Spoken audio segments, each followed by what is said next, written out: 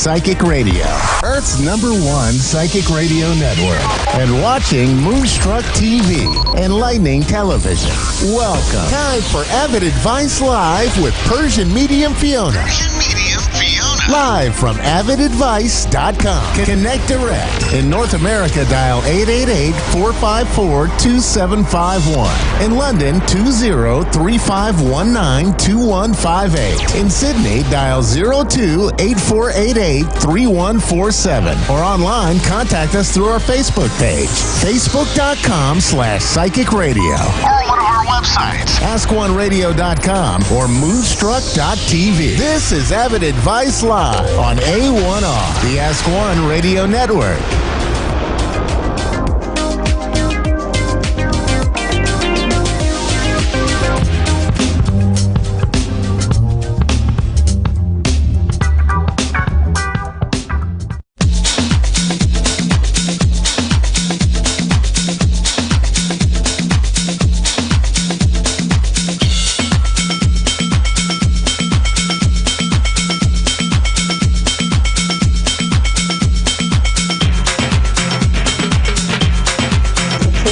Naturally to me, I never decide for any of those messages. The only responsibility that I have is that I have to deliver the message. What was your reading like, Persian Medium? Oh my god, I love her. So I actually had a moment with her when she was walking in. She came by our table for water, and it was just like, whew. That's how I felt. Are you gonna like come back for more? Oh yeah. You're not even leaving. It was all kind of things I kind of knew. I felt intuitively guided. It's nice to feel her tap into those deeper places and I guess reveal hidden places that I sense and feel, but have her kind of present them.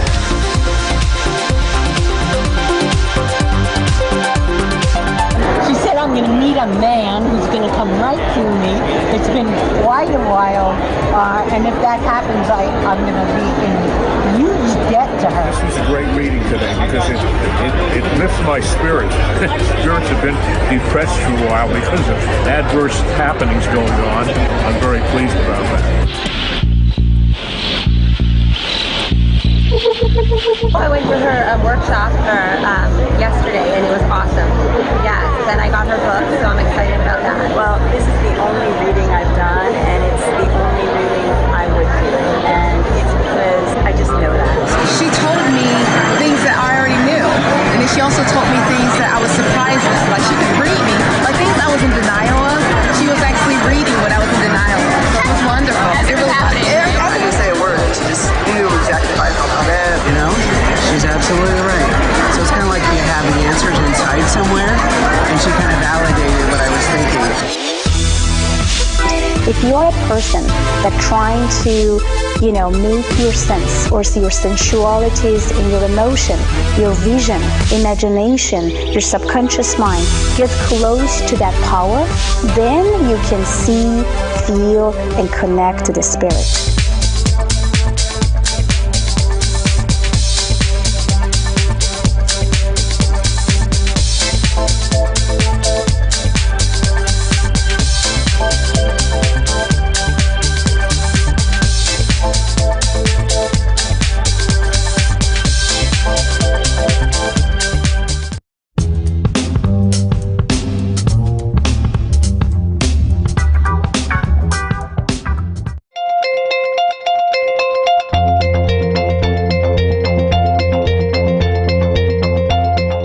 Welcome back to the Global Entrepreneurship Initiative. I'm excited to introduce our next speaker, Ms. Fia Johansson, who's better known as the Persian Medium and Subconscious Mind Surgeon.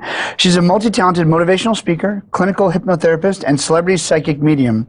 An author who works closely with law enforcement to help locate missing people and solve difficult criminal cases with detectives and as well as private investigators. Throughout her career, she's helped thousands of people identify personal roadblocks to help them truly believe in their own path to success, whatever that dream may be. Her greatest passion in life is helping others achieve their ultimate dreams and desires, teaching people to believe that truly anything is possible. Please help me welcome to the stage, Ms. Fia Johansson.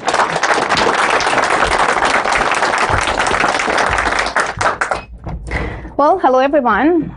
I love the spirit in this room. Really, I do. You guys having amazing spirits, which actually helping millions of people so far. As Nick said, my name is Fia Johansson. I'm a medium and subconscious mind surgeon. I will share a couple of my stories of my life, which both kind of funny, at the same time a little bit hurtful, but good to know about how the medium could feel sense as a person. I was at the age of 7.5 when I found that I have some sort of power.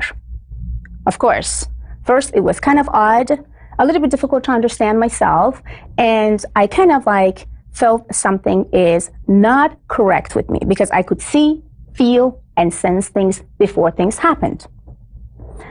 I went to my mom and asked, "What's wrong with me?" "Nothing, you're good." "Should I take you to the doctor?" "No, I don't know, but I can feel and sense that something crazy is going to happen to my grandma," example. "Something is going to happen to my uncle," and all this stuff. However, they're trying to tell me to don't say anybody when you feel and sense something bad is going to happen to them, because I don't wanted them to be scared and see that you should not be even near them. I says, okay, at the age of 7.5, I should just like not saying anything and just relax. At the age of 11, I found one of the most hurtful untruths about my life, which was completely true. I found out that my grandma, who actually I knew and I felt as a mom, is just my grandma and not my mom. My grandpa was my grandpa and not my father. My uncles, they never been my brothers and they've been just my uncles. And my mom, not ever been my sister, and she always been my mother.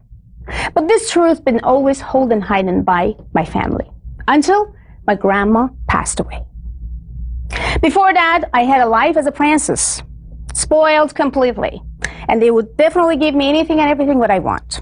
After she passed, I figured I don't have anyone anymore. My mom is too young.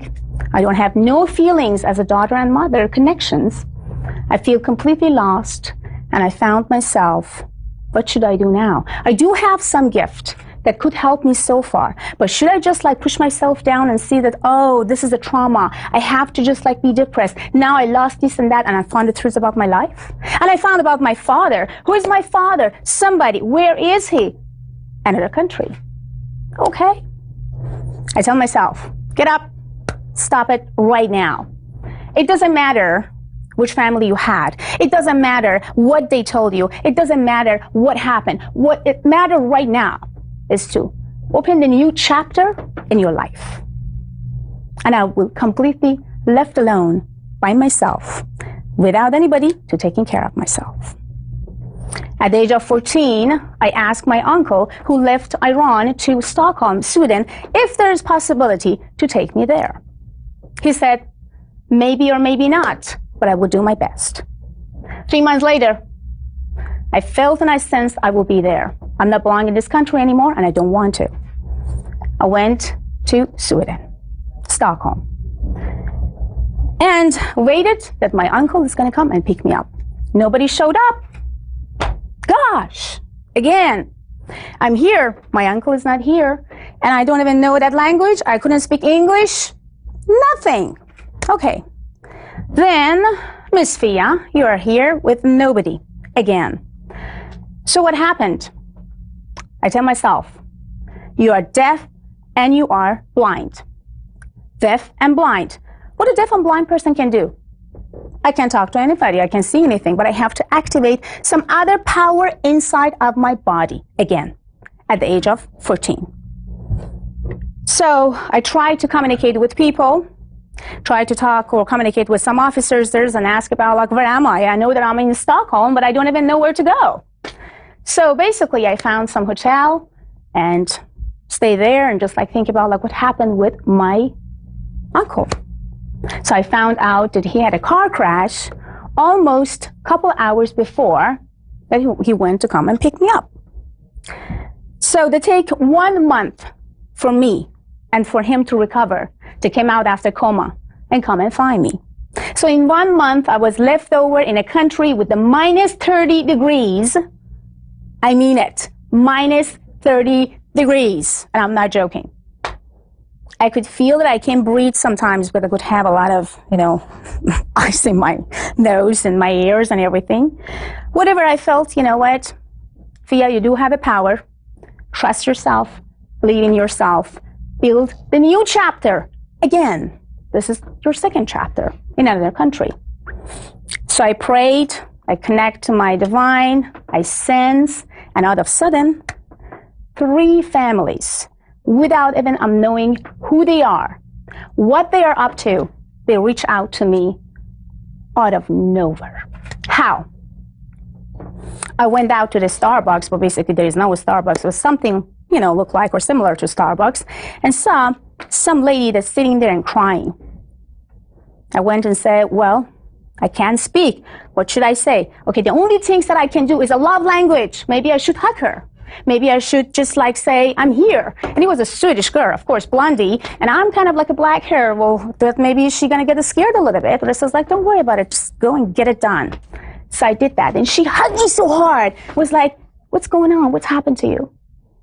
She's starting to talk. I couldn't understand. Barely nothing. Swedish language? Come on, guys. You guys don't want to even learn. It's very difficult and very hard. I said, okay, let's just continue and continue. I felt and see that she lost the baby, or actually the baby was missed in the past of almost 4 years.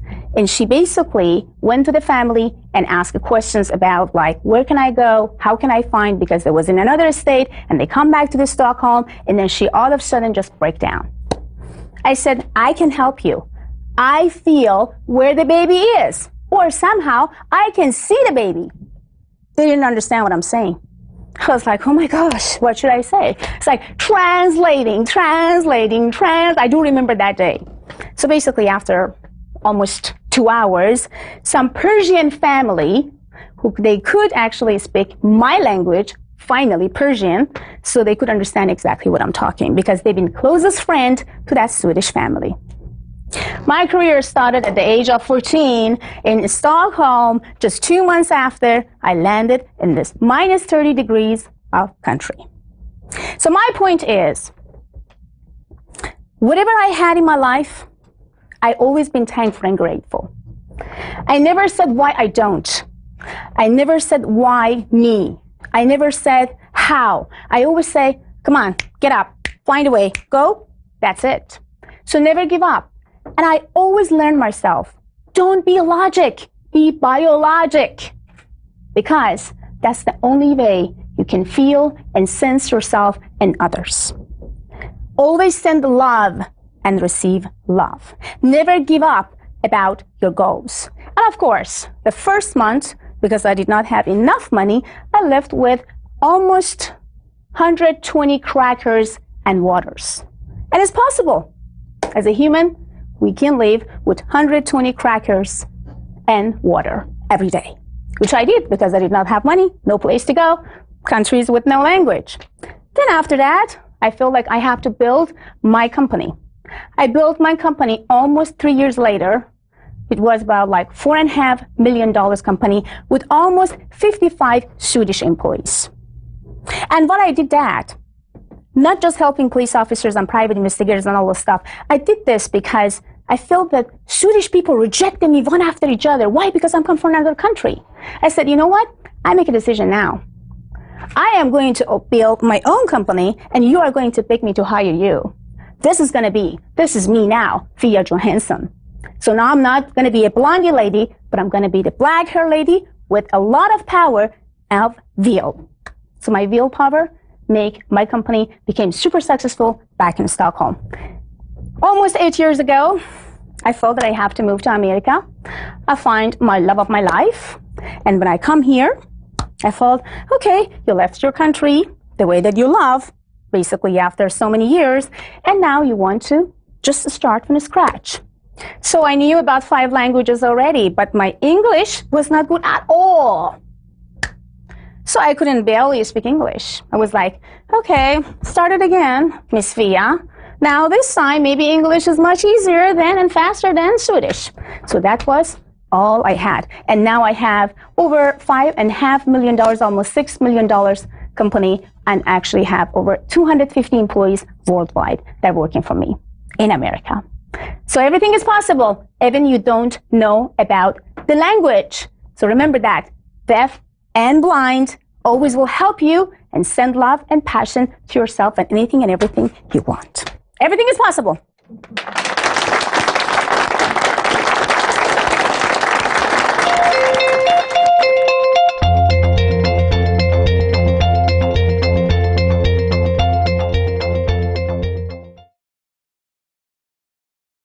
You're watching Focus on South Florida. Welcome back. Did you know that police departments across the country and even the CIA sometimes turn to psychics to help them solve cases? Victims' families looking for answers also turn to mediums for closure. Fiona Johansson is an author as well as a licensed psychologist and hypnotist. She's also claims to have psychic abilities that have saved lives, and she's perhaps best known for working with people to help find missing people when more conventional means come up short. I recently sat down with her to talk about how this all began and the advice she has for all of us. Okay, so what exactly do you do when you work with law enforcement and you work with the families of missing victims or unsolved crimes? What kind of work do you do with them? Helping them to find some relief, some closure for family members, and also law enforcement to put all the puzzles together to find the real answer for the families. How did this all come about? I mean, how did you discover this was actually something you were going to pursue, or that you had some sort of intuition to help people with this kind of work?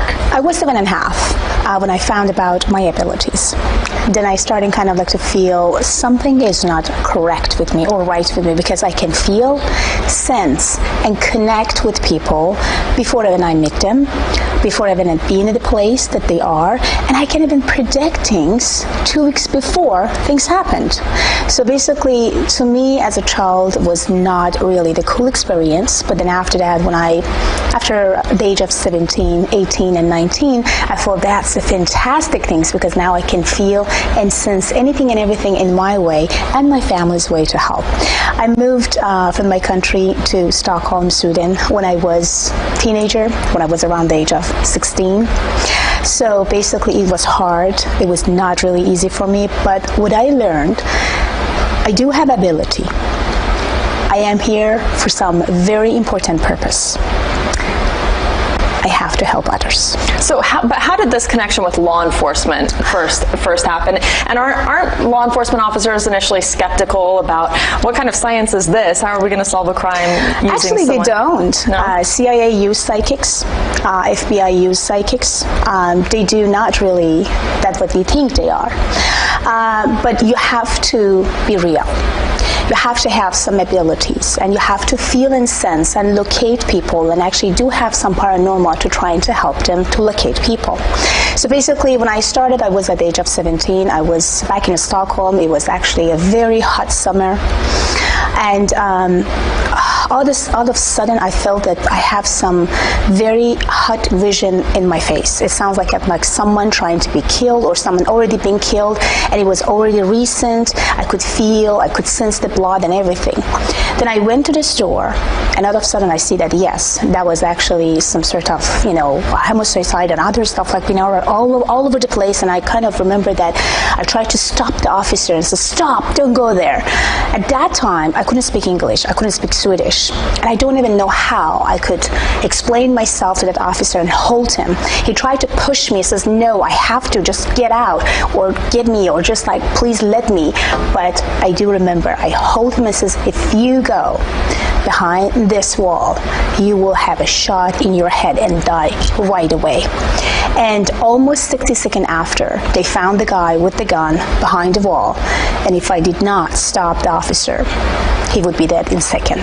So that was the moment that my career started for law enforcement in Stockholm. Tell me about this book you're writing with Jack Canfield. We all know him for Chicken Soup for the Soul, Yes. and you're working on a project together. Yes. Tell me about that. Yes, the name of the book is Success Strategy. So it's all about success, how to hijack your subconscious mind, how to succeed, and what you can do to achieve better. So basically, when Jack chose me, I was shocked. I was like, wow, it's so fantastic, and I would love to be part of it. I already have a book. I already wrote a book before Jack asked me. It was back 2016, and the name was Recoding Your Brain for the Better Life. You're also a hypnotist, and Yes. you have degrees in psychology. I want to point that out, too. Yes, thank you so much. Yes. But what was a very strong, powerful vision that come to me at that moment when Jack asked me about it, I feel like I knew it, that I will do something with Jack. And I could see 2 months before that I'm sitting in the same room that the last time me and Jack had a conversation with, and he asked, I would love to go authoring together with you. I can't forget about that moment. I do remember I had tears in my eyes. I was like, absolutely, I will do my best. So we have to wrap up quickly, but what are a few tips that anyone can take with them in terms of keeping that negativity that might be around them outside of their Believe in internal... yourself. Be positive. Never live in your past. Past is past. Never live in the future, because future is future. Be in a moment. By being in the moment, you're always happy and connected to yourself. Negative thoughts, negative energies is all it are taught. The way that we are thinking, feeling, and connecting. You can easily remove and reduce them by just change your thought. You can easily hijack your subconscious. Be yourself, hijack your subconscious, be in a moment, let go of your past, and forget about the future. Okay, thank you so much for joining us. You're very welcome. Johansson, who also goes by the Persian Medium, also works on books, as you heard, guided meditations, and art.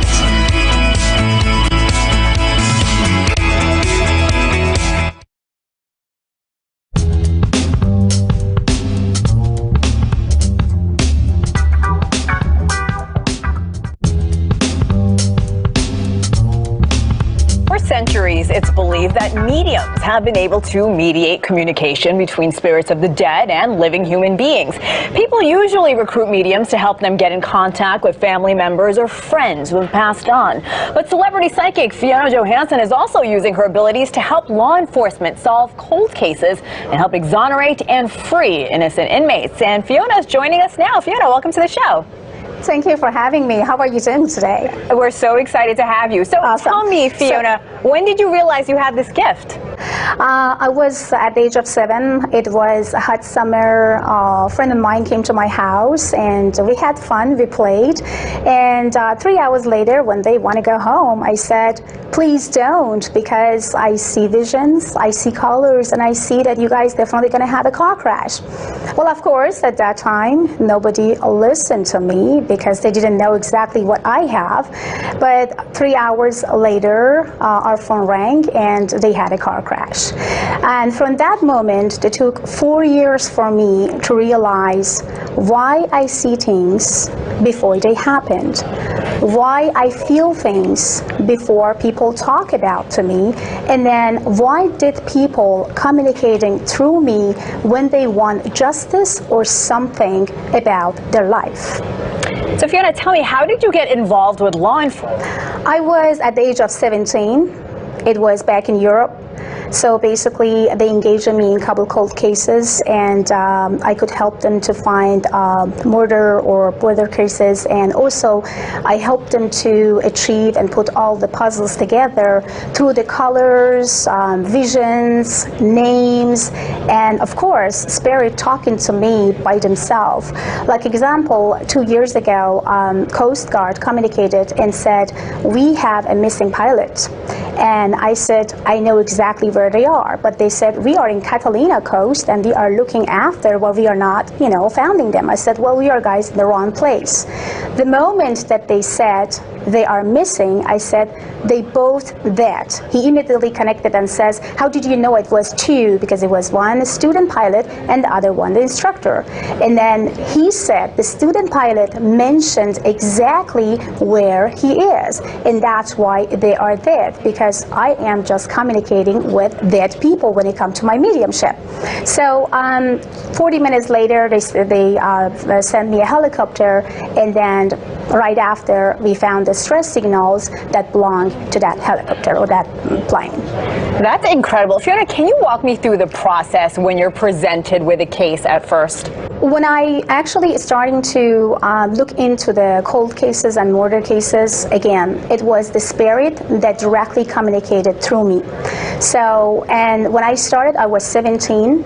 Law enforcement communicated to me and said, like, are you ready to get engaged with that case? And when I felt I'm ready, I said, yes, I am. And all of a sudden, all the names, images, visions, and things come through.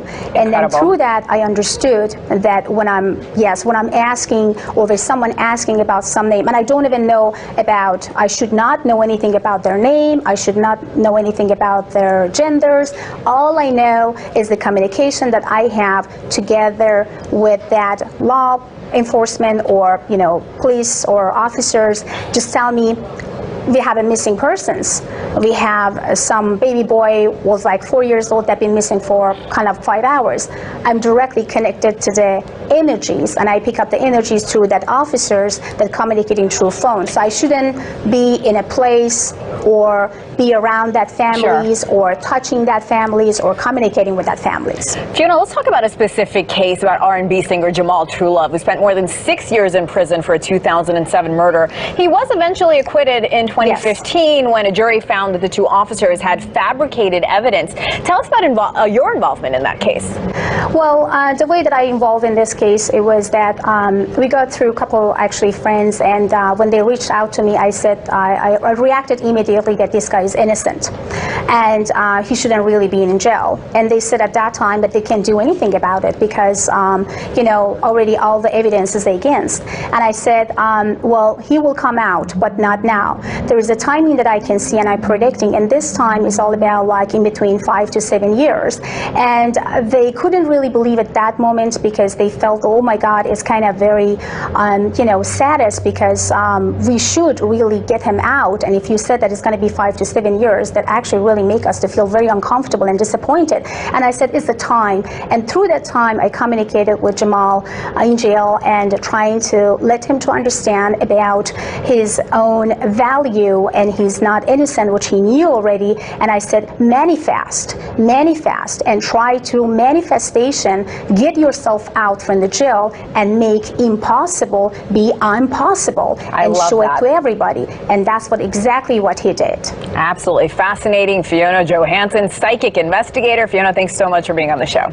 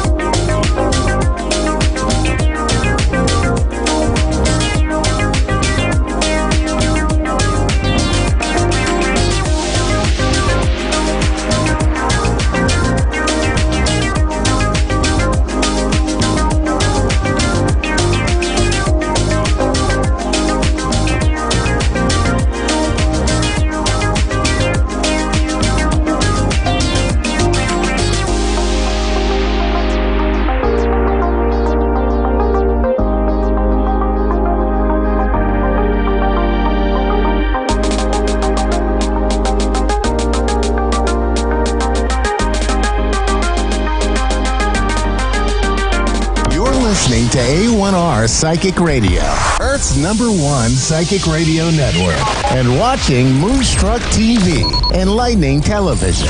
Welcome. Time for the Aussie Goddess. Aussie Goddess. Live from theaussiegoddess.com. Connect direct. In North America, dial 888-454-2751. In London, 20-3519-2158. In Sydney, dial 02-8488-3147. Or online, contact us through our Facebook page, facebook.com/psychic radio. Or one of our websites, askoneradio.com or moonstruck.tv. This is the Aussie Goddess on A1R, the Ask One Radio Network.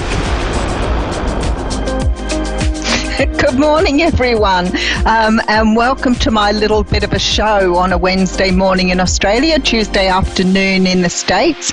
I have been doing so much the last couple of weeks. I've been very busy promoting this show and some other things I'm doing at the moment, so it's sort of very exciting time for me, which I'm really enjoying.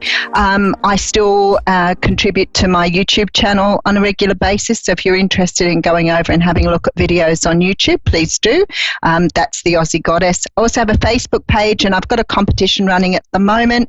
If you're interested in a free reading, then please enter that. I'm only giving away one half-an-hour free reading, but you're more than welcome to join me up at Facebook on the Aussie Goddess.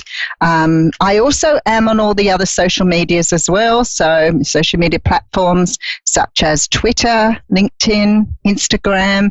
Join me in all those places. I'll go live on Facebook on the 8th of January. I've gone forward in a month. 8th of December. Let's try December. Now, I thought I'd do a quick reading today before we take a call. So let's have a look at the general energies for today and see what's going on. And we'll give you a quick little look into Wednesday, the 27th of November. Okay. So you can tell a TV show's live, right?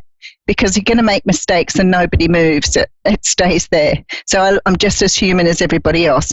Okay, so we have the Prince of Wands coming out here first. So there's some sort of message coming in for someone here. It's actually coming in very quickly too, because we have the Chariot. So there's some forward movement.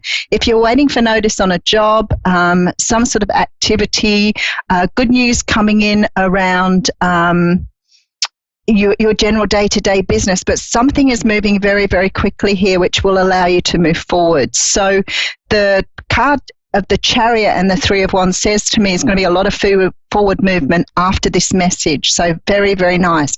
You may have been planting seeds for the future here. Sometimes when we manifest and we ask for something, it may take a little while to come around, but you do have the Ace of Wands coming out here with the Magician behind. So the time is right to manifest, some sort of message coming in to help you move forward. So whatever that happens to be for you. So what we have here for some of you, this is about love. For others of you, this is about news of a pregnancy, news of a baby coming through, maybe a birth. There is also someone who's very interested in perhaps meeting up with you and taking you out on a date. So some people will hear about a date today, which is really cool. For others of you, this is just your life may have been a little stuck at the moment. Things maybe have not been moving along for you, and I'm saying to you here, after this period of perhaps seclusion or things not moving so quickly, things are about to turn around. So that's really good coming into the Christmas break. Oh, and happy Thanksgiving to all the people in the States there. I was told to make turkey noises at you, but I think I might leave that alone. Okay, so this is a very good time for starting new things. We have gone out of Mercury retrograde now, so there's a feeling that new things are coming around, new paths opening up for you. Very good energy for, starting off business, starting off and moving away from things that no longer serve you. So good time to start clearing things out from your life that perhaps have held you back. I always say to people, don't be worried about cutting things out of your life if they're holding on to you. If you're, investing a lot of time and energy in things and you're sort of deliberating whether to, keep going with that and keep investing, I'd say no, it's a good time to pull out, cut your losses and restart or start anew. There is an end for some of you around how you do things. So starting to see now how your decisions impact, the way you do things in your life, because there's a great feeling here that there's been some sort of epiphany. I always call it the tower moment, when you've realized that investing in something is not in your best interest. This is beautiful, actually. Over the Nine of Cups with the sun here. So this is bringing in a lot of happiness and a lot of joy for people. So I particularly like this sort of outcome here, because it means that, you're really grasping opportunities here and moving forward and not worried about leaving things behind, like really understanding the impact of being able to disengage from things that don't serve you, whether that's people, situations, and perhaps some of your own stuff too. Sometimes we sort of realize that what we've been doing, in our life on a day-to-day basis maybe isn't serving us here. So it's very much a matter of being able to sort of pack it away and look at doing things in a very different way now. So making changes within yourself as well as outside of yourself. For those of you who are looking at or waiting for love to come in, there seems to be some sort of contact from somebody here that maybe you haven't heard from in a while. They may be coming in just as a very casual visit to see how you're going, but it also may be touching base to see where you're up to, because I think they have a genuine interest in maybe picking things up with you again, moving things forward with you, going into the future here. I think that maybe there were some regrets around some sort of relationship that didn't go the way that you wanted it to go. Someone may have made a choice to move in a different direction, but definitely things picking up in the romantic department if that's where you're at. And of course you have the opportunity here to sort of say no if it's not what you want, if it's not what you're after. But I think for some of you there were some regrets about this. There's some regrets about leaving something behind that you want to pick up again. And definitely moving forward with a much better sense of clarity, because you're cleaning out your closet, you're cleaning out the things that no longer serve you. So it's like you are ready for something new to come in. And again, we have this feeling here that clearing out stuff is bringing in new stuff. So maybe you're making room. Maybe you're understanding it's time to make room for new things. Okay, so we're going to take our first caller. I have Robin in Breadalbin, New York, online. Robin, hello, it's Yvonne. How are you? Hi, I'm here. Oh, hi. How are you, Robin? Good. How are you? Good. I hope there's not too much of a lapse in the talk time. So I'm very well, thank you. So what was your question today? Well, I got a message stating that I was going to get a free reading, and I've never had one before, so I wasn't really sure, like do people come through that has passed? Yes. Yes. So you want to hear from somebody? Well, Sorry? I was in a relationship for 15 years with my son's father, and if he were to come through, that would be great. Okay. I do have someone here. What was your husband's name? Gary. Gary. I got Gary, so that's really good. Okay, so I have Gary here.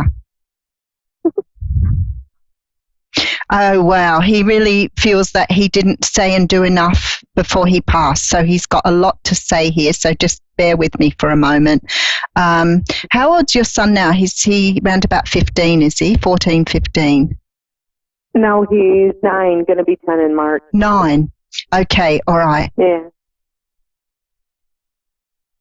because he's very much, he reminds you very much of his father. So there's a very strong feeling here that his father is, do you hear him talking to his father? Does he communicate with his father? Because I think he's very strongly around him as well. Well, he's always talking about his daddy. He misses him, and, you know, just, it's hard though, you know what I mean? Like sometimes he breaks down, and I haven't dealt with his passing, so I don't really know how to talk to our son about it. So. And you know what? It's just part of the whole grieving process. And when you've got constant reminders, especially when children are around, you're constantly seeing that person there. But what I want to say to you is he is around you all the time, and he is communicating quite a lot with your son. So your son does open up to him and does share that with him. And I feel that there was a lot that wasn't said that Gary would probably want you to know. So make sure that you are open to receiving those messages. Sometimes it's just about finding some time to get into that mindfulness state so that you can understand that he's communicating with you. Is there some sort of move coming up here? Have you got some sort of move happening? Well, I haven't been in a relationship since my son's father's passing. He was the only person I've ever been with in my life, and I'm actually seeing somebody new now. It's very new. Okay. And so, I mean, it's a new beginning. Yes, and your husband fully supports that. So you don't need to think about things not being, you don't feel that guilt. Don't put yourself through that guilty stuff, because I think that you feel a little bit like you're maybe not, I don't want to say not doing the right thing, but you maybe question, is it time for you to move on? And your husband is saying, yes, you've waited too long, that you deserve to be with someone new, someone who's going to treat you in the way you deserve to be treated. So he's very, very happy with you, but you've got lots of movement around you at the moment. So there seems to be quite a number of changes for you, but it's also about you coming to terms with things too. So I think that you're getting to that point. Okay. Now with your son, it's been really difficult for him, and I understand that, but it's like he's starting to come around when you do. So the energy that you give off, the energy of feeling like you're in a good place, that will be good for him as well. So he sees you moving on, you will allow him to release the energy. Doesn't mean that Gary goes anywhere, because I think he's always going to be around you, but it does mean that your son sort of feels okay too with letting go. Okay. I have a question. Am I allowed to ask a question? Sure. The biggest question that I have, because it was a long, lengthy process, I was just wondering if he suffered.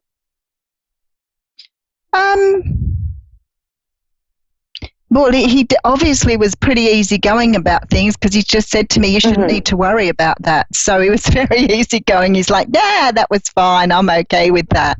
So I don't think that whatever he went through, whatever created the pain, was something that he was too worried about. Was he really that easygoing? Because he's like dismissive. Oh, yes, he is. He's telling you not to worry about, So that's your worry and concern. He's saying it wasn't anything you needed to worry about, that he's very comfortable where he is. He loves watching you both getting on with your lives. He loves watching your son grow. Has your son got a birthday coming up soon?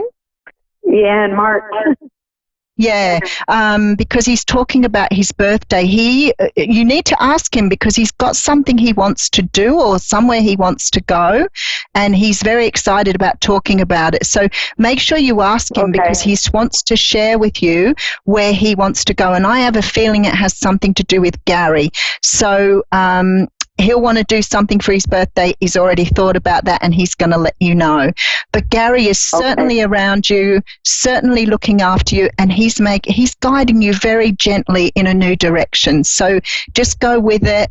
He's got lots of love for you, and lots of love for your son. So always around you. Awesome. Oh, that sounds amazing. No worries. Robin, you have a lovely day. And happy Thanksgiving. Thanks. You too. Bye-bye. Bye. Okay, so we have Mairead in Dundalk, Ireland. Oh, that's nice. So we're talking to Ireland next. How lovely. Mairead, are you there? I am, yeah. Oh, hello. How are you? Fine. How are you? I'm very well. What time is it in Ireland at the moment?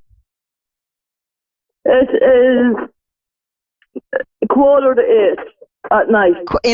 At night, okay. Yeah, nice and early here in Australia. It's 6:45 in the morning. So what can I help you with today? Did you have a question? Yeah, I was just wondering would I have any more children. Sorry, can you repeat that for me? I was wondering, am I going to have any more kids? Children? Yeah. You've got 2 children already? Yeah, I have, yeah. Okay. Yeah, there is a 3rd child here. Do you have 2 boys already? No, they're girls. Both girls. Okay, so you've got a change coming through here. So if you've got girls already, there's a boy waiting for you here because there's a change to what you've already got. So there's a boy coming in. How long have you been trying for? I'm not really trying yet. Okay. All right. So I don't see him coming in the next year. So I think it's probably 2021 when he comes in. Oh, that's deadly. Yeah, so that's roughly when it's going to happen for you. How old are your girls? Are they're still fairly young here. How old are they? One's 14 and the other one's nearly 12. Okay, so you've got a fairly big break. Is this a change in relationship for you? No, I'm with my partner now 11 years. Okay, so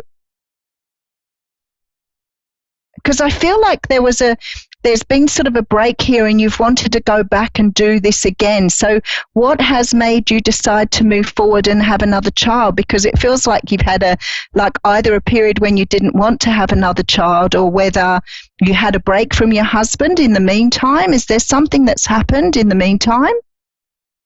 Yeah, they're with my kids are with my mum, yeah. I've been through a bad time, but I'm okay now. Okay, rightio. So that's good because I think you've done the right thing here. I think you needed to have that time to yourself. There seems to have been a lot of growth for you in that time. I feel that you've got more stable emotionally, so I don't know what's going on for you, but I think you will be ready for this little gentleman to come in when he's ready to come in. I don't think it would have been a good time before for you to try for another child. I do see things being really good going forward for you, though. I think you did a maybe major turning point a couple of years ago, which has really put you on the right track. So I do see the next few years being much more generous to you in a way you need them to be. Yeah. I also lost a baby. Can you see anything from her? Yeah, so when did you lose this other little one? 11 years ago. 11 years ago, yeah. It feels like that it may have been the same soul coming through, so it may not have been time for him. I don't know that you were in the right place at that time. So I think that he will come back to you. Definitely a boy energy here. And he'll be ready to come through next year or the year after next. So 2021. Oh, thank you. All right. Now you have a lovely day. You're very welcome. Same to you. Thank you. Thank you. Okay, so we still have a few minutes left. I just was asked to do an article for a magazine, and I thought, it's really hard sometimes to know what people want to hear about, and I'm more than open to take requests for what to talk about on this channel, because, a lot of times people ask me questions and I don't always have time to talk about them. I work with a lot of people who've had broken relationships, who've been in very toxic relationships, and understanding their own self-growth. So I do a lot of work with people around how to grow themselves, how to bring in what they want, how to move things out of their lives that they don't want. I don't do witchcraft. It's not about that. It's more about working with your personal energies, especially when people have had repetitive relationships, toxic relationships, or are stuck in life. So, if you're feeling stuck, sometimes it doesn't matter what energy you put into that. You can't move yourself forward. I love working with people. It's my passion. I've done it since the beginning of time. I have worked in customer service. I've worked in retail. I've done the hospitality thing. I have done professional fishing. I have done a gamut of things trying to find my space in the world. I've been working in welfare. I found a passion with people with disabilities many, many years ago and decided to move into the disability sector. So that's where I work. I have obviously managed a lot of other people. I've done life coaching. So I'm a certified accredited life coach. So I do a lot of work with people in regards to their day-to-day stuff, the more practical side of life, as well as, of course, working alongside of all those things in the spiritual capacity. Spiritual work is where I love to sit, and I use that in my day-to-day work, although I don't I don't use it as a forerunner for what I do. I just use it myself. So I do personal readings. So if you are interested in a personal reading, as I said, all my information is over on my my YouTube channel and on my Facebook page. So if you're interested in doing that, please get in touch with me. I'll continue to do the TV channel. I get extremely nervous every week, and I really enjoy doing it. But it's sort of very different for me. I'm not used to seeing my face on the screen, so it's been a little hard to adjust to this sort of environment, but it's the next step in my journey, and obviously Spirit has led me into doing this. I love what I do. I also do a lot of fairs, so if you're watching this and you're in Australia, please keep an eye out at the beginning of the year for the fairs I'll be doing during the year. I love traveling, so I think everybody sort of laughs at me with Facebook because I'm always off doing something somewhere. So it has been a huge journey for me, and I think I just channel my gypsy soul and just like to get out into the community. So if you want to follow me on Facebook, go to the Aussie Goddess. I have a page there. As I said earlier, I do Facebook Lives and do card pulls for people. I also run a competition when I can for a reading. Sometimes that's a little hard to get to, but that's okay. I do readings face to face, so as much as I can, I like to Skype you, do it on Messenger, and sort of have that more personal touch to it.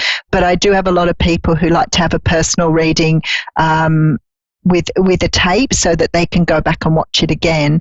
I do face-to-face readings at home, so I still haven't lost that side of me that really likes the contact with people. I'm pretty impressed that I get to speak all over the world, though, so I'm quite humbled by that. I don't think I'll ever get past that feeling of contacting people in countries that I would never have thought I would have had the opportunity to break open this gift that I was given. So I would love to have contact with you. Please do contact me. If you feel that you'd want me to talk about something on the channel, I'm more than happy to do that. If you want to email me and just have a heads up of whether you want to talk about relationships, manifestation. I get asked a lot about the soulmate journey, twin flame journey, And that's what I've done my first article for the Shine Your Light magazine, which is a worldwide magazine. So I'm very excited about that new opportunity.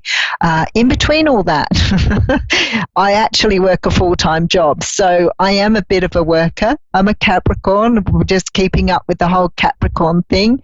But I do love to keep busy. For those of you who are interested, I do have 3 children of my own, although they're beautiful adults now with relationships and children of their own. So I'm a grandmother of 7 and a great-grandmother of 1. So I'm sure the great-grandmother journey is starting to happen now. So beautiful family.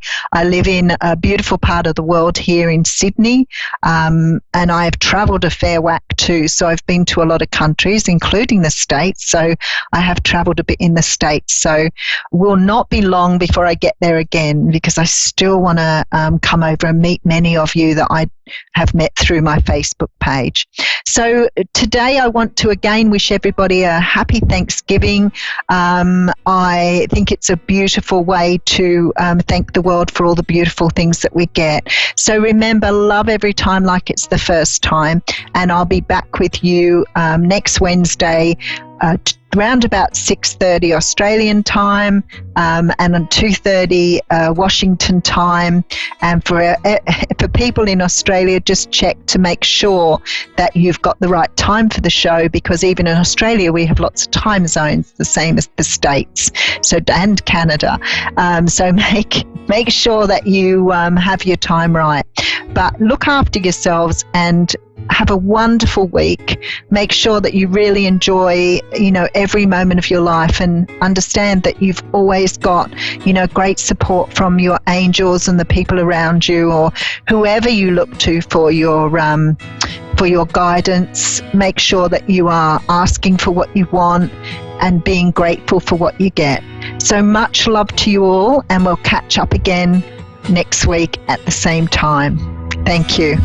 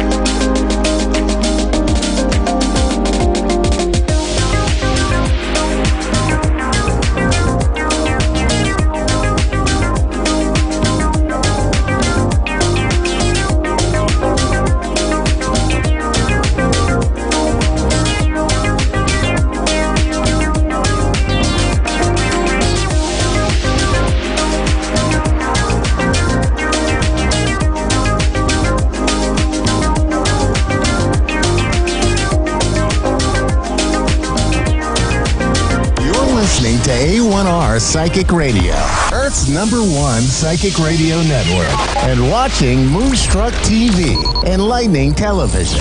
Welcome. Time for a gateway to the spirit world with Gail Moffat. Live from GailMoffat.com. Connect direct. In North America, dial 888-454-2751. In London, 20-3519-2158. In Sydney, dial 02-8488-3147. Or online, contact us through our Facebook page, facebook.com/psychic radio. Or one of our websites, AskOneRadio.com or Moonstruck.tv. This is a gateway to the spirit world on A1R, the Ask One Radio Network. Hello and welcome to A1R Psychic Radio and Moonstruck TV. So we have a wonderful show, and I believe we have two callers going to be calling in shortly. Before we start doing the readings, I'd like to actually just do a little sort of spiritual talk. And what I was thinking about for the talk today is why does someone ever want to be a medium, and why does and also what's the purpose of it? You know, and I think that's quite an interesting question. And I think that everybody on this planet is capable of being a medium, because first and foremost, we all have a spirit. But the reason why perhaps I am able to connect as opposed to somebody else who isn't is simply that they haven't got the infrastructure of the spirit world around them to do the work that needs to be done. That's not to say that they don't have an infrastructure in a different way in helping them in their life that they are operating in as we speak. But for me, because I am doing this work, I have, you know, a little team of guides that are around me. And some mediums may only have one guide, and some will have two. And, you know, it varies from what the purpose and what the sole purpose is to do this work. And I also think, you know, so my second question was, what's the purpose of mediumship? You know, why do we have it in the first place? You know, the obvious one is communication. We are able to communicate with loved ones in the spirit world. And I'm in this unique position where I'm able to connect with people from the Bible era. And I can tell you, when they started talking to me 2.5 years ago, I was shocked. I didn't think, you know, why me? And all these sort of questions went through. But anyway, they do. They've chosen me to talk through, and that's that. I feel very honoured and lucky. But, you know, when we look at sort of, you know, normal mediumship where we're connecting to sort of perhaps our guides or perhaps, you know, our relatives, I think that has an enormous, positivity, because what that does is, and it's so fantastic, is that it proves the survival of the spirit. It means that life goes on and life is eternal. And I think to have that knowledge and have that proof given to us is a wonderful, wonderful gift that it can be given through mediumship.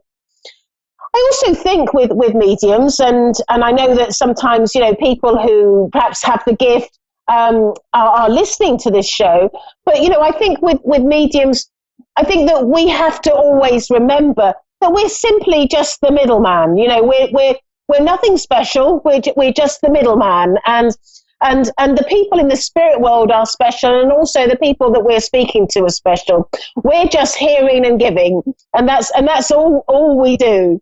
And also, I think, you know, the other thing that, you know, with mediumship is that our lives are no different from yours. You know, we have all our ups and downs and difficulties and challenges and things like that, because first and foremost, we're here to learn our lessons. We're here to evolve, and we're here to be greater than the person that we were when we first came.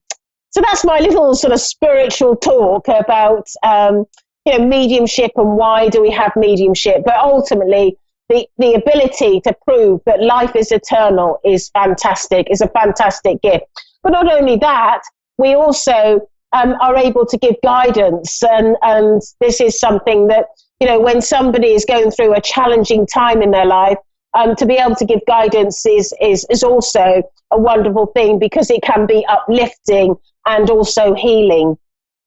Right, so I think we're going to go to some callers, and I believe we have Chris in Englewood, Florida. Are you there, Chris? Yes, I am. Yes, I am. Hello, Chris, and how are you? It's going to be Thanksgiving on Thursday, isn't it? Yep, we're only 2 days away, and I just celebrated a birthday 2 days ago. Oh, so you're very busy. As you've probably gathered, I'm a medium, and I can connect to loved ones in the spirit world, or I can look to give guidance from my guides. Is there a particular way you would like me to work? And also, sort of, where would you like me to focus as well? I think on my future. I think my biggest concerns right now are, what is my next step? What am I supposed to do? What are my guides telling me I should do next? Right. Okay, well, before I start, what I want to say is that we do have free will, and that is really important, that I think that people understand. But once our spirit decides, our course, then the path is set, and on it goes. But I'm just going to sort of look more, to an aspect of, what's the purpose of you coming here to this life, and I feel with you that you have a strong disposition to of what is right and what is wrong, and I feel that you have. Would that make sense to you, Chris? Yes, it does. Good. And I feel with you that that what you've had to do with the people around you is really sort of guide them on their paths of what is right or wrong. And I feel that very much strongly that is a deep soul purpose of yours to basically guide people and show people that the path that they are supposed to be on. You've got an amazing sort of insight into what is good for other people, and what path they should be going on. Does that make sense to you, Chris? Yes, it does. They come to me all the time. I'm a big magnet. They line up to see me. Yeah. and I just feel that you're a guide, and what I'm being told by my guides is that you are meant to do. This is your job. This is what you have come to do, to guide people on their paths and in their lives. And what I'm told, that everything that you do, everything, jobs or family or people around you or friends, that is all linked to this job that you are doing. And that is a job that you have come to do for God, because you made a promise to God before you came that you would help as many people as you possibly could in order to help them on their path. Wow, that's amazing, Chris. Yeah. And I feel very strongly about that with you, because I know that I've got certain guides standing in front of me telling me that, and because of the guides that are standing in front of me, I know that this is absolutely, correct, from your soul path of what you're meant here to come and here and do. But I also feel that you've come to a little bit of a crossroads in your life, and I feel that you it's almost like there's an emptiness. It sort of has slightly evolved in your life. Would that make sense to you? Yeah. And I feel with you that you're looking for sort of like a purpose, looking for something to do, or something more sort of positive. And I can just sort of see you sort of like you're scratching your head, sort of, what can I do? And I get the feeling, what I'm being told is that, you know, I spoke earlier on about how you are the guide for everyone else, but there is a guide that is working with you from the spirit world, and they are guiding you on your path. And this path that they are guiding you upon is to is part of this ethos that you're there's part of you in helping others. And I feel very, very drawn to you doing something of a charitable basis. Would you understand that, Linda? Has that been something that you've been thinking about? Yeah. Good. And I just get I feel sort of drawn to sort of be more involved with giving to people and helping to helping, you know, to people to you know, in their lives, but in a charitable way. And I think that it's almost like the time has come where you're freed up from sort of family life and situations like that, which gives you the ability to sort of, you know, do this work. Your life, the whole of your life, is going to be about us helping as many people in any way that you can. And it's almost like to the day you pass, to the day you die, you will be helping people on their path and in their lives and everything that they need to do. Okay. Wow, Chris, right. You're amazing. Thank you. Thank you. So, I really appreciate it. Does that make sense to you as I'm telling you this? It does. It does. I'm really at a very big crossroad right now, and I need to make a decision about where to live. I need to make a decision about, you know, divorce, stay together. I have a child that's disabled, an adult child that I take care of. I take care of some other people in the community as well, and I'm just really, I mean, obviously I need to earn a living, and that's always my big concern. Is I would do for everyone all the time and not even consider compensation, but I still have to pay bills. So that's where I'm at. Okay, let me just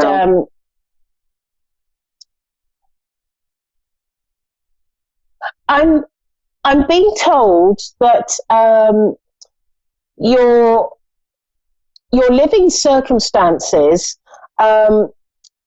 are going to, and they're using the word slightly change, and I don't know what they mean by slightly, but I'm being told it's going to slightly change, which will give you, it's almost like and because of the way it's going to slightly change, it's going to free you up slightly it's going to free you up more financially, and I get the feeling also that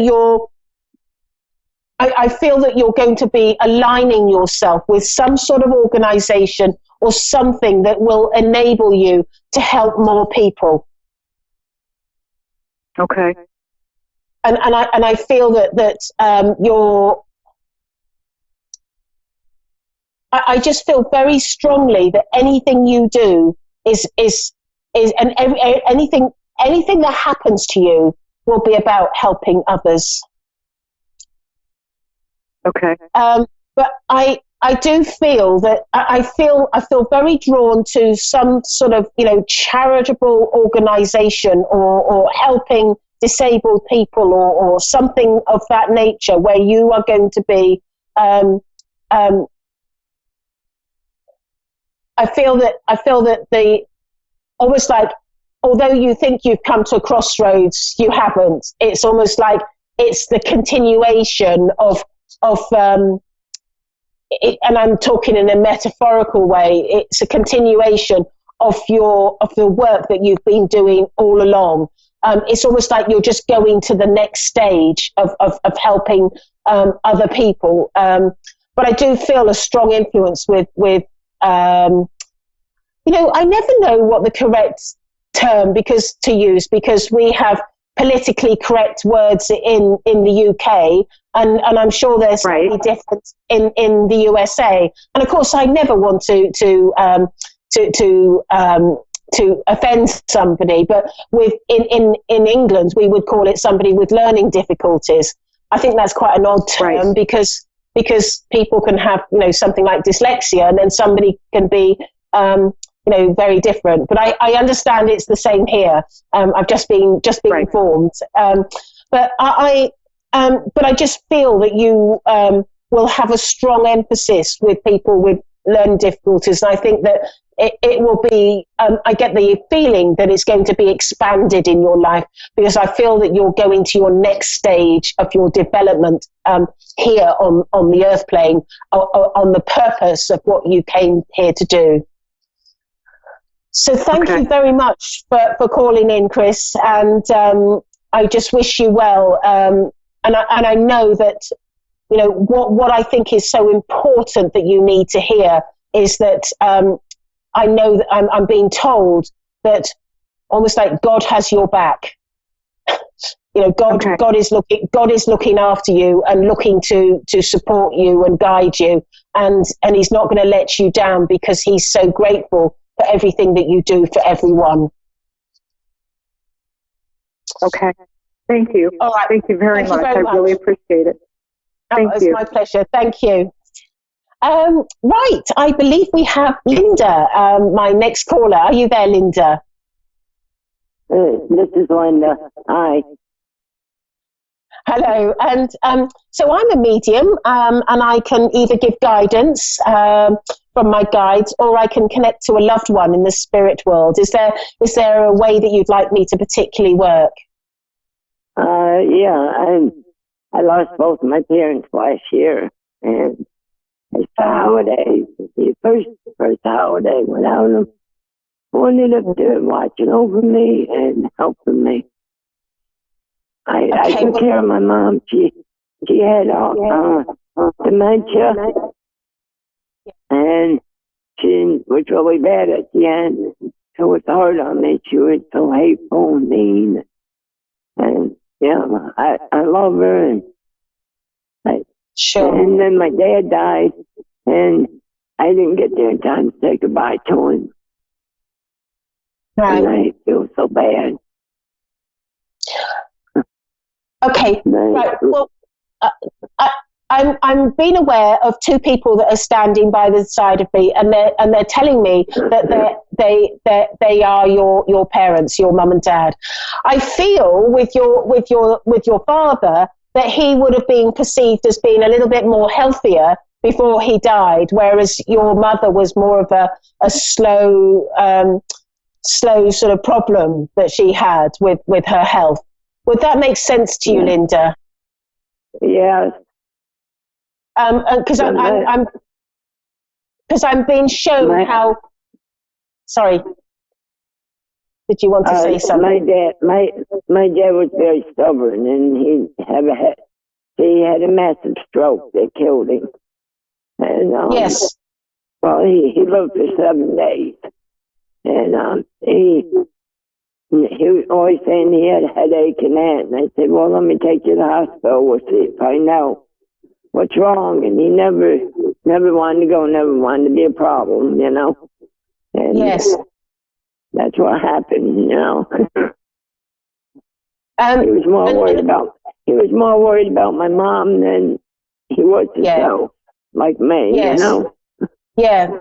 And I think, because I'm seeing where with your sort of dad feels more sort of, upright in the spirit world, whereas your mum is being shown to me as somebody who's quite sort of frail towards the end. Would that make sense to you? I didn't hear you. Your mother would have been more, a lot more frail than towards the end. Yeah, she was. And I also feel that your dad wants to do the talking, and your mum is standing by the side of me, but I feel like it's your dad that wants to talk, and he's saying to me that he feels so sorry that you have to go through this, and he's saying that you're. Then he's making me feel like they're going to be around you on Thursday, on Thanksgiving, and I also feel that. But I'm also feeling that there is another reason to celebrate something around about now, because I feel like either there is a birthday or something in the family that is worthy of celebrating. Does that make sense to you? No, there ain't no birthdays in November.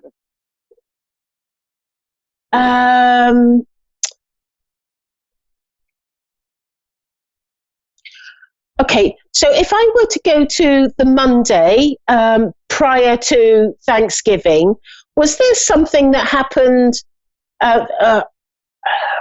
either before they passed or round about the time they passed, or that something is significant? And I'm keep on hearing Monday, and I feel like there's something significant with your family. It may be that somebody's getting married, or there's an anniversary, or a passing date, or a birthday. But I just get yeah.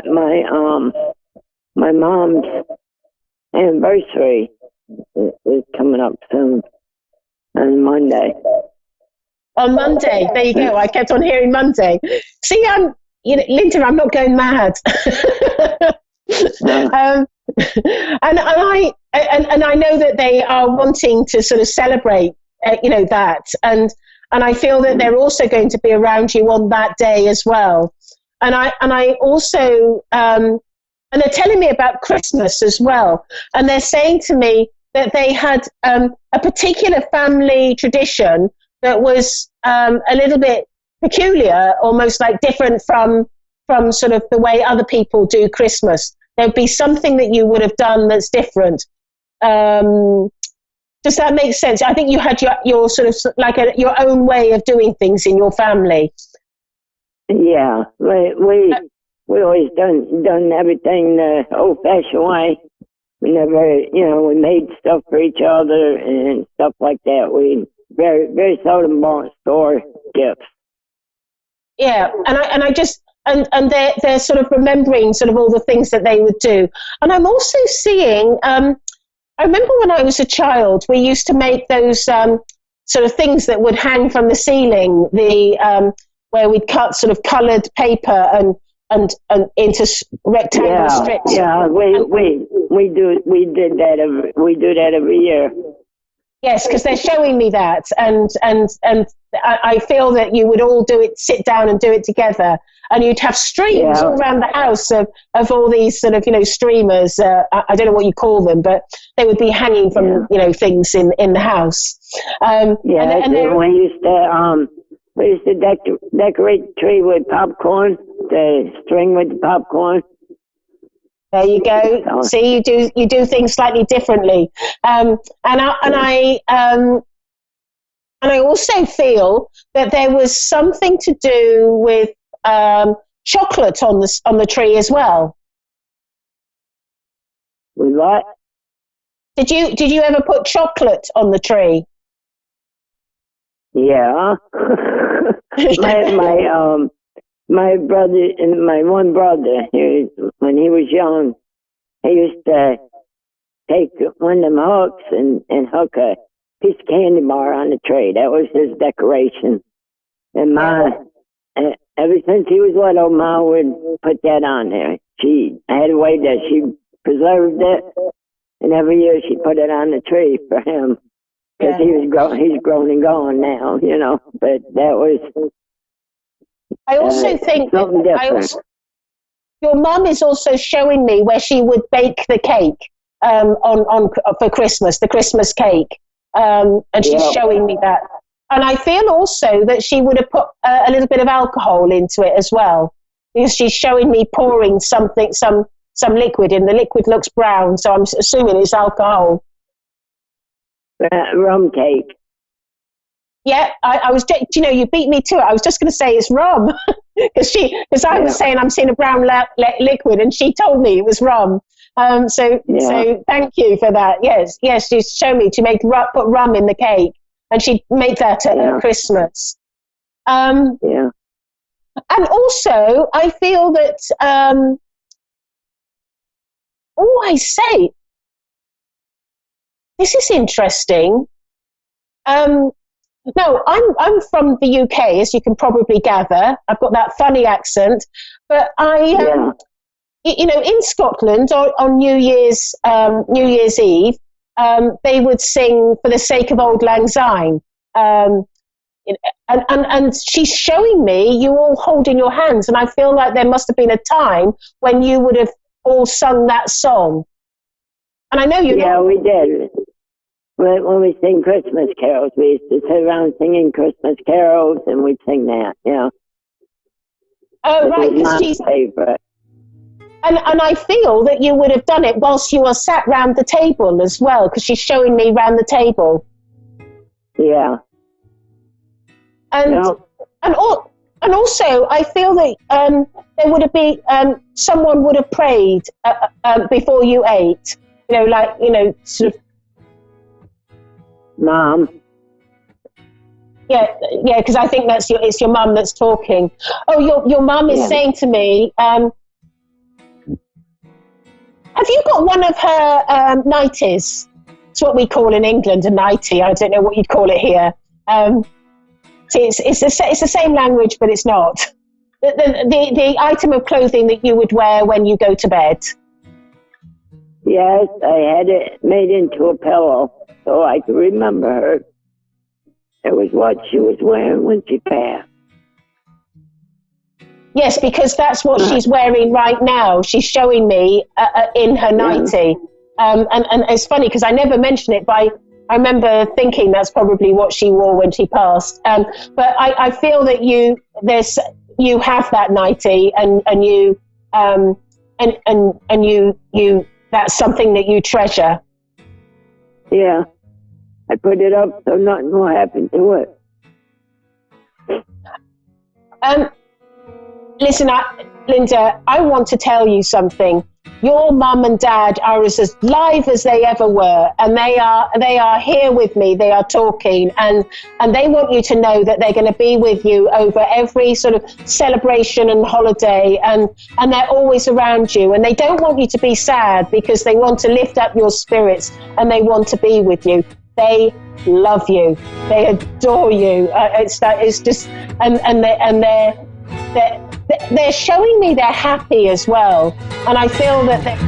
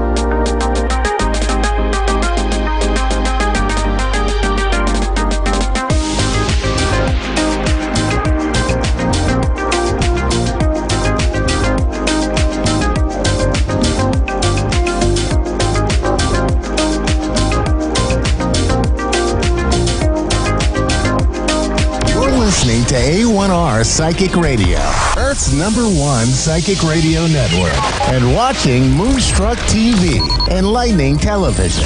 Welcome. Time for Angelic Connections with Carrie M. Bush. Carrie M. Bush. Live from Facebook.com/Carrie M. Bush. Connect direct. In North America, dial 888-454-2751. In London, 20-3519-2158. In Sydney, dial 02-8488-3147. Or online, contact us through our Facebook page, Facebook.com/Psychic Radio. Or one of our websites, AskOneRadio.com or Moonstruck.tv. This is Angelic Connection on A1R, the Ask One Radio Network. Hey everyone, so welcome to Angelic Connections. My name's Carrie Bush and I am your host for today, coming from the UK. So I hope everybody's having a really wonderful week so far, and I just want to say happy new moon to everybody. So it's new moon in Sagittarius today. So we've got some lovely magical energy coming in. So let me just introduce myself a little bit more and then we'll get on with the show and the angel messages for the week. So as I say, I'm from the UK and I am an angel card reader. I have a strong connection with the angels and bringing you guidance on any areas you may feel stuck. I will connect in with the angels and pass on those messages for you and just help you connect a little deeper and live your magical life. I'm also a spiritual mentor. I have a Facebook group. It's a subscription group and it's called the Spiritual Soul Group. And I am a mentor on there, and it is a beautiful group that really helps uplift you, really helps guide you on your path.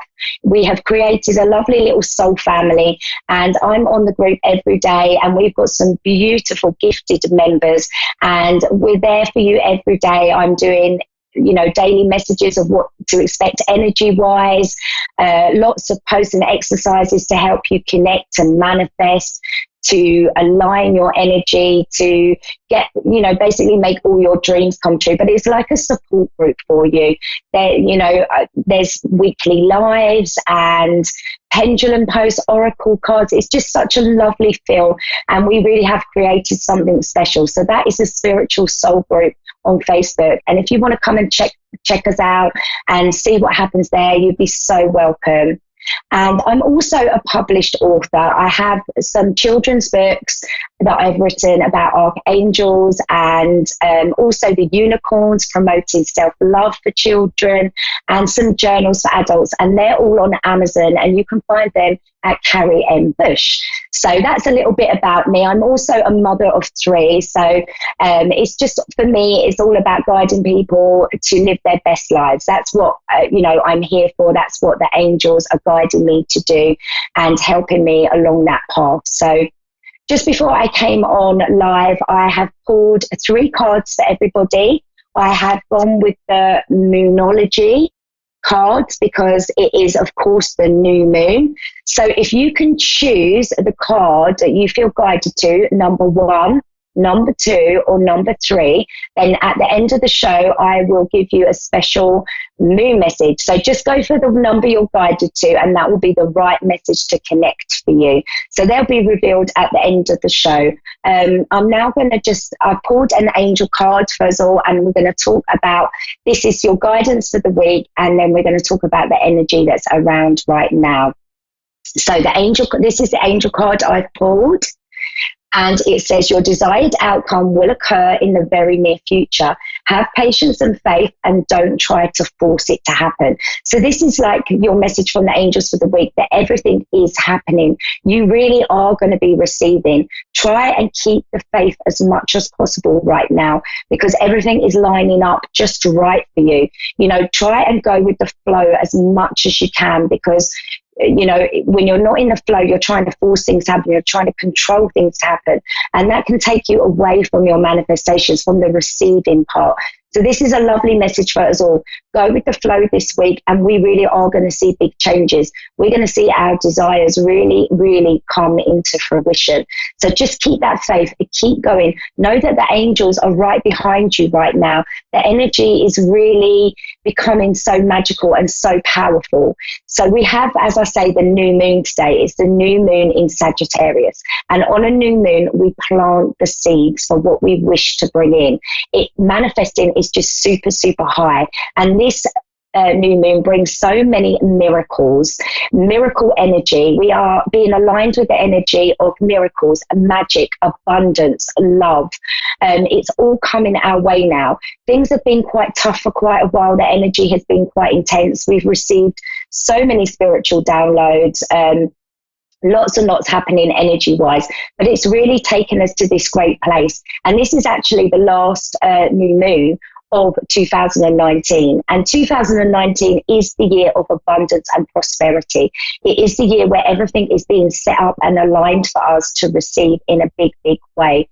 And it's leading us into 2020, when we really come into our own, we really step into our power, we really connect to our authentic soul path, and we really start manifesting and living our best life possible. So it's time for us all to rise now with this new moon. So new moon, as I say, is all about the manifesting, making your wishes.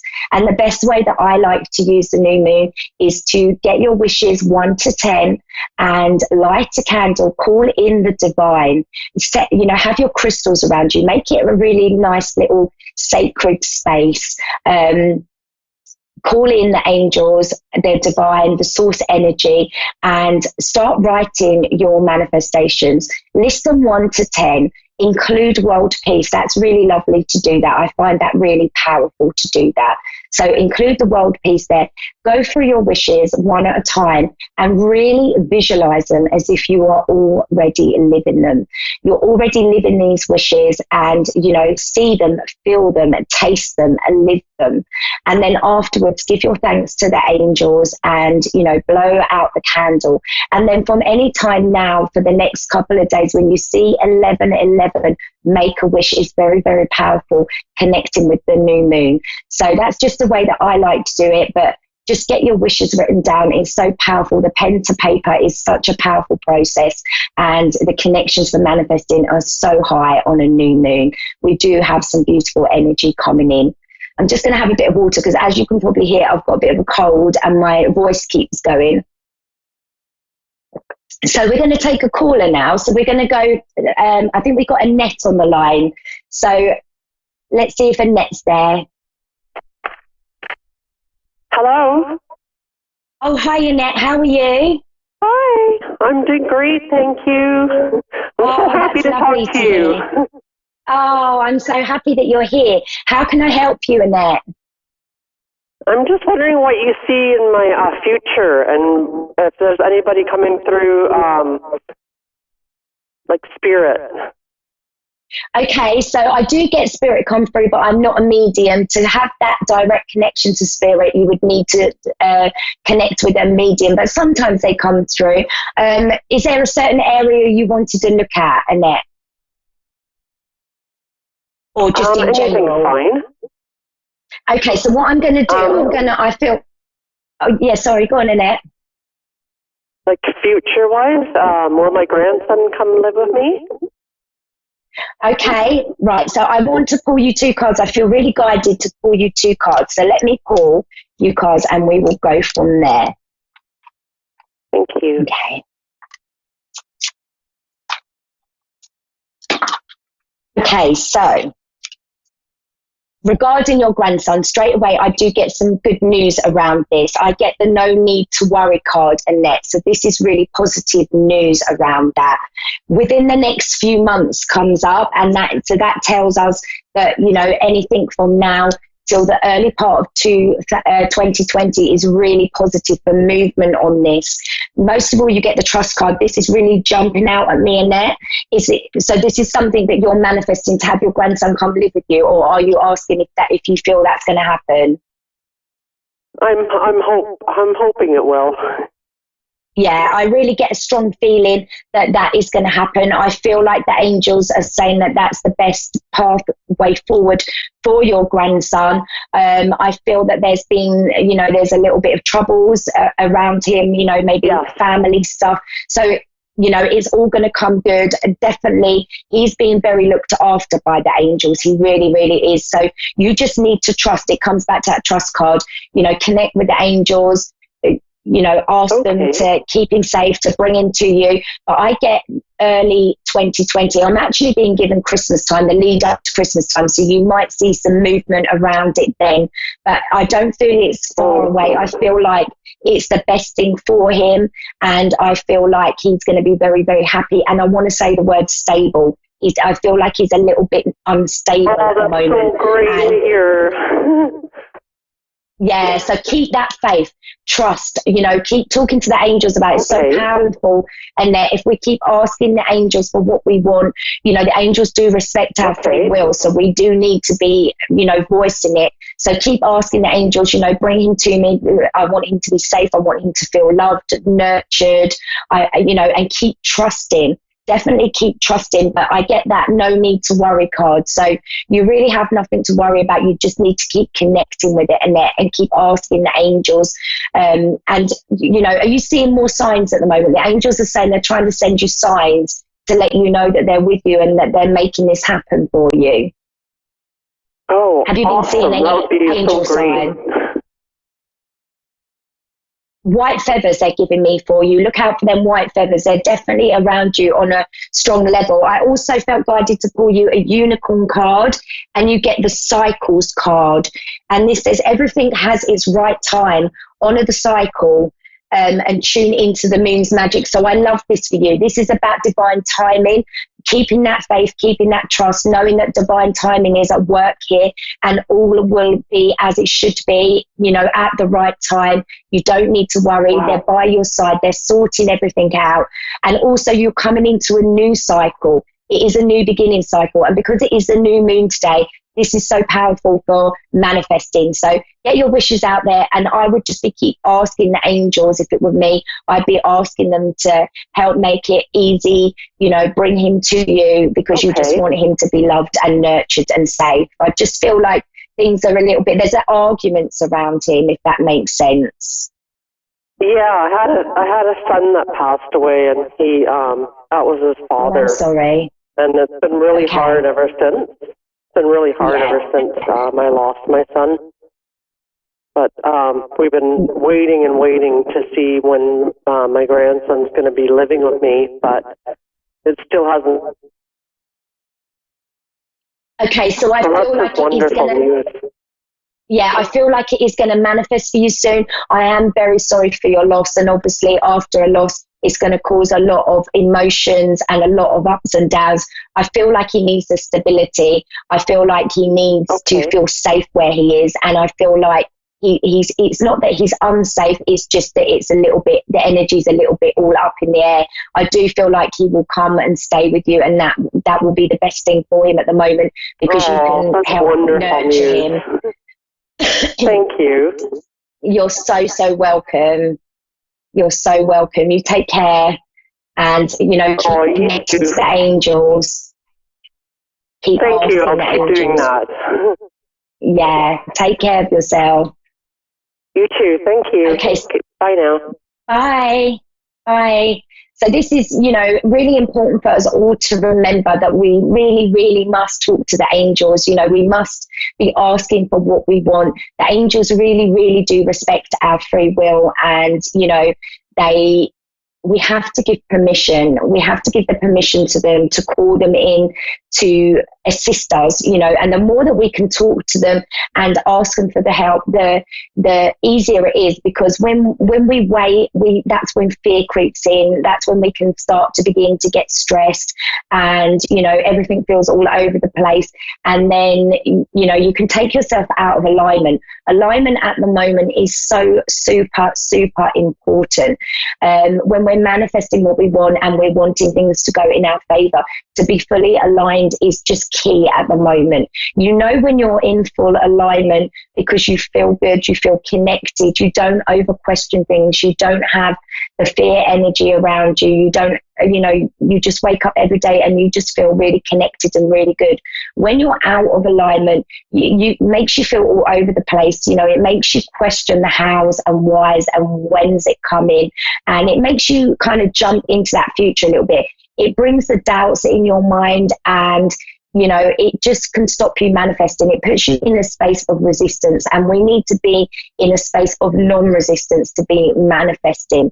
And because manifesting is so high at the moment, it is the 11 master month. It is a very, very powerful month indeed. There was no surprise at all that we ended up having the Mercury retrograde at the beginning of the 11 master month, because we needed to be shown any patterns that aren't serving us, anywhere that we're not in alignment, that would have showed up for you under that Mercury retrograde.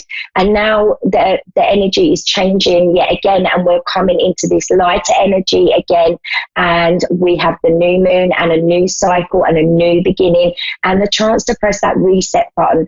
But we must be aligned. So if you feel at all that you're out of alignment, then work on that. That is the best thing you can do.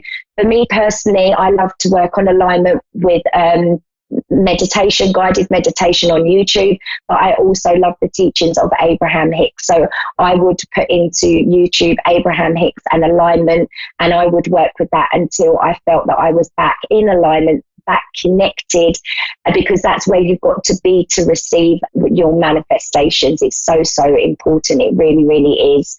So at the moment, it's about trusting, keeping the faith. I said on my spiritual soul group this morning, and this the angels guided me to say this, that having that belief is so important. But at the moment, sometimes belief is it's a very good thing, but sometimes it can make you over question. It can bring doubts in still. So the best thing at the moment is to have that knowing. Change from belief, I believe, to I know. I know this is going to happen. I know this is going to manifest. I know I'm going to receive that abundance. I know this beautiful relationship is coming my way. I know this soulmate is out there. I know that my dreams are coming true. If we take the space from the believing to knowing, that makes a big difference. That puts us in full alignment and in full control. And that's where you'll receive your manifestations really, really easily. So I'm just going to have another drink. My throat keeps going with this cold.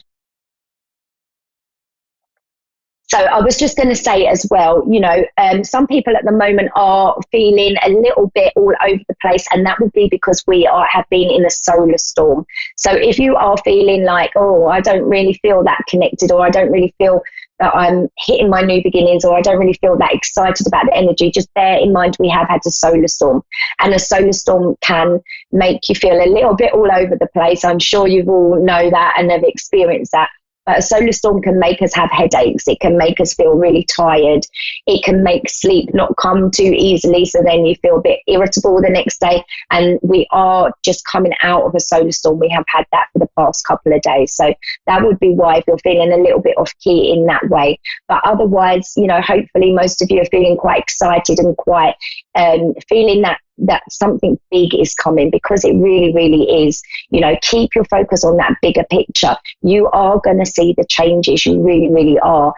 We've been waiting for a long time. We've done so much work this year. It's been crazy. You know, we've had to kind of strip ourselves completely back to, you know, those onion layers coming off, you know, finding out the patterns that aren't working for us, where we're keeping ourselves stuck, patterns that aren't serving us, as well as, you know, people around us, relationships. You may have found that there's been upsets in relationships around you. If they are not serving you and your path going forward and your energy, then there would have been a shake-up in relationships this year. So we've had it quite tough, but it's been powerful too.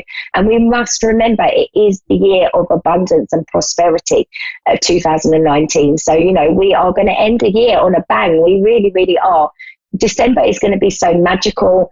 It's the last month of a very powerful year, but we're leading up to that now. So the new moon today really, really does bring us to that space of leading up to the blessings and the miracles and actually receiving our manifestations. So just keep the faith and keep asking.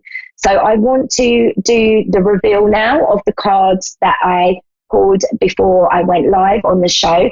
So for everyone, I'd say for anyone who's just listening now, it's the Moonology cards because it is a new moon in Sagittarius today.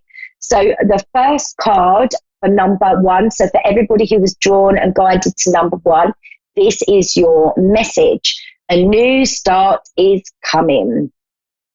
How amazing is that? Good news, music to everybody's ears, I'm sure. So your new start is coming. You are hitting a new cycle today. You know, fresh opportunities coming in, really feeling, you know, this connection on a deep level. The connection to spirit is so strong right now. So keep connecting. That fresh start is coming. The new beginnings are here. Plant those seeds today and you are going to see them bloom. You know, keep remembering to keep that faith and, you know, water your seeds. When you say water your seeds, you know, for a flower to bloom, you know, you need to keep watering, and that's what you need to be doing to yourself. Keep watering yourself, as in, you know, keep your daily practices up that work for you. Keep meditation up. Do the stuff that makes you feel good. Try and connect to your happy. Your fresh start is coming and it's going to be so much bigger than you even believe. You know, you're coming into some real magical times, and, you know, it's time for these new beginnings and fresh energy. That's what the angels are saying more than anything. For everyone who chose number 1, the fresh energy is coming in and you're going to feel amazing. I feel like some of you may have felt a little bit disconnected for a little while with all the energy upgrades, but you're soon going to be able to see just the power that you receive from those energy upgrades. You really, really are. So for everybody who chose number 2, expect powerful change. Wow.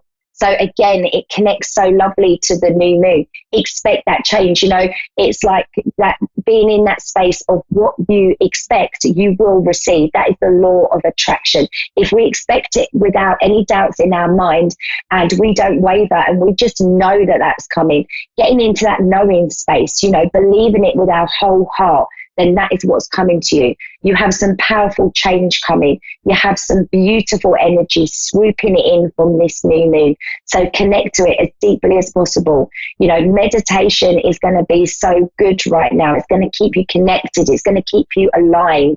Get ready to feel powerful as well. I feel like this card for number 2 is connecting with a lot of people stepping into their gifts in a big way, you know, feeling really powerful and, you know, feeling confident. The angels are saying feeling confident, coming out of your comfort zone, feeling that inner power in a big, big way and stepping forward and, you know, getting ready to serve, because that is what 2020 is all about. Light workers are rising. We are all being called to service. So for anyone who has these beautiful gifts and, you know, maybe feel a bit like nervous to use them or put yourself out there, this is the card for you. Expect the powerful change. Expect to feel very, very powerful and connected. You're going to be very happy indeed.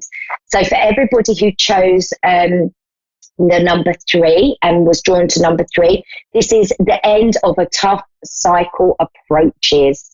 So there you go. How lovely is that? It has been a tough cycle for many. That is challenges being lifted. You know, if you felt challenged and you felt things have just been really hard work, then know that this cycle is ending for you. You're going to be seeing better times. You're going to be putting the challenges to bed. You really, really are. And, you know, just feeling as well so connected. This new moon is going to touch us all in such a powerful way. It really, really is. So get ready for the endings, and what comes after an ending is always beautiful, beautiful new beginnings. All of us are going to be washed with so much light. So if you can at the moment, step out of your comfort zone. If you feel guided to go and do something, don't let those doubts creep in your mind. Just go for it, because the conditions and the energy is super. It is so right at the moment for miracles and magic. You will be so supported. You know, it's about living your best life now and really going for it and not letting anything hold you back. Just go for it. Trust in yourself. Believe in yourself, because the angels believe in you, and the angels are going to be right by your side, leading you to where you need to be. Just keep those connections up. Keep those connections high. Keep talking to the angels. I will literally talk to the angels as if they're my best friends. I will talk to them all day long. I will ask for everything I need. And you know what? It really, really works. It keeps you in that high vibrational space. It really keeps you aligned and centered. And, you know, you start seeing so many more signs, and it just keeps that faith in you. It really, really does. So I would just like to say, you know, if anyone wants to find me, I am on Facebook, Carrie N. Bush, and my books are on Amazon at Carrie N. Bush. I'm also on Instagram at Carrie Marie Bush, and I'm on Twitter as well. My Spiritual Soul group is on Facebook. We would love to see you then, have you as part of the Soul family. I want to say happy Thanksgiving to everybody who's celebrating that today. You know, in different parts of the world, we don't celebrate that in the UK. I'm quite sad about that. I'd love to celebrate Thanksgiving. It just looks absolutely wonderful. So wishing you so much, you know, magic and love for your Thanksgiving. And, you know, thank you for all being here. It's been lovely. The connections have been really high tonight. I'm literally full of goose pimples. I can feel the angels around so, so strongly. And they are around you. You know, that is a message that they want me to pass on really strongly. Please don't ever feel alone. The angels are always with you. They really, really are. They're right by your side, you know, as well as your spirit guides and your loved ones in heaven. Nobody, you know, is gone. Everybody is with you. They're right by your side. So just keep the connections going. And, you know, I'm wishing you all a lovely day or evening wherever you live in the world. And just thank you for being here for me. Thank you for tuning in. I'm here every Tuesday at the same time, bringing the angelic connections to you all, and hopefully spreading some love, light and positivity your way. So take care, everybody, and have a magical week. Enjoy yourself and make your wishes for your new moon. Make them special, because you're gonna see them come into your life. So take care, everyone, and lots of love to you all.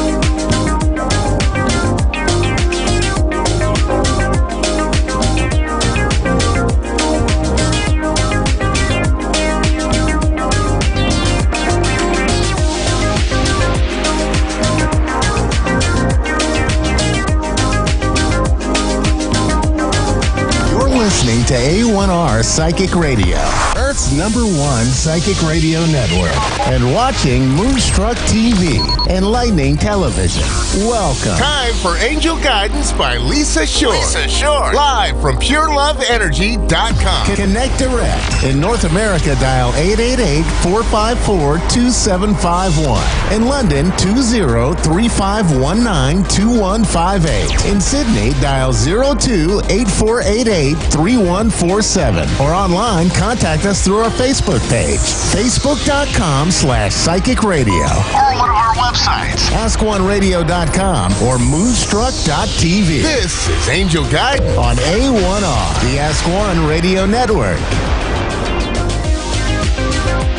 Hi everybody, my name is Lisa and this is my show, Angel Guidance by Lisa. So if you haven't met me yet, I'd like to introduce myself. I am an evidential medium, an intuitive, a Reiki master healer, and a teacher of all things spiritual. And I'd love to share all the things I've learned that Spirit has taught me over the years. Because yes, it has been many years that I've been working with Spirit. And you know what? I never learn everything. And you know, no one does. Because here on the earth and the physical plane of existence, we're here to learn, and we're here for lessons, and we're here to grow and live joyously. And so, keeping with that theme of living joyously, I'd like to say Happy Thanksgiving to you. If you're here in the United States, this is the time when we have this holiday. Also, if you're not, Happy Thanksgiving to you anyway, and I wish you joy and love. But I do want to talk about the frequency of giving and receiving. And so when I say frequency, I'm talking about energy. And I believe, and I have been shown, that we are all energy. And our energy can be at a real high level or a low level. And when it's at a real high level, we invite other high level energy into our space. And so when we do that, we are manifesting. We're manifesting our thoughts, our feelings. We're manifesting what we think about. And so when I talk about frequency and I say giving and receiving frequency, what I mean is when you give things to people, you're emitting a frequency of love. And when you receive things from people, you're emitting a frequency of allowing in, of getting, of receiving, and of being grateful. So at Thanksgiving, we talk about being grateful. And we're just grateful for friends and family and having food on the table and living in a neighborhood that we like. And so we're grateful for the very basic things. And really, that's what life comes down to, being grateful for living in the moment. There are ways to help you manifest that may surprise you, having to do with being grateful. And so I just want to share something with you that's really simple to do, and I challenge you to try it. So for the next 21 days, you can either pick a friend or do it by yourself, but I want you to write 3 statements of gratitude. In other words, what are you grateful for that day? And each statement needs to be in the present moment. And as you move through this exercise day after day, I want you to think of 3 different things every single day to be grateful for. And you know, when you start thinking about why you're grateful, you begin to emit an energy or frequency of receiving, and that invites good things to come your way. It's been shown, and not by me, but it's been shown by a Harvard study, that when you are grateful for 21 days in a row, you automatically rewire your brain to look for more reasons to be grateful. Oh, isn't that a fantastic thing? Our biology is set up so we can create new connections in our brain that can help us with manifesting. So if you want to try this challenge, I would suggest starting with a friend, which I do frequently, and just emailing my gratitudes, as I like to refer to them, every day to my friend. And they email me 3 gratitudes back. It helps to have a friend when you do this challenge so you stay on point. And what I also want you to do is start to notice when you are receiving things you hadn't really asked for. Like maybe it's a free cup of coffee at the Starbucks, or maybe it's a coupon you didn't realize you had in your purse or your wallet that gets you a free admission to a movie. When you notice those little everyday things, be grateful for them. Thank the universe for them, because those are little messages. It doesn't matter if it's a tiny thing or a big thing. The universe only recognizes that you're grateful, period. Grateful for whatever it is that's coming into your life. Now, what if there are things happening in your life that you're not sure about how you could be grateful for them? Well, sometimes there are lessons that we don't know about at the moment when things happen.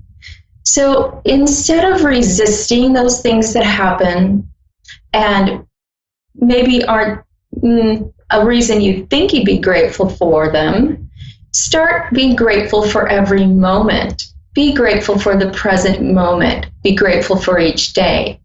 And if you have a challenge thinking about what to be grateful for, I want you to be grateful for this. Be grateful that you can wake up in the morning and you can move through your day with ease and flow, and that you can choose your next thought because you have that freedom to do that. So start thinking about the real basic reasons to be grateful. Try that challenge with a friend for the 21 days. And if you would like to share with me the results of your gratitude exercise, I invite you to do so. Message me at Pure Love Energy on Facebook. I'd be happy to hear what you have to say. I would love to hear if gratitudes rewired your brain and you start noticing more abundance flowing into your life. So I hope this can be helpful for you, and I'm looking forward to hearing your messages. Okay, so I have a caller, and it's Sherry in Birmingham, Alabama, England. Hi, Sherry. Hi. How are you? I'm a little bit nervous because I've never been on radio or anything before. Oh, well, welcome, and please don't be nervous. I never did this before I started doing this show, and so I was nervous too the first time, let me tell you. But you're totally welcome here, and I'm just happy that you called in, and because I love to help people, and I'd love to help you. So what's going on today? I just feel like I cannot get direction. I just, everywhere I turn, I make the wrong mistakes. Okay. And so what kind of direction are you seeking? I mean, so you said everywhere you turn, you make a mistake. Are you thinking about what your purpose is before you start your day? I mean, do you intend how you want your day to go? Yes, I should probably tell you I have a background in the same type of teachings that you have. And I'm not a young person.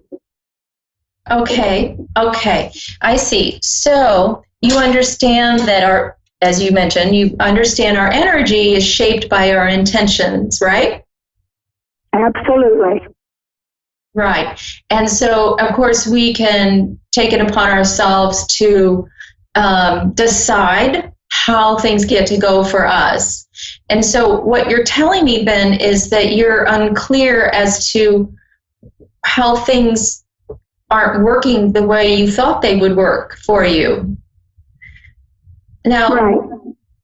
Okay, so could you give me an example, and then we'll talk about it a little bit. Okay. I have a bad choice in men. I have moved back and forth overseas. I don't know, so many times I can't count. Okay. And so you feel like these decisions you've made aren't serving you in the long term. So it sounds like your energy is scattered to me, is what that sounds like. It is one thing to know and understand the teachings that you shared, that that we have in common. It's another thing to be sure that they're in place every single day. So absolutely. That's a big thing. And sometimes we get off track with that, and that's fine. We're human. We get off track with that.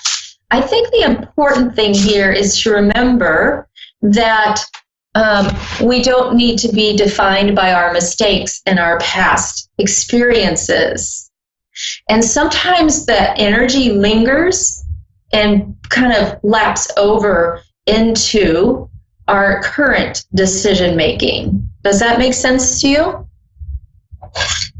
Right. I'm to the point now where I would just like to have somebody say, stand still, stay there, stay here, do this, do something.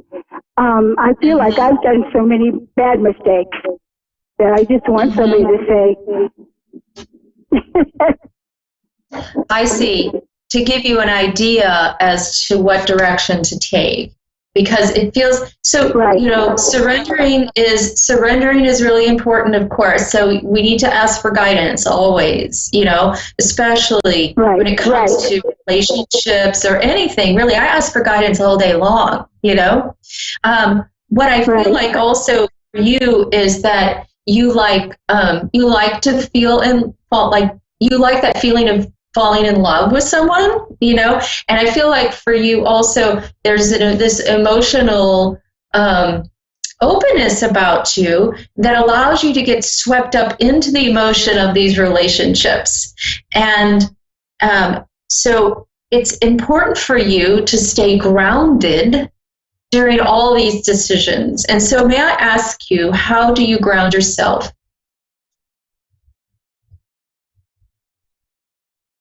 I'm not really sure at this point. I used to think that I would ground myself in things.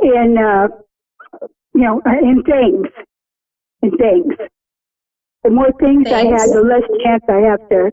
Well, then I learned that's not true, because I used to think the more things I had, the more grounding I'd have to have, because you can't move with a bunch of things. Well, I've learned a lesson. I've learned that there's storage units. Yeah. Sometimes those things also weigh us down a little bit, prevents us from moving or changing when we need to. But may I tell you a few ways that I ground that I find very helpful, because, the work I do, I'm very much up here in the ethers, and it's important for us to be firmly rooted, just like a tree.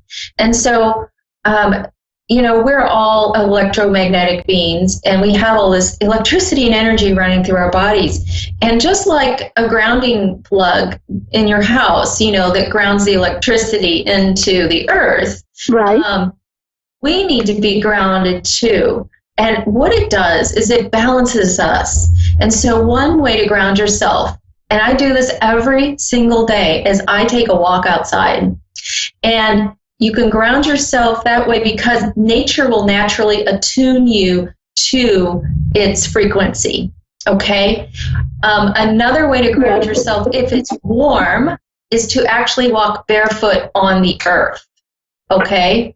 And when you walk barefoot on the earth, you're giving the earth an opportunity to pull that excess scattered energy down into the ground to be transmuted. Okay. And those are two ways to ground yourself. I suggest grounding yourself every single day. You might notice a shift in your energy and a shift in your decision making that way. Another way to do it, if you can't get outside, is to sit in a chair, feet flat on the floor and back straight, and visualize roots growing from the root chakra, which is in the base of your spine. Visualize the roots growing all the way through your legs, out the bottoms of your feet, and going deep into the earth. So your energy is firmly rooted in Mother Earth. Okay, that's another way to ground yourself. That. Yeah, it's easy. I like that. Yeah, I would try that every day. See, that takes if you could do that for 5 minutes a day, that would really help you. That would really help shift your energy back into the present moment. Another way to ground yourself, and you may not have heard of this before or thought of it, I hadn't till I started teaching it, was being grateful. Being grateful grounds yourself. It puts you in the present moment, okay? And so if you can... I was raised with gratitude bakes. Did you hear that? I was raised in the Unity Church. Oh, if you know about so that. I don't know if you know. Okay. Yeah, I know exactly what you're talking about. Yes, I was here. Okay. And so being grateful will ground you. And so every day, think about things you're grateful for, and start make it a spiritual practice of being grateful. Okay, and start noticing how these circumstances in your life have served you in a way versus how they have taken away your energy. Okay, and so when you start shifting that perspective, you will start to see how these circumstances served you, how they were for your benefit, how they did not just happen to you, but they were happening for you. Because, when we have contrast in our lives, when these things come up we're not sure about, we don't like, or like, oh, wait, I don't want to go there, when you experience that is a golden opportunity to change your direction. And think about how you're grateful for how this can serve you. Does that make sense? Yep. Okay. So I do want to tell you this. I feel like you are, you do this work. I feel like you're highly intuitive.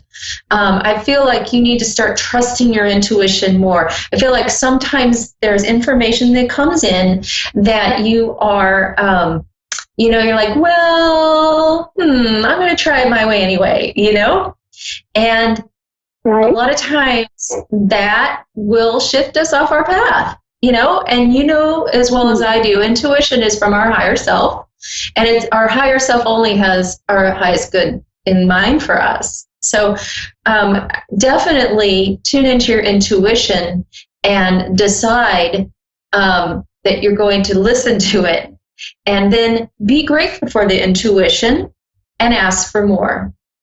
Okay, ask for more true messages from your higher self. I hope this helped you. And, if you have any more questions, would you please message me on my Facebook page at Pure Love Energy? And I'd be happy to answer. I will okay? Indeed. All right. Thank you so much. Thank you so much.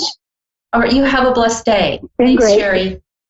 Thank you. Bye-bye. You too, because mine died. Thank you. Okay, that was great to talk to Sherry. Laura in Hamden, Ohio, I welcome you to my show. Hi. Thank you. Hi. Yeah. Hi, how are you? Oh, I'm better now that I'm getting the chance to talk to somebody. Oh, well, good. It's good to hear your voice. Tell me what I can help you with today. Yes, ma'am. I recently lost my mother within almost the past 3 years.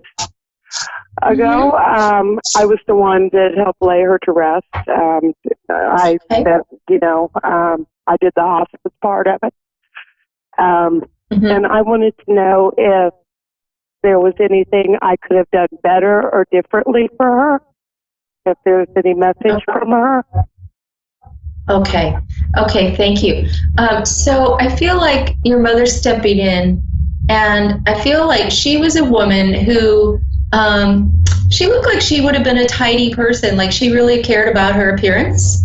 And it looks like she's stepping in, and she would have been a little more formal, even not so casual. Like if she was going to, like she's showing me herself, like even in a nice, like a church outfit almost, like something you'd wear to church. And it feels like that's how she would have liked to be presented to people. I feel like there was, let's see. I also feel like there's a connection with a color blue with her, or blue and white. I'm getting those colors. I'm not sure why she's showing me those colors. It may be, pardon me? My brother, he was in the military. Okay. Is he still with you? Is he still in the physical world? No.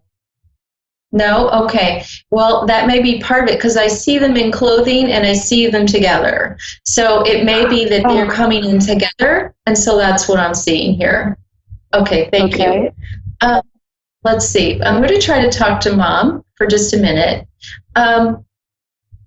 Is there some connection with jewelry with you and she? Is there some, it feels like there would have been something that she gave to you or left you, or something to do also with the jewelry she may have worn at the end of her life. Was she buried, may I ask? Yes. Because it feels like it would have been something you selected for her to wear for the burial, for okay. And so she's mentioning that, and she liked that. She liked what she did. Okay. Her Ohio State watch. Okay. Right. Okay. Thank you. So she liked that. She felt like you honored her in the best way you could have, and she knew you were struggling at the time, and she's thanking you for all you did for her. And it feels like there was more than just the burial for her. It feels like you really helped her a lot towards the end of her life. And there was this strong bond between you. It's like mother-daughter, and it's also friends. Like you really were close in a way that you felt like you could tell her.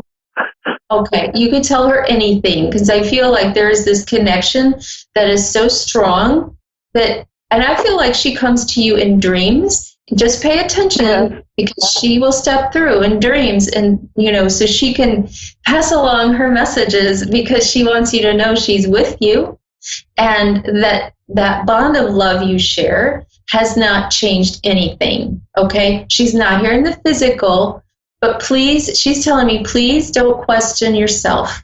Okay, because it feels like you're very hard on yourself. You second guess things, and you need to let that go.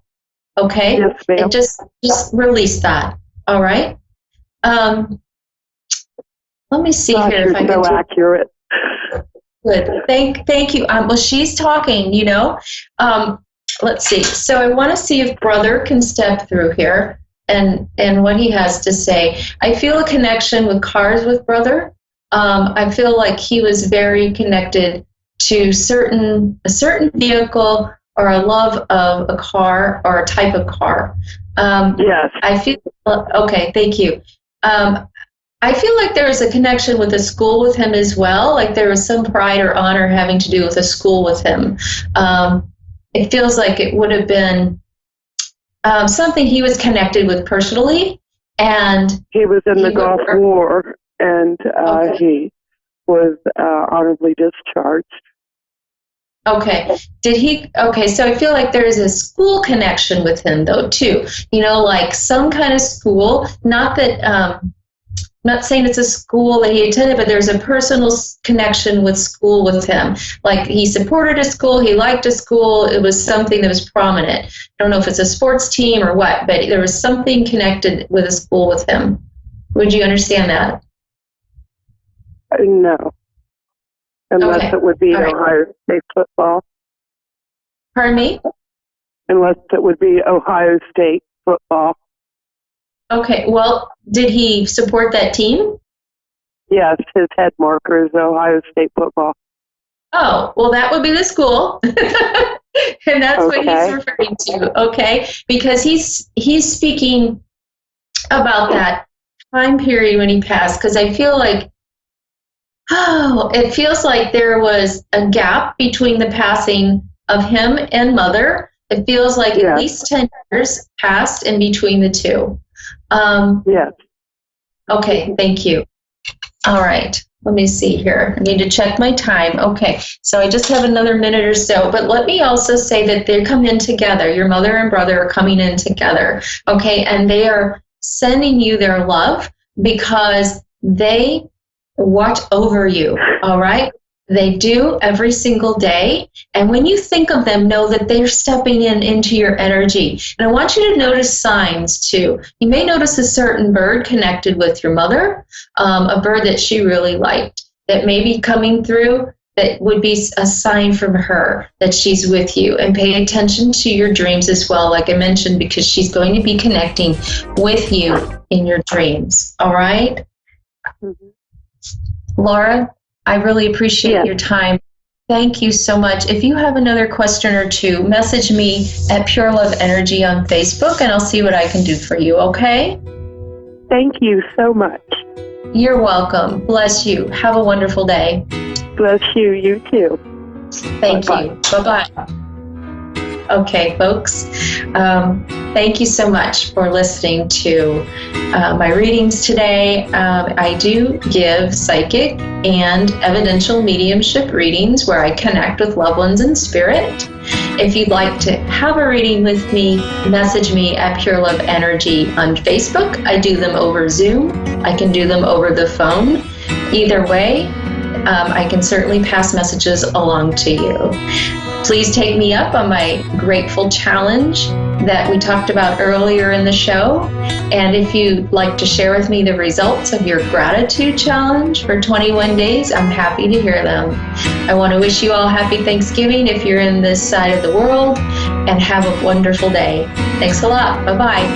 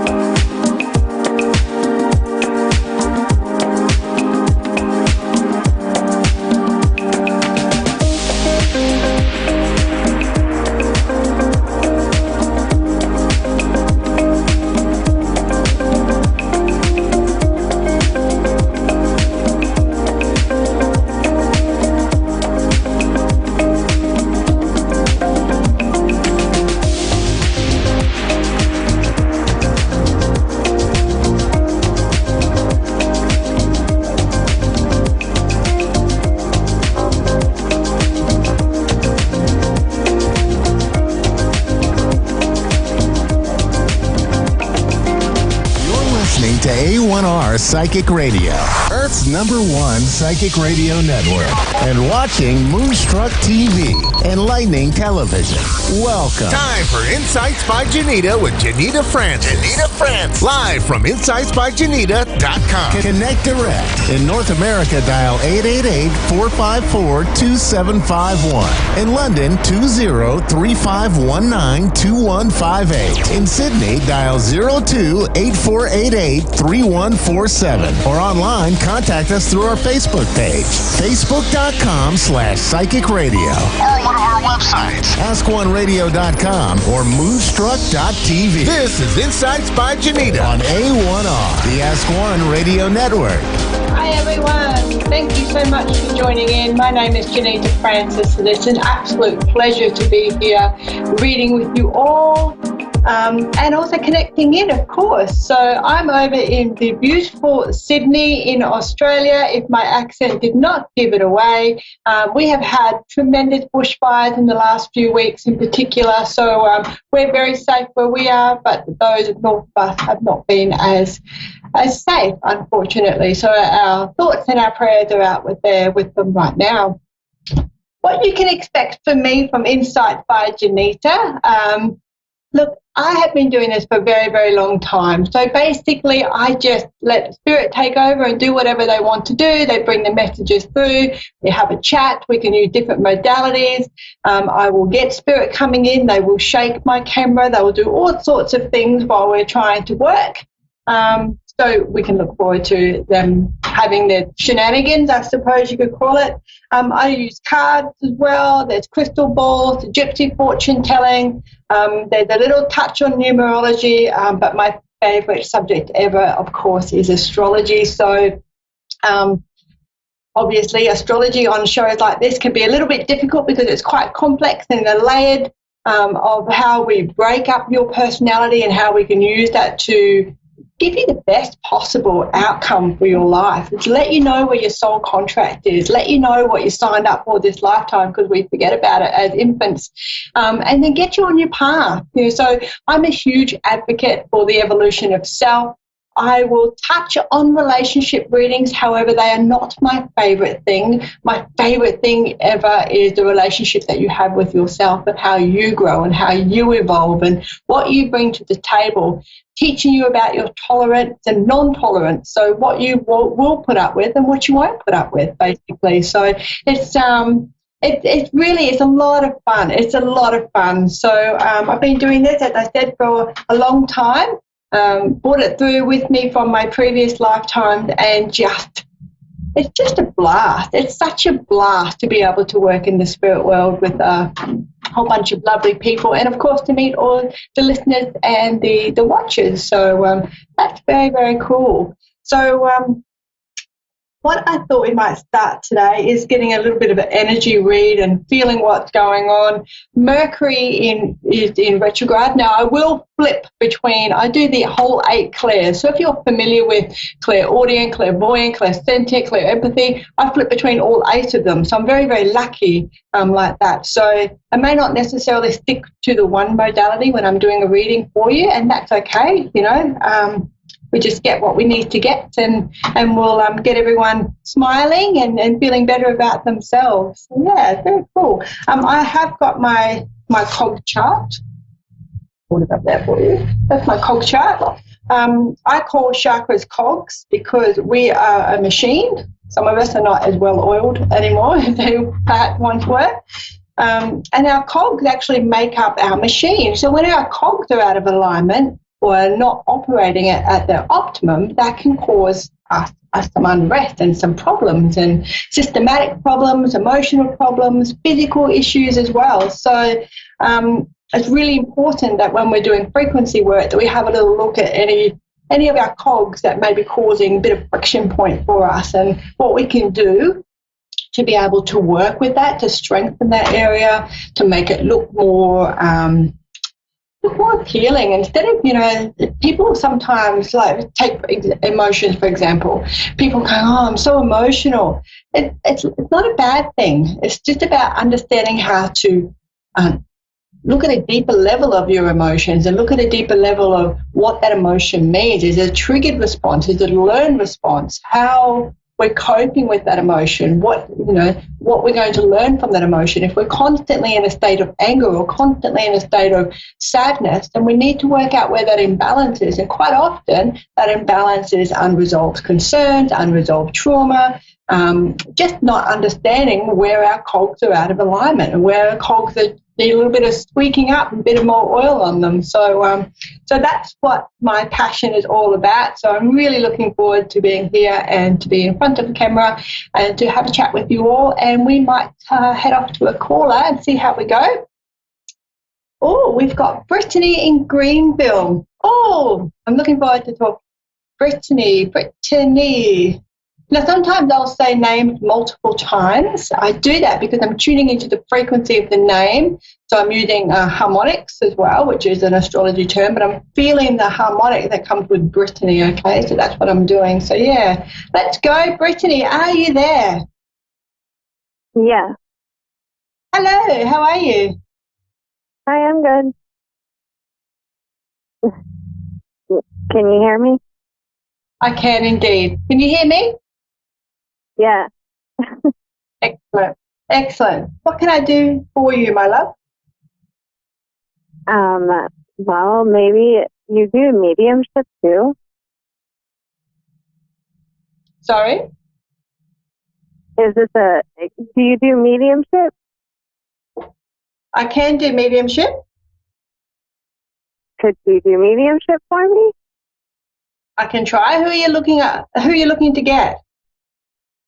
Either my grandmother or my best friend. Oh. What? How did your best friend pass? Car accident. Yeah. There was the crushing of the chest is the big thing that's come through here. It's not a. How long ago? Are we talking female energy here? Yeah. Yeah. How long ago was the accident? About 13, 14 years ago. When I was 18. Yeah. She was 18. Wow.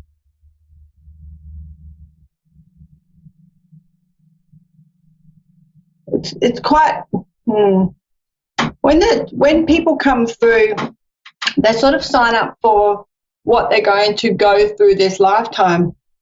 She's certainly let go of that. She's around you quite a bit though, so you must have had a really strong friendship, more like a sisterhood as opposed to just a mate. Well, Australians call them mates, but it's a really close sisterly bond. It's almost like you had previous lifetimes together as well. The crushing feeling that I'm getting on my throat, and I'm getting reflux as well. So does she die instantly, or does she need to go to hospital for a little while first? They say that she pretty much could have died instantly before she got to the hospital, yes. Yeah. Okay. So did you guys play sport together or something? Why has she got balls around her? What does she have? Balls. Like sports balls. Yeah. I don't know. She's playful. Let me interpret what she's doing. So what she's got a soccer ball, she's kicking it around a field, she's laughing, she's enjoying life, the sun shines on her. So she must have been not necessarily in the prime of her life, but there wasn't a lot of stress or worry for her at this particular time. When she comes through, she shows she's got a lot of crushing energy here. So she was actually just starting to find her voice. So whether she wasn't allowed to talk a lot or she just was a more quieter person outside of her normal close friendship, like she didn't have a lot to say, but she's keeping things close to her chest, which is why I keep touching mine. They give me little tips by what to do and where to go. But she's writing. Do you know what she wanted to do for a living? It kind of feels like she's trying to show me all these different things. So the playfulness, that being outside, the joking, the laughing, the crushing. Now she's showing me writing, that she's writing a lot of things. Was she still in school when this happened?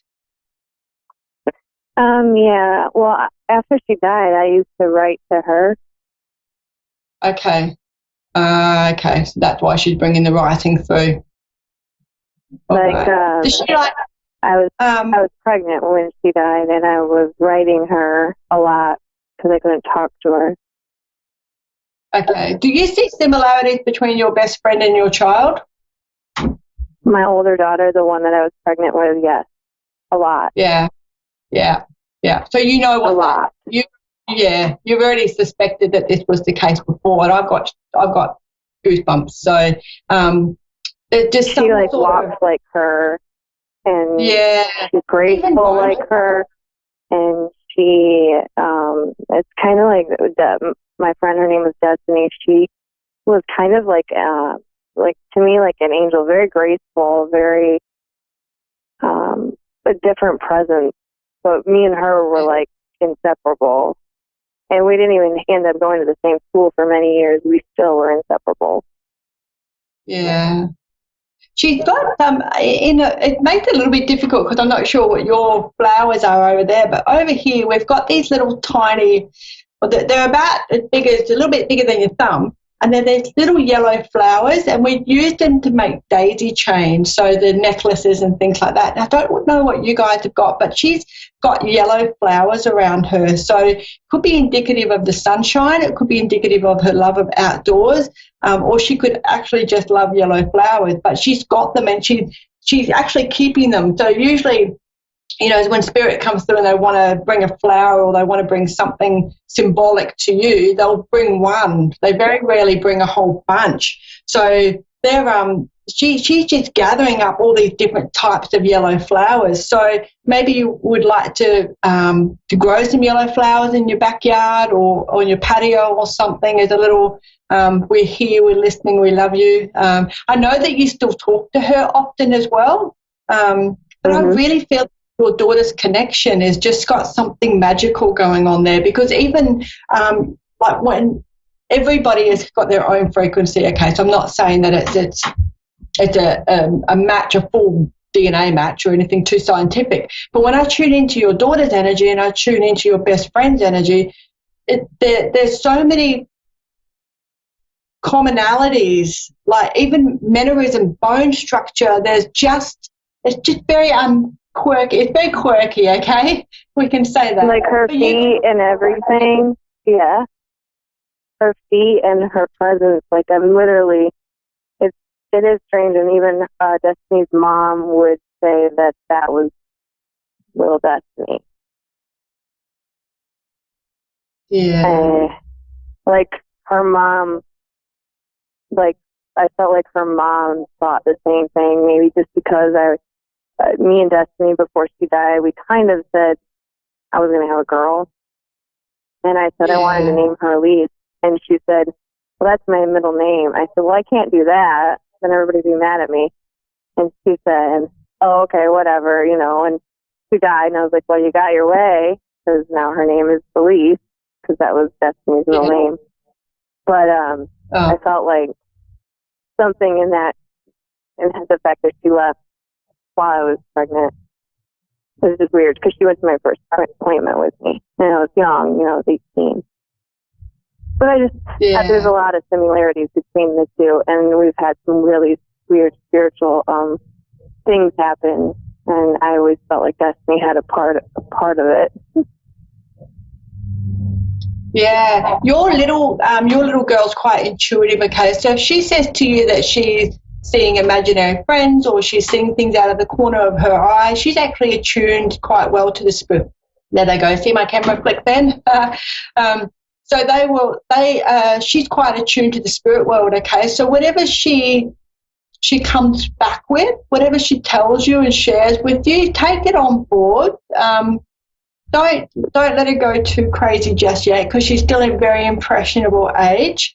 But crystals would be a great thing for her to get involved in, because she's got this beautiful old-fashioned frequency about her. It's a really nice frequency. Which daughter? Yeah. I have two daughters, and my younger one is 6, and she's into crystals. My older one, not so much yet. Ah, okay. Well, that's interesting. I would have flipped that, because there's a definite crystal connection, but I wouldn't have associated that with the youngest one. That's cool, though. Anything they get into it, cool. Yeah. All right. I think. So, what's your oldest daughter's name, if you wouldn't mind sharing? Elise.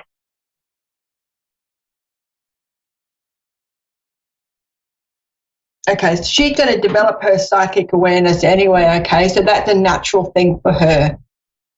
It is a natural progression for her. She's got little square palms. So see how my palms are a little bit square? They're sort of square looking. your daughters are going to have the same sorts of things. They'll get quite hot as well. So she's got healer's hands. So whatever modality she starts to study, and she's just going to do a U-turn one day and flip it and start doing some real spiritual stuff. That's when the crystals come in. Something just triggers her. She's very, very aware. Very aware. I like her energy. It's really nice. She hangs on to a lot of her emotions though, so she needs to find a good way of getting some of those emotions out so they don't fester up and build up inside of her. Yeah, anger maybe, frustration. She gets frustrated easily. Let me know what the key is to get rid of frustration. I haven't learned that one yet. Yeah. Excellent. No, all right, my darling. I do feel like there's a connection between her and she knows that she's named after my best friend. So she's mentioned her before, so it's cool. Beautiful. Really lovely. How lucky for you. That's a beautiful process. I'm very honoured to have that happen for you. Yeah.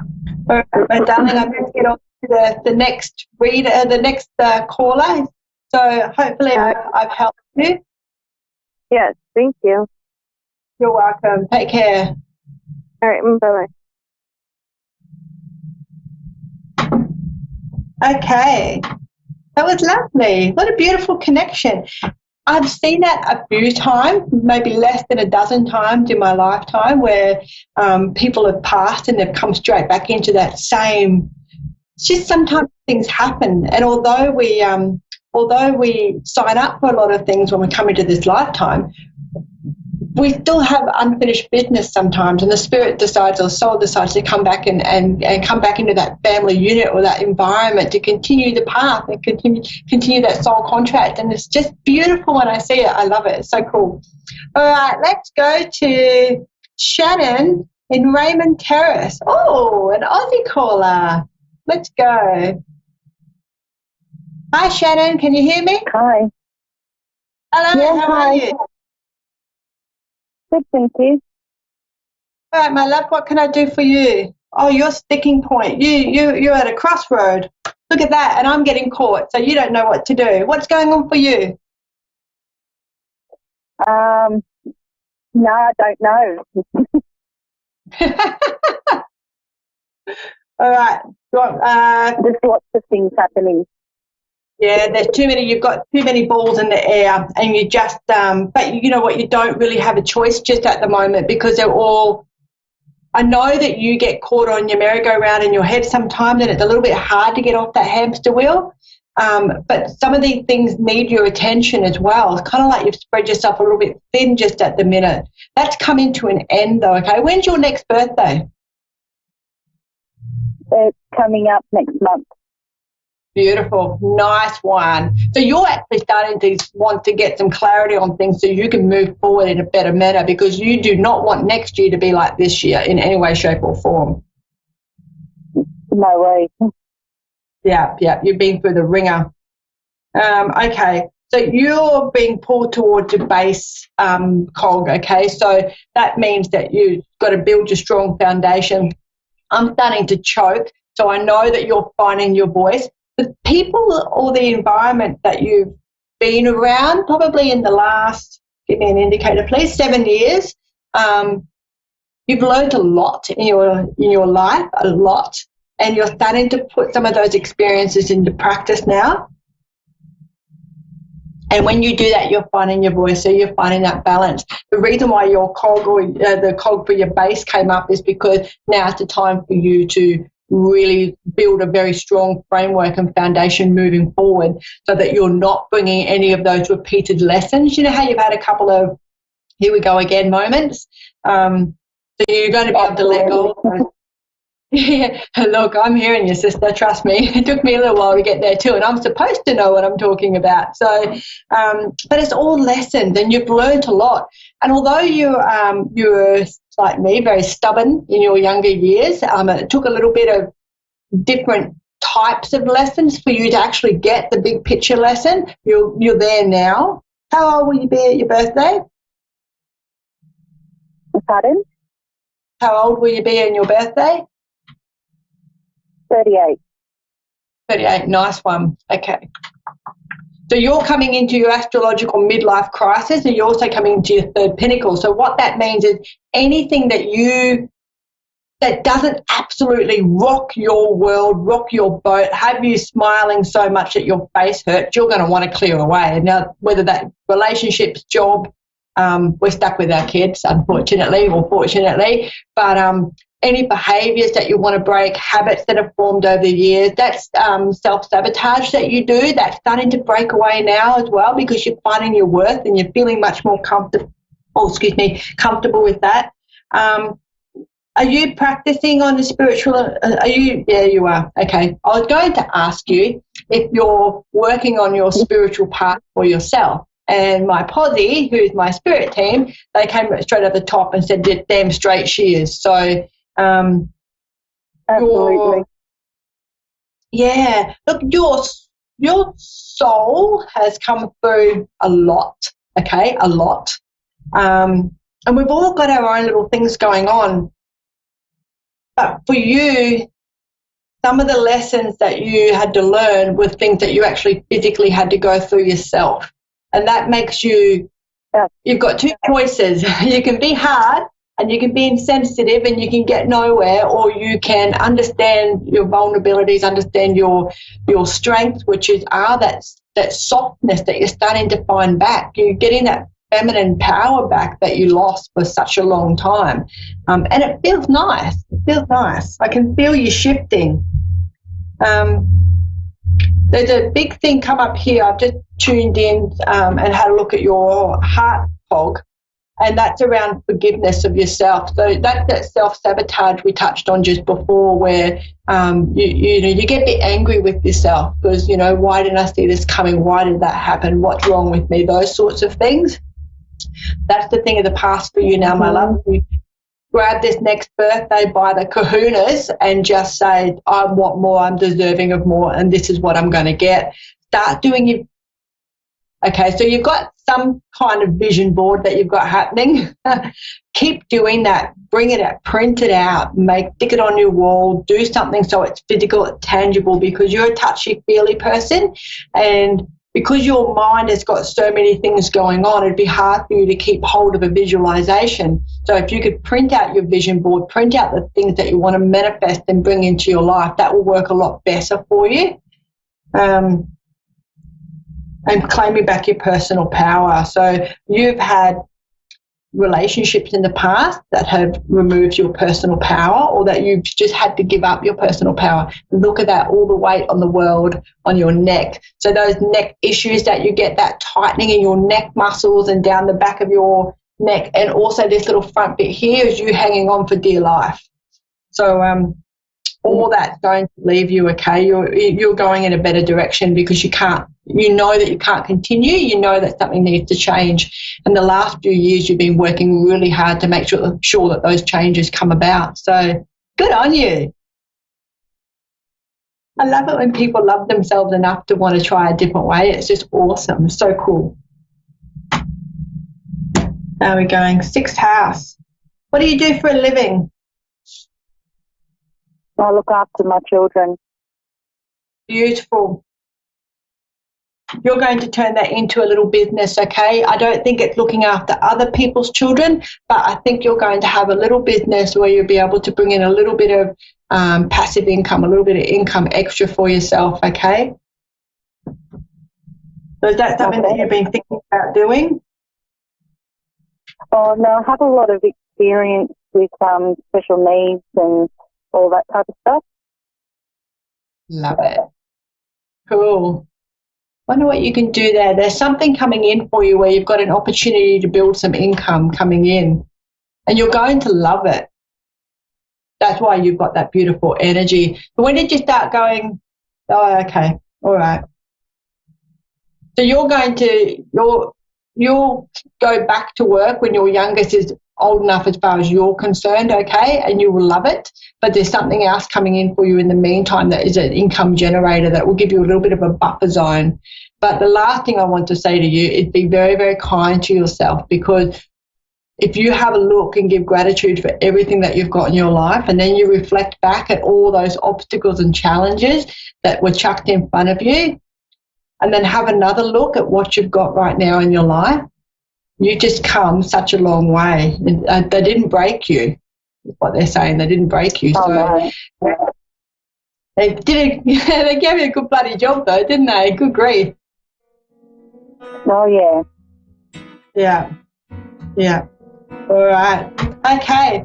I've got to go. I've got 1 minute to go. So thank you very much for your time, Shannon. It was lovely to speak with you. Okay, thank you very much. And what you can do, thank you all for listening today. I've really enjoyed being here on my first show. I absolutely look forward to next week now that all my nerves and my jitters have gone. If you're looking for a private reading with me, you can touch base on my website, www.insightsbyjanitafrancis.com. I'm also on Facebook, of course. You can look up Insights by Janita Francis, and Instagram, Insights by Janita Francis as well. So I'm just trying to keep everything uniform, so you can find me in any of those three modalities, website, Facebook or Instagram. Available for online readings as well. Also, I do video readings, lots of different things. So if you're interested in grabbing a reading from me, you're more than welcome. Jump on the website, hook up with me on Facebook, and we will go from there.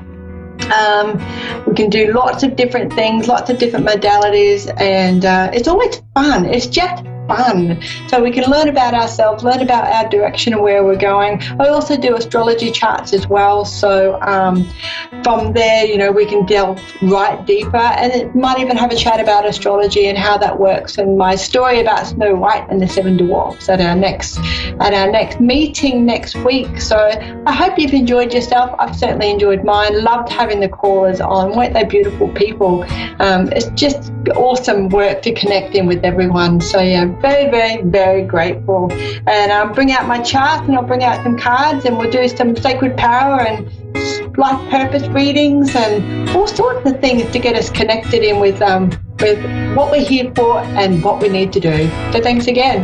Bye for now.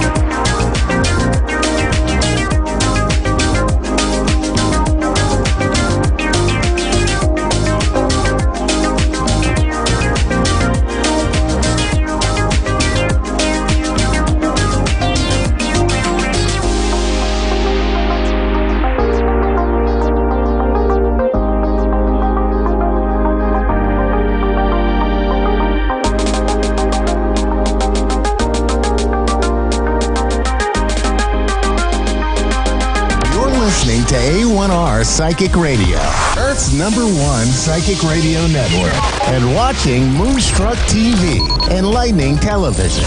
Welcome. Time for Amanda Hall Psychic with Amanda Hall. Live from AmandaHallPsychic.com.au. Connect direct. In North America, dial 888-454-2751. In London, 20-3519-2158. In Sydney, dial 02-8488-3147. Or online, contact us through our Facebook page, facebook.com/psychic radio. Or one of our websites, askoneradio.com or moonstruck.tv. This is Amanda Hall Psych on A1R, the Ask One Radio Network. Welcome to A1R Psychic Radio here on Moonstruck TV with Amanda Hall Psychic all the way from the Gold Coast. And no, I won't share the little joke between the producer and I. Let's just see if it happens during the show. It's a beautiful day here on the Gold Coast, and I know for many of you around the world it's a very, very busy time of the year as we all start to head towards the festive season, and it's just the most magical time of the year. It is actually my favourite time of the year is when we head towards Christmas and when we head into the Sagittarian time of the year. Being a fellow Sag, I just love it. I come alive at this time of the year. I mean, I'm always pretty lively, but this time of the year is just so sort of very, very magical. And I think one of the things that sort of I get a little bit disappointed with people, they say, oh no, not Christmas carols again. Why are people playing that? If you really listen to the words in Christmas carols, they're very uplifting. They're very positive. They're very much talking about all that's been wrong with your life is now sort of forgotten. Let's sort of get excited. Let's get positive. Let's look forward to some really positive things coming towards us. Whether or not they happen, it doesn't matter. It sets our psyche up for being positive and putting ourselves in a happy place. And I don't think there's anything wrong with that. When you look at what goes on in our day-to-day world, there's enough things to be negative about. If you listen to the news, you become depressed, or if you watch it, you know, and I do watch the news because I like to know what's going on around the globe. And then I walk out in disgust and think, you know, why are people so stupid? Why are they doing things like that? Or why did they vote for that person? But we are all human beings, and it's all of us that collectively make up this amazing world of ours. And that's why I think I really love Christmas so much. It's not the matter of the presents that you might receive. It's the positive approach to your life of where you think your life could be sort of heading. And for those of you that follow me on social media, you'll know each day I've been featuring a Christmas carol, and I'm trying to keep it very varied and different. And I've got a few surprises coming up from a few people that have recorded Christmas songs that I wouldn't have begun to imagine that would have done so. Not saying that they're not great singers, it just wouldn't have been something I would have associated with their name. So I was very pleasantly surprised. And it really does put us, I think, in the festive time of the year. Now, for our beautiful overseas American family, I know that you're heading towards Thanksgiving, and no, I'm not going to gobble like a turkey. It would be very difficult for me to make that sound, but I would like to take this opportunity to wish each and every one of you the most amazing time with Thanksgiving this year, because I think Thanksgiving is something we could all celebrate right around the world, and to be thankful for what we have in our lives, to be thankful that we have our health, we're still breathing, we have shelter, we have a job, we have family, we have friends, we have things in our lives that you can't buy with money. The things that are the things that make us unique as a person, that we can all have a positive attitude no matter what's going on in our life. We can all be thankful for some small thing in our lives that we take for granted each and every day. And I know each and every day I get out of bed and I'm always thankful that I'm still alive, I'm still breathing, and that I still have my faculties, that, you know, I still have reasonably good physical health. I have certainly very good mental health, and that we can all still sort of bring something to the table, that we can inspire someone else to make some small changes in their life that might bring their life into a better way than what it was before. So I think we should all share in this time of Thanksgiving, whether or not you celebrate it as a holiday with family and friends, or whether you're just going to create your own little Thanksgiving. So this week we've got the Simply Tarot card of the week, and as those that are regular viewers would know, that I draw this card only about half an hour before the show. Well, this week actually 2 cards came out. So I toyed with the idea, do I just take one of the cards? Do I go eeny, meeny, miny, mo, which one? Or will I feature both the cards? And I felt that it was important to feature both of the cards because both of them came out together. So the universe or the powers that be must want us to have two cards this week. So the first one is the Five of Swords. Now, the Five of Swords is losses, and all is not lost. If you look very closely, you can see you still have 3 swords remaining in your hand. So this will give you the upper hand to be able to overcome whatever losses or frustrations you've been facing in your life. I felt this was a very apt card as we're heading into Thanksgiving, that most of us have had a battle or two this year, things that we've had to overcome, things that have sort of left us a little bit battle scarred and feeling like, okay, you know, we've done that, but do I have the energy to keep going on? Because we've had, you know, a pretty difficult year in many ways. For some people, it's been their health. Other people, it's been family, it's been finances, it's been friends, it's been jobs, or it's just been, you know, things that are going on in your local community. So this is a very positive card in that way because it's telling us now that we have the upper hand. We are able to overcome the things that have been causing us frustration in our lives. So I'm happy to say the second card was the Nine of Pentacles. Now, the Nine of Pentacles is peace of mind and contentment. So what a lovely card to go back to back with our first card. We have a very, very positive card that's telling us now that we've gone through all the battles, we've got the upper hand, and the reward for that is we're going to have some peace and contentment in our lives. So I felt these were two very, very powerful cards to come out together this week to sort of take us into this very festive time of the year and sort of saying we do have a lot to be grateful for, we do have a lot to be thankful for. Now, I know each week we've been featuring a famous person we've been looking at astrologically. This week I've decided not to do it again because we've got so much to talk about with planetary configurations. I want to focus on that what is happening around the universe when we have our little glimpse and looking at the planets. Now, the really good news or the big news is that Mercury finally went direct a couple of days ago. So communication now is not going to be as strained or as difficult as it was. People now are slowly going to start to get their listening ears on again. And I hear most of you saying hallelujah, that was a really difficult Mercury retrograde. And yes, it was a very intense one this year where there was a lot of emotional stuff that was brought to the surface. There was a lot of tricky conversations that had to be conducted, and there was family get-togethers that were a little bit on the strained side, but certainly where we got a lot of information and a lot of things sorted out that maybe had been hanging around for many, many years. So the exciting part of this week's astrology forecast is the fact that we've now got the sun has shifted into Sagittarius. So we're into the Sagittarian time of the year. And as I mentioned before, that's my favourite time of the year of positivity and optimism and, you know, thinking of really bright, positive things and how we can sort of look forward to the, you know, the end of this year and the starting of new year and what we have done and what we're going to do and spending some really quality time with the people that are important to us. This week, the sun is holding hand with the moon, and that will only be for a very short period of time, another 12 to 18 hours. But it's sort of bringing everything into balance. I think our emotions and everything like that are on an upward swing at the moment, which is nice. It's sort of like it's a very light-hearted, sort of very positive sort of energy over the next 18 hours, which is very, very nice. It's nice to have that refreshing change where we can sort of feel we can breathe a little bit. The planet Jupiter, which is the planet of opportunity and expansion, is nearing the end of their 12-month transit, or a bit over 12-month transit in Sagittarius. Only got a couple of degrees to go. So we've still got Jupiter in Sag now for another couple of months, but his energy is slowly starting to wind down as he's starting to get ready and gather his momentum to move into Capricorn next year. But it doesn't mean that the end of our opportunities or the things that we can sort of expand our horizons with.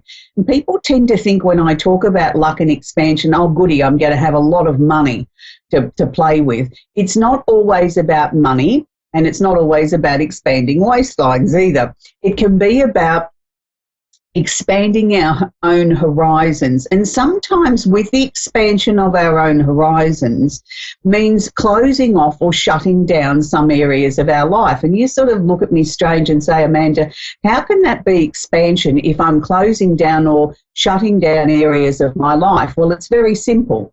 We can have a number of things going on in our lives, but if we start to pare back or prune back areas in our life and say they no longer serve us, we close them down and we shrink things down, so that then we're shrinking down the things that we have been doing and getting ready then to open up and expand into new exciting ventures or directions that we couldn't have achieved if we had our lives so busy and so full of other things that no longer serve us. So this year has been, even though it's been a year of expansion and opportunity, for particularly a lot of fire signs, it's been a time when they've really had a lot of long, hard discussions with themselves about what's important, where they're going, what they want to achieve, how they're going to do it. And a lot of decisions have been made this year to slowly shut things down that have outlived their usefulness, in readiness for sort of streamlining and expanding their lives in a much more pared down, direct approach, and being able to sort of really become the new person that they've been working towards. So I feel that in that way it's very exciting that it's been a very good Jupiter in Sagittarius, which only happens once every 12 years. So it's been a very exciting time and a time of a lot of truth being shared with us, really expanding our horizons as a globe. And we're really able to see things now for what and who they truly are, which is a very positive thing. So we can make better informed choices going forward in the coming years. We also have Venus, the planet of love and affection, has just moved into Capricorn. So this is where we're going to start to sort of really look at the things that are important to us that are connected with bigger areas of our lives, connected with higher finance, with things that are practical, logical, family get-togethers, looking at how family trusts might be set up, or things that we might share in a family unit. So it's interesting that this is going to dominate the festive season this year, where don't be surprised if some of the conversations around the family table over the festive season don't go towards where things are going in the family, if there's any family finances that have been there, or, you know, family properties that need to be talked about or discussed because a family member's passed on. What do we do with the property? Are we going to keep it?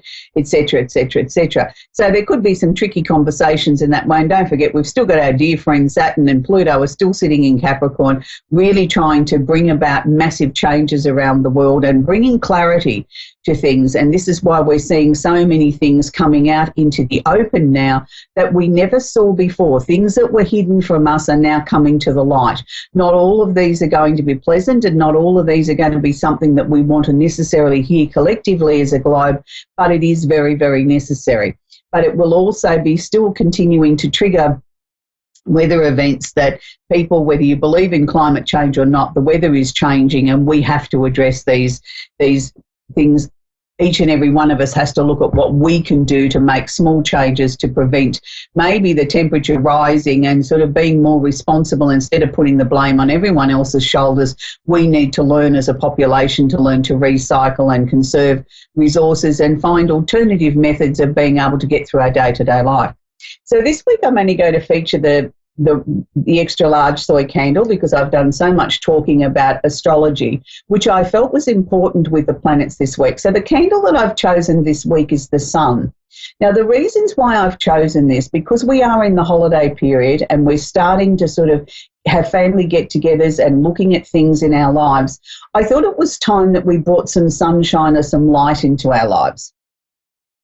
And the sun candle certainly does that. It approaches the ability of being able to look at things as the sun is rising, a fresh, brand new day, with positivity and excitement and all the freshness of what a new day can bring. And there's many people around the world at the moment that might be feeling that this is not their favourite time of the year because it brings up things from the past, or it brings up the fact that they're miles away from family and loved ones and can't afford to travel home to be with them, or can't get there because of health or many other reasons. So it's a time that I want to bring some sunshine into everybody's life, and that's why I chose the sun candle. It is one of my actually favourite candles in the range because it does bring about that positivity, that opportunity, I think, to bring something fresh and new into each day, that when you light a candle like this, you smell the sunshine, you smell the positivity of being able to sort of start afresh. And I think that's very important for many of us, to be able to start afresh and sort of look at life in a very positive way. So for those of you that require a personal reading with me, you can head to my Facebook page, which is Amanda Hall Psychic, and you can personal message me there, or you can contact me through my website, www.amandahallpsychic.com.au. I know that many of you, would love to have a reading and think, oh, gee, I don't want the rest of the world knowing my personal business. So you do have that opportunity. I'm happy to book a telephone reading anywhere in the world. So let's get on and take a couple of readings now. We're going to speak with Louise in West Yorkshire in England. Are you there, Louise? Hiya. Do you have a question I can work with, please, Louise? The question off the top of my head. Let me think. Am I ever going to be financially better off? Are you ever going to what, sweetheart? Be financially better off. I'm having trouble hearing you, Louise. I don't know whether you're not speaking clearly enough into the phone. Okay. Will I get a job soon? Will you get a job soon? Okay, let's have a look at whether you'll get a job soon. The first thing that they're sharing with me, Louise, is that there's been a number of endings, changes and transformations happening this year in 2019. I'm going to say to you, this wasn't the easiest year for you. There was a lot of things that you had to contend with, a lot of old emotions. There was a lot of things that had to be sorted out. And part of that, I think, was sorting out what was the next step in the journey as far as gaining a job and gaining something that you were going to be happy with. It's all well and fine. People say just take a job for the sake of it to bring money in. But if that doesn't suit you and doesn't sit comfortably with you, that can put more pressure on somebody than not actually having a job by being in a job that doesn't suit them. What they're showing me is that there is going to be a job coming for you, and I don't think it's very far away. I'm going to say towards the end of this year or the early part of the new year, but I felt it was more before the end of this year, and it starts out as a casual sort of temporary sort of position. It's sort of like, look, we've got a week's work. Would you be interested in that? And you think, yes, okay, I'll do that. It's sort of, I was looking for a more permanent situation, but yes, it's in an area that I'm happy to do. I'm going to say grab that with both hands, Louise, because I feel that, initially it's a week, then they ask you to do another week and then another week. And as we sort of progress into the new year, I feel by the time we get to February, we look back on it and we say, gee, the last 6 weeks I've worked nearly every day of every week for something that started out as 4 or 5 days.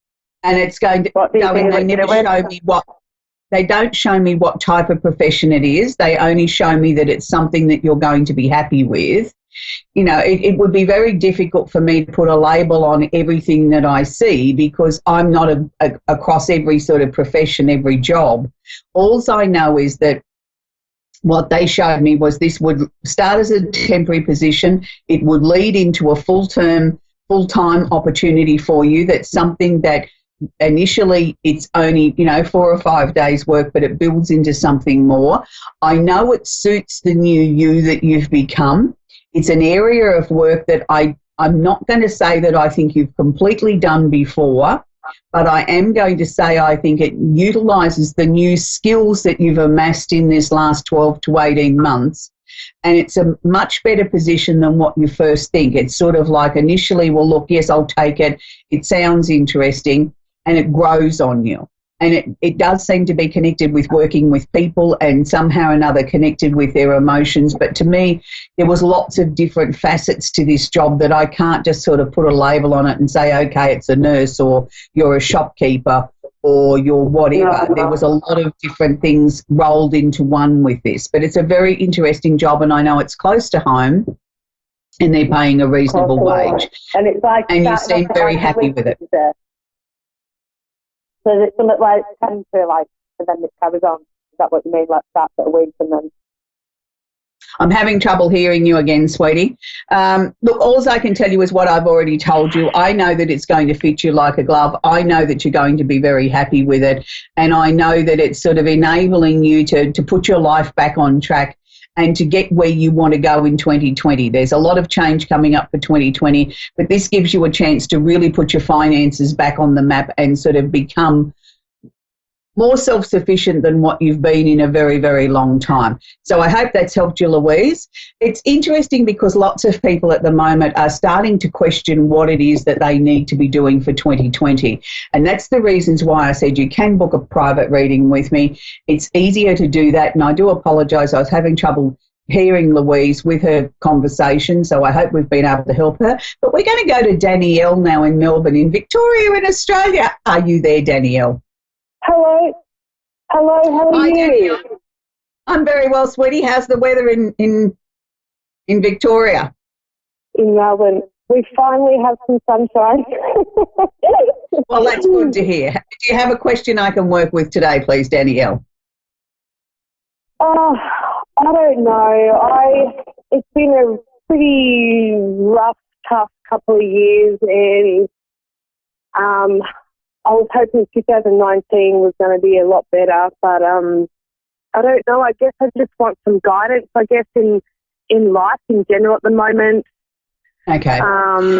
Danielle, look, it's not an uncommon thread for 2019. I mean, all of us thought it was going to be a much more positive, vibrant, alive sort of year. And I mean, I suppose I'm the supreme optimist. I think that every year. But in all practicality, I did sort of talk about throughout the year on the show that, the major planetary configurations that were coming up that are affecting each and every one of us really were quite confronting. And I don't think that you missed out on that. I think a lot of things that happened this year for you personally were like at the end of your nose. You couldn't ignore it. You had to confront it. You had to deal with it. And it sort of left you a sort of a little bit like I'm washed out, like I've got no energy. It's like, well, how much more of this can I take? It's sort of like I thought things were going to get easier. The good news is that I do believe that they are going to get easier. And I mean, packet of gold stars, you've survived this year and the year before, where progressively things seem to get harder each year. But, darling, can I say that these changes, these things that you've faced were very, very necessary, because if you can imagine, it was like compressing a lot of things in your life very quickly and presenting them to you to sort of, let's go through these lessons really, really quickly, and then we can come out the other side, and then we can have really positive, nice things coming towards us where things are going to get a lot easier very, very quickly. So it was sort of like we had to go through this really tough patch and sort of really get to know who you were as a person. And during that time, I think you've sort of had a long, hard look at yourself and your family and your friends and different things in your life, and sort of some of the things you weren't really that happy with that you've had to modify, change, or let go of. So it's like I've really had a big clear out in your life, Danielle, and now with what bits I'm left with are the positive bits, like it's like rebuilding again. And that's a good thing. So is there something really positive coming up for next March? Is there sort of like a possible change of residence or a change of direction in your life? Next March, did you say? Yeah. Is there anything that you've got on the horizon yet that sort of you're aiming to have sort of completed by then? No. It's kind of, this year's kind of been a bit of a nothing year, just because of my two young children. So I was hoping next year I was going to get the ball rolling in life. Well, that might be what they're showing me in March, is that everything's sort of starting to take off again in March. But you're saying it's been a nothing year. I'm not going to say it's been a nothing year. I think you've done a lot of clearing out, a lot of sorting out, a lot of, like it's like getting to the bottom of the ironing basket. I can finally see the bottom of the basket. I've achieved that major job that's been there for a long time. And they might seem like trivial things, but they're actually important things, because in the overall scheme of our lives, being able to complete things like that is a major step forward. It's getting you ready for what is to come. I actually think 2020 is going to be one of the best years you've ever had, but I want you to be prepared. I don't know that it's going to start till about March. It's sort of like, let's just coast along until then. I'm not saying don't do anything. I'm just saying just don't expect doors to start flying open much before that. Yeah. Look, I have a feeling it is going to be a much better year. Oh, absolutely. Yeah, but it's sort of it's slow to build up. You know what I mean? It's slow to build up. It doesn't start on January 1 like we'd like it to. It's sort of like we've got to build this momentum up. But they were showing me a major shift of energy then, so I wasn't sure whether you were moving house or whether it was the movement in your life. You know, like everything's starting to really ramp up. Yes, it's probably that. Yes.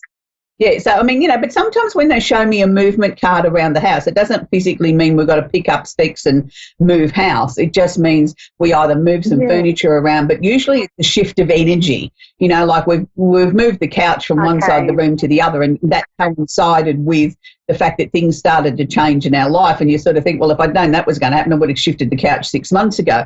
But it's not always that simple. Do you know what I mean? Like things happen when they're meant to. And I think if we learn to work with the energy and work with what our instincts are telling us, then things start to go at a much more faster pace, but a more consistent pace, because we're not swimming against the tide. But I still sort of feel it keeps showing me a move. I can't shake that, Danielle. In a move? Yeah, they keep showing me that sort of like a real shift in energy at your house. So it's like, you know, I'm packing up boxes and I'm moving. So again, I don't know whether that's a physical move or whether it's just what you've done or how much work you've done on yourself. It's like I've literally moved out the rot out of my life. You know, like I think some people are sort of a little bit bewildered at the person that you've become in this last 18 months. You're certainly not there helping everybody like you once did, are you? No, I've taken a big step back, but I have recently moved house. So that's probably what that is. And I decluttered a lot. Okay, yeah, but it's good. I'm really proud of the person that you're becoming, Danielle, and I think you need to be too. You know, like it's like it took a lot of effort and a lot of planning on your part to get you to where we need to get you now, you know, ready for the positive things that are coming in your life. So I think just keep going the way you are, because you're certainly on the track, sweetheart.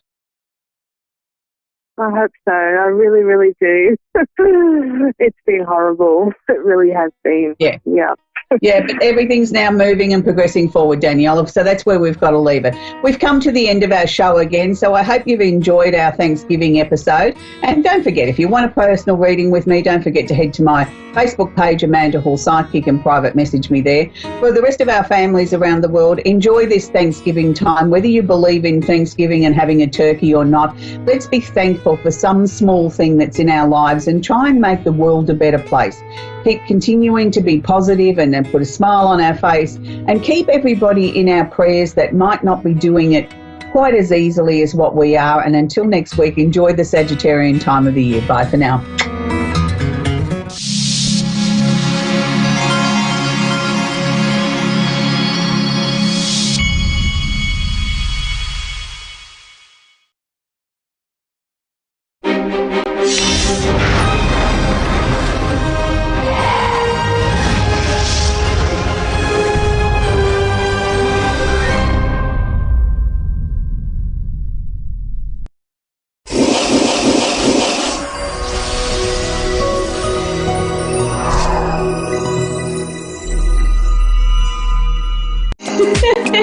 Hi everyone, welcome back to the Ask Rebecca radio show. Sorry about that, I was busy running my mouth. Let's see here, let me get situated. Okay, all right, here we are. Hello, I hope everyone had a great week. We are officially in the month of November. We are still in a lot of Scorpio energy, which can bring about a certain intensity and moodiness to situations, especially emotional ones. I am a Scorpio, so I completely am at home in this energy, but you may find yourself and others more moody, emotional, and maybe behaving more intensely than usual. It will be a month mixed with some really wonderful energies, but those are more towards the end of the month. And those have the potentials to they have the potentials to expand love, money, self-esteem, and optimism, while some of the more uncomfortable energies that create drama and stress, those will be sprinkled throughout the month, and more so towards like now, this week or so. And then yeah, I would say this first part, like the first week, and then the rest of it is a little sprinkling throughout the month here and there. There is a caution with thinking before you speak, since people will be more sensitive. So really be mindful of what you're about to say, right? Sometimes we react emotionally and we blurt things out, and it could come across harshly, or it could come across with a tone. You know, we all love that tone. So really be mindful of that. And you could be overcoming some emotional hurts. There could be clashes with ideas, ideals, or arguments happening over different beliefs. Material gains through spiritual pursuits and some support from others is also going to be coming about. So if you have a spiritual practice and you are actually doing that for a living, like myself, you can see some material abundance coming your way because of that. And since we are still in Mercury retrograde, which is also in Scorpio, yay, you could experience or see issues with your cell phones, computers, the internet, transportation, and maybe some accidents. So really pay attention to what you're doing. Be mindful. Try to be present in the moment. We will also begin to feel the eclipse energy that's happening on December 26th. So you could start to see a cycle of completion with things that began in 2018 happening between now and the middle of 2020. So again, it's stuff that you might have, seeds that you might have planted in 2018.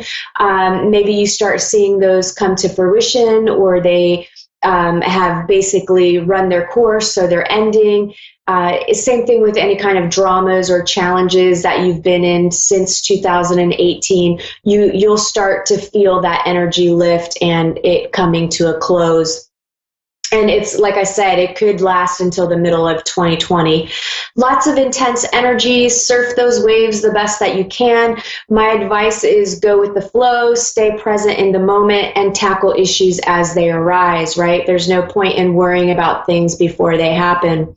Let's get into what you can expect from tonight, November 7th through to November 14th as an overall theme, and then areas of love, work, finances, health, and spirituality.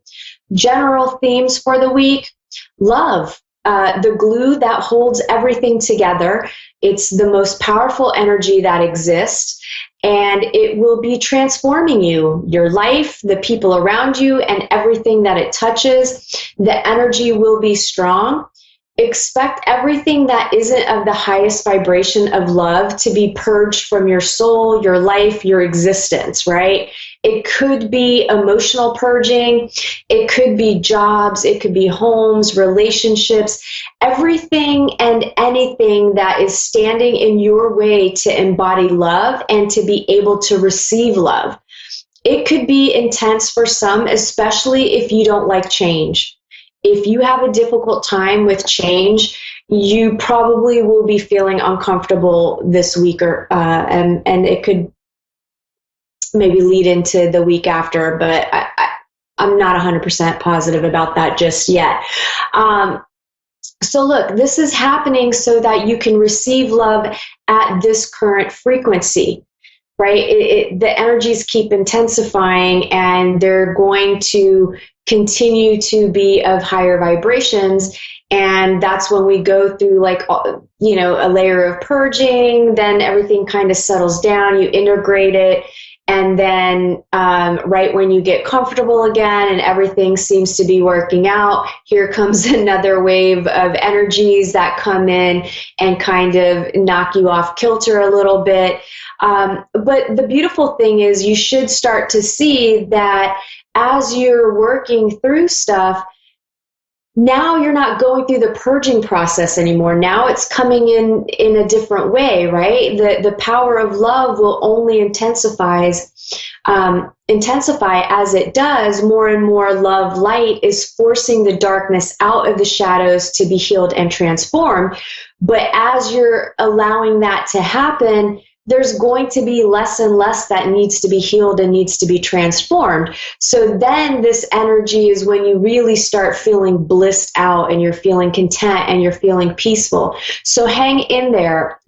We're kind of like an onion, you know, you go to the Outback Steakhouse and you get a bloomin' onion and it opens up like this in different layers.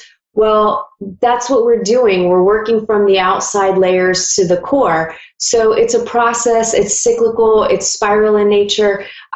So you're going to have to come up against a couple of things here and there multiple times as you're working through of these things and letting them go. So allow yourself to be healed. Receive the love and stand strong. Don't let dramas in your life and the world impact your focus, your strength, and the truth of who you are and what you want to accomplish. And this will be a time to silently watch as new doorways begin to open while other ones close. And you'll know when to take action. For now, it's time to just kind of let go of things or transform them, right? Like if some things maybe don't need to be let go of, but they just need to be approached in a new way, or you need to look at it from a new perception with a new set of eyes. So work on that. Purge yourself the way you would clean out a closet or a cupboard full of old clothes that don't fit anymore and food that's expired. So look at your beliefs, look at your emotional reactions and triggers, look at who you surround yourself with. Look at what you attract into your life and start getting rid of the people, things, and situations that are holding you back and holding you down. And look at where you're holding yourself back and down because of self-limiting beliefs. A change is needed, and it's coming whether you want it or not. And this week is straight up about transformation and change. Destruction followed by renewal, and it comes from the energy of love that is cleansing all that is not helping you get closer to the truth of who you are. It's nothing to fear, and in fact, the more you embrace and receive this divine love, the sooner you'll be seeing those doorways open for you more frequently, and it just becomes easier. I know it sounds weird, and how is that possible? But it is. It really is. So don't look at those things, those challenges, and what feels like destruction happening as a negative. It really is a positive. Embrace it. It'll make it so much easier. Those of you who have been feeling stuck and like nothing is moving forward in your life, this energy is going to show you where you've not realized you've been keeping yourself stuck because you've been too afraid to just make a decision, any decision, to get you moving forward again, which would require you to make a decision and take some action steps so that those blocks can be released. You are the block. You are blocking yourself. You are holding yourself back. You are the block, right? So you hold the keys to your freedom, always have, and you always will. Lastly, control issues will also be coming up. You'll need to look at them, and you need to deal with them in whatever way necessary to help you relinquish control and realize the only thing you can control is yourself through your choices. You choose what you feel, you choose who you date, you choose who you socialize with, you choose what you eat, you choose what to buy, what to wear, when to sleep, when to talk, what to drive, when to walk, when to run, when to cuss, when to go to the bathroom, when to have babies or not. You choose to use protection or not. You see how many choices that you make? And those are just a handful. You're literally making thousands of choices in a matter of a day. And you make so many of them, yet some of you believe life is happening to you and or that you can control other people's choices, right? So that's a false illusion. You can only control yourself. in summary, it may be an intense week for some. And those of you who have done lots of purging and you've been doing the work on yourself and you've been getting real about your baggage and your hangups, well, it's going to be a little less intense for you. This is where you could see love coming into your life in a more positive and abundant way versus a clarifying and purging way. Work, for those of you employed, unfortunately, I do feel like some people may be laid off or terminated this week. A few of you may actually decide to quit. And those of you that are unhappy may start figuring out a plan of action to make a career change, or maybe an employer change, or maybe you decide that you are going to work for yourself. And those of you who have been feeling trapped at your job, you finally put two and two together and have the realization that you're afraid to leave because of whatever security you feel there, but you can choose to move on. And if you did, you'll probably be happier. You know, my advice would be just don't quit before finding another job. Take your time to find the perfect fit that is going to bring you more happiness, that's going to be more connected to something that you feel passionate about, and that will bring more money into your life. You know, take your time to find that perfect fit, but at minimum try. There's, you know, what's the harm in applying at different places while you still have a job? And I do feel like you will be pleasantly surprised. Those of you that are looking for a job, I'm not really feeling too much for those of you looking. We are coming up on the holiday season, so there may be more temporary jobs that are available that I feel like you can get involved in and do while you continue the job search, right? And don't shy away from Uber, Lyft, Wag, DoorDash, Amazon deliveries, Poshmark, Etsy, and other quick start and quick paying jobs to just supplement your income until something better comes along. And, you know, those are gigs where you would basically make your own schedule. So you could always keep them even if you have a full-time job or another part-time job. My perspective is some money coming in is better than no money coming in at all. So, you know, consider those alternatives to help you temporarily. Love, those of you that are in committed relationships and dating seriously, it could be a rocky time in relationships, especially if you've been unhappy and you're holding on to one out of fear of losing some form of security, whether it be financial security or a fear of being alone. If you don't choose to make a change, it will stay the same, and you could live another 50 plus years, right? Depending on your age. And with technology, you know, we might be living well into our hundreds, and you're going to wake up every day being unhappy. I don't know. Take a look at that. Think about that. Some of you may get up the courage this week to let go, or you'll be forced to let go because of outside forces. So there could be something that pops up in relationships that basically forces the break for you. Some of you may make some choices to stay and try to keep that magic alive, or at minimum, you're talking about how unhappy you are in the relationship so that change can actually happen, right? If you're not facing it, if you're not talking about it, nothing is going to change. And those of you that are in happy relationships, I'm not really feeling too much drama for you guys at all. It just feels like it's going to be, you know, the usual, whatever your usual pattern is in your relationship. Those of you that are single and dating, I do feel some of you may need to take a time out from dating and reevaluate what type of people you're attracting into your life, and to take a look at the energy that you're actually putting out there. Is it one of neediness, desperation, insecurity, fear, or lust? If it is, you could be attracting the wrong type of people or pushing people away. So really take a look at that. Finances, some may be dealing with financial challenges and may be making sacrifices this week. Face the situation, ask for help if you need it, and work through the problems one day at a time. Even those of you who may not be having current financial challenges, I do feel like you could see some financial things pop up, like maybe you need a new water heater, or you need to get a new set of tires, or some other kind of unexpected bigger ticket item that you were, it's not something you purchase frequently. It's not something that's part of your budget. It's one of those things that just kind of happens and it puts a little dent into your cash flow. And I also feel like someone may lose their wallet. So pay attention to your wallets this week. Health, stress in all caps this week, manage it, or you could see some physical symptoms in your body.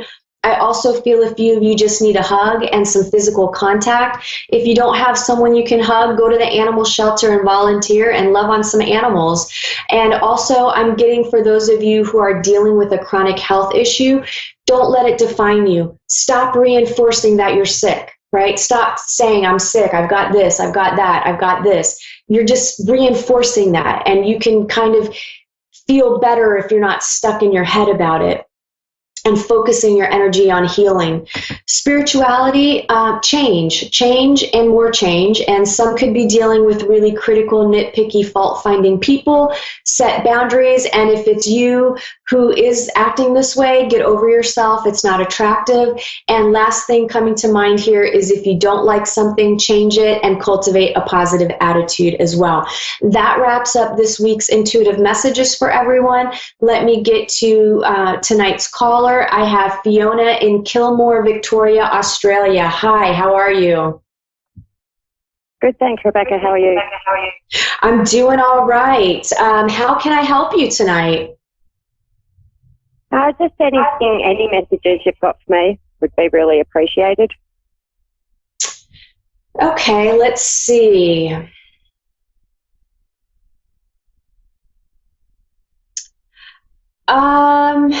I feel like you've got a lot going on right now. I do. I feel like there's sort of different pockets of maybe people in your life and situations where it feels like a little bit of drama, right? It kind of feels like there's some challenges here and that there's lots of changes happening with certain people in your life.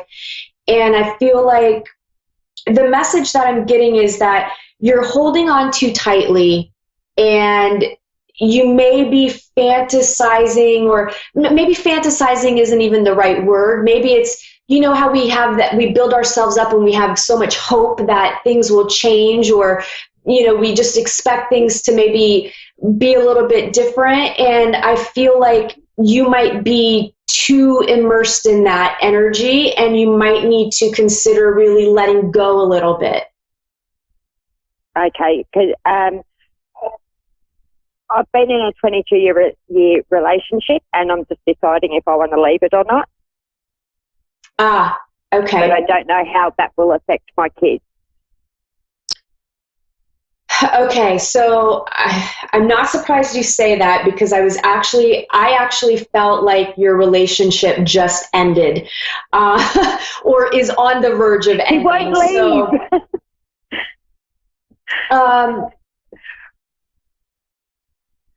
So look here. Okay, so it's two things that I'm feeling here. Yeah. I know that you have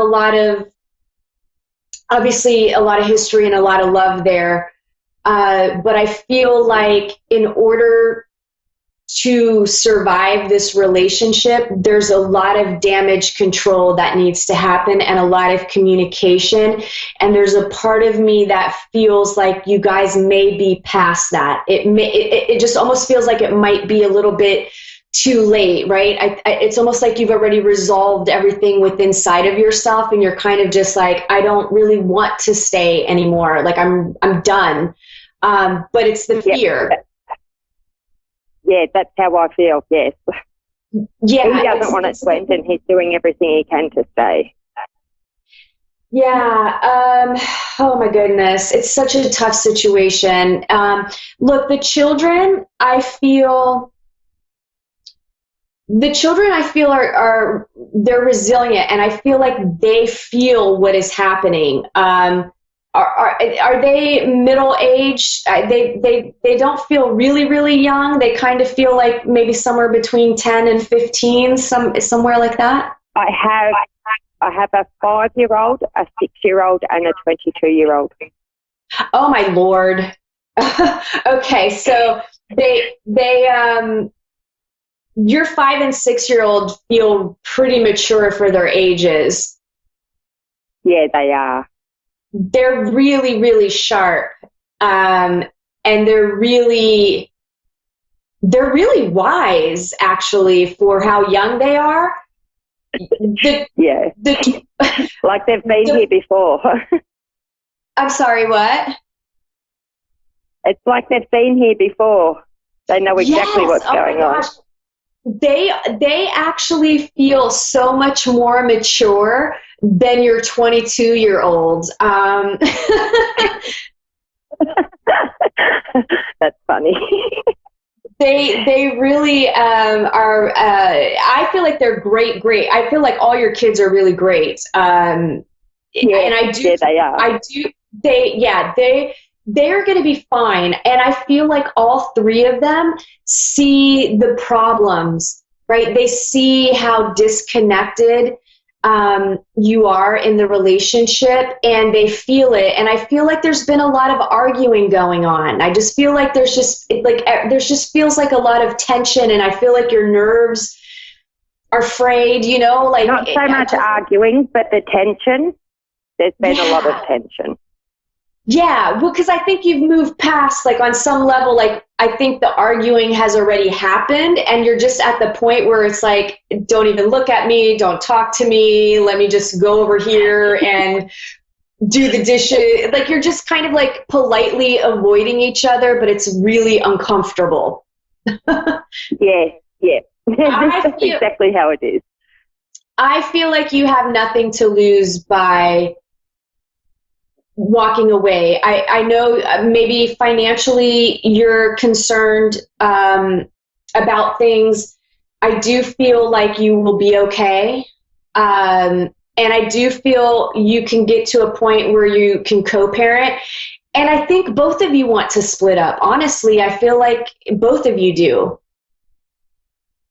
Yeah, I do. He tells me he doesn't, and he won't move out. I'm actually not working at the moment. My youngest is starting school next year, and my the 6-year-old is in prep. So I'm not working. So that is one of my big concerns. How do I financially do it? Right. So you definitely, I feel, would need to get a job before you leave. So this is something, look, it's hard. I just feel like you're completely done with the relationship. And even though he said, like, I know, like, there's a part of him that doesn't want to split up, but I feel like the other part of him, he's just tired of the uncomfortable awkwardness and not, you're just not, you're roommates. But you've even gotten to the point we where don't even share a room. Right, like you're just like strangers living under the same roof that happen to have children together. So yep. I feel like, look, he's not a horrible guy. I feel like he's willing to work with you. No, he's not, and he's a great dad. Yeah, and he will co-parent, and I feel like he would give you the opportunity to stay under the same roof, find yourself a job, or figure out something that you could do on your own to make money. I feel like he's even willing to kind of do a trial separation to see, if you really do want to break up permanently. He has got a place to stay, and he stayed there 2 nights, and he just refuses to go. He just wants to stay here. So he tried, and it's not working for him. for one night he tried. Yeah, you know what? He's got a lot of fear too. I think he's afraid of being alone. And of course he loves you and you have the kids, and I think he's worried about that. Look, I mean, if you want, you can email me at askrebeccatoday@gmail, and I'll give you a relationship book. It might have some pointers in there where you can get on the same page a little bit while you temporarily work through this. I keep saying to him, I'm happy to co-parent together because I believe kids need both parents in their life. Absolutely. Absolutely. We are about to get cut off. Fiona, email me and I'll give you a book. I think you're going to be all right either way with whatever decision. Thanks everybody for tuning in. I will see you next week. Bye.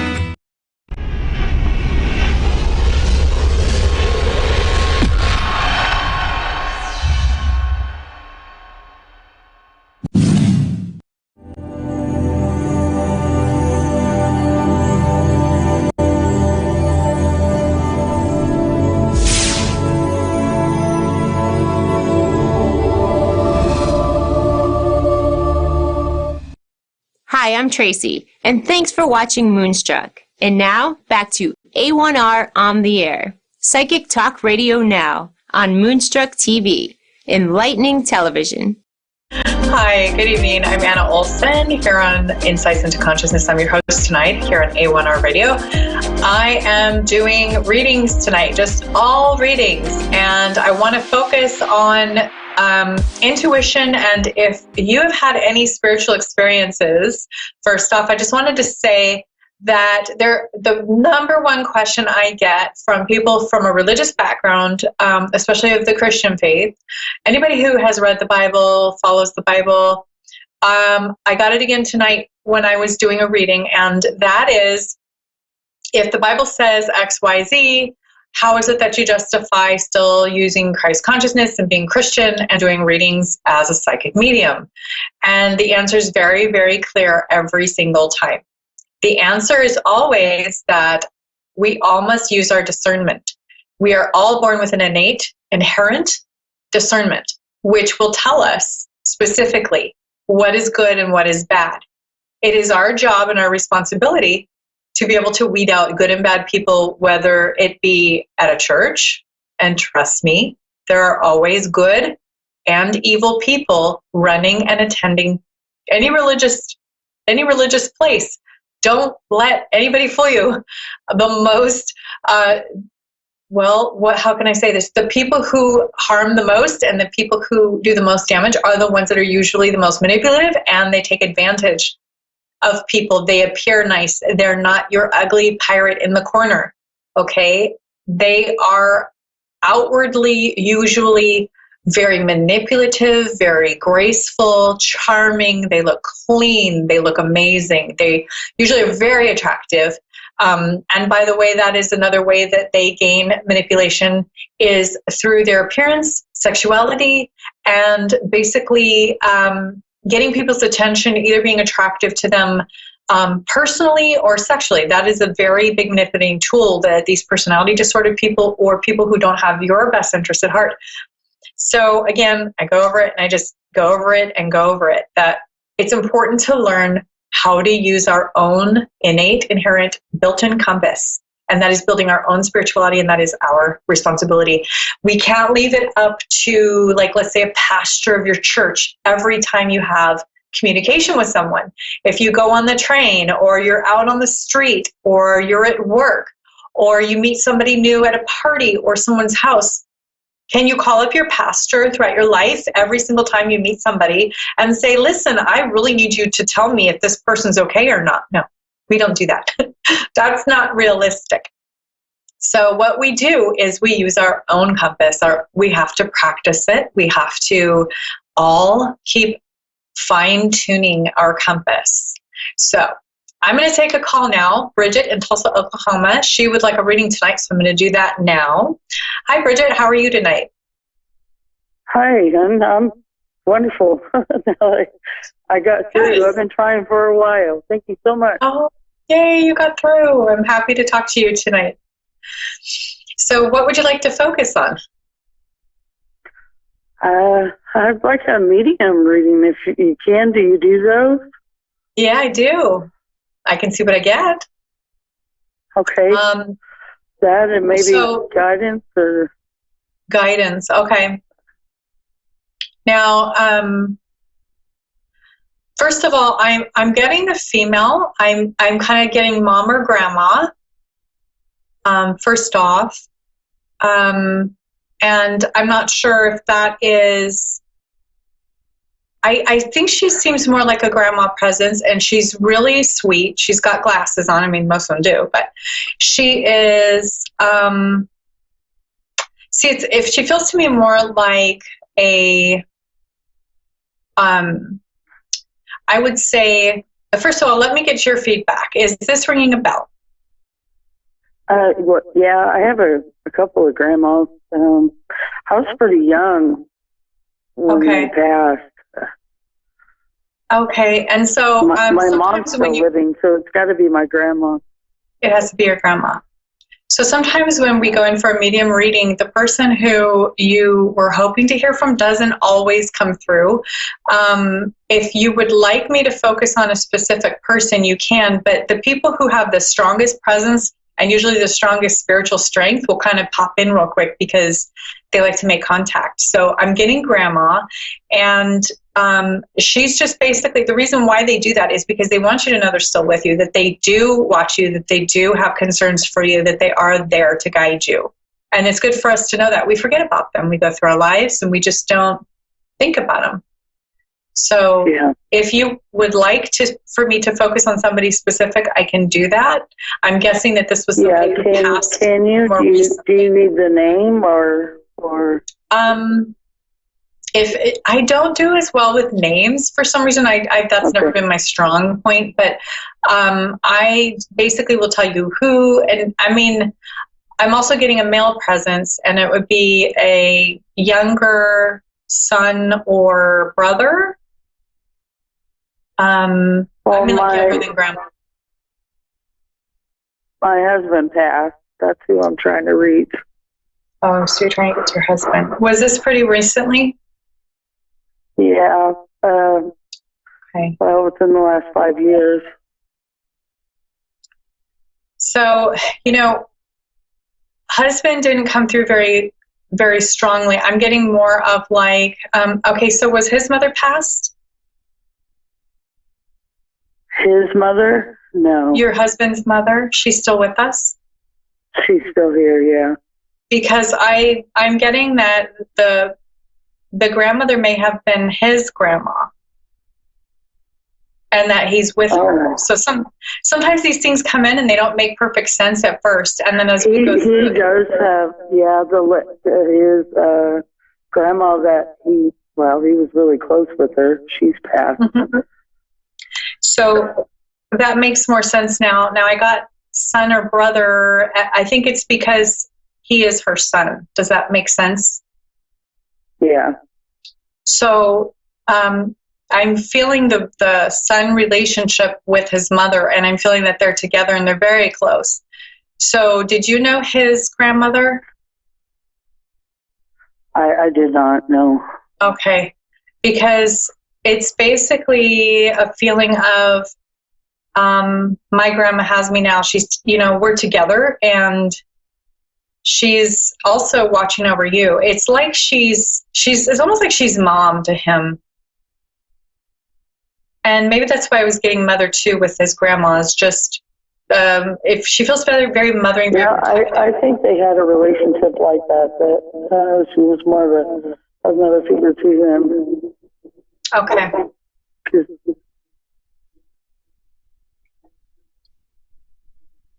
So that makes more sense, because sometimes people who will come through first are, there's a whole order of things that happen. And then other times when people come through, basically the people who have been passed the longest come through first. That tends to happen a lot, people who have passed more recently tend to not come through as strongly or as often.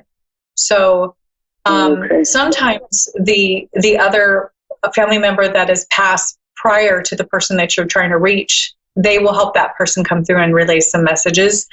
It's a little hard to explain, in the amount of time that I have, but usually it's because they're still learning on the other side. They're still initiating into where they are. They're still adjusting, and it takes some time for them to really get used to it. Yeah, that's usually what it's about. So that actually does make a lot of sense. And so what I do is I bounce things off of you, and you help me make sense so that you know that this is what's accurate, and then it makes more sense to me because I get it in a lot of pictures and symbols, and that's usually how they talk to me because it's telepathy. So is there a specific question you have, or something that's been on your mind about him, or is there a specific question you'd like me to ask? Yeah, I just wonder, if he went in a pretty rough way. I just wondered if he's okay, and if he's advancing. And a couple of our kids are having a hard time with life, so I just want to know if he's there for them. And my daughter, I'm hoping she finds someone that she can connect with. She has a hard time finding my oldest daughter, and I'm just wondering when she's going to find the right one and be able to start her life. Right. I really do feel that he has a strong presence. He is definitely doing his work. It's going to be about another 5 years around that before he can really start doing more of the work where he's connecting with your kids more and with you. Sometimes it just takes them different amounts of time here on the earth. It's very different there. Wow. The time frame is very different there compared to here. So I guess I didn't realize how long it takes. Yeah. And in the meantime, the way that they talk to us is through symbols.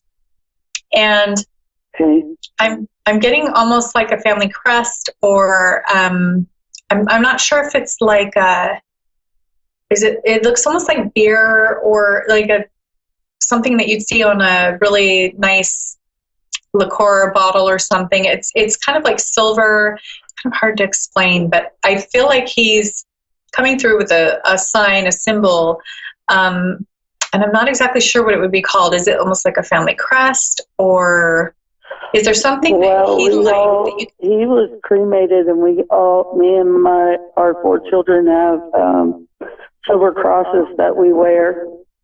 That's it, because it's very silver, and it looks like it looked to me like one of those old medieval crosses to me. For some reason, that's how it came through. So he's just basically telling you he knows you guys have those, and he's acknowledging that he can still see you. He's still there, and the message that I'm getting, and I'm getting goosebumps, so I know this is like super strong coming through. The message that I'm getting from him is that he wants you and the kids to know that life is meant to really test us, and that those trials, it's like he's saying, wow, I had it really hard sometimes in this life, here on the earth, and that he's saying, that's why he kind of went when he did, because it was like he was done, and he didn't have a whole lot left in him. Yeah. It was his due time to go. And with the kids, his biggest message for them and for you is that life isn't meant to be really easy. We're supposed to have these really difficult trials that we go through, and that it's something we have to accept, that this is hard, and that it isn't always, exactly the way we had hoped, and usually that turns out for the better. Yeah. These things are going to strengthen. Yeah, he had a super hard life, and I think me and the kids was probably the best thing that he had out of it. Mm-hmm. I would say that's correct. He's doing a lot of work over there.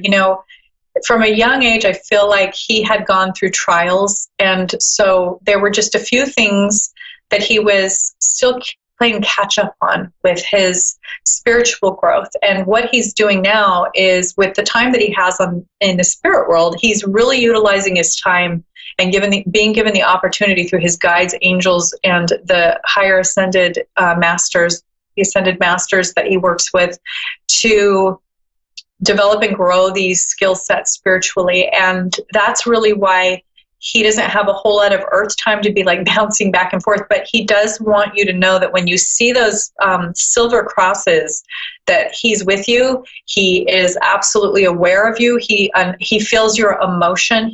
He understands your sadness. And that's really like what I want to get across to you right now, is that he really acknowledges your sadness.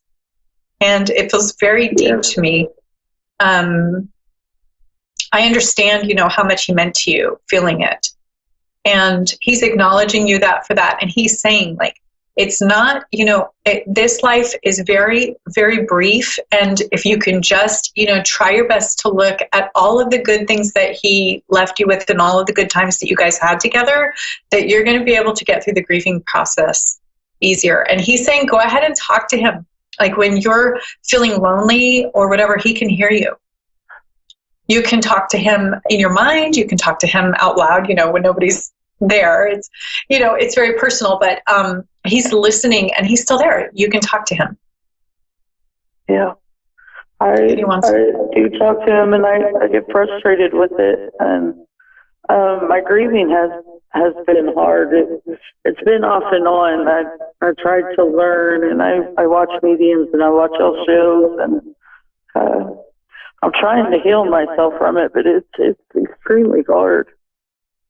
Well, he's with you. He understands. He feels everything you feel. He knows the depth of it. He's there. He not only can see. I don't want to make him sad. You're not making him sad. He is watching you go through this process of grief, and he knows. It's like what he was saying before. He knows how it hurts. He can feel what you feel now, and that's okay. He can handle it. He's okay. But he wants you to try to start remembering all the good things about him, because nobody wants to leave this earth with you feeling sad every time you think of them. They want you to feel happy every time you think of them. They want you to remember all the great things, all the good moments, and to remember those things. And go ahead and let that grief play through. That's important work to do, and that will strengthen you spiritually, and it will strengthen you in being able to build empathy and grow your empathy and earn it, and just really be able to help others who are maybe in the same situation. I'm sure that you've had a lot of people say some things that, after he passed, that didn't resonate very well with you. And so what it does is it teaches us what to say, how to support others, how to really support our clan, our community.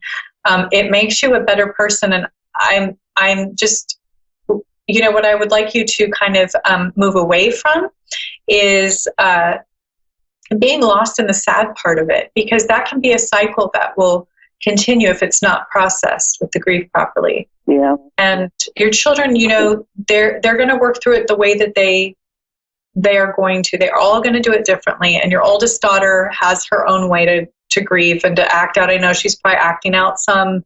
It's normal. Yeah. It's natural. This is all part of that process. So I want you to normalize what's happening right now. This is what people go through when they lose something. Try to breathe and get through it. Yeah, I understand. I've experienced grief, and I understand. Okay. Yeah. Thank you so much for calling in. If you'd like to continue, or you'd like to reach me again for more, you can always contact me. My website is AnnaOlsonIntuitive.com, and I'm on Facebook at Anna Olson Intuitive. And you can always reach out to me again. I'd love to do another reading for you, or for one of your kids. I'm always here to help. Sure. That's what I was wondering, because the more that I learn, it seems like my emotions are getting so strong with people, like when I'm around people more, or because I'm more of a shut-in. I like being alone, and I guess the more I learn and the more I try to connect, I mean, what is that? Is that just has to do with my spiritual growth?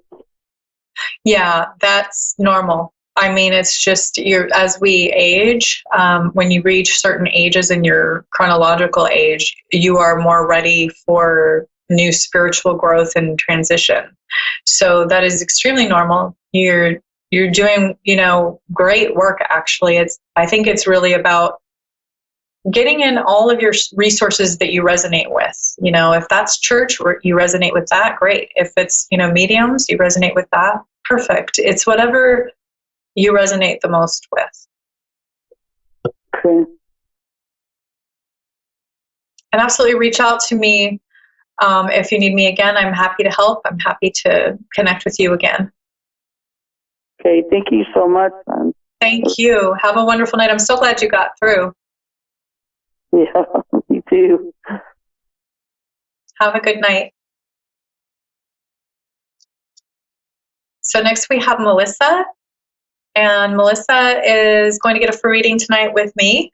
Melissa, are you there? Hello. Hi. Hey, Anna, how are you? I'm doing great. How are you? Yeah, I'm good, thanks. Where are you from? I'm from Bunbury in Western Australia. Oh, wonderful. An Australian. Oh, fun. What can I focus on tonight for you? What can I do for your reading tonight? Just a general reading would be great. Just what life's got to throw at me would be good to hear. Wonderful. Do you like tarot cards? Pardon me? Do you like, would you like me to use some tarot cards? Would you like just a general reading with mediumship? How would you like to do the reading tonight? I have no idea. Mediumship would be good. Yeah, just whatever comes to you.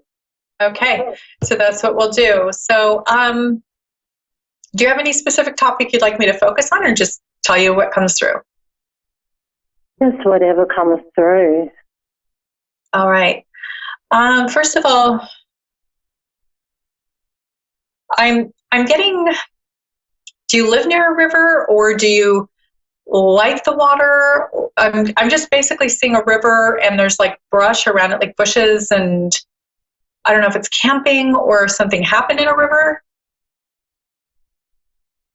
Or body of water. Does it ring a bell? I live near the beach.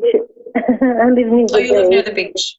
Yeah, I was kind of seeing those kind of plants around a body of water and like the dirt. I couldn't tell if it was sand or what, but I'm getting that there's a body of water. And then do you resonate very closely with the water? Do you need to be around the water or the beach? Yeah, I love the beach. Okay. Because I feel like that's your therapy. And I also am getting that part of that is that there's the elements that help you kind of detox. So your body detoxes in that element energetically. Yeah. And takes away the stress. Yes. And I also feel like it's a toxicity that it pulls out, and maybe it's the salt, maybe it's the air, and it's just all the elements together. I feel like it actually physically detoxes you, which is really interesting that I'm getting all this. I'm just getting that like your body really needs that detox. And I mean, are you aware of any condition where you have trouble detoxing your system physically? Not really. I haven't been well lately, so I probably do need to go for a visit to the beach. Yeah. Okay. Yeah, because I feel like your body really is drawn towards those elements, and also sauna. I feel like you need a sauna. If you're having those health issues right now, go to the beach, get out in nature, get into the salt water, put your fingers and your toes in the sand. A sauna would be great, kind of sweat it out, because I do see that there's something in your genetic makeup that is making it difficult for you to regularly detox. Yeah, okay. So I'm seeing that first. And then I'm seeing red hair, and it's kind of done up real pretty, like kind of high and hairsprayed. I'm not sure if that rings a bell for you, but that's what I'm getting. A red head? Yeah, red hair, and it's kind of styled up real kind of elaborately. I think my mum used to have her hair like that in the 60s and the 70s. She had red hair when she was younger, yeah. Did she wear kind of like a lot of pretty makeup, kind of heavier makeup? No, she didn't. No? She was never a makeup lady, no.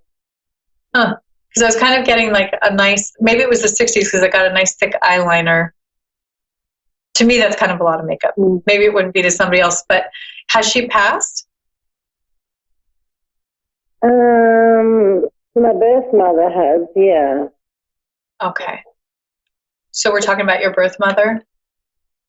Oh, no. I was thinking that my mother that raised me, she used to have like red hair and that in the 70s. Yeah? So, and used to wear it in a beehive. Okay. So we have both of your mother figures coming through. We have birth mother who's passed, and we have her showing me your mother who has raised you. And I'm getting a lot of love coming through from your birth mother. Like I'm just feeling like there is a ton of love coming through. I only have 90 seconds left, but I want to just give you the message first that there's so much love, and every decision she made for you was out of love. And I'm basically getting the message that she needed you to know that. Okay, thank you. And I'm sorry, I'm running out of time right now. You can always reach me. Again, you can reach me on my website, AnnaOlsonIntuitive.com. And I am also on Facebook, Anna Olson Intuitive. And if you want to continue the reading later, or if you want any other services from me, absolutely give me a call or let me know. You can message me, email me, whatever you need to do. All right, thanks, Anna. Thank you so much. Thanks for calling in. Thank you. Bye. Bye-bye. Well, I wish I really had more airtime with her because I was getting really intrigued by the mother figures coming through, and I love these adoptive situations. So I really like to delve into that more. But that's my time for tonight. Thank you so much for tuning in tonight, and I will see you next week here on A1R. I'm Anna Olson, your host of Insights into Consciousness. If you'd like to reach me, again, my website's AnnaOlsonIntuitive.com. Thanks so much and have a great night.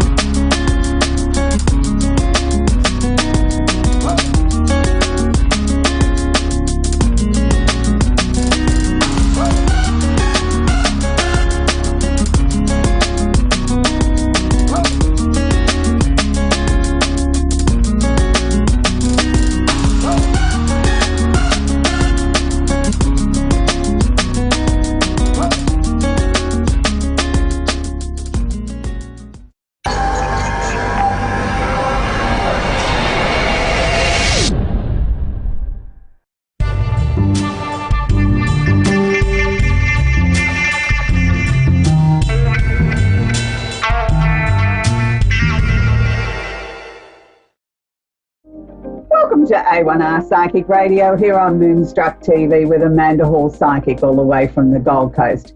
I hope that whatever you've done in this last week, that you've had an absolutely fantastic, awesome week.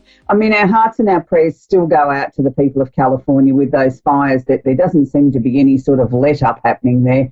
We can only hope that it's going to rain soon and they're going to be able to put those fires out and people can start rebuilding their lives. It's a terrible thing for people to go through things like that. Any sort of weather phenomena, anything that displaces a family and a community is never an easy thing, and it takes a very, very long time and a lot of patience and a lot of love and also a lot of money to rebuild a community. But most importantly, I think if we show them and share with them in our prayers and our thoughts that maybe it might ease their burden a little bit easier. So this week we've got the Simply Tarot card of the week as we always open the show, and this week I'm sort of, it's a little bit of an ambiguous card. I was going to say I was pleased to say this card's come out. It's not one that we feature very often on the show. For those of you that are new to the show, about half an hour before the show, I actually just sort of shuffle the cards and focus on the card or the energy that's going to be with us all for the next 7 days. So it's not something that I say, oh, gee, we haven't featured this one for a while. It's random. It's done a half an hour before the show. So this week it's the Two of Pentacles. So it's the card of money confusion, juggling two situations or ideas around. Now, quite often at this time of the year, I find as we get past what here in Australia, we've just had our big horse race for the year called the Melbourne Cup. And it's usually just after the Melbourne Cup that everybody's mind turns to, oh dear, the holiday season's just around the corner. I've got so much shopping and cooking and cleaning to do that I better get activated after we get over our hangover. So it's interesting that this card has come out past yesterday, which was Melbourne Cup here in Australia, the Two of Pentacles, where we've got money confusion. So it's about sort of juggling or balancing your budget, sort of looking at what you can take from here to there and maybe make your money stretch a little bit further than what you hoped. But it can also be about two situations in your life where you maybe need to give it a little bit more thought and work out what's so important to you at this point. And sometimes it can seem a little bit like a juggling act at which way do I go? How do I sort out what it is that I'm looking to change or bring about in my life, or what I just have to deal with? So sometimes we can feel a little bit like a juggler and we're throwing all our balls in the air and hoping we're going to catch them and not drop them. So I hope if you're feeling this way that you'll find some sort of peace out of it, because we still have the planet of Mercury still going retrograde or backwards until approximately the 24th of this month. So that sort of doesn't make things any easier, I suppose. So having our little quick trip around the universe, we still have Mercury retrograde, which is in Scorpio. So this is really peeling back the layers of intensity, and it's dragging a lot of stuff up from the unconscious and the subconscious part of the mind toward the light and saying, okay, now we've got to deal with it. And look, my inbox has been full with people sort of saying, what's going on? I feel terrible. Why have I got all these flashbacks to the past, old grievances? There's been arguments in the home. There's been all these sort of things, this great groundswell of emotion coming towards the surface. And I think it's very positive, because the only way we can heal or release things is to bring it to the surface, show it the light of day, look at it, understand it, and sometimes the answer is there is no answers, and just release it or set it free and sort of say, okay, well, I can't focus on this anymore. I've given this issue or this situation or this person enough airtime. I've now got to just sort of release it and send it out to the universe and let the universe deal with it. And I don't want that to be a cop-out as sort of like I'm too lazy to do the work on the issue. That's never the answer. It's when we've exhausted every possible conceivable angle that we can take the situation or the matter or the person, that then and only then do we hand it over to the universe and say, well, I can't do any more. If you can show me something or another way around this solution, I'm open to suggestions. I'm happy to look at it and try and address it. So it's a very, very interesting concept.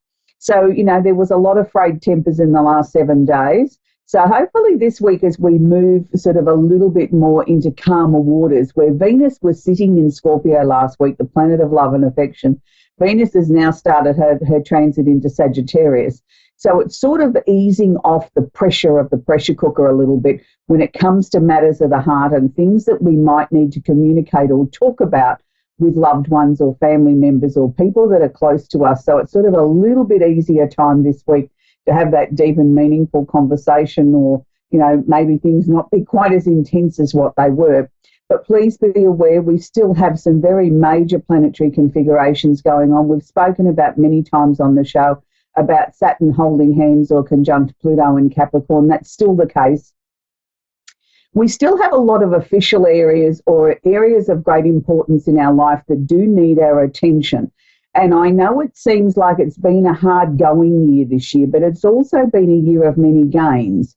Because for those of you that have put the hard work in, that have really really focused on their lives and particularly finances and where you want things to go and the things that are important to you, the rewards are slowly starting to pay off. I mean, you wouldn't necessarily have a great amount of confidence when you look around the world politically on the world stages with all the turmoil that seems to be in every corner of the globe in that way. But we as individual people, I think, are starting to take responsibility for our own lives, what we're responsible for.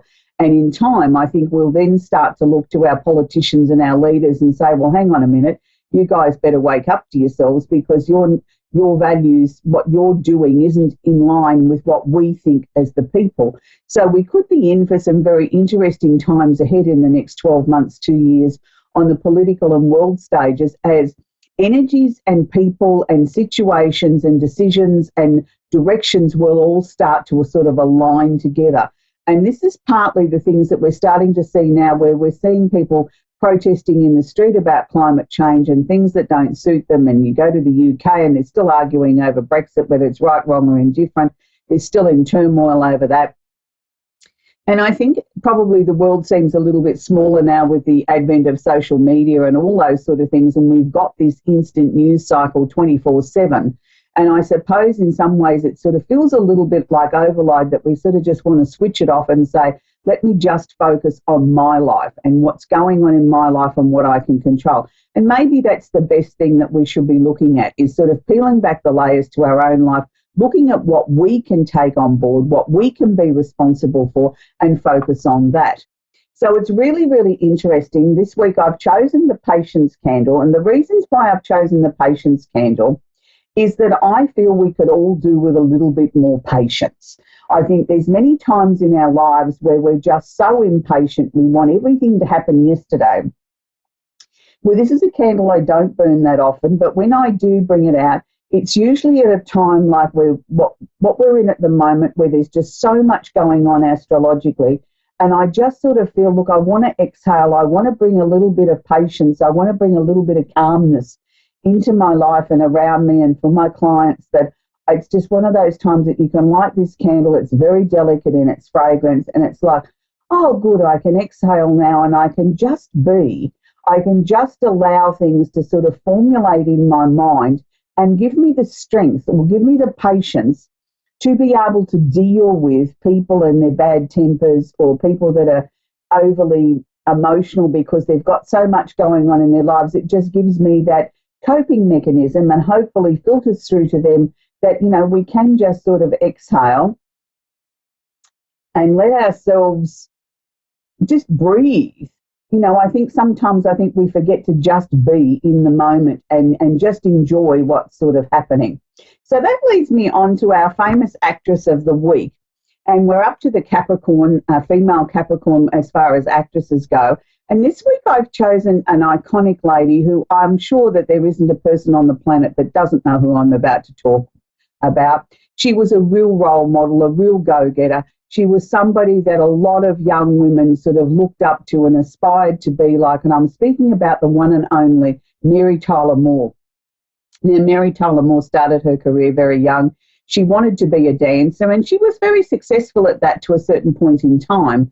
But it was also then it became more obvious to her that she could probably share her message with the world and who she was and what she stood for in a very dynamic way when she got onto the stage and into films and into television, where people were starting to sort of take notice of her. He was a very grounded, dynamic, focused young woman who had a message to share. She didn't take any BS from anybody, but at the same time, she was the epitome of a lady, well-mannered, with poise and grace.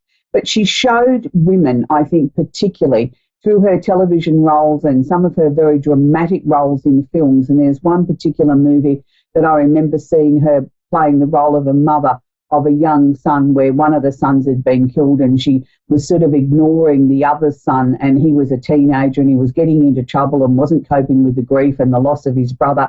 And the role that she played in that was just so phenomenal. It staggered me that she never won an Academy Award for it. It was brilliant. It was, you know, sort of all the seesaws of emotions that a family would go through after a tragedy, and how we cope or don't cope with things, and how dysfunctional we can be, and how we have to find the new normal. And that was one of the most powerful dramatic roles I'd ever seen Mary in. I mean, for most of us, we will always remember her in the Dick Van Dyke Show, but more importantly, I think in her own show that she went on to have for many, many years called the Mary Tyler Moore Show, which is where I believe Mary really came into her own. She was showing women that we could have a voice, that we could be 20, 30 something, be single, be in a male-dominated career as television was, be a producer, you know, still be single, go dating, have an apartment, have a life, have good friends with Rhoda downstairs and get into all sorts of mischief, and still sort of trying to balance this being single and being independent and in a man's world, but wanting to show the world that she wanted more than just a casual relationship. She wasn't prepared to just settle for something casual. She wanted marriage, which eluded her all the way through the series, but she grew. And I think we all grew with her, knowing that if you put your mind to something and you don't let go of what is important to you morally and emotionally, that you can have great success and you can show people what you really stand for. So that's Mary Tyler Moore. So I hope you've enjoyed our little astrology section on, you know, we're working our way around the zodiac of famous people that I think that have left or leaving an amazing legacy for all of us to look up to. But, you know, Mary really sort of showed, even in her work, the epitome of a Capricorn woman, of being determined, strong, and being very highly principled, and that you work hard and the rewards do come. So we're going to talk to Tayana in Pennsylvania, in Philadelphia and Pennsylvania. Are you there, Tayana?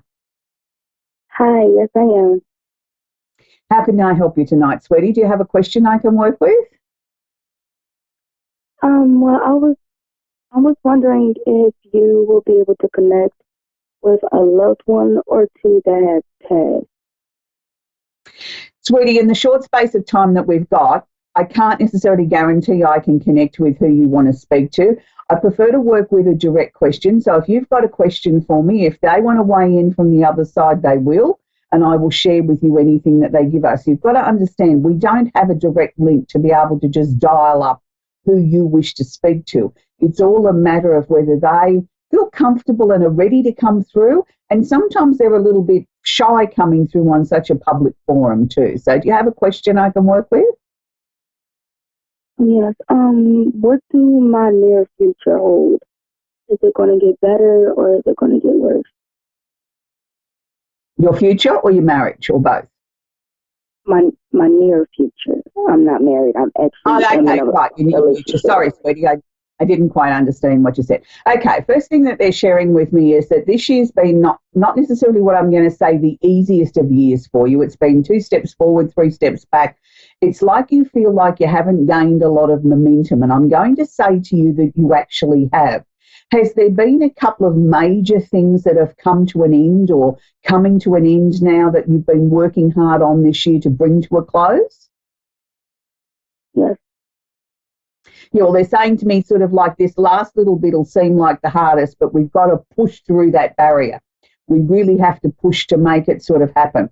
It's really, really positive, because what I'm sort of seeing, even though you're sort of not feeling as if you're jumping out of your skin with excitement and you're sort of feeling a little bit tired from everything that you've had to work on this year, that, you know, over the next couple of months, things are going to certainly get a lot easier, but things are going to start to sort of fall into your lap very, very easily. It's interesting because they're showing me that there's a very tall, dark-headed man that's yet, I think, to cross your path, who's going to become very, very important to you. So no one special on the romantic front at the moment? Well, I do have a boyfriend. He is call with our kids. Right. Okay. But has he sort of been a little bit shy in sort of talking about where this relationship's going? Yes, most definitely, because we are having a lot of problems. Okay. So do you sort of feel in your heart of hearts that this is worth the effort that you've had to put into this? Yes, it is. Okay. I'm not totally convinced that he's the one I'm about to talk about, but I'm not going to argue with you and sort of say, or even argue with those from beyond that are sharing a message with me. I'll give you what they've given me, and then it's up to you to put the pieces together into the jigsaw. And you don't necessarily have to tell me whether it's him or whether it's going to be someone new. But what they were sharing with me was, number one, this beautiful, massive pink heart, which is always meaning that, you know, the romance is good. I had a very tall, dark-headed man with quite a long, sort of oblong sort of looking face. It's very long. And I feel that the eyes are very piercing and very brown. I'm going to say to you, it's almost like he seems to be sort of reorganising his life. So if this is the current man in your life, I'm going to say that's good, because I feel that he's had sort of a little bit of a wake-up call and it's time to sort of get everything sort of more organised. I also feel that this man's had a lot of emotional issues from childhood that he's had to rise above and sort of put into some sort of perspective, and now sort of leaving that behind. It's not that he's used them as an excuse. It's just that they were sort of there and sort of interfered with things. Well, now that door is being sort of sealed up and shut, and sort of saying, I'm able to go forward now. Also, have you just moved residence? Have you just had a move? I actually started school in Kentucky recently. You just did what recently, sweetie? I just started school in Kentucky recently. Oh, okay. You just started school. So did that mean that there was a move to go to school in Kentucky? Yes. Okay, right, fine. Because they were showing me a move, and they were sort of showing me that you still had sort of question marks around it at whether or not this was the right thing to do. And they were saying to me, yes, it is. It's just sort of like, we've just got to let everything sort of settle. I just sort of feel 2020 is going to be a much brighter, positive year than 2019 was for you, where 2019 was where you had to sort a lot of things out. You had to work out who you were, where you were going, what was important to you. And it's now sort of like, we can see a long way ahead now. Things are going to start to become a lot stronger. There is definitely two people in spirit that are around you, but they didn't sort of really weigh in any way to add anything other than to what I've given you. And they're sort of both just sort of got this lovely smile on their face as if they've got everything in hand for you, sweetheart. So I hope that helps you. We're going to take our next caller, which is Robin in Brandertown, Florida. Are you there, Robin? I am, yes. Do you have a question I can work with tonight, Robin? Hello, Robin. I was just, yes, can you hear me? I can, sweetie, yes. Hello? Yes, okay, I can hear you, Robin. I was just wondering, okay, I was just wondering if you could tell me anything about future plans for myself. Okay, so when you say future plans, is there any particular area that you want me to zone in on? Because future plans is a very wide sort of cross-section of your life. Yes. Like financial, career. Okay, all right, we can look at that. All right, first thing that they're sharing with me is that they want to give you a big tick. So whatever you've been working on or however you've been sorting things out recently, I'm going to say to you, stay on that path. It's like you're on the road to success. I want to see you continue with that. Have you been sort of contemplating whether or not it's time to change your job? Because I'm seeing question marks around the employment, and I'm seeing to me that it's not settled, like the jury's out on that. I haven't made a final decision yet. Yes, kind of. In a way, I've been out of work for a little bit. Oh, okay. All right. Well, then we don't want to keep you out of work. So there will be a sort of, okay. the question mark around that is then probably, are you looking to go back into the same type of employment that you were previously in, or have you been questioning whether or not it's time to branch out into something slightly different? Whether it's time to branch out into something different. Yeah. Well, that's where I think it's the most strongest. I'd like to see you sort of, you know, like if you've always been a nurse, it's no point in saying, well, I'm going to go off and work in a retail store, but it could be a different branch of nursing. I'm just using that as an example. So I think it's time to look at your core skill set and then look at what we can add to that or how we can manifest that in a slightly different way to give you something that's a little bit more exciting and interesting as far as the job. I'm seeing a job fairly quickly, sweetie, within the next couple of weeks, but I'm going to say to you it's only going to start out as a temporary or a casual position. I don't want you to turn it down on the strength of that and think, oh, well, it's only 2 weeks' work. That's not much help to me. I really need a proper job, because I feel it's going to lead into an offer of something very permanent. So I want you to sort of take it if it feels right.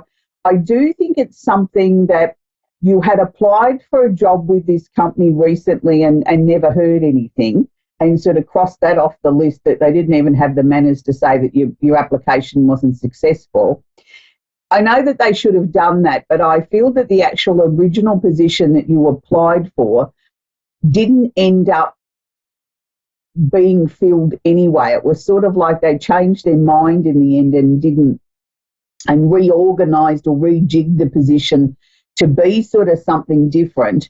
And I think then they tried to sort of maybe sort of disperse it between a number of other people that worked there to sort of, you know, even remove the position altogether. Well, now they've come back to the conclusion that they do need somebody there, but they're sort of looking at whether or not they only need them, you know, for a couple of weeks to sort of sort this out, or whether it's going to lead into a full-time position. So I actually feel that you'll be the first person on their list that they'll phone and offer you a couple of weeks' work if you're interested. And provided it feels right to you, I think take it with and grab it with both hands and go for it, because I feel it will lead into a proper permanent role for you.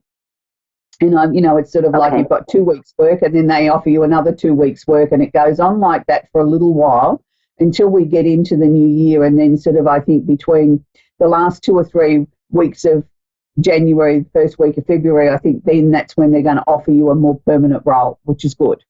So has there also been some changes to where you're living too, Robin? Have you been sort of clearing out the closets or something in your time off, getting yourself organised? I have been. Yes, I have been. I've been. Yeah, but that's I've been doing a lot of.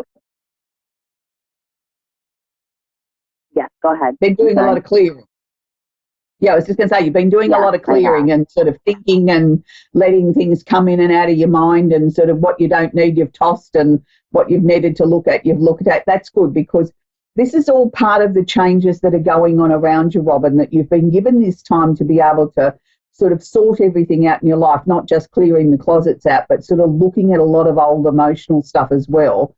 And that's sort of all sort of disappearing. From about March next year, I think there's going to be sort of almost like a completely brand new direction, a new path that you'll be treading on. Like you'll already have the new job. You've done all your clearing. I don't see any reason to move, but it's like a real shift in who you are and what you want out of your life. And it's like all of a sudden, it's like you know exactly where you're going, what you want, who you want to take with you and who you don't want to take with you. So don't be surprised if over the next few months, some of your friendships, you'll sort of think, gee, I don't know that I have anything in common with that person anymore.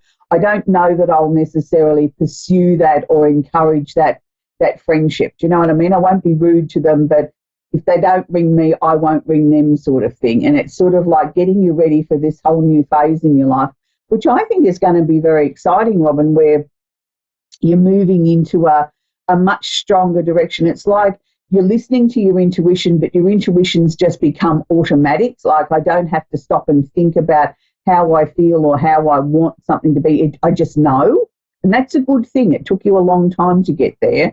And I think it also took you a long time to say no too, Robin, that you don't have to be everything to everybody.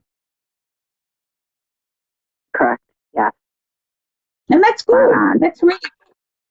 Yeah. Yes. Do you see anything health-wise? Health's one of those tricky areas, Robin, by, country laws and things like that. We're not really able to discuss it. But what I can tell you is, energetic-wise, I think your energy is starting to become a lot stronger, a lot clearer. You're really listening to your body. You've gone away from sort of trying to follow the sheep and do what everybody else is doing to just listening to what Robin needs. Like if you're tired, you sit down. If you feel like you want to go for a walk, you go for a walk. You're sort of not so obsessed with what's trendy you need to put in your body. It's what you know that your body needs. You're listening to yourself. And I think that's a good thing, because I sort of see your health just getting better and better and better, and you feeling so much more energized, which is wonderful. So that's where we've got to leave it, Robin. We're coming to the end of the show. So I hope everybody has an absolutely fantastic week, and please don't forget to keep California and Los Angeles in our prayers with those fires, and let's pray for rain, that it rains and they can sort of start the big process of cleaning up. And next week, of course, we'll have our Simply Tarot card of the week, the candle of the week, and we'll have our little glimpse and trip around the universe. So until next week, be kind to each other. Make sure that you have your listening ears on during this Mercury retrograde. 24th of the month is when Mercury goes direct again. But so until then, bye for now.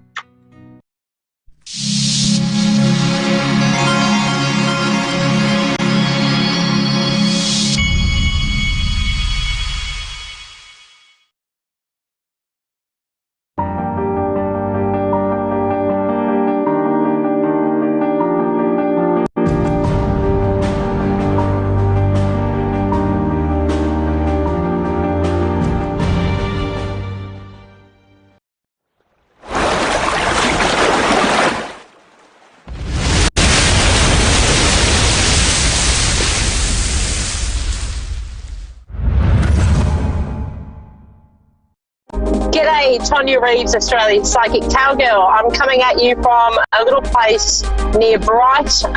We've got the reception here's a little bit remains to be seen, so we'll see how we go with readings. If I can't get your information clearly, I will connect in with your name and just give you the information that I get. And yeah, if I don't get a response, I'll know why. So anyway. We are up here today. There's a big rod run this weekend in Bright, so we've got heaps of classic cars. There'll be cars everywhere. I'll get a lot of footage that I'll share on my page of some amazing cars. And amazingly enough, we're here in southern Australia, but there's a massive amount of American cars that'll be getting around this weekend. So we're all Ford fanatics in our family. So I'm actually sitting here in a Crown Victoria, a 1956 50s classic American car, and she's just been on the road for a couple of weeks. She was imported. I'm pretty sure it's a Californian car, but I might be wrong there. But yeah, I think I'm pretty sure it was California. So yeah, we're pretty rapt to be able to have these amazing cars over here. And as Aussies, we love the American classic cars, and yeah, we don't have any problems driving on with the steering wheel on the other side of the fence. For us, it's quite interesting. It's a little bit different to what we used to, but yeah, it's a bit of fun. And I often sit there, and I'm sitting like I am now on the passenger side, and sometimes I'll go to put my foot down, if my partner's driving, I'm like, oh, I'm going to brake, because you're just mentally in that side of the car that you're so used to driving with. So yeah, it's a bit of fun. So we're going to have a really great weekend, always a good weekend up here in Bright. It's one of my most favourite places, and it's just been great having that, being able to look forward to a weekend away and also incorporating a bit of fun and connecting with you guys on the radio. So hopefully I can come through loud and clear and you can understand me and I'm not too fuzzy. That remains to be seen. So anyway, it's really miserable weather here. We've actually had a real turn of cold weather, but we have had rain, so we need the rain, so we're not complaining. We're just going, you know what, let's put the jackets on and get on with it. So, yeah, so hopefully in some of the really, really dry parts of Australia where the farmers are, they can get some rain as well. That would be so nice to see and, give them a bit of a boost as well. So this week, oh my God, is everyone still reeling from snapping it into November? Because I sure am. It was interesting. I kept getting shown unicorns for some reason. They're so left of field for me. Or, they're around and I'm aware of them, but not something that's really common for me to connect in with. And then it was funny, I was chatting to a fellow medium, Jacinta, who her and I run some workshops, and I was saying to her, I keep getting unicorns, and we're like laughing and going, oh, that's fun. And then then she shared something from a lovely lady called Diana, I can't think of her surname, and she does all the angel work. Oh, I've just had a mental blank on her surname. She's well known anyway, but yeah, she was actually had a whole write-up Jacinta shared with me about unicorns and what they represent. And, she also had on her blog information about November being a time to clear out what's no longer serving us, a time to let go of stuff we don't need anymore, and also time to get the manifesting happening. So it's a big month for let go of what you don't want to make room for what you do want, and be really clear about what it is you want, because there's going to be, it feels energetically like we can really bring things to us quite quickly. But in saying that, I've had a few people contact me with trying to bring things, into their, into their universe, and we're feeling a bit frantic with it, so we have to let it go. So if you're really willing something and taking all your time obsessing about it, let it go. Put it out to the universe and say, yep, that's what I expect and that's what I want, but I'm going to let it go and I'm going to allow you to deliver it as it needs to be delivered. So don't forget that. We need to let it go. The more desperate energy we put to something, the more we push it away from us. So it's good to be aware of that. Okay, I'm going to go on to my first caller, Denise in the Bronx, New York. Denise, how are you? I'm fine, and you? Good. Can you hear me all right? Yeah. Yeah, cool. I was sleeping. I was sleeping. I'm getting ready to go to work. All right, so we're going to do a snapping reading for you prior to you heading off to work. Is that the idea? Yeah. Cool. All right. So, Denise is actually. It's funny. Most of my callers that ring in here are quite spiritual, but you have that around you in droves. So I just wanted to acknowledge that and say you're really good at manifesting things, and you get visions of things. You actually get shown a lot of things prior to them happening, and it's really great because it kind of you get when I say forewarned or shown, the things that are presented to you are relevant to you in the future. So it's really great you get the insights. Make sure you stop and take note of them. There's something around at the moment where you've come to a fork in the road and there's decisions that need to be made. And I just want to say, because they're showing me, it's like, tell her to listen, tell her to take notice. You've had a few things that have almost been like hiccups that have come up. So it's almost like you're traveling along the road and you've had things coming at you left of centre. They are there to slow you down and make you look at things differently. Okay. All right, because there's something about you have to slow down to speed up, and it's like, as frustrating as that is, because I feel like I want to say Denise is not patient like the rest of us. We want it yesterday. Right. Yeah, you're right. We don't want to wait, but what they're showing me is that we just need to take a deep breath and almost like consolidate, because what you're feeling is coming to you, but it's going to be in a different way. So it's almost like you might be thinking, I need to do this, that, and something else, and it's going to happen, but it's like they're showing me just take a deep breath and trust, because you're going to be shown and it will be presented to you slightly different to what you're thinking. So that's why you're being held up. Okay. All right. That's good. Yeah. That's good. Okay. And there's also an offer around work for you. So there's something around an offer for work. So be open to that. And I want you to say yes to that. Yes. Yep. Okay? Yeah. So don't be scared. Don't be scared. And there's also, quickly, I know you've got to go, so I won't keep you, but there's also a baby or a child coming around. So I don't know whether you already know about this, but I feel like we're having there's a little girl around somewhere. that fits for you. Okay. A little girl. Yeah. Okay. All right. So, yeah, just look out. Let me know. I love to hear, all right? So take care. All right, thank you. Have a great day at work, and I will talk to you later. Thank you. Okay, thank you. Bye-bye. Bye. All right, I'm going on to my second caller, Gidget in Washington, Michigan.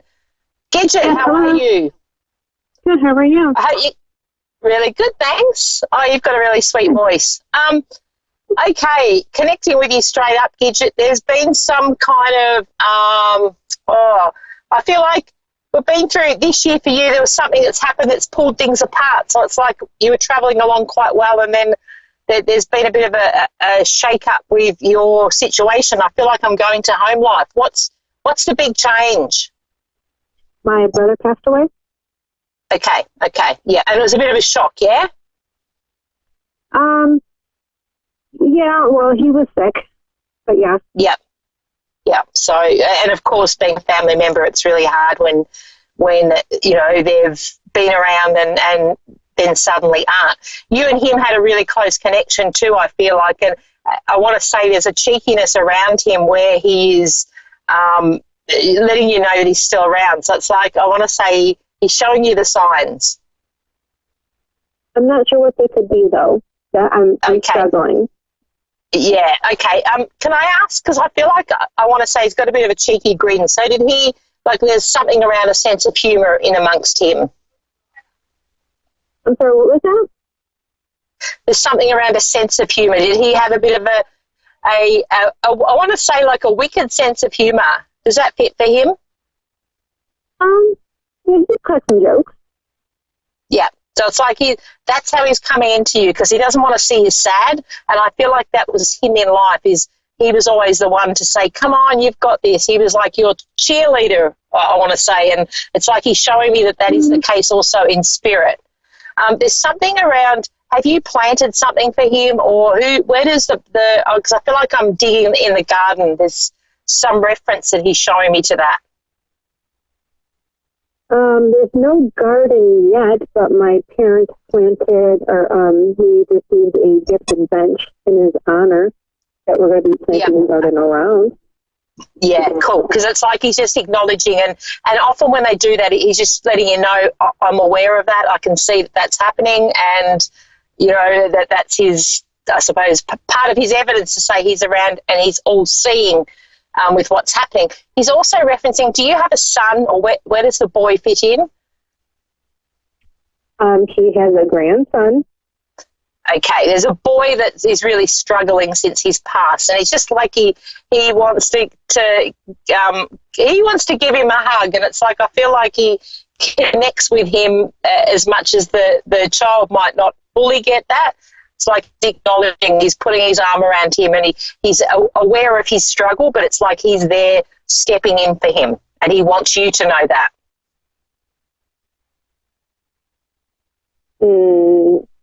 Okay. All right. He's also showing me the age range of the boy. Well, I feel like I want to go to the vision or the imprint and impression that I'm getting with this boy would be primary school, but I feel like I want to go to, I don't know, maybe we call it over here grade 3. What would that be, about 8 or somewhere? I feel like this boy's tall for his age, so I might be getting the number wrong, but he looks a little bit older than what he actually is, so I'm not sure whether he's 6 or 8 or something around that is what he's showing me. And it's like he's putting his arm around his shoulder. So there's a reference to whether he used to do that, they'd walk along together, he's got his arm around his shoulder and kind of holding him up. And it's like he's showing me that as a memory and a connection still to him. So this might even be what he's showing me. Sometimes they can show me the child younger, like he might be a bit older now than what he's showing me, but this is his memory. He could be showing a memory? Yes, yep, definitely. Okay. All right. That could be his son then. Yeah, because it's like it's important. I feel like there's, of course, with him passing, there's always a struggle, but he wanted me to reference this boy that he had a close connection with that is really struggling, but he wants to get that message through that I'm around, and he's letting him know. And there's some reference to a car. I feel like I'm in a car that's connected to your brother, that is connected to the sun as well, because I'm getting shown like my car here. So there's something around cars. He had a truck that he really loved. Yep. And is his son got that now? No, his daughter does. Okay. All right. Well, there's some reference to that. So it's almost like if they're feeling like that they can't connect to him, go and sit in the car. So go and sit in the truck. It's like, it's that, that feeling of him still being around. And sometimes when we go back to that the essence of who he was and bringing through back, the impressions of him, I should say.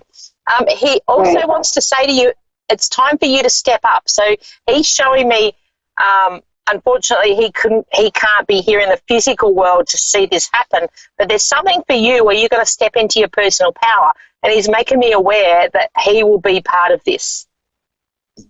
Okay.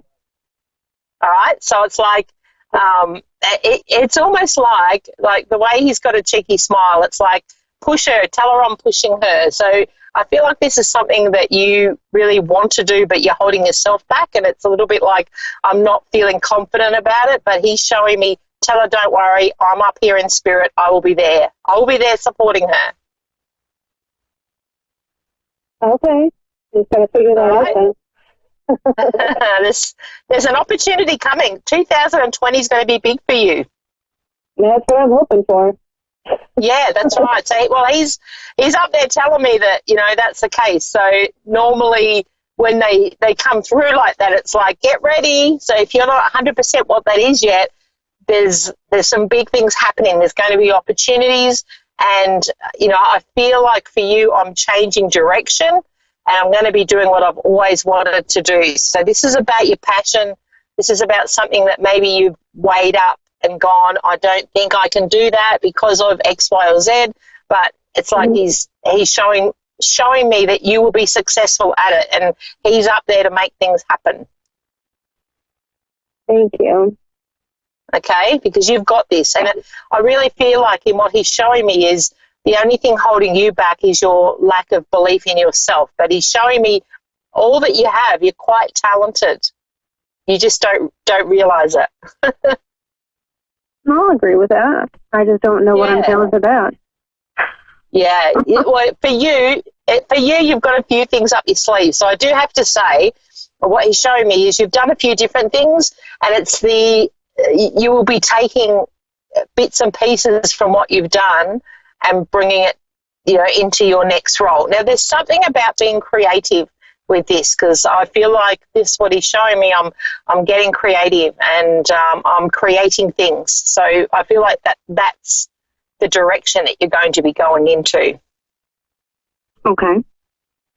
Interesting. What is around moving too? Is there something around location or because I feel like he's showing me somebody's moving. Is that you moving? I am not moving. His daughter's moving into their house with his widow. Yeah. Okay. So you're definitely not moving that, because I feel like I want to go to you. Where am I moving? Yeah, I think that someone's going to come up and you're going to make a decision to move. You said someone. This is like, you're going to be changing things up. This is part of with you stepping into your personal power. So are you single at the moment, can I ask? I am, yes. Okay, all right, yeah. So, and where does the connection, there's something around, he's showing me, so you were in a long-term relationship and that like recently separated, or over the last 12 months, is something around the two of you not really, it's like he's showing me you didn't quite fit. It's been 3 years since I've been with someone.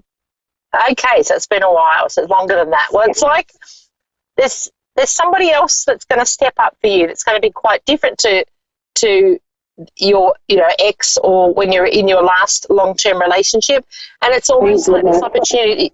Yeah, you've learnt your lesson there, because that's gone. But it's like this part of you stepping into doing what you want to do will also bring that to you. So it's like, I've got new opportunities. I do see you moving next year. I feel like you're going to make a decision and go, you know what, I'm going to move and change things up, and it's going to be for the good. And you know, it's quite surprising. It's like an opportunity is going to come around, and you will be like, yeah, I'm doing this for me. So it's like, it's time for you, and because it is about that for you next year. It's time for you to step up into what you need to be doing, and I'm not going to be influenced by everyone else, you know, which is a common thing that as humans we do that, but for you it's like, it's now or never. I'm a bit done with just existing, and I'm ready to take that. It's almost like for you, you're going to be taking the leap of faith. Okay. All right, so just start to get that in your mind and have that realisation that there's going to be big changes, and I'm going to be comfortable with that. And I know that I'm well guided, because it's like you will be. It's quite an exciting time coming up, and you're meeting the man. This man stepping in is loyal. He's got all the qualities that you would require in somebody, and it's like you will look back and go, I don't know, I wasted my time with the others, but for whatever reason, the timing had to come with this one that will be stepping in. So it's like he's been through his stuff, you've been through yours, and then we come together, and it's a great union. And he is going to be like your best friend as well as your partner. It's great. Beautiful. Yeah. So, you know, sometimes we get a little bit disheartened, or we lack that belief in that happening. But I want to say to you, just connect with that feeling of, you know, and I'm not telling you something you don't know, because there's something around, you've had this feeling deep down is what Spirit is showing me, and it's just believing it and going, okay, I'm not sure how the universe is going to deliver it, but they are going to deliver, you know, exactly what it is you want. So for me, I would be writing down the traits you want in this new man, the qualities and things that you would look for, and specific. Yeah, exactly. And the same with this work. And I almost feel like when sometimes we don't know what we want to do, all we need to put down is some affirmations saying, I love what I do, I make great money doing what I love, you know, I'm in because I feel like for you too, this is really flexible what you're going to go into. And it's like I've got more time, and, you know, it's a flexible time schedule, so I can fit things in that I want to be doing. Okay. So how do you see my financial future? Well, that's where this will step up. So it's like there's something around, just as you've said that, what's the debt that's being paid out? Well, there's something being paid out at the moment. Paid down my mortgage? Yeah. It's like there's something that's going to be, it's almost like I want to, well, it's like, yeah, it's like you're paying off something, right, that might feel like it's going to take forever, but they're showing me it's going to be quicker than you think. So, you know, sometimes we think, oh, my God, I've got to pay this massive amount. It's like, don't worry about it. It will become easier, and you'll pay it off quicker than you think. Okay. So it's going to be fantastic 2020. Yeah, definitely. Big changes for you. And, you know, I feel like just the fact that your brother's there in spirit to help guide you, and he wants to bring you all that you deserve. And he had a lot of faith in you, and, you know, he still does. And that's why he stepped in for the reading today to go, right, let's you know, let's open up you to the realm of possibility of exactly what you can bring to the table here, because it's great. You know, you've got the potential there. You don't have to do anything. We just have to step into it. Okay. All right. So please trust that. But I definitely see, and I'm just questioning a little bit more about where you're moving. And I want to say I'm moving closer to, now, my geography when it comes to America is really bad, so please forgive me, but I'm moving to where there's a body of water. I'm on a coast. I feel like I'm heading where there's water around, and I feel like I'm going to waves more so than a still body of water. But Okay, you are not the first person to tell me that. Oh, good. So be open to that. And again, sometimes just looking around at what's available in that area for work and all that kind of thing. And what that does, it just speaks to the universe and to say, I'm ready for a bit of a change here. And I feel like for you, the water component is where you connect. So you connect. For you, it's like if I'm by the water, I'm like, oh, I'm so peaceful. I'm like, I can breathe. So yes. I feel like, so it's like, why not live near there? And then you can do that every day, because that's what I feel like will be important for you. It's like, cool. That's beautiful. Yeah, so, again, get some pictures. Like I love vision board is a great one. Get some pictures of areas that you might really love. You don't have to overthink about how you're going to do it or how it's going to happen, but we're just going to put it out to the universe. I've got a lovely gentleman stepping in who is, there's a real soul connection. So you're going to meet him and know who he is. And I do feel like, again, it's 2020. So I feel like we need you to do the work over the next, November, December. Start getting that manifesting gear, let's rev up I'm going to manifest all this to come, ready to then take the leap next year. And it's like you'll get the signs leading up to Christmas, so you'll know that you're on the right track. Okay.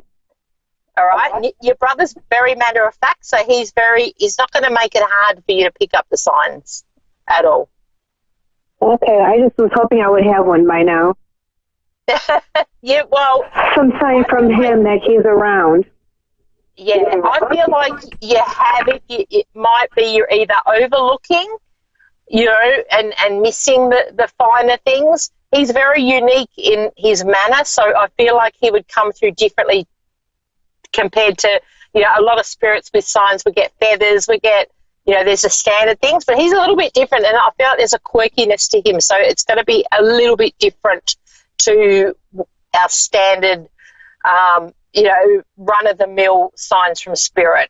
I do want to say there's something connected to a nighttime. I feel like I want to go outside and have a look at the stars, and I feel like that's where you'll get a strong connection with him. So whether we're talking shooting stars or just being able to capture things of a night, I feel like he's showing me is relevant. He was an outdoorsman. He loved hunting and being outside. Yeah. So that's what you're going to connect with him. And I feel like he's showing me that because he wants you to get outside more. So it's like that's relevant for you as well. Okay. Okay. So looking at where the stars are and the different signs. So, you can ask him, take the time to say, okay, come on, I want a really clear sign, but then also make sure you disconnect from the distractions so that you can take notice. So what that means is in a daily routine, rather than having music or television on, turn everything off, allow yourself to sit in silence, allow yourself to look around. Don't be, like sometimes we tend to be on our phone or we're doing things. Take time to look around, to check out nature. As you're outside, you will see the signs. I guarantee you that.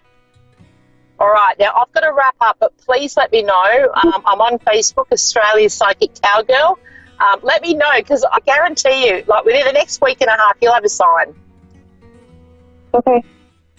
All right? I hope so. I'll put money on that. I'll put money on that. I'm looking for you, Sonia. Please do that. I love to get feedback, and I think it's... Where am I looking for you? On Facebook, Australia's Psychic Cowgirl, or Instagram, either of those.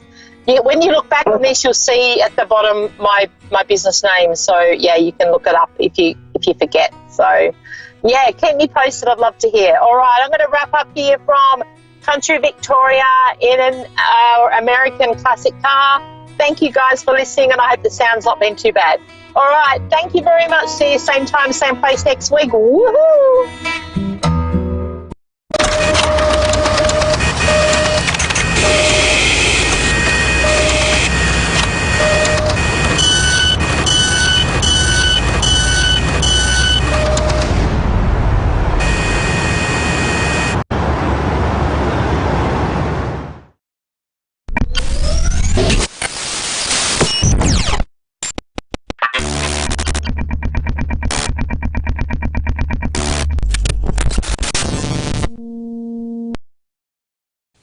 Hi, I'm Faye, and thanks for watching Moonstruck. And now, back to A1R on the air, Psychic Talk Radio, now on Moonstruck TV, enlightening television.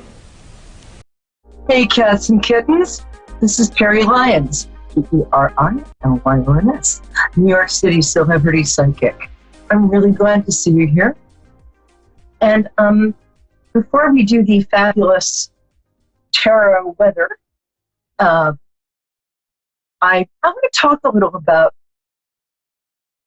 something I've been seeing in my practice and then recently in my personal life, it's this thing about a narcissistic partner. And, you know, I'm smart. I've done a lot of stuff, but some stuff I'm good about. And I thought I knew at this age all the signs and all the markers. And I've been talking to a lot of my friends, male and female, who've been going through something similar. Let me start from the top. Here's the thing. This culture right now promotes a huge amount of sort of narcissism. And narcissism is not what people think is like, oh, they really love themselves. No, it's the exact opposite. And the story of Narcissus, it's a Greek myth about a young man who is so beautiful, and that he'd never seen himself because they didn't have many mirrors in ancient Greece.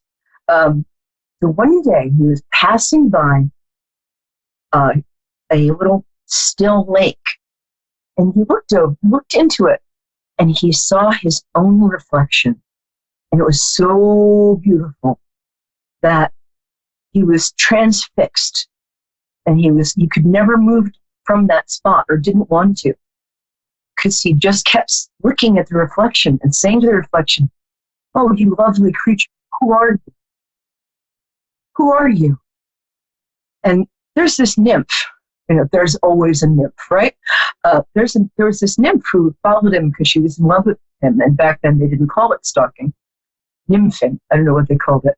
But her name was Echo. And there was a spell put on them by a passing goddess, because passing goddesses do that sort of thing. So for the rest of time, Narcissus was gazing into this little mirror lake, right? And at his own reflection, couldn't look away. And all he could say is, "Who are you?" And Echo would say, "Who are you?" He'd say, "You're so beautiful." And Echo would say, "You're so beautiful." Imagine after the first 100 years or so, this got tedious, but Greek myths they're not big in sequels. So the tragedy of this, symbolism of this, is that Narcissus doesn't know who he is. So he keeps gazing at his own reflection, at what the world tells him, because he doesn't have a true sense of self. So narcissists need what's called narcissistic supply, which is not like Purina narcissism kibble. It's not like something you just go out and get them. It usually comes from, they need a partner. They don't like to be alone. And this is what they often do. They want what's called love bomb this partner. Being courted by a narcissist is so fabulous, although they usually don't pay.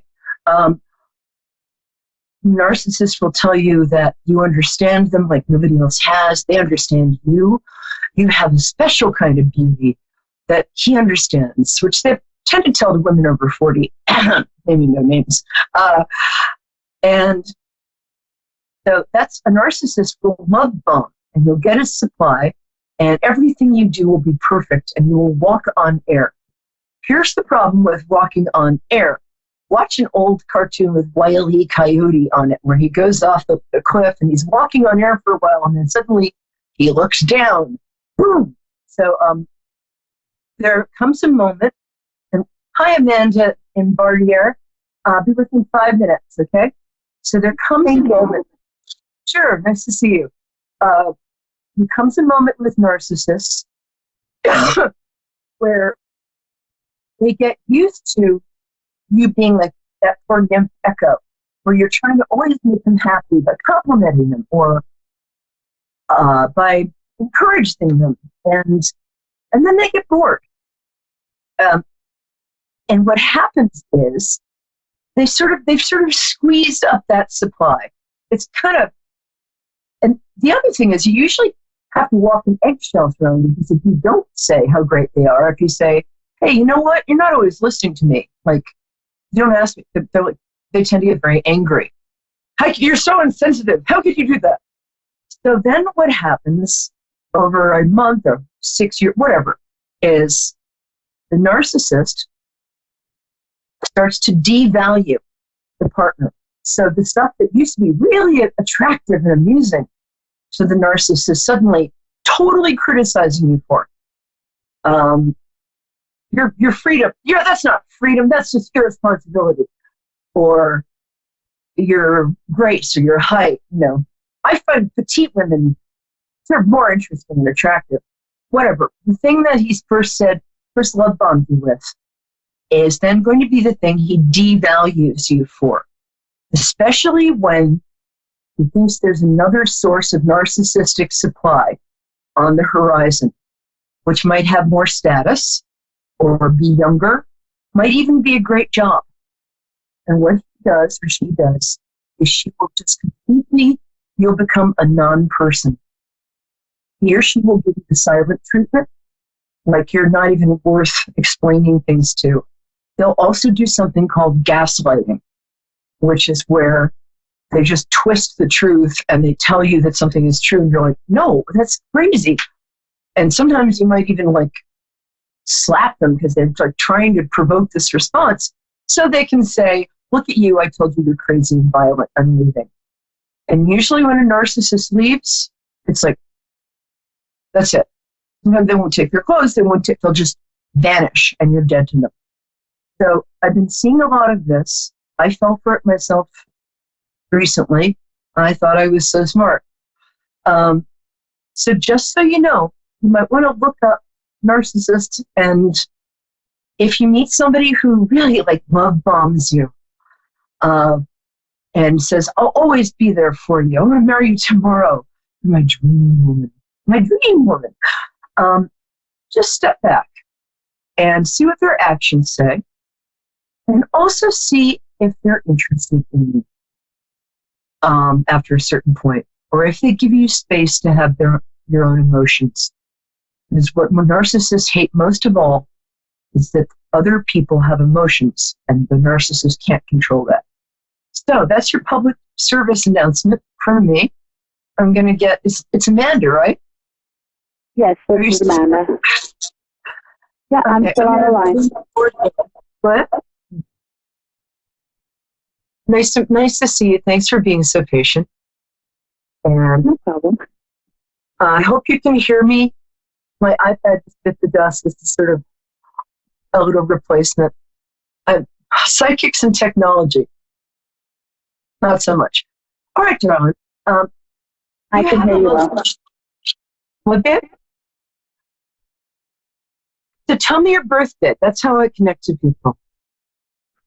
My birth date is March 23rd, 1987. Oh, cool. Aries. We love Aries in here. I'm a March baby too, but a little earlier. Okay.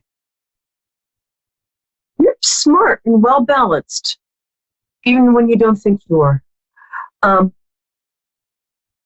You're shy and reserved. Yep, it's lovely. You have a nice kind of emotional elegance to you.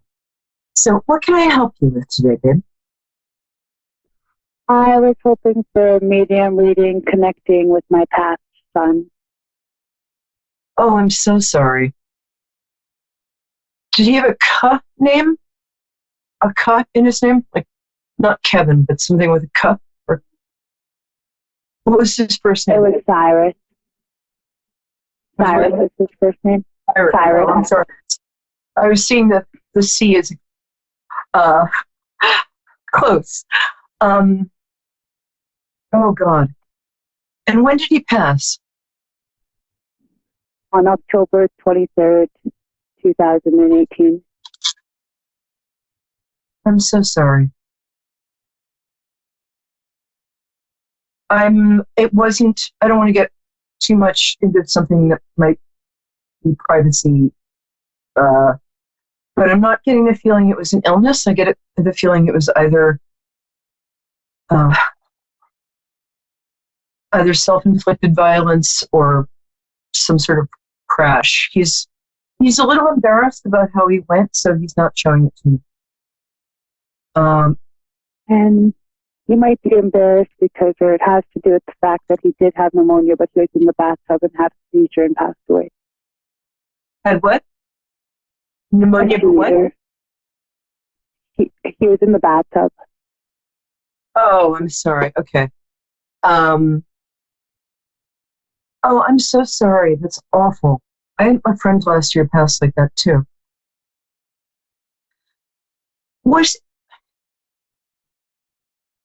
I really like him. He's okay. He's coming in. Give me a second. It's a funny thing to ask. Did he have dimples or a dimple or a slightly round face? He had a very round little face and a bright smile. The smile is what I was just going to say. And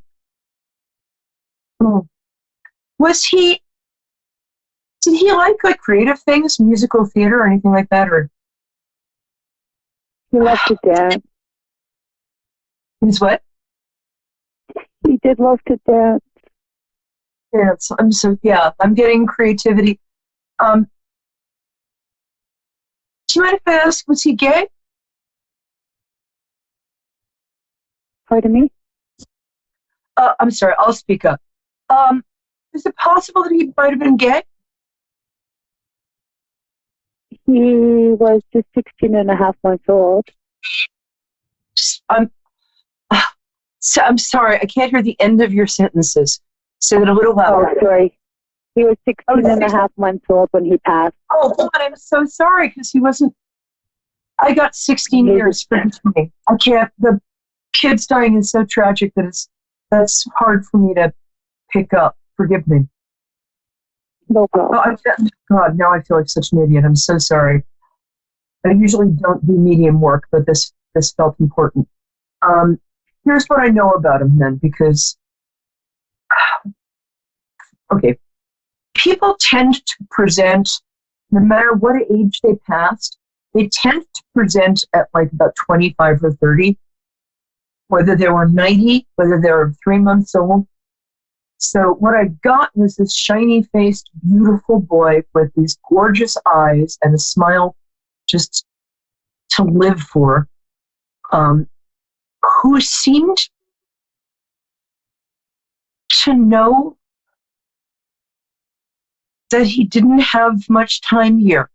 He wasn't he was fussy at first when he had colic when he was little, but there was something about him that was a little kind of not of this world. And when you looked in his eyes, you didn't see a baby Gaga. You saw a person looking back. Not that babies aren't people, but you know what I mean? It's like there was a whole person. Like a real old soul. Is that true? Yeah, he was like an old soul. And he had very luring eyes. Luminous eyes. He often drew the attention of people to him. Yes. Yes. Yeah, that was a baby you couldn't walk down the street with, because people would just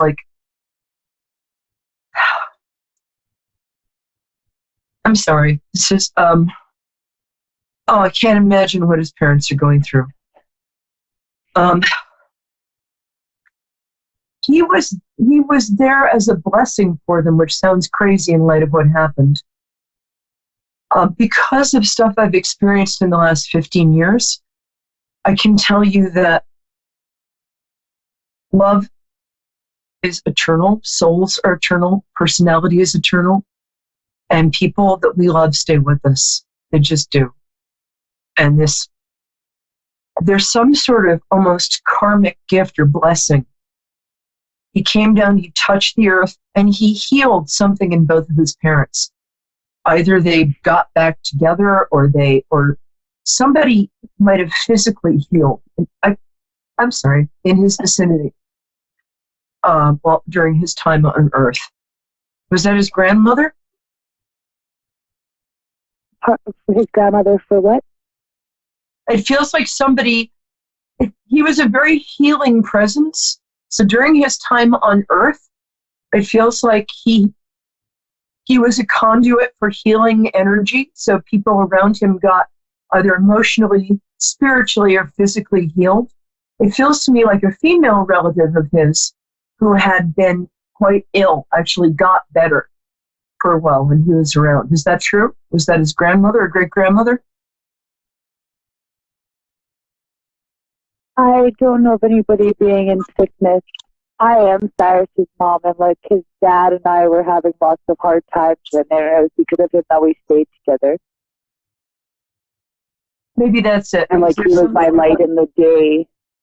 Yeah. To be able to want to keep on going on in life. It's kind of funny how your little thing that you were talking about just before we got on the line there, but his dad is a narcissist. Yeah, that's exactly. Oh, his dad is very much like the guy I was just specifically talking about. Very charming.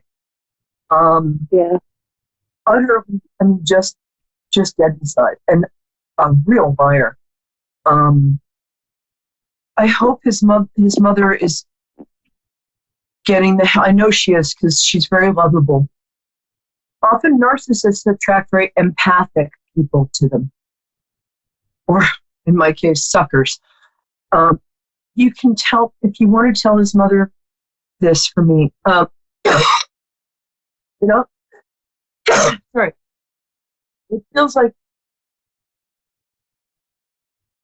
there's somebody on her side of the family, a generation or two before, who is female, who passed younger than she should have. Maybe an aunt or a great aunt, something like that. So he's hanging out with relatives up there. I hate to say, like, he's happy and he's with Jesus, but in fact, he is happy, and he is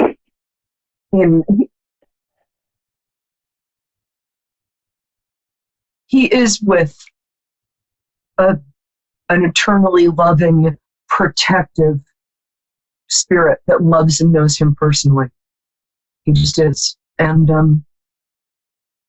oh boy, I'm terribly sorry for your loss. He's especially with his mother. He's always with his mother, but she thinks like, oh, I'm going crazy. He can't really be here. I must. Love is eternal.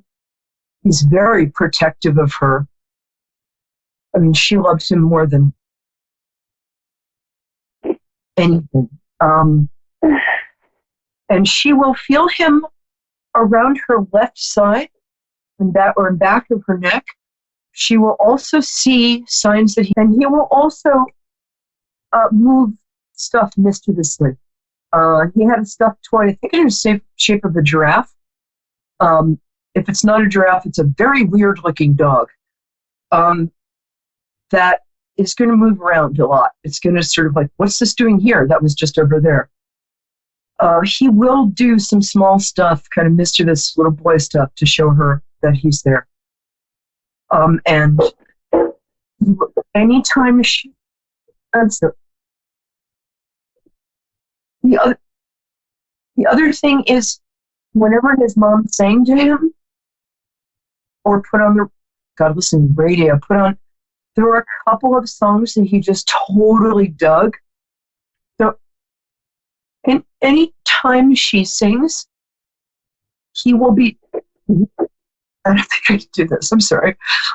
He will be singing with her, and she will feel that.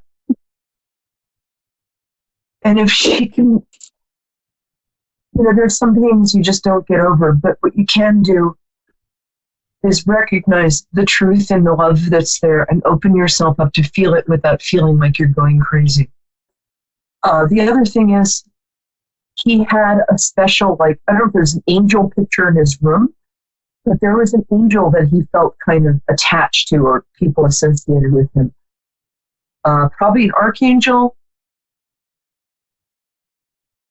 either Raphael, Michael, or you know that picture of the guardian angel and the two little kids? It's like the guardian angel. She sees that picture in something like that. It's a very specific picture. I'll send it to you after we're done. Or shoot, I'll post it in my Facebook thing. That's a sign. There are signs that she'll start to notice. I'm sorry to go on and on. It's just. I think that she does notice, and she has had a few different things that happen around the house that have made her feel connected to him. Like what?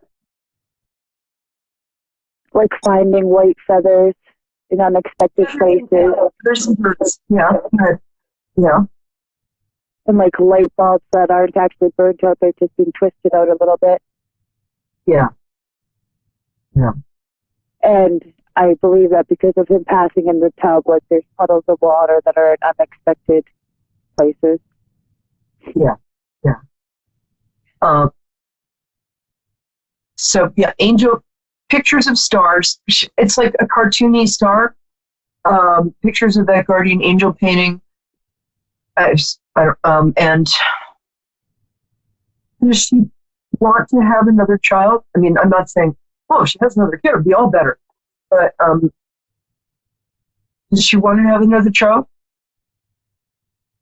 Not to my understanding. Cyrus did have a little brother who is just 11 months younger than him.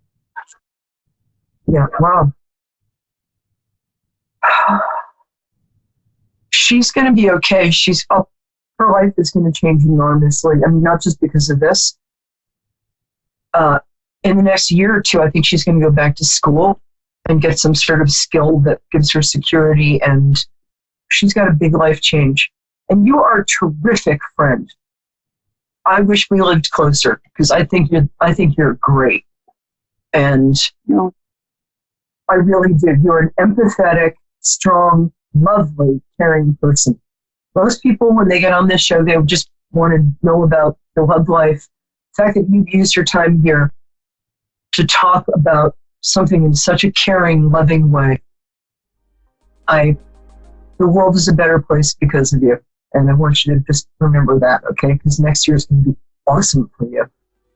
But please keep in touch. You're welcome. Absolutely. I really appreciate your time and energy. Well, you have my full attention. You can get in touch with me on Perry Lyons on Facebook. I'm still catching up with stuff because I'm getting over pneumonia, but please do. I want to know how you're doing, and she can get in touch with me if she'd like. I'll give her free 15 minutes. All right. Okay. God bless. Thank you for calling. And to all, thank you. To all my cherished viewers, the people, this is kind of a sacred space, and not because of me, but because of you guys. And I'm just really grateful that you allow me to have this connection. And so go forth and have a terrific week. And remember, you're the only one of you that ever was or ever will be. And so give that gift. Don't be bad girl. But remember, your presence in other people's lives is a gift. God bless you, my dears.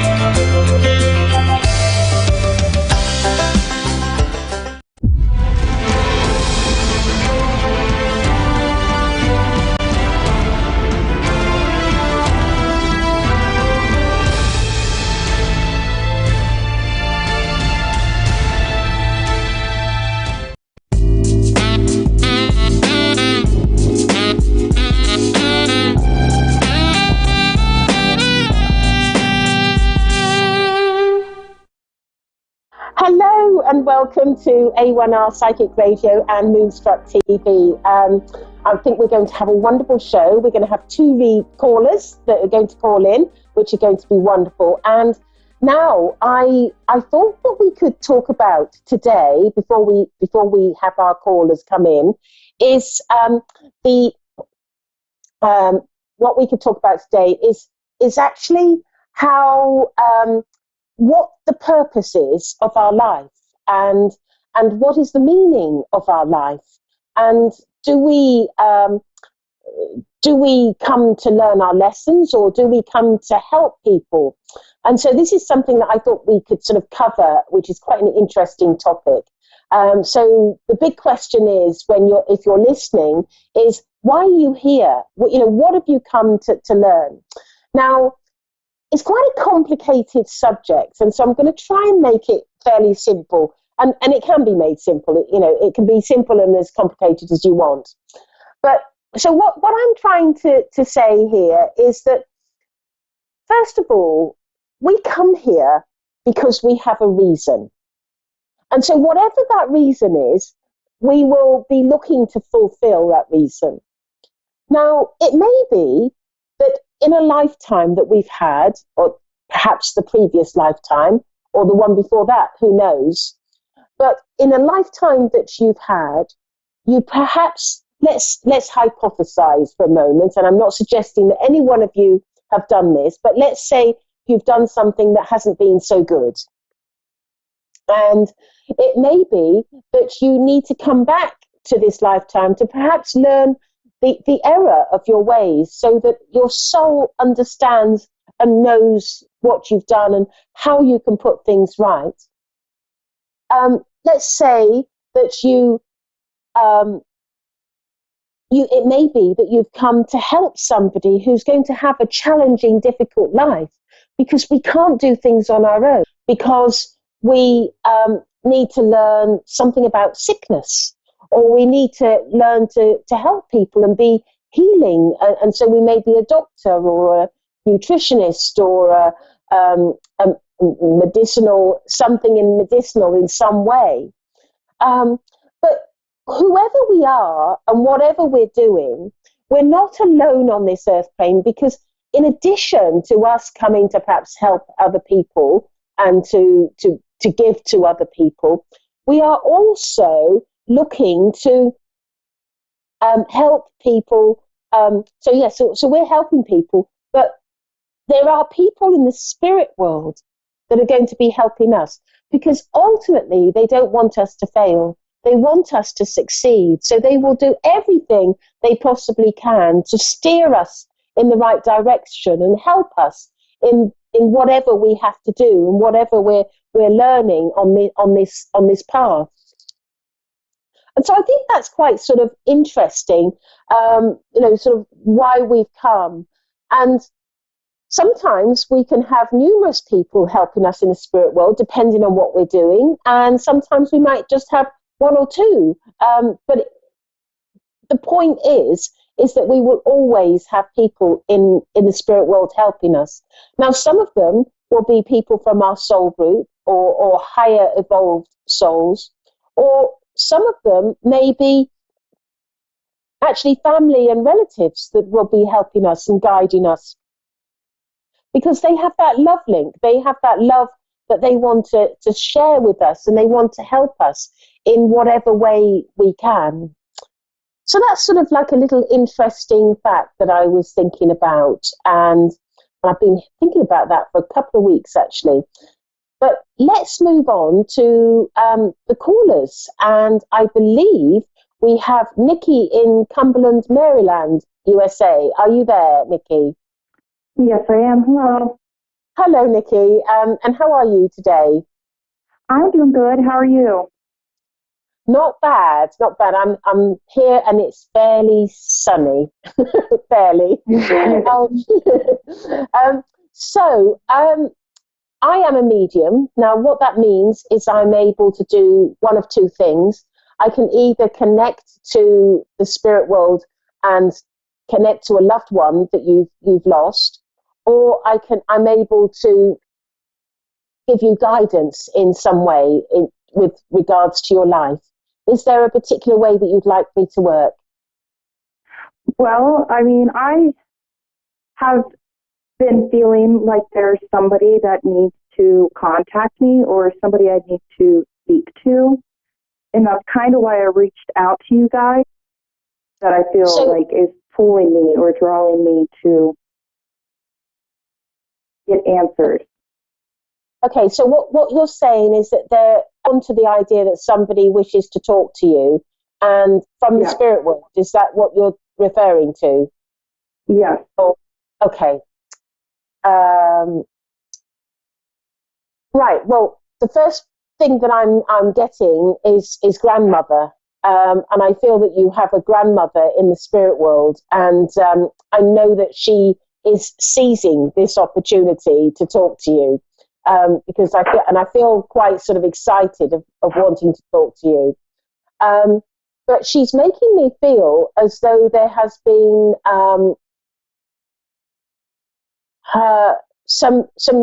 I feel like there's been some new additions to the family since she's passed to the spirit world, and I'm being drawn to sort of young children that have been born, and I feel like she's referring to children that are around you. Would that make sense to you? Yeah. Yeah, that does. And she's saying to me that I get the feeling that one of your children has one of your children. Are they still at school? Because I'm feeling at school age. Does that make sense to you? Yeah. Because I'm some difficulty in school. Would you be aware of that? I don't think so. I do have a child. He is in pre-K. So I don't really see how we could, just learning, just getting into it. So I don't see why, you know what I mean, on that. Right. Okay. But, yeah. Because what I'm getting from your grandmother is that okay, I feel like there is something to do with where he's going to school that doesn't sit well with him, and I'm not saying that he necessarily is unhappy, but I just get the feeling that there is something to do with where the environment that he is in is not working for him in the way that it could do. And I get the feeling that your son almost needs some sort of more stimulating environment than where he's at. And I'm being shown like I just get the feeling that children aren't always being nice, or I'm just getting, and I'm assuming that you don't know anything about this. Is that correct? Oh, no. Yeah, I guess. Yes.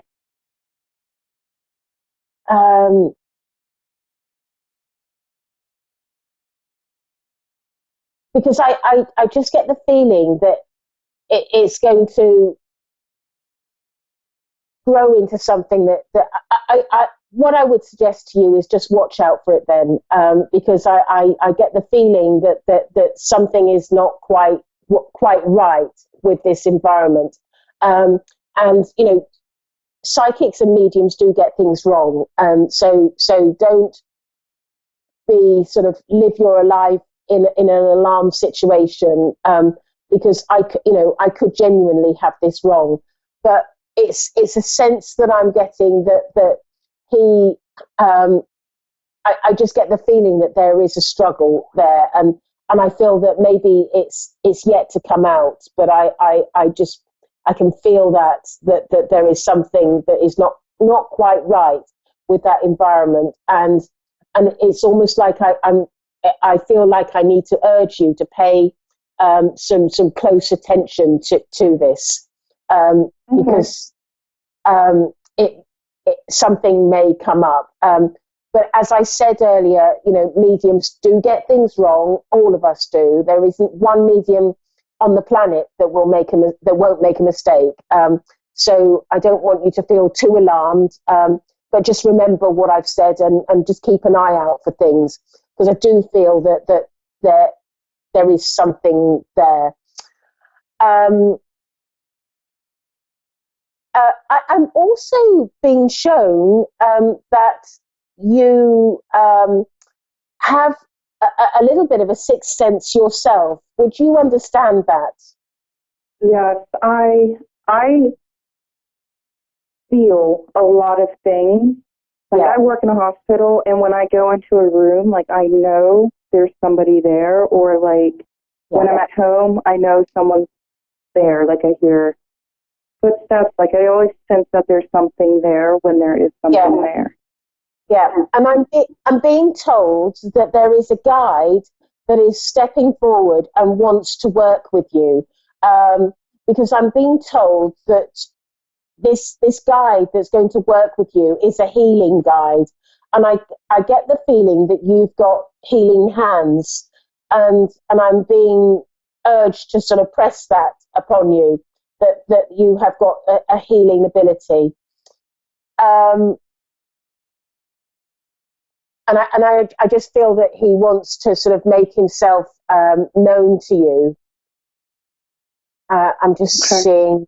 Have you been aware of any sort of spirit that has sort of been around you, or a specific person? I've seen things like that could be a guy. Like I have seen a silhouette of a man, right? And sometimes I'll see out of the corner of my eye somebody looking, at me, but then they move, and it's always like a silhouette. It's never like features. Yeah. And the thing is with when you see, that's known as objective clairvoyance, and when you see them, you'll only ever see them in your corner of your eye. The moment you look at them directly, poof, they're gone. You can never see it. It's always going to be in the peripheral of your vision. Because I just get that strong feeling that there is a guide that is alerting themselves to you, and I feel that this is a healing guide. But I also feel that you could communicate as well with spirit. But I feel that the course that they want you to go on is more of a healing nature, with hands-on healing. And I keep on, and all the time that I've been seeing, and I keep on seeing a medicine man, so a North American indigenous person here, that I'm seeing, and he, because he keeps on showing me this wheel, and he's telling me it's a medicine wheel, and I'm not familiar with their culture too much, so I don't know what this wheel is, but he's showing me a wheel, and he's telling me it's a medicine wheel that they would have used, and I get the feeling that he is wanting to connect with you and work with you strongly. My advice would be to go to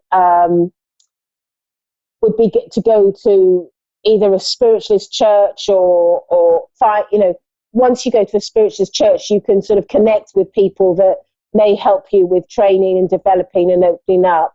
But there are big sort of places like Lilydale, Casadega, as well, that have always got things going on and courses. There's lots of English mediums that come over to this United States that teach as well. I don't know about the American people that teach sort of as well, but I have got a friend that teaches healing, and his name is Steve Herman. So he may be, a good person to consider. But I just get that feeling that the reason why they're nudging you is twofold. one is your little boy, and two is that you're a healer. Okay. Okay. Well, Nikki, thank you very much for calling in, and I hope that's helped. Yeah, and I do have. Okay, thank you very much. Thank you. Thank you. Okay, bye-bye. So we have another caller coming in, and that is Rochelle in Wigan, Lancashire. Hello, Rochelle. Are you there? Hiya. Oh, hi, Rochelle. So you're from England. That's nice to hear a British voice. So I am a medium, and I can connect to loved ones, or I can connect to give you guidance. Is there a particular way that you would like me to work? No, just whatever you've got would do. Whatever I've got. Yeah, guidance and maybe a loved one. Okay. Have you got nail varnish on your nails? No.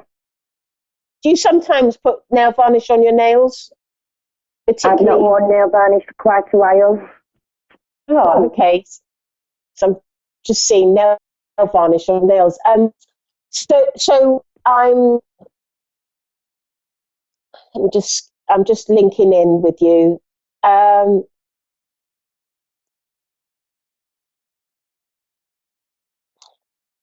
Right. I think one time I did my nails was about 10 months ago.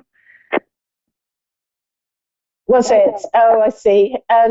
So I'm one of the things that I'm getting is, do you sometimes suffer from headaches? Yeah. Because I'm being told that this is something that you suffer from. And yeah, I do sometimes suffer from headache. Yeah. And I'm also being told that you are sometimes dehydrated, that you don't always drink enough fluids. Would that make sense to you? And here you are on air confessing. No, that wouldn't make sense to me because I have been making sure I'm a lot hydrated recently. Yeah, but up until recently, were you dehydrated? Do you think a little bit? Because about 11 months ago, maybe. Yeah, because I'm being told that you did go through a period of dehydration, and it sort of didn't help. But also, I'm being shown that you are slightly now. I'm going to stress this is for entertainment purposes, okay? Because what I'm about to tell you, I don't want, I need to be careful. So for entertainment purposes. But what I'm sensing with you is you are slightly deficient on essential fatty acids as well. So that's the on omega-3. So that's you get that from oily fish or from nuts and seeds. Right. So I don't know if you ever eat those sort of foods, but I'm just sensing that you are slightly deficient on that. I do try and get enough tuna and fish down me recently, yeah. And the other thing is that do you ever have any sort of white flecks in your nails as well? Sometimes, yeah. Because I'm being shown that there is a slight deficiency in zinc as well. That sort of the minerals and the omega-3s are slightly on the low level, and also I'm being told again that there it's almost like you need to be really strict with hydration, because whilst you've been drinking more, your hydration levels are still fairly on the could do with being more. Right. I'm also being, and I feel that and I keep on being shown your hair. Is your hair sort of slightly dry in places, or not the right condition that you'd like? No. Because I'm just getting that sense of the mineral balance, and the is slightly on the low side. Right. But I'm also sensing with you that you've also been thinking about doing something different with your either moving or changing jobs or something like that. Would that make sense to you? I moved about 5 weeks ago. Right. And have you been thinking about changing a job as well? No, I haven't got a career at the moment. Okay, because I'm being shown something about the possibility of getting work, or there's going to be some changes in your life, and I just get that feeling that you're going to be. I don't feel like it's going to be something of a big career, but I just get that feeling of doing something, and I don't know what it is. So I just get that. So look out for that. I think that may be coming for you. And I also feel with you that you're. I get that feeling that there's a little bit of restlessness as well with you, sort of that you are looking to. It's almost like you're sort of that I can't put my finger on it, but it's just restlessness and not knowing and sort of which way to turn and what to do and how to do things, and I can just feel that with you. And what I'm being told about that is that you're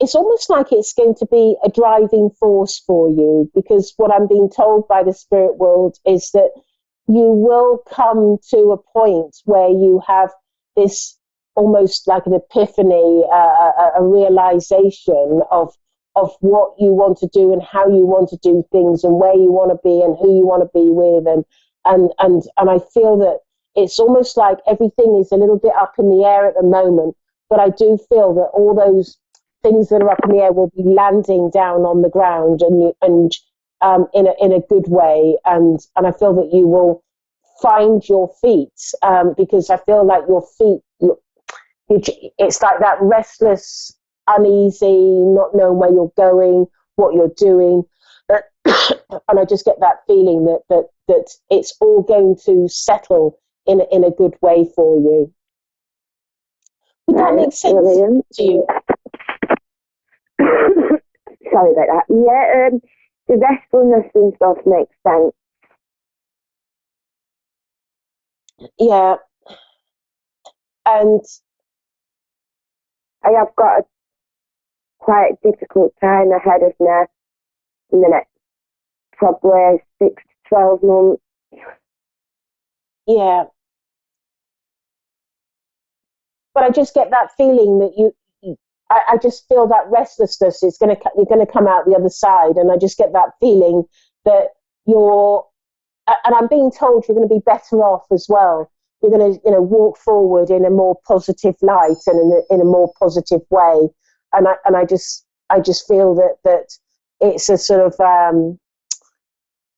like it's like a blip in your world, in your life, and I feel that you're going to be stronger for it as well, because I feel that you're going to, that there's a part of you that is sort of almost like you're rising up, and you're not wanting to be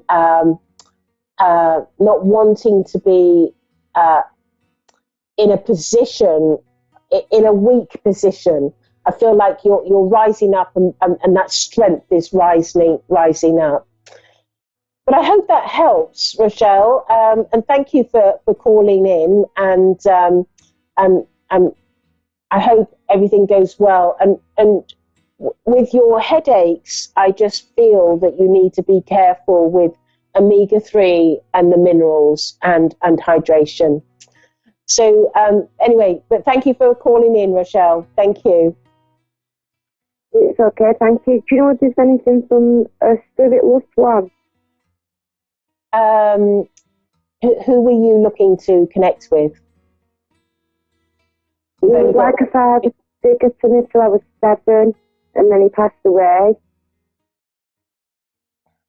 I've only got 50 seconds left of the show, so I can get something very short for you.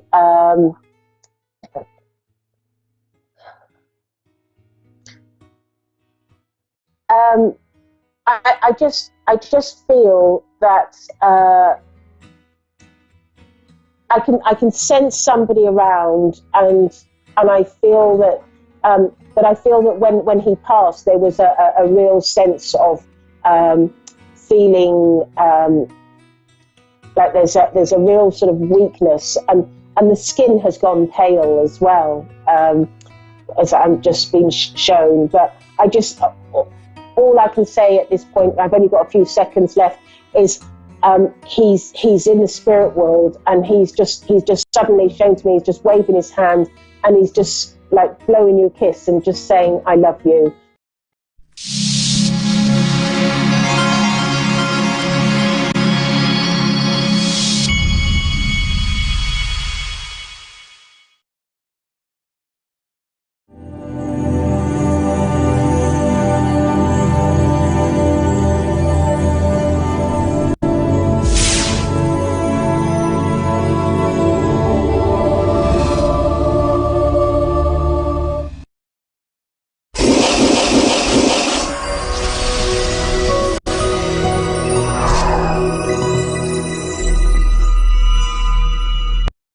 Hi, how's everybody doing today? I'm Lisa, and this is my show, Angel Guidance by Lisa. And I am an intuitive, a medium, a healer, and a teacher of all things spiritual. And I'm so happy you're here. And I just want to let you know that today's show, I'm going to talk a little bit about a live workshop I'm going to host on Saturday of this week, and it's free. So I want you to certainly hang on and listen to some information about that. And then I'm going to take a couple callers as well.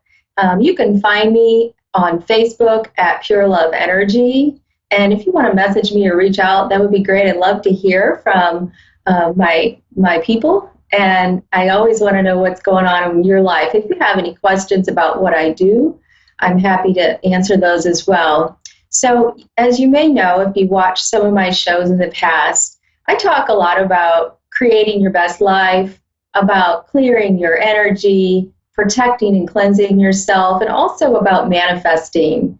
And the reason I talk about manifesting is because that is a key to getting what you want out of life. And everyone deserves to manifest what they want. And just because I talk about manifesting, it doesn't always mean it's about money. It can mean manifesting a relationship or a home or a job, or even some nice things for inside your home, or something worthy for a cause you want to support. So just know that you can use any of these tools and tips for manifesting anything in your life. Now, I give myself a reading every morning. It's an oracle reading. I use tarot cards, and I usually lay out a pretty big spread. Like, I may have 25 cards out there on my table, But what that does for me is it connects me with my higher guidance, and it helps me to see what's going on in my life for the day. Because usually I say to my guides when I sit down in the morning and have my cup of coffee, I say, guides, what's my message for today? What do I need to work on? Or what do you have to tell me and share with me? And you know what? Those messages are always accurate. And they're always meaningful, even if I don't know what they're going to mean right at the moment. Later on, I figure it out. I'm like, oh, okay, gotcha. Thank you, guides. So I just want to let you know that guidance is always available for you. So this morning, the first card I drew was a card that indicated peace of mind. And peace of mind is something that you can't buy. You know, I can teach you all about abundance, and I can teach you about manifesting, but no one can get out their wallet and buy it. Now, some people will say, okay, yeah, well, if I just had a lot of money, then I could pay off all my bills and I would have peace of mind. Well, that may be true to an extent, but a lot of times when we have those things that we think we're going to need and will give us peace of mind, you know what, something else pops up and it really doesn't. So what I want you to think about today is peace of mind. And the reason I'm bringing that up is because that's key to manifesting. Peace of mind. You have to have your inner world straight. You have to have your inner world, meaning going within, listening to your higher self. You need to have that area of your life calm and relaxed and just in balance. And so one way to have your inner world balanced is to, well, first of all, to sit in awareness, meaning just sit in the morning, and I do it every morning. And even if I only have 5 minutes, I make sure to do it for those 5 minutes. I just sit with my feet flat on the floor and my back straight, and I close my eyes, and I breathe, and I just focus on my breath, and I count to 5, and I breathe in, and I exhale, and I release. And when I do that, that allows me to calm all those outer thoughts, those thoughts of what my day is going to bring, those lists of things to do that I have, because I have them just like you. And it allows me to focus and relax and hear my intuition. And everyone has intuition.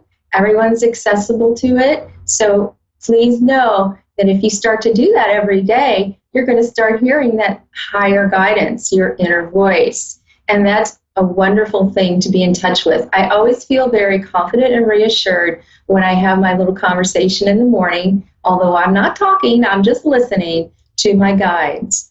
So some people say, well, you know, Lisa, I do this, I sit in awareness, and I really do work on cleansing my energy, and I work on balancing myself, but you know, I just can't quite get there with manifesting some of these things I want.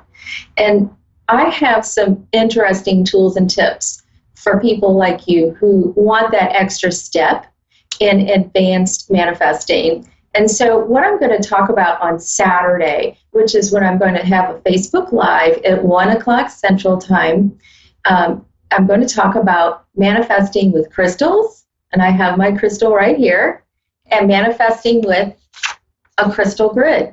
And this is a crystal grid. This is just a template, you know, it's just a piece of paper with something printed on it. And what you can do with a crystal grid is you can manifest those things that are in your mind and bring them out into the real world. And you can do that by focusing on what you want and then utilizing the crystal grid by placing crystals like this clear quartz crystal, which is a Lemurian crystal, or this amethyst crystal, which is a beautiful kind of a violet color crystal, or this beautiful rose quartz crystal. You can add these to the crystal grid and affirm what you want. And I'm going to teach on that. It's totally free. Please join me on Saturday, this weekend at 1 o'clock Central. And if you want, if you don't already have one, if you want one of these crystal grid templates, just message me on my Facebook page at Pure Love Energy, or just look for the post that I already have up today on my Facebook page and just make a comment, Lisa, would you please send me that template? Then you print it out and have it ready for Saturday. You may need crystals for this grid. You don't need them for Saturday. So if you want, you can get those crystals later on. Also, if you can't join me on Saturday, know I will keep the replay up for you so you can make your own crystal grid. Just know if you are on my live, then you can ask me questions about it and get some more information on what you need to make this work. So I hope you join me. It's just another way for me to give back. So now I'm going to take a caller, and I have Loretta, I believe, in Georgia, who's calling in today. Hi, Loretta. Yes, ma'am, that's true. Hi, how are you? I'm good. Oh, great. I'm so glad to hear that. Well, Loretta, what can I help you with today? I just have a question about my love life and career. Love life and career. Okay. So let's see. Is there something specific you want to know about either one, or is it just a general question? Or, I'm just curious. You'd like me to take this a certain am I direction? getting a job soon? And this new guy that keeps giving me the runaround, like I'm trying to really find out like what's really going on because he's so secretive. Okay. All right. Yeah. So has it been like 2 or 3 months with this guy?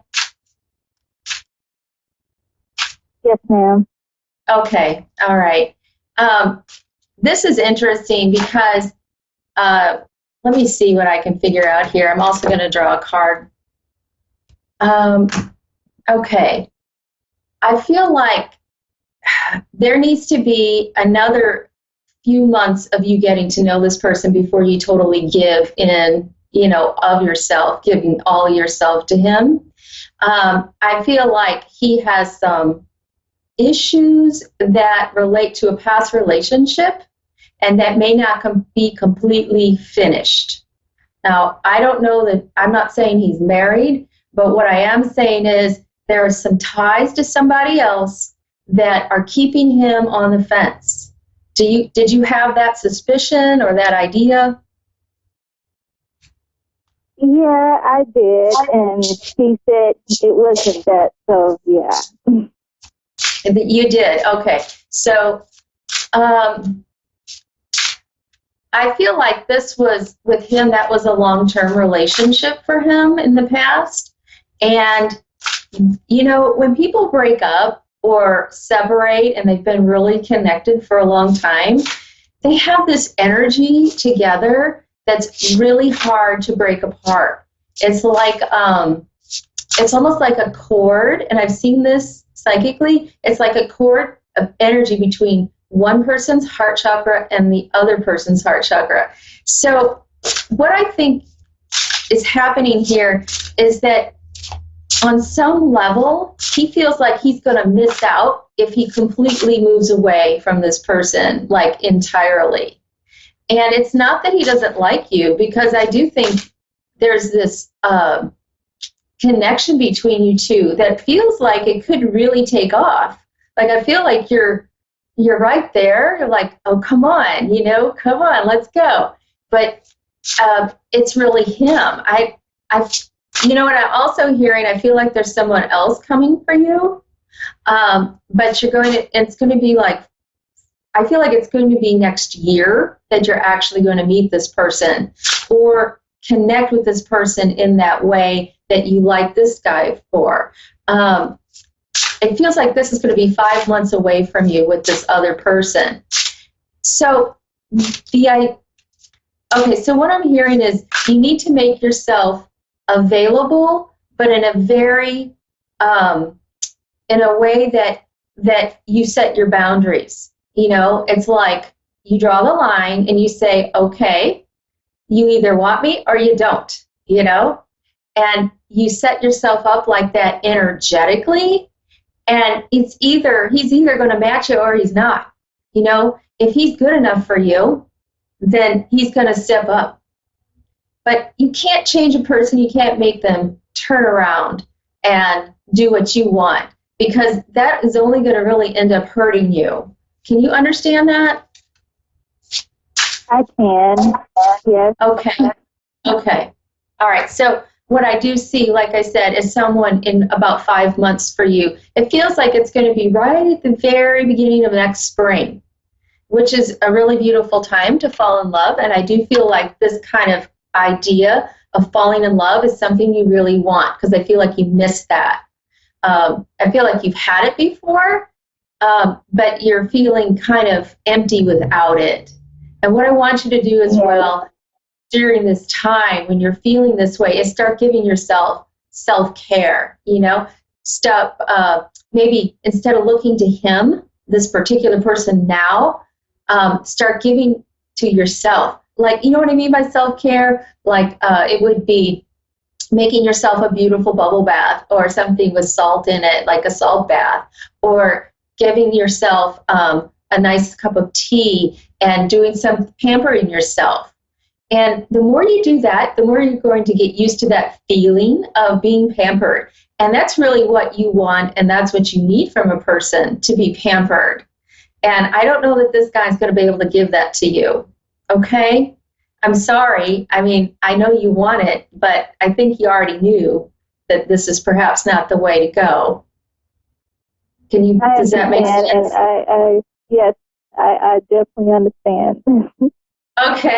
Okay. Now, let me get to your other question, because I'm going to need to go on. But you said you had a question about finances, so as related to a job? That's correct. Okay, so you're looking for a job right now. Okay, so I just drew a card for you, and it says positive changes are on their way. A welcome relief of troubled times, traveling or relocating. So that's interesting. Have you thought about moving for a job? I have. I actually moved already for one, but it didn't work out like I thought it would. Okay. Well, that's all right, because that cards and timing are, time is very fluid, and so to me this affirms that where you are is in the right place. You just need to get that job pulled into you. So what I want you to do for that, and I do feel like this is 2 or 3 months for you as well for this job. I feel like it's going to be a big shift right after winter, like right after the holidays. Like in January, you're truly going to have this great new year. So in 2 to 3 months, that would be, November, December, January, they're going to start looking for people, and you're going to be one of those people. Continue to put yourself out there. Continue to look. Continue to know that your highest good is going to be met. Okay? So I feel like in 2 to 3 months, your job is going to transpire, and then about 5 months after, from now, the relationship that you really want is going to come, because you don't need second best in anything. Okay? And I feel like that's the universe telling you, don't settle. All right? Loretta, thank you so much. Okay. Thank you very much. Sure. You have a wonderful and blessed day. You too. Goodbye. Thank you. Bye-bye. Okay. And I believe I have another caller, but I'm sorry, I missed the name.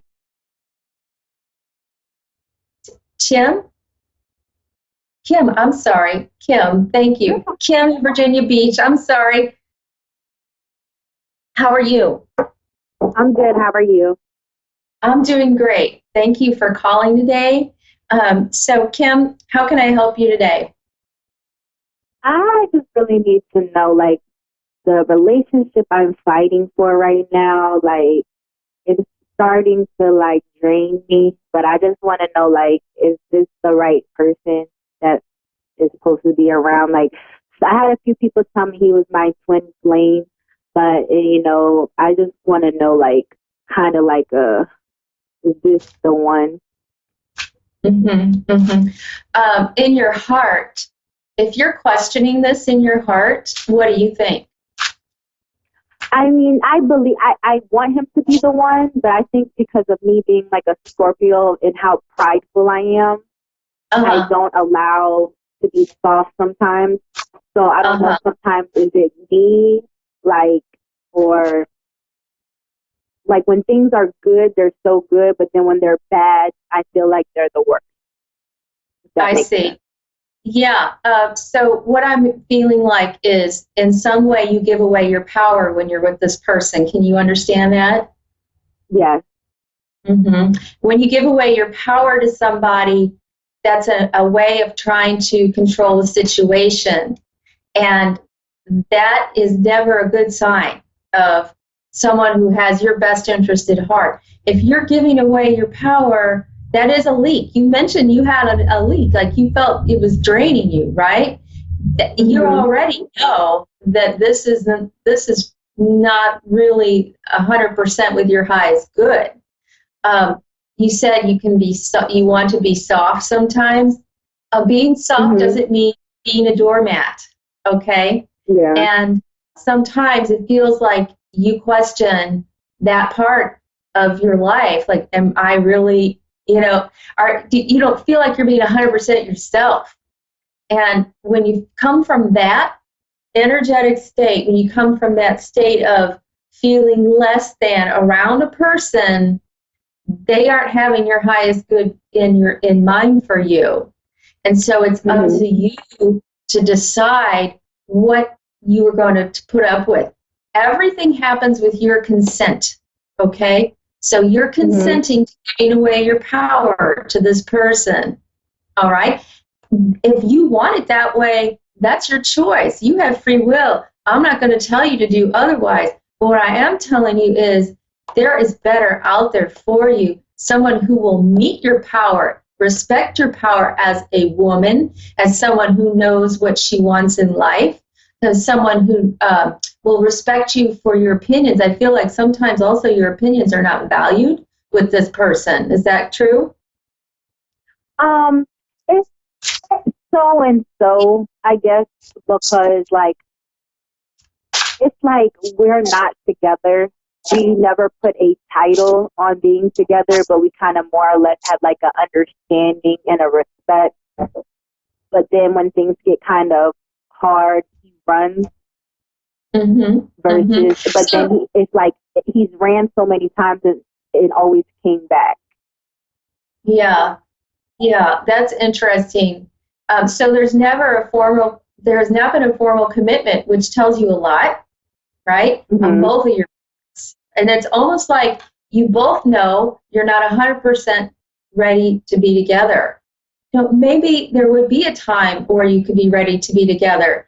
But I do want to tell you the card I just drew, and this is, you're going to laugh, or maybe not. This card says release, okay? What does that mean? It says let go of the past, an ending that makes way for new opportunities. Time to move on. Do you think that's a message from the universe, Kim? Yeah. Like mentally, he's like a lot of people have said he's going through a lot, and I sit here and try to keep fixing him or trying to be the one to help to fix him. And that I think that's more or less the draining part. But then he's also very like he's not very open. He's a myth. Like usually with anybody else I can figure them out like a book. But him it's like he's like a mystery, and I think that's like why I keep drawing you, because I have to figure out this person before I'm able to let go. I see. So you're having to work really hard at this. Does that feel like an easy relationship to be in, to have to work really hard at it? When it's good, I feel like it is. But then at the same time, I'm a difficult person also, like trust wise and like pride wise and opinion wise. Like I can be very, I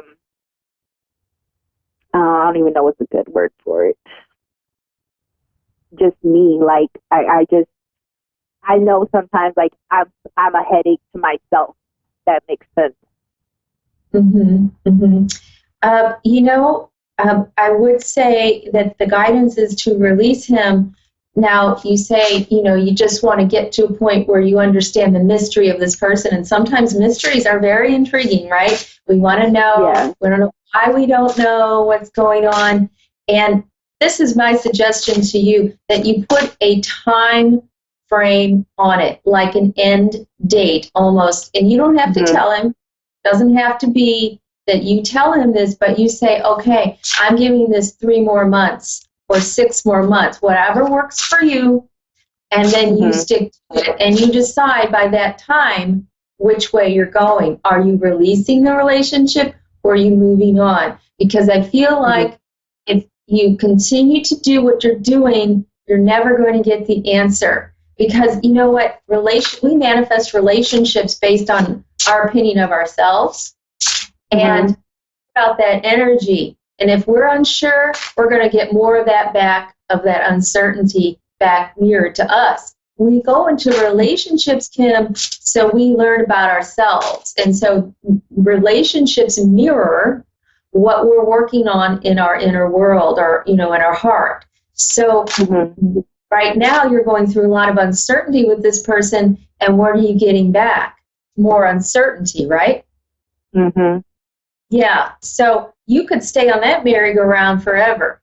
And is that where you want to be in 2 years, 5 years? Do you want, really, seriously, think about it. Would you want to be that way in 2 years with this person? No. Not knowing, on this merry-go-round of indecision. Will I ever figure him out? Maybe you're not able to figure him out. I don't know. I'm not in your relationship, but it feels like there needs to be a decision made. And when you make a decision on a time period, the universe is going to come with you, behind you, and support you in that decision and give you a crystal clear answer by that date. So it's important you stick to that date. Now, I just drew a card, another one, and let me see what this one says. Okay. Yeah. Okay. This says, listen to your heart. Intuitive insights you can trust. You've got to go within and listen to what your heart's telling you. And it says you are taking care of others perhaps too much.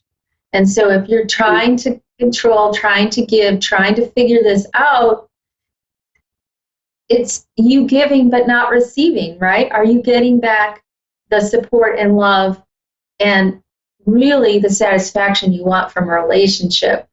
It sounds like sometimes you get it, but you're not getting it all the time. And you really owe that to yourself to decide what you're worth as a woman, as a partner in a romantic relationship. And I do see also that this relationship, you will know by summer whether this is going to work or not. No, so next summer you'll know, and that's about let's see, summer's in May, that's about 5 or 6 months from now. You will know which way you're going to go with this. So if you want to set that deadline for summer where you're like, all right, I'm going to make up my mind, I will, and really follow through with it. You will have a clear signal as to what you need to do at that time. If it's still the same old way, it's still the same story of, I don't know, I'm confused, I'm not getting what I want. It's up to you whether you want to continue it. But I also believe that there's someone else who's coming in, and it feels like it's going to be, August of next year, who's going to come in. If you continue to hold on to this person, guess what's going to happen? You're going to not allow that new person to step in. Because your new person, or maybe one from my past. Well, a different person. So it would be a different person other than this one. That's what I mean by new. So a different person, this person. So take a look at it. Give yourself, beginning of summer, see what you're ready to do. When you allow for this energy to leave, this other person to leave, the new person, the other person steps in by August is what I see. Okay? Yeah. I wish you all the best. I really do. I know this time's challenging, and I know heartache is hard. I get it. Oh my gosh. Much love to you, Kim, all right? Thank you. You too. All right. Thanks so much. Well, I just want to thank my callers today for tuning in and asking me for some intuitive guidance. And if you have any questions, if you would like some intuitive guidance, please give me a call. Well, a shout out to my Facebook page at Pure Love Energy. Message me. I'm happy to speak with you about it. Also, join me on Saturday for my Facebook Live, and we can work on manifesting with crystals on the crystal grid. I hope you all have a great week. Look forward to seeing you all on Saturday at 1 Central. Thanks so much. Bye-bye.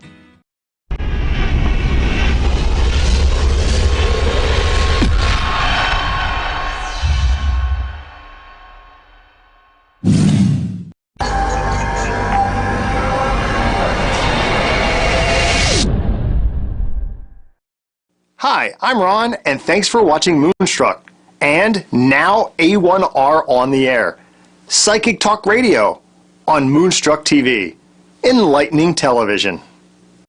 Hello, welcome to the show. You're on Soul Star Radio with Jacqueline. I'm joined in CDG Bit in Melbourne, in Prahran, with my lovely friend here, Carla Danielle Girolamo. Now, you have in your hands a wonderful trophy you brought back from... I do, most definitely. You're the world champion. I am. We are the champions. Well, you are. I have just recently competed in a bodybuilding competition in the Bahamas, where I was able to place #1 and was able to get a pro card. So I am now a pro athlete for the WBFF Federation. Gosh, it took me 12 times to get there. It's worth it, isn't it? But it's worth it, and we finally got there, which is great. So we had to get you to kind of calm down the farm and have this week. I think we did. I think we had to do a lot more than that. So, but we made it in the end. So yeah. You did, and it's a hell of an effort. It's 12 times, and tell me how your bodybuilding journey sort of started. Where did it begin absolutely. For you? And let's see the trophy up here. There we go. Good old WBFF. My gosh, my bodybuilding career started, I would say, 4 to 5 years ago, where I wanted to start my personal training certificate, and I wanted to specialize in something. So I more towards females. So I wanted to take that to the next level, and thought to myself, well, I need to do something different than what everybody else is doing. And you don't find a lot of females back, 4 or 5 years ago doing a lot of bodybuilding. So I did my first show. I placed 5th, and I thought, wow, I really enjoyed this. And then I went through another 12 shows. So every time I competed, I placed higher and higher and higher, which in turn, as of this year, allowed me to place #1. Which was amazing. Yeah, it was a really good accomplishment. And now I'm doing my first pro show in April next year. I'm loving the idea of that. So yeah, I'm so excited. We're going. I am going back to Los Angeles for that. So that's in April, first week in April. I'm excited. Yeah. So when you're sort of in your gym, I noticed that you work with a lot of women. Yes, I do. Really like that. Yes. So what do you find particular to women's fitness that is a bit different to just generalised fitness? Do you find that you're working more on the empowerment side of that? 100%. I think when it comes to females, you've sort of got to look at the reason behind attention. Yeah. And there's always a reason, and there's always a purpose in it. Sometimes it's not necessarily just to work out. Obviously, they are here to do that, but we work on a lot of mindset things like that too.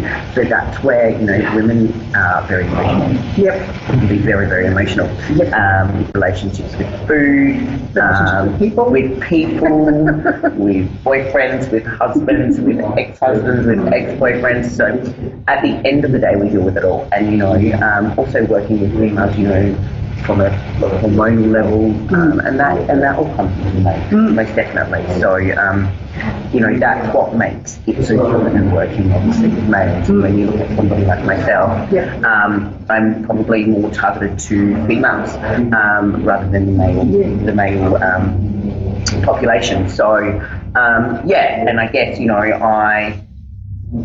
for, females are very, a lot of them are not self-motivated. Yeah. Right, so that's a problem when it comes to, looking good, and, they don't have that drive of self-motivation. So when they come to see me, because I am a very self-motivated person, that's what drives them. It's kind of osmosis, isn't it? 100%. I remember, like, my mother, when I was very young, I was about 10, my mother couldn't afford a babysitter when she was working. And so my babysitter was the Box Hill swimming pool. But back in the day, we had Olympic champions actually practicing there. And she used to say, now, what you do is, because I can't afford swimming lessons, but I can afford a membership, you can sit in a cafe and watch, pick one out of the pool who's not stopping at the end of each one, they just keep going. And then I want you to watch the actual hand movements and how that hand's actually travelling through the water. And then what I want you to do is then get in the pool, copy exactly what they're doing. So I actually got that quick that I could keep up with most of them. They were probably not, they weren't racing. I was racing. So obviously, there was disparity there, but for them it was just a casual cruise down the road in the pool. And we do have some men practicing in the background as well. So you also have some guys coming in. Yeah, I do. So part of my studio, I have 2 female trainers that work for myself, Raquel and Maria, and then I have another 4 trainers here. So I've got 1, 2, 3 males. So they basically run their own business, which, there are females that do come in here, and I've got another rental trainer. Yeah, so everybody, I guess, has their sort of own specific clientele and niche. But yeah, predominantly we are women. And I do with, that's what we do. And when you will come in here, we've got the bright pink lights, and so it's very, very female dominant. So with women's fitness and that motivation, the emotions, and the hormonal stuff particularly, so food can affect hormones, and hormones can affect food? Absolutely, it can. I guess you've got to look, when I do work with a lot of females, you will tend to find them undereating. A lot of them tend to undereat.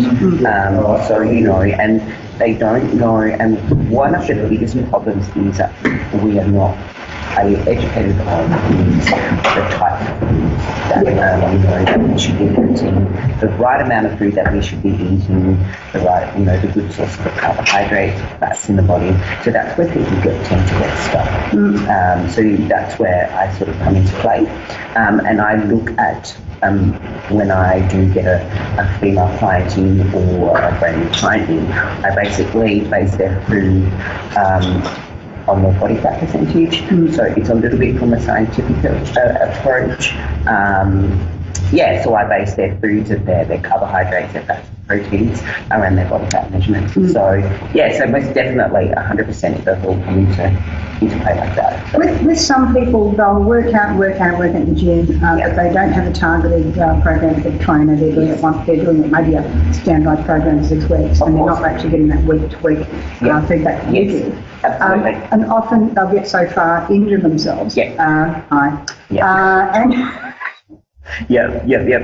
common. And they fall off the wagon and they go and eat an ice cream. Yes. 100%. What sort of stuff helps reduce the injury? Let's not talk about hypermobile people for a minute, because we'll do that in a minute. But with non-hypermobile people who are injuring themselves, is that also down to food as well, like lack of recovery, or is it how they're holding stuff? It's how they're holding themselves, It's always when you get a lot of females go into the gym and they don't know what to do.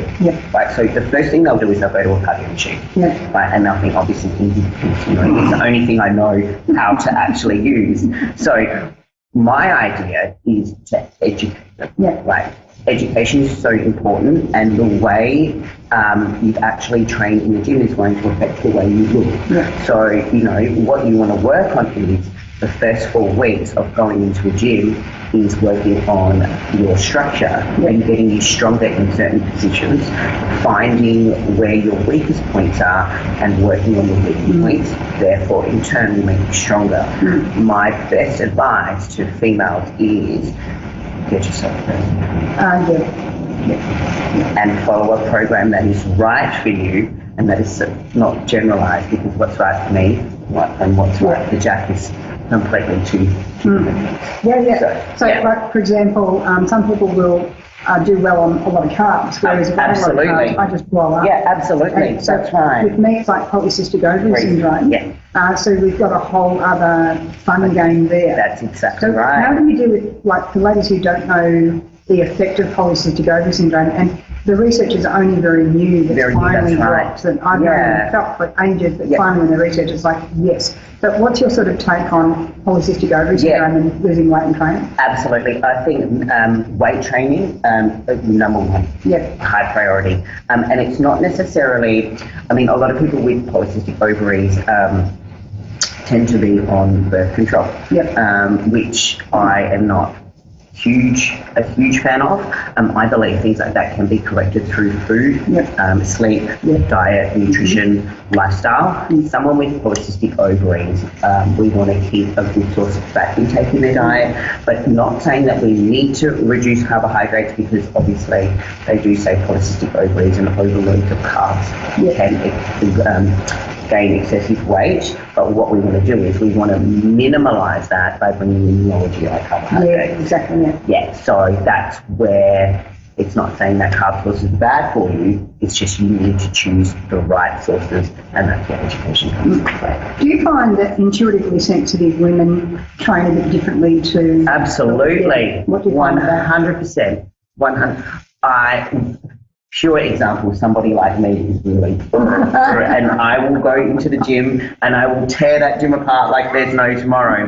Whereas you might have someone that's quite sensitive and they are actually afraid to get underneath the bar, or you know, you won't find their way of training could be as aggressive, I guess you could say. So yeah, absolutely, most definitely, very emotional. We'll be very cautious of the weight. We'll just push enough to get that little bit of, you know, a fatigue, whereas you find someone like myself, we push till they can't push no more. Yeah, absolutely.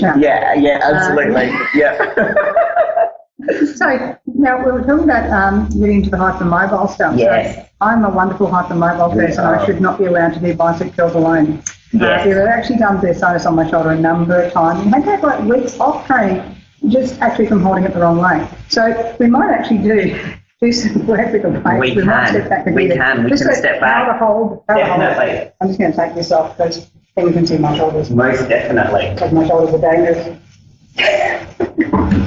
All right. So let's. So you will find somebody that's super hypermobile like that. Because I can do. Won't be very strong. So we could twist her in 1,000,001 ways. Like that. Right. Exactly. So the best, exactly, right? So the best thing with somebody that is hypermobile is they will never have the ability to be super strong, right? So what we want to do is when it comes to things like doing a bicep curl, what we want to do is we want to make sure that we are actually controlling our weight and coming down with a slow tempo instead of you just completely dropping. Yes, that's right. So we want to start from the top position and we want to take a three. We want to keep our elbows close by into our hips. From there, we want to ensure that our wrists are nice and tight so they're quite secure. And what we want to do is we want to come down on a 3-second count. So what I want you to think about, Jeff, is I want you to think about using this muscle from here, and I want you to come down for 3 seconds. 3, 2, keep coming all the way down, pausing at the bottom, and now driving up through the top bit.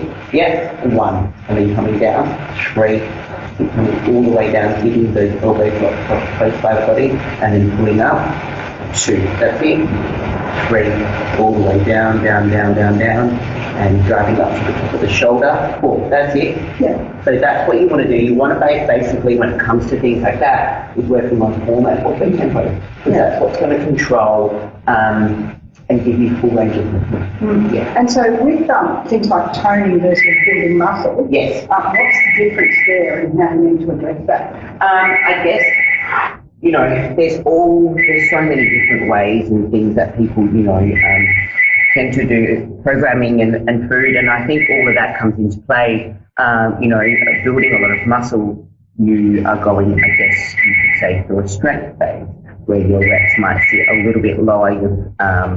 So your programming will obviously be different, whereas when you come into obviously toning the body, things are shorter rest breaks, higher reps, 10 to 12 reps, 12 to 15. So rep ranges in exercising will be different. Food may be a little bit different. You're going to get stronger. You have to eat more, obviously. So that's where strength comes into play. And then obviously to tone, we're all females all day. Basically, we always want to be toned, right? So, like I said, higher rep ranges, introducing a little bit of cardio as well. But you will find a female will never be able to do the same amount of muscle as a male. So we don't have that capacity to get in. Although we can be damn strong. We can. I think we could be a lot stronger than males. Yeah, definitely. In a lot of ways. We can get hurt. Yes. And they get a back. Exactly. That's right. So when you're lifting, how much can you lift? Oh God! Wow. Last time I checked a sumo deadlift, it was 145 kilos. So that's just, yes, almost 3 times my body weight. Yeah. So yeah, it took me a long time to get there. Yeah, it took me a long time to get there, but I got there. So with your hypermobile person, they might not be able to be as strong. No, absolutely not. What would you say are their gifts, or what can they do that maybe other people can't do? They don't have any tightness. I would be a lot more. My muscles would be a lot tighter, and I'd have a lot more restriction in movement than obviously yourself. So that's you don't need to be isolated or doing so many stretches because you had already stretched. Stand and stretch. Yeah, exactly. There goes Jupiter, here goes Mars. It's kind of like that. I actually got told by an ex-cop, he sort of saw me do this stuff, and he goes, "Holy crap, you're one of those people." I said, "What do you mean?" He says, "You're the type of people we can't actually restrain." And I went, "Oh, so that'd be good for martial arts then?" He goes, "Yeah." I'm like, might take that up. There you go, there's a positive for you. Do you find like meditation helps at all with the mindset for your clients, and do you use it yourself, Bill? Absolutely, 100%. I think, having a goal and having a focus is so important because we can tend to obviously get lost. So, most definitely meditation. Sometimes I recommend to my clients, because this is so intense, doing something like yoga, meditating before bed, unwinding, putting your phone away, not doing anything that's going to stress the body out or put you in an adrenaline before bed. So that's why I recommend to my clients, don't train at 9 o'clock at night. Like you want to work on unwinding, switching off, your central nervous system and going into a deeper sleep, because sleeping is your number one factor for weight loss. And for that fitness as well. Absolutely, 100%. Absolutely. So when people, like women coming out of very stressful domestic violence situations, for example, that central nervous system can be going pretty haywire. Oh, absolutely, 100%. Do you find that with the exercise that's helping bring it back in line? Yeah, it does. How do we measure that? Absolutely. You've got to look at things like that more, I guess, from a hormonal perspective too. When it comes to things like domestic violence, and with females, I think something like that is a good release for them, a good fixation, and a good focus to focus on something else. It releases endorphins. So you've got to look at so when obviously we exercise, we increase dopamine, which is a happy hormone, and when we go to bed, we want to release serotonin, so we go into a deeper sleep and to relax that. So exercise is going to release all those types of endorphins, and at the same time, it can make you emotional too. It can definitely make you emotional. I've had girls cry halfway through a workout, so it can bring on obviously different emotions. But in turn, as they get stronger and as they get better, they learn to deal with those emotions a lot better. Definitely. Now, I think that's why for women going through something like that, having a female trainer who's been there and done absolutely. Just makes all the difference, because you've been there, and they feel in you that there's that sort of genuine feeling of, oh yeah, you get me. Yeah, makes all the difference, doesn't it? Yeah. So with that, you sort of find, you know, that's helping rebuild them. Yeah. Do you find that with particularly, you know, like the sleep and all that sort of thing that's tying in, and with women saying, oh, but I don't have time for a workout. Yeah, of course. I don't have the energy for a workout. Yeah. But it's like, well, hang on, if you make the time for yourself, because this is for you, it's not a punishment. Absolutely. It's about what your body can do, finding out what your body can do. That's right. You know, that they then start going from, I don't have time to, oh no, I've got to do this. Yeah. You know, you find that kind of story happening? Absolutely. I think that's your number one excuse. Is I don't have time, or you know, I don't have time to eat, I don't have time to do this. That's going to be everybody, regardless. In my opinion, your time and how can I say, the way you structure your day and the way you structure your life says a lot. So if you don't have time for exercise and yourself, then you don't have time for a lot of other things.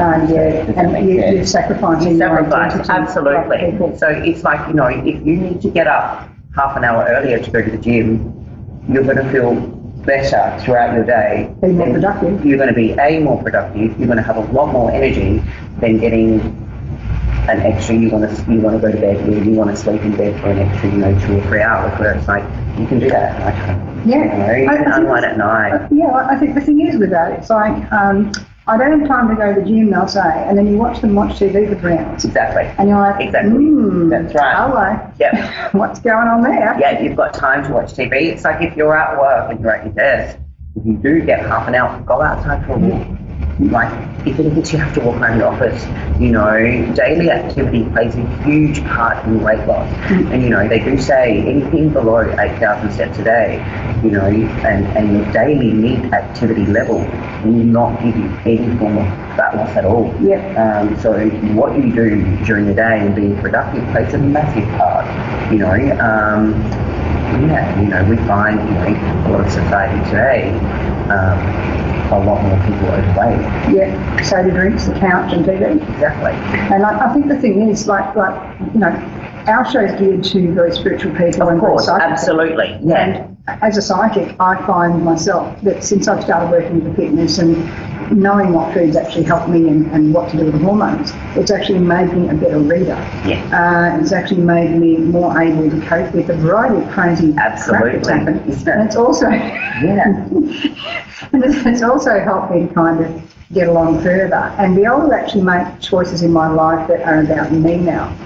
So when you're sort of sitting there going, I can't do this, I've been through that cycle numerous times. I'm probably the biggest show poster of that. I mean, you first met me and then you saw and you're like, is that you, that one? Yeah, absolutely. 100%. That girl, though. Absolutely. So it's like, do you find that the story, like I found and a lot of other people found, that when women start looking after themselves, they start thinking for themselves, they start doing things for themselves, because it's about the happiness. The weight is a thing, but it's about the happiness in the sense of looking after self. But do you find reactions from their family, their loved ones? 100%. Absolutely. I have so many females come to me and they're like, you've changed my life. It's like, in the smallest way, by getting you moving, by educating you, by teaching you how to move, by being more confident. It's all about confidence, and I say to people, how you do with yourself or how you handle yourself in the gym is how you handle yourself outside the gym. And in life. And in life, so absolutely, getting that small bit of, you could say, losing weight, 1 or 2 kilos, that's everybody the ability to be like, oh, okay, if I've done 1 to 2 kilos, imagine what I could do in 3 weeks' time. And so you have to set with yourself and realistic and smaller goals, because realistic and smaller goals are going to get you to your big goal in there. And people set goals that are way too far-fetched. They want to be where they are like tomorrow in 12 weeks' time. So it just doesn't work like that, and that's with anything. So I remember sitting there going, well, I'd like to lose at least a third of this weight. However, I'm going to start with a 10 kilo goal. And then I got to 10 kilos in 2 weeks and went, Better get a hurry and get a dietitian. This is a bit dangerous. That was a good one. I would have suggested that as well. Boom. Yeah. Because I suddenly had the key to Enoch, if you know what I mean. And it's like, here we go. Hang on, no, that's a bit scary. So yeah, it is. It's just about getting the right balance with that. Absolutely, 100%. Yes, so you need to. Sometimes when people lose weight and you're looking after yourself, not everyone around you is going to celebrate that. Absolutely not. And the thing is that as you become stronger physically, you become stronger mentally and emotionally to be able to go, all right, well, do I need you in my life? That's right, exactly, absolutely. You know, and that's very common, very, very common. You know, generally, you know, I see that a lot, and, you know, I do see that a lot when I do the competition preparation. You know, a lot of people are like, wow, like, you look amazing, you know, and that is for obviously competition preparation in a short amount of time, but definitely, but the stronger you know, the more changes you get in the body, the more you are able to handle different types of compliments that come towards you, and, you know,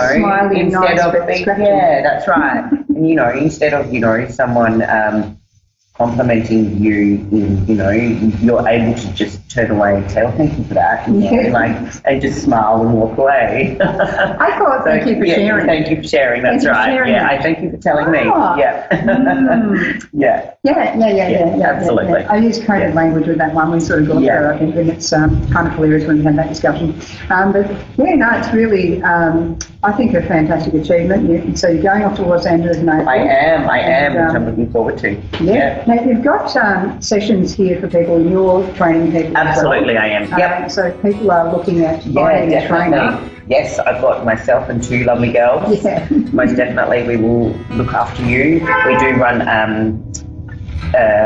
sessions with females in groups of 4 as well. So we do group sessions, one-on-one, training with a girlfriend. So yeah, we're very accommodating, we're very open, we're very approachable, we're open to all different people. And it creates a safe place. Absolutely, definitely. That's really nice. Yeah. I'm really looking forward to that. So if people if you've got a website? I do. I have a website. It's www.cdgfit.com.au. Yes, so we'll be able to find you there. Absolutely. And you'll be able to find her at the World Bodybuilding Championships as well. Yes. And pro now. So how many of your people have you had become champions? I know, as you can see, I've got a whole board, and that's not even half of them. So these are some of the girls that I've trained for competitions.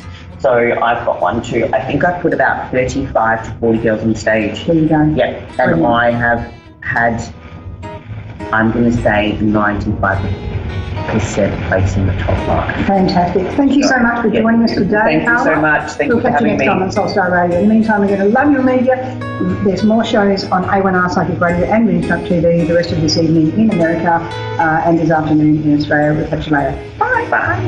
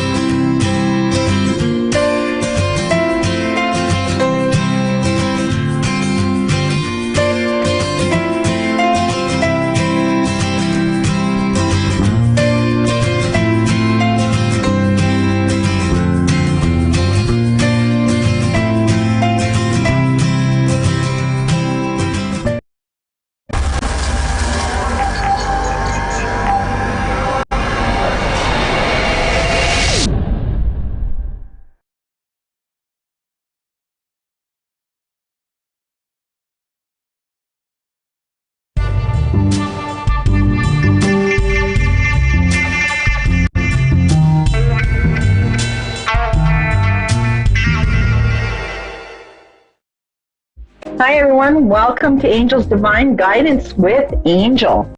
So today I have a special guest. I have Tamron, as you can see on the screen. She is a spiritually guided who thrives on teaching and supporting individuals on how to effortlessly shift into their magic zone. Whether business or personal life, Tamron gives proven strategies to save time, money, and frustration. She's a certified health coach, former private investigator, and an alchemist, healer, and she is clairvoyant. She creates powerful, personalized remedies. Tamron is the founder of Tamron's Place, a retreat for spiritual growth that offers life-changing courses, personalized consultations, and customized retreats. And she is a wonderful, wonderful lady. I have sat by her through the Galaxy Psychic Fairs, and I can't tell you how she rocks this world, girls. So, let's get right into the questions, girly. What's the difference between being an empath versus being compassionate?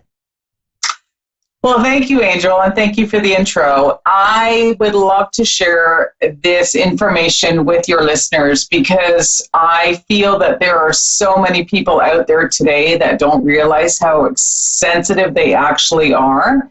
So I want to clarify for everybody listening today that an empath is someone who feels the energy of everything, of other people, situations, walking into a room, and they don't understand that it's not necessarily their energy that they're feeling. So a compassionate person is someone who understands that they can feel and sense what's happening for other people, yet it does not affect them. So there's a difference there.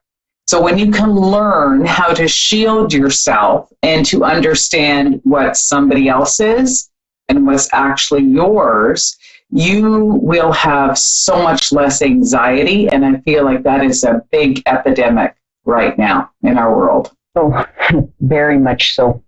Okay, so just for our viewers out there, how can we manage the intensely sensitive energy that's going on right now? Because I know I'm being hit left, right, and center with this retrograde. So how can we use the full moon and take advantage for it to be more beneficial in today's world and the chaos that we put up with on a day-to-day basis? That's a great question, Angel. And we have the full moon energy coming up early next week, Monday or Tuesday, depending on when that is. And right now we are in the midst of Mercury retrograde.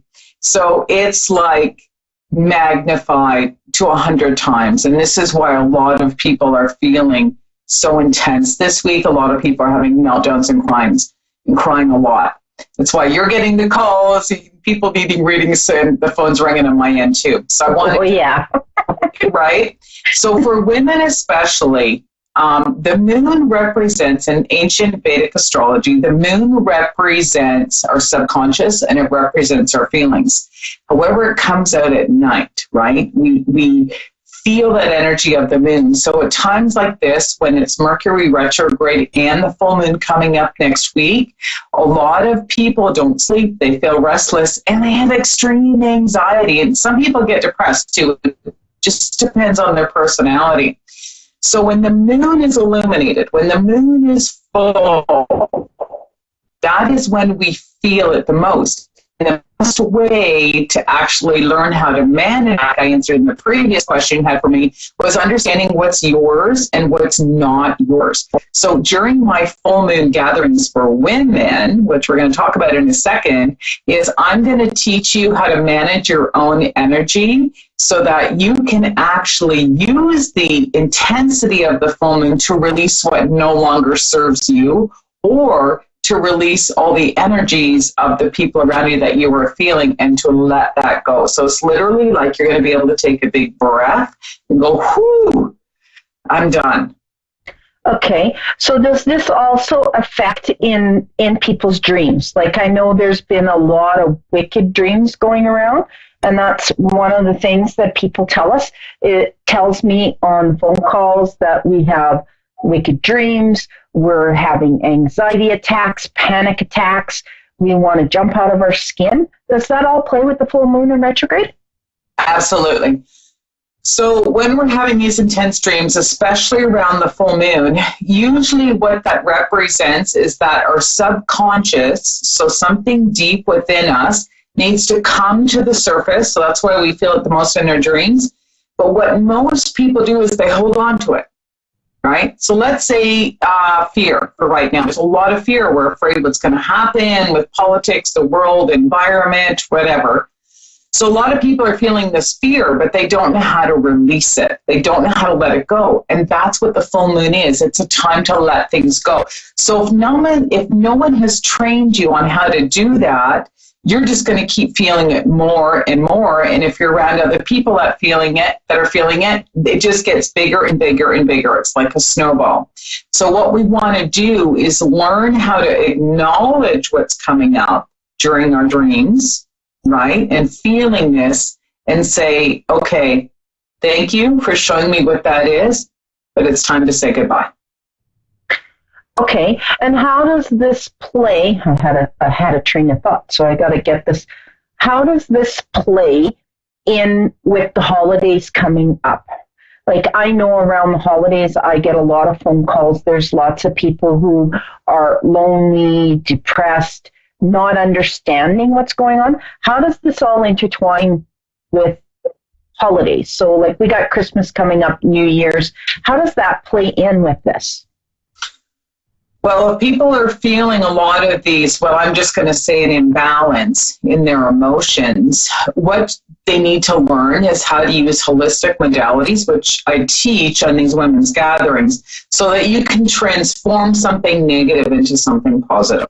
And I like to use holistic modalities, such as learning, and we can use things like NLP, EFT, using high-grade essential oils, Bachler remedies, meditations, that kind of stuff, because you have to learn how to turn it around. And you don't learn this stuff in school. It's not ABC 1, 2, 3, right? This is the New Age movement. And it's easy to do, but it's not a quick fix. So it's what I call the turtle, like slow and steady wins the race. These are techniques that you can learn, but you got to keep doing them every day. And then once something comes up, when you're feeling something, it's like, okay, I know what I can use. I've been taught how to use it, how to change it or to transform it, because everything's energy. So when you learn how to change the energy, you can take something negative and turn something positive. So the best example really quickly is you can take anger and use something that you've been angry at and to morph it into passion, into changing it into something better. Does that make sense? Oh, for me it does. And I know that out there they'll make sense to some of our viewers, and some of our viewers now have been piqued and have questions. So how can the women who are listening to the show, or anybody who's listening to the show as that matter of fact, because this will benefit men as well, they go through the same thing. Yeah. How can they go and join the full moon webinar that you're having on Tuesday, November 12th, to learn more about how to use the energy to manifest the miracles in their lives? Well, what we're going to do during that full moon webinar is to teach.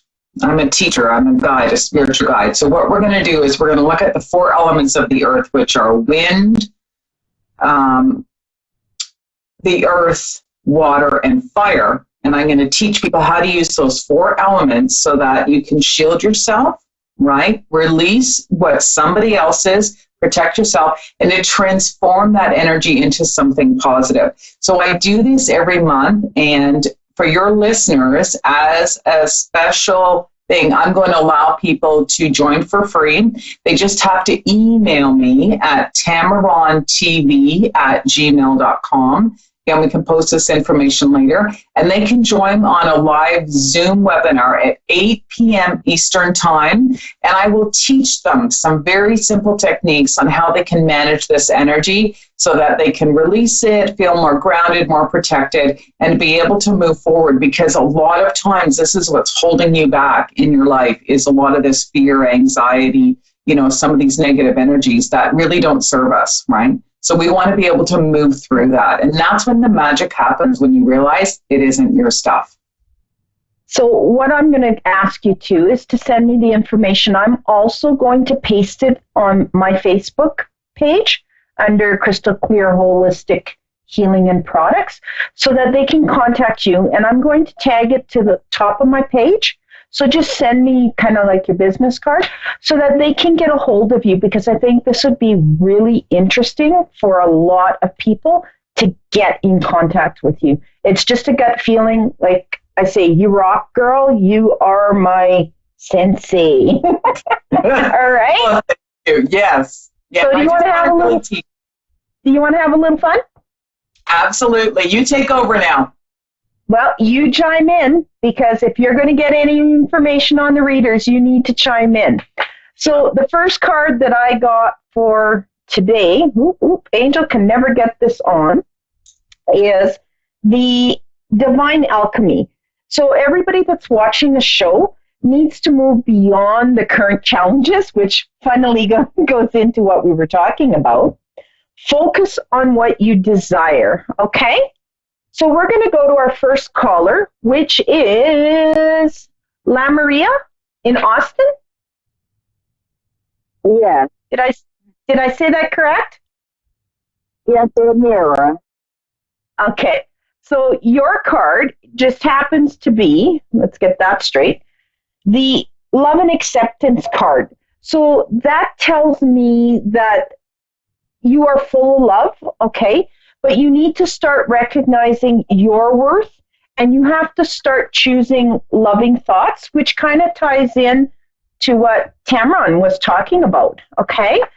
So, my girl, do you have any specific questions for us, or you just want general information?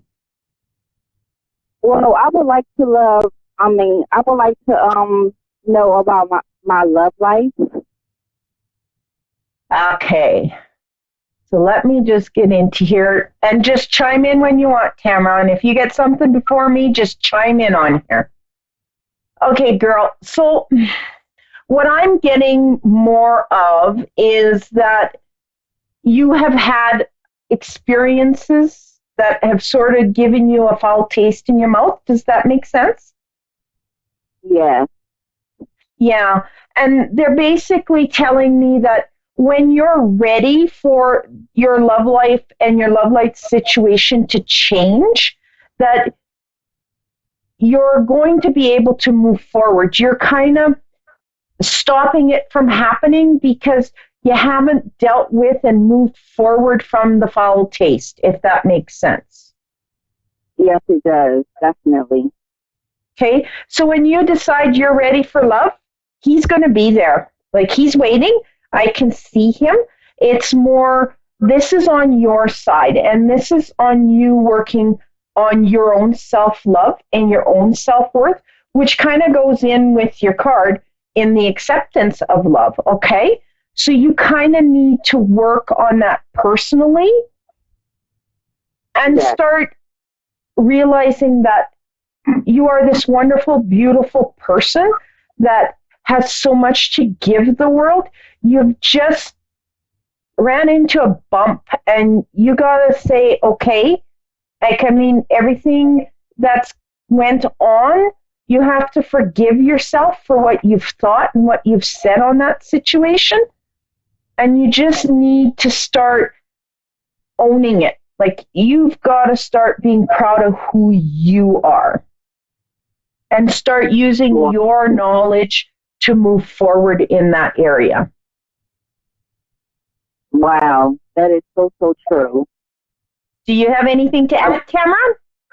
Sure, I can add personal experience and exactly what I'm feeling intuitively as well. You hit the nail on the head, or the hammer on the nail there when you said you have to forgive yourself. And I'll just share that forgiveness doesn't necessarily mean that you did anything wrong.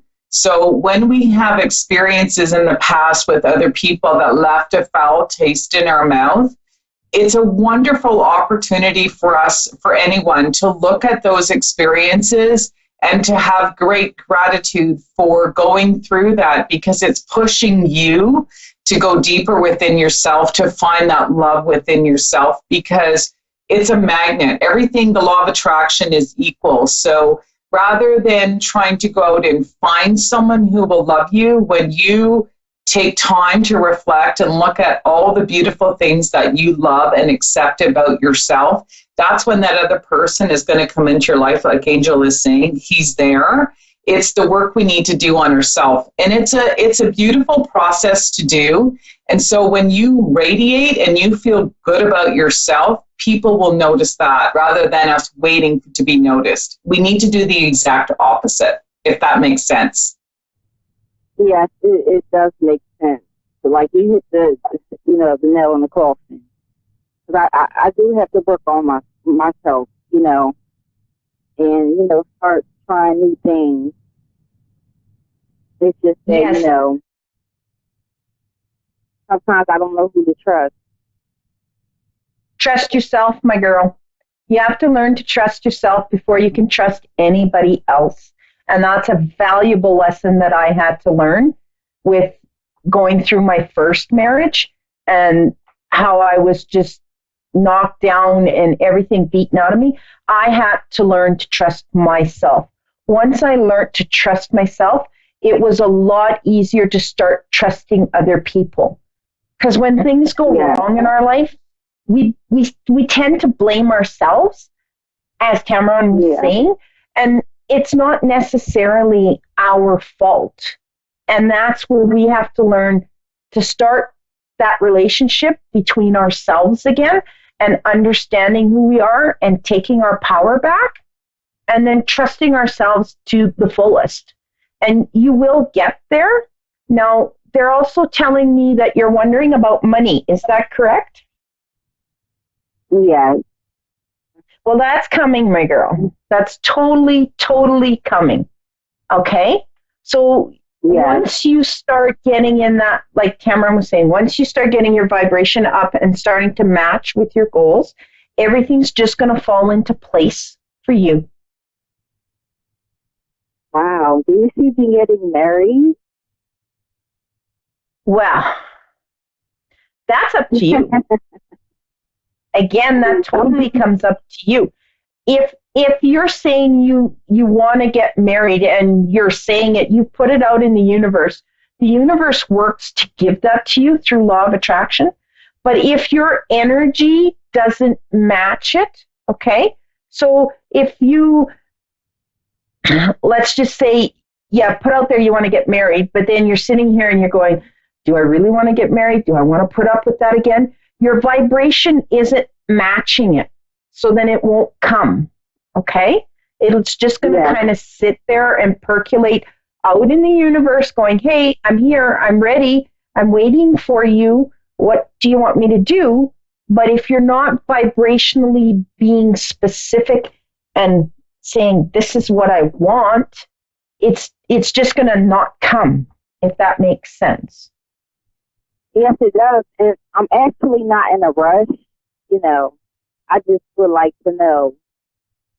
I never know what the future holds. Oh, it's coming. That's totally up to you. You can grab anything you want that you've put out in the universe. You just have to trust yourself and know that you can create anything. And what Tamron's doing with the full moon, that's part of her teaching us how to grab on to everything that we want. And it kind of fits in with Abraham Hicks, with staying on your disc and everything being in the vortex and just being able to grab it.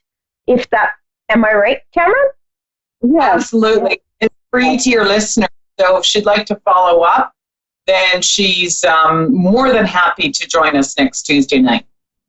And it'll really help you in following through in starting to manifest and create everything you want. People really don't realize how much the full moon and energies affect us. And being empathic, we really take on, like Tamara was saying, we take on a lot of other people's garbage that we shouldn't really take on. Yeah. Does that make sense to you? All right. So you have a great weekend, okay? You too. Thank you so much. I appreciate it. All right.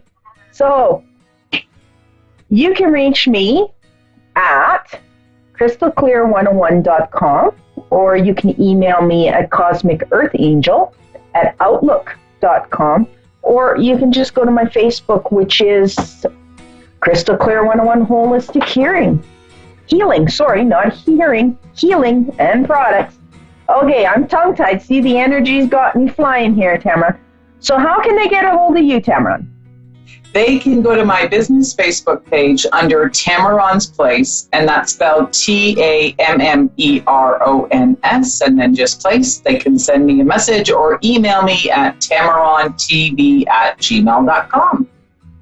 Thank you for allowing me to be a guest on your showing. No, thank you for coming on, and I hope we're going to do this again because I totally enjoyed it, and you rocked it out, girl. So they can't blame me.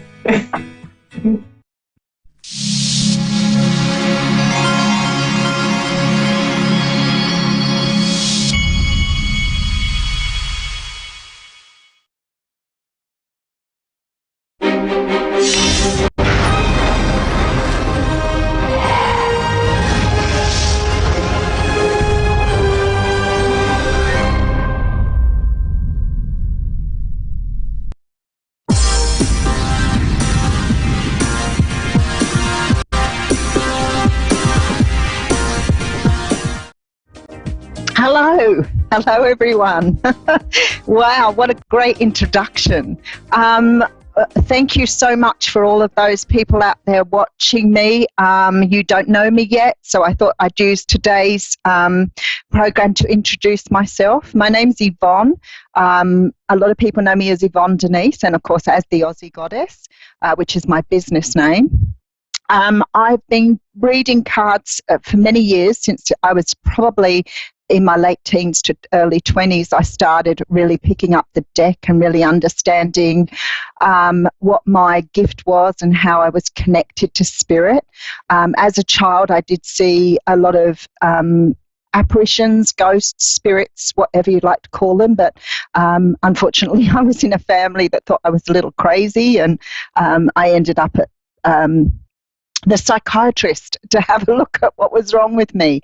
So I put my gift down for many years and started following what I would call the logical, sensical part of myself. And then probably about 25 years ago, I started picking up the cards really seriously then and doing readings for other people.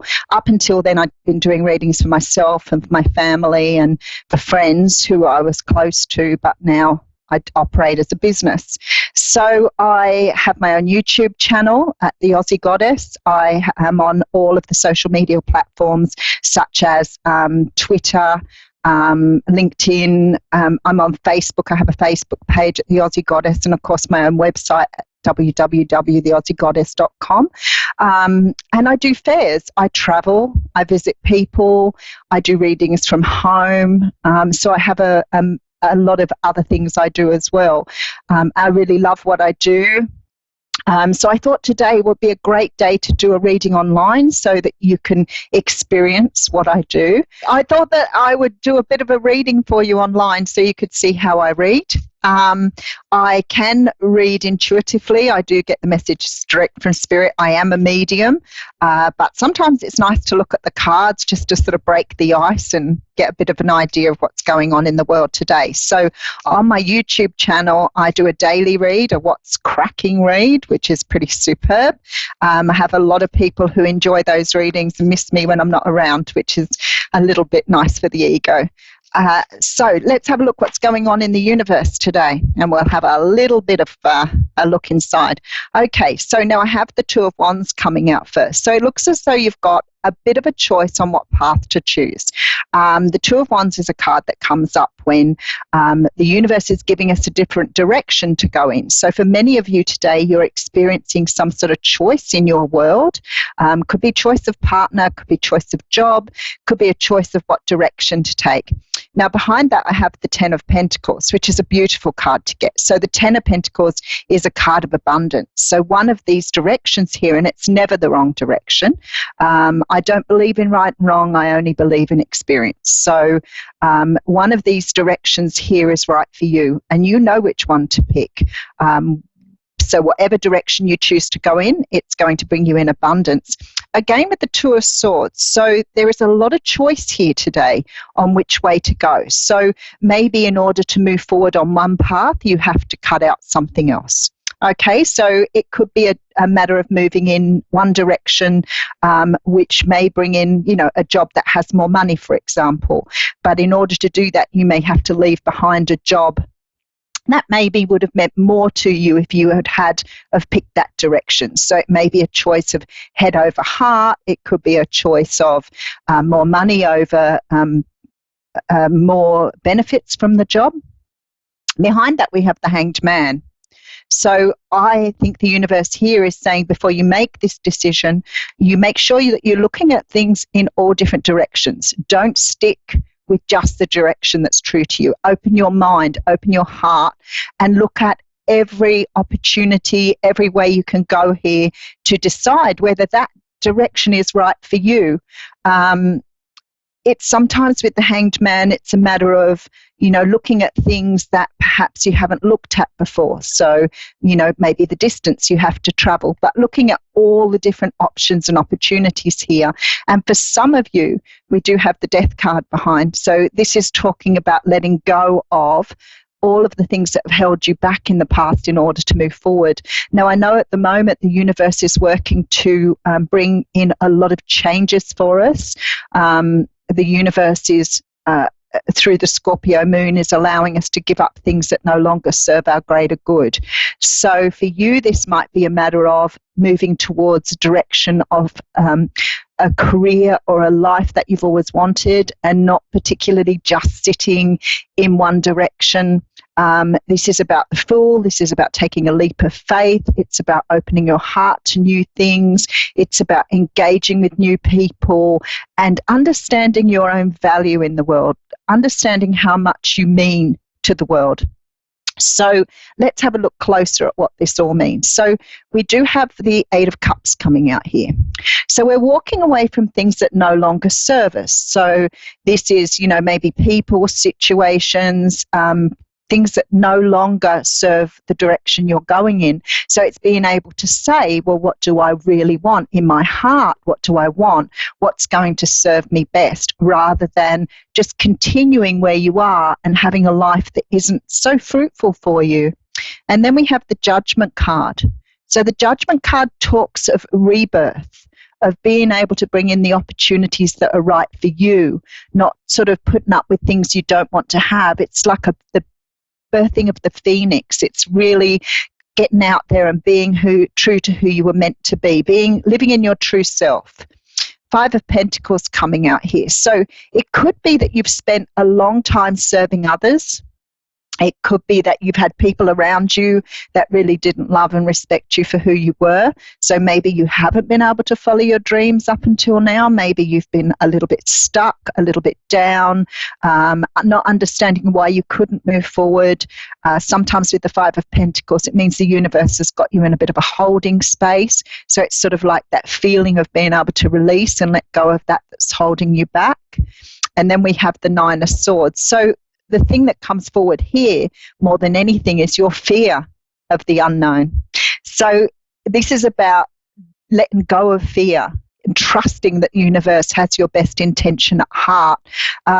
With the Nine of Swords, it often talks about, sleepless nights, anxieties, sometimes that depression, that feeling that you don't deserve more.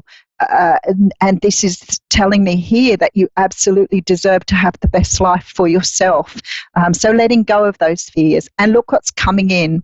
So we have a brand new passionate start with the Ace of Wands. Now the Ace of Wands talks about a new time where you're able to release those fears and move in with passion and desire for all that you want.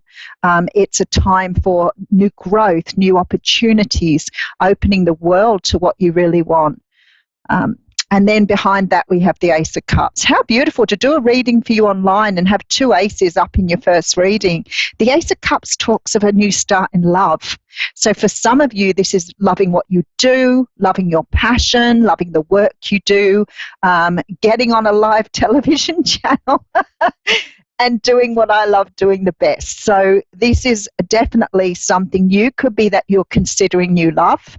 And in order to move forward, you have to accept that perhaps this love that's being offered to you is right for you. Maybe you've denied yourself that beautiful love for so long. And then we have the Wheel of Fortune. Wow, Spirit is really backing me up on this one today. So the Wheel of Fortune is the card for the universe helping you to move forward. So it could have been, as I said before with this 5 of Pentacles, that you've been a little stuck in what you felt you deserved or what was coming to you. Sometimes it's like treading water. It's like feeling bogged down in mud and not being able to make those moves. Sometimes it's about waiting for opportunities to be offered and the universe is just not offering you what you want at that time.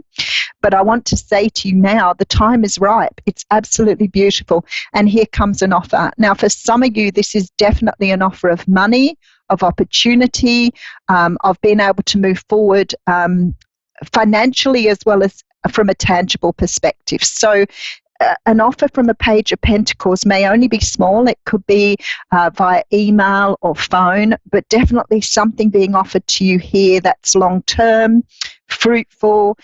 He does have rather a large pentacle. So we definitely have a good size offer coming in here. It could be from an earth sign. Sometimes these do represent the Capricorn, Taurus or Virgo, but this person's more likely to either own their own business or have an opportunity for you that's going to be lucrative and bringing you what you want. Okay, and then I have the 6 of Wands. Wow, this is absolutely beautiful. So the 6 of Wands talks about victory. It talks about recognition. It talks about people seeing you, perhaps if you feel for the first time that people are seeing you for who you truly are. And this is beautiful because it's like you're stepping out into the world and and look at this. Wow.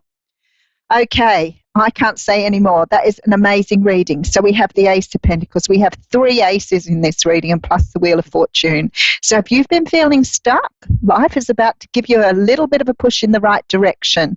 There is definitely a brand new job coming in for some of you. For some of you, it's about love. And for some of you here, this is about your own business, being able to move in the direction of what you want in terms of your own business. It's just a beautiful reading. I can't even say how lovely this is. So for everybody that's listening today, there is something about to open up to you. And it feels to me like a lot of you have done, work on yourself. Perhaps some of you are in, esoteric arts yourself. Maybe you read cards, sell candles, use incense. There's a great feeling here that something wondrous is about to open up to you and give you an opportunity to move forward. What a wonderful reading to get. So when I look back at what I call the mini reads, so the cards I look back in the beginning, I always go over these when I do a reading online or a personal reading because this is sort of a mini read of what is coming. So I know now that this opportunity to move in this direction here is being offered to you. As I said at the beginning, it definitely is bringing you in something, whether this is money, an opportunity for love, an opportunity for a brand new start. The Ace of Wands is a wonderful sign of passion and moving forward. We do have obviously a decision to make on how to move forward with that, but that's okay. Sometimes that means cutting things out in order to move forward. You may have to release people, situations, or whatever. The Hanged Man is the universe asking you just to make sure you've looked at this for every direction and made sure it's the right thing for you. Not the right thing because it puts more money in your pocket, not the right thing because it pleases anybody else around you. It's about looking at what do you want from the bottom of your heart. Is this what you want? Is this your passion? Is this what you desire? Because we do have the Death card here. So the Death card talks of transformation. And this could be you just moving in a very different direction and taking on something new here.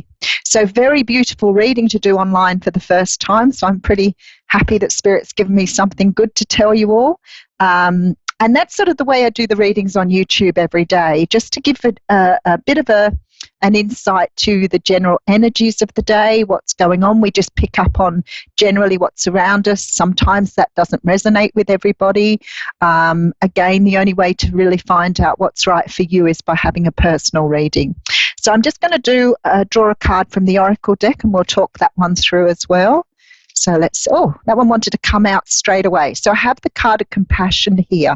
Now the decks I'm using, if anybody wants to know what decks I'm using, I am using the, oh goodness gracious, I haven't got the thing in front of me to show you. The Power of Love. The Power of Love Tarot this is from, and I think it's James Van Praagh deck. So, and the one that's come out is Compassion. So I think this is really relevant for today, because being compassionate about everything, your love, your heart, other people. It talks about you demonstrate the language of the heart by actively sharing and living love. Now, that doesn't always mean giving everything at the risk of not taking for yourself. Some people believe that if you invest everything in others, then that's the way to go. But I say, don't do that. You always make sure that you're investing in the right direction. It can be unconditional. If you have children, of course, your love is unconditional. But if you do that and give to others without expecting something in return, even gratitude, that isn't always the healthiest way to live your life. You deserve love as well. So make sure that you are getting back what you're putting in. And that's the value of give and take right there. And for many of you, I read for a lot of people online. I do read for a lot of people who have been through, relationship situations where they've been taken advantage of. We talk the journey of narcissism. We talk the journey of, not everybody around you having your personal value respected and loved the way you should be. I'm a great advocate for helping people to understand self-love and their own personal journey, because a lot of people are brought into the world working like they should always consider other people, and it's not always about that. It's always about you loving yourself first, so you have your cup full enough to share with others. So I work with a lot of people to help them on their journey. I work through with people in a life coaching respect. I am a qualified certified life coach, so I have that as well. At a personal level, I'm a grandmother of 7 and a great-grandmother of 1. So I have three beautiful children who all have just beautiful children of their own. In my personal life, I've worked in the welfare sector. I've been a light worker for many, many years, on top of doing the spiritual work. And I've been lucky enough to understand the journey of spirituality, working with others to bring them in their best possible lives as well. So I understand the journey of narcissism. I understand the journey of abuse. I can relate to many of the things that other people have been through on this journey. And I work with absolute honesty from the bottom of my heart. So I have 4 minutes left to make sure I get across my point. So what I want to do going forward is I would sometimes do readings for other people. I will do readings for the general energies and give you back the general energies of what's in the universe. I will bring you messages from the universe. I get the message direct from Spirit, so sometimes I'll be able to offer you very direct messages from Spirit. Sometimes I'm lucky that the universe may give me personal messages for you. I don't offer free readings. You can check me out at YouTube, The Aussie Goddess, Facebook, The Aussie Goddess. I'm happy for you to join my pages, watch what I do. I'm also happy if you want something in particular to be talked about on the channel for you to give me feedback on what you'd like to hear about. And in future, I will, as I said, try and do a range of things. I want to really explore this channel. It's been a dream of mine to really do the work that I do more fully and more openly with all of you. I love working with people. I have a tremendous passion for humanity and improving the lives of others in whatever way I possibly can.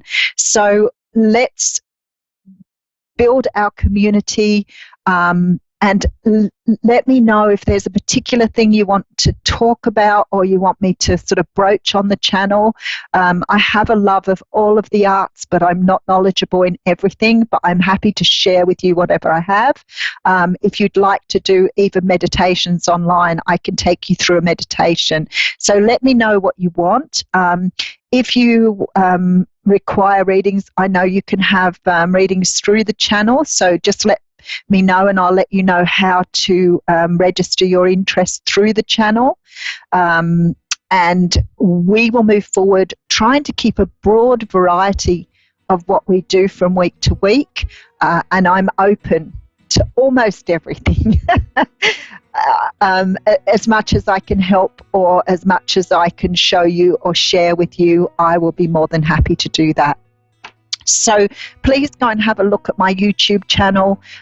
Please, by all means, email me if you'd like any more information, if you'd like to offer some feedback, if you think that, a particular subject is relevant and you'd like to hear more about that. And from the next time I'm on, which of course is next Wednesday, I will be taking a live caller for each time I'm on to sort of share with you how that Spirit works through me. And I have 1 minute. It's like I want to say a whole lot here and I don't know where to start. So I want to say much love to you all. I am so happy you've joined me here. I'm sure I have some people who've been great followers from, some of the other mediums I work from.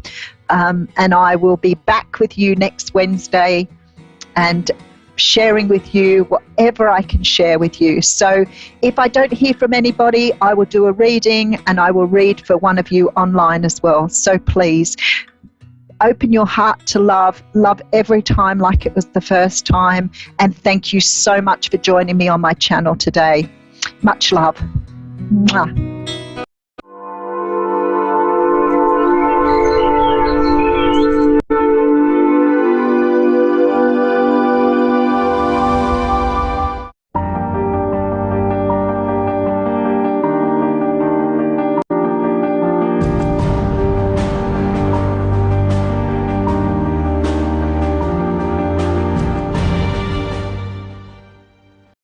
Hi, I'm Tracy, and thanks for watching Moonstruck. And now, back to A1R on the air. Psychic Talk Radio now on Moonstruck TV, enlightening television.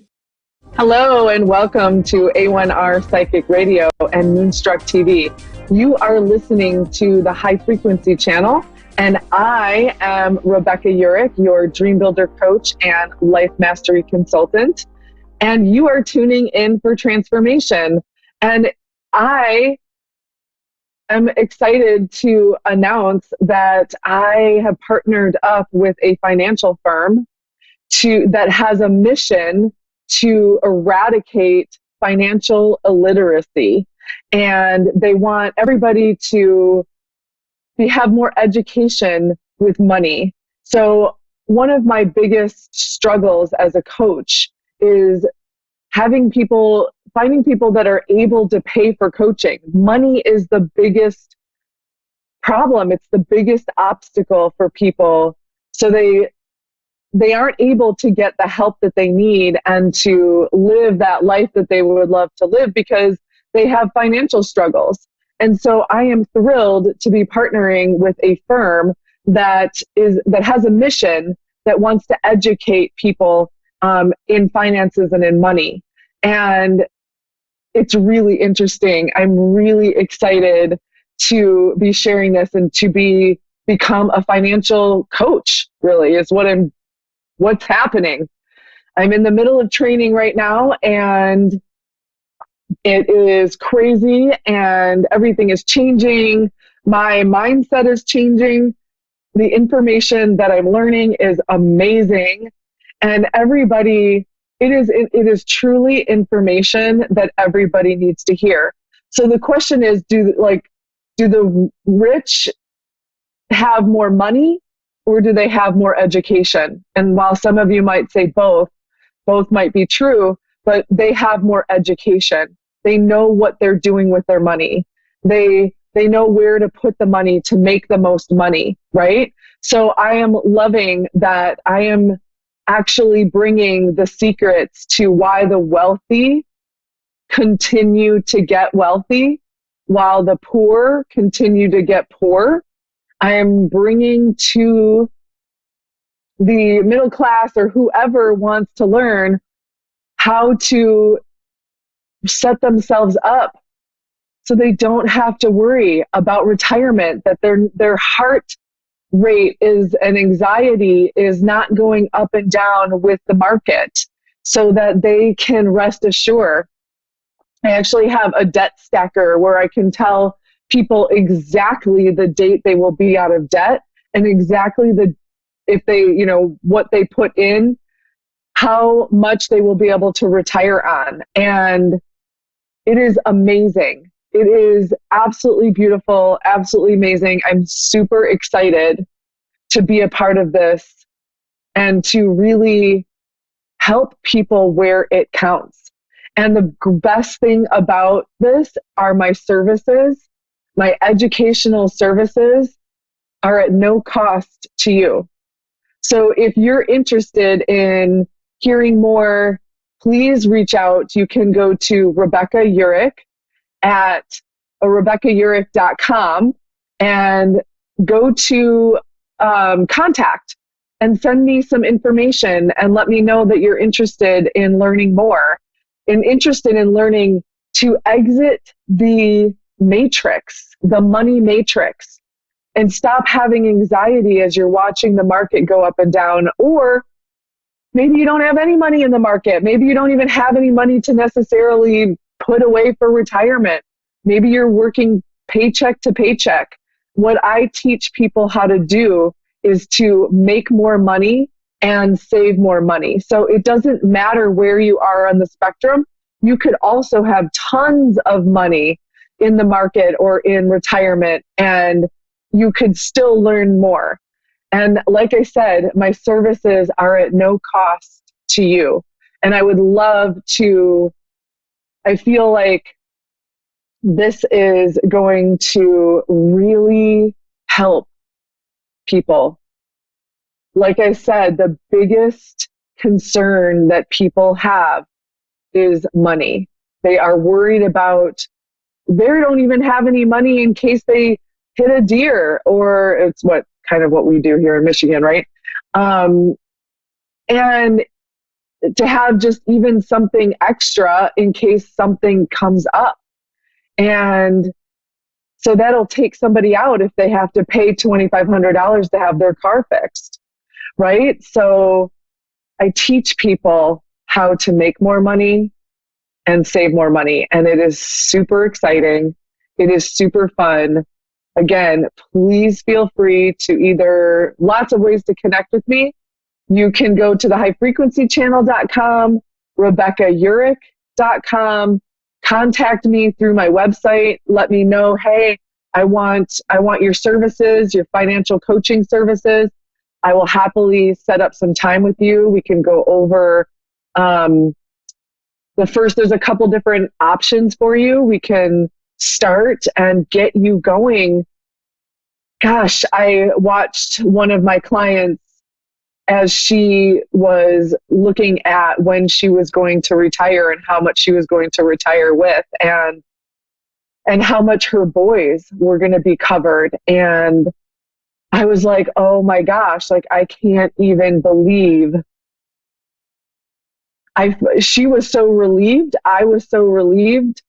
It takes a huge weight off of people's shoulders to have an idea, to know when they're going to retire.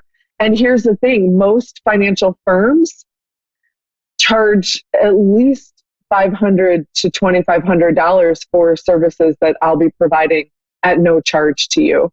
So I'm happy to begin helping. I'm happy to serve you. I'm happy to share this information. And it's not even tricks that the wealthy are doing. It's just that we just don't know what they're doing with their money. And it's a little bit different than what you would think. But it's not about the law of attraction. It's not about mindset. It's not about any of that. It is literally factual. It is literally so easy. So please feel free to contact me. Like I said, again, RebeccaUrick.com, highfrequencychannel.com. Contact me through there, or my Facebook page, highfrequencychannel.com. Just message me. I don't care. Let's set up some time to go over and to learn. The first step is to go through the educational process so that you have this fabulous information, right? And then we can go from there. We can do an assessment, which is complimentary. So all of them, I'm excited. And there's more to come because I am just getting started with this. So I'm very excited I feel as though what I'm doing, and I think I said this before, is I'm helping people exit the matrix. I'm helping people become deprogrammed by the way that we're naturally programmed to be, and to have money and our feelings toward money and how money works. And so I feel really blessed to be with a company that wants to educate people on finances and money. And like I said, I will help you make money and I will help you save money. And with that said, I was thinking about how this just dropped into my lap and how grateful I was at the time. I'm grateful now, but at that moment, it was the craziest moment. And I contacted a friend. I was standing in my kitchen and I was like, I need to call somebody. It was this crazy thing. I was like, I need to call somebody. And I go, okay, my sister, who I would normally call, or my mom. My sister was putting her kids on the bus, and my mom was, probably getting ready for work in the morning. And I'm like, oh, I'm going to call this other friend. And then we started talking about this, and that's how I got into it. It is life-changing information. So I'm going to keep coming on and keep giving you information. I'll probably do more shows about it because I feel really strongly about the information that I'll be sharing, and that it is absolutely life-changing.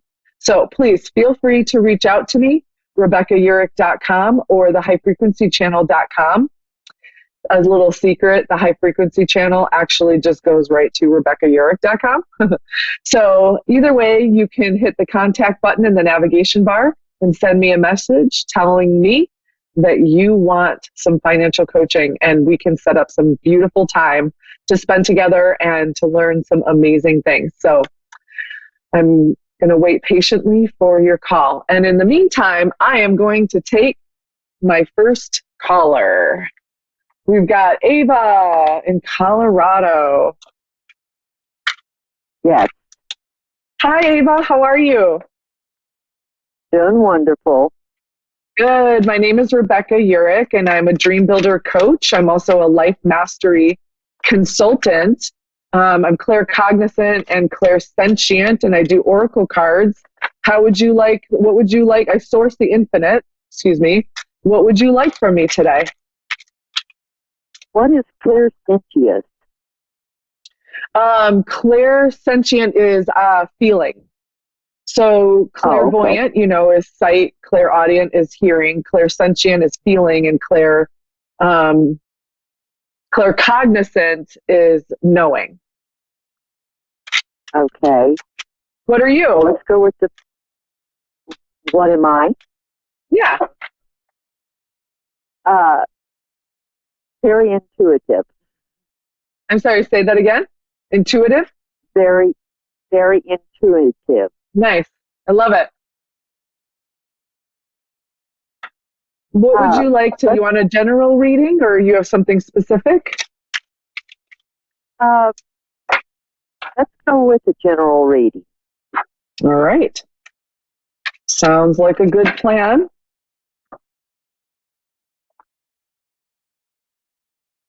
All right, let's see what's going on. All right, so the situation that you're thinking about or that is happening in your life has a lot of different layers and a lot of different dimensionality to it. Is there a specific person that you're thinking of or a specific situation?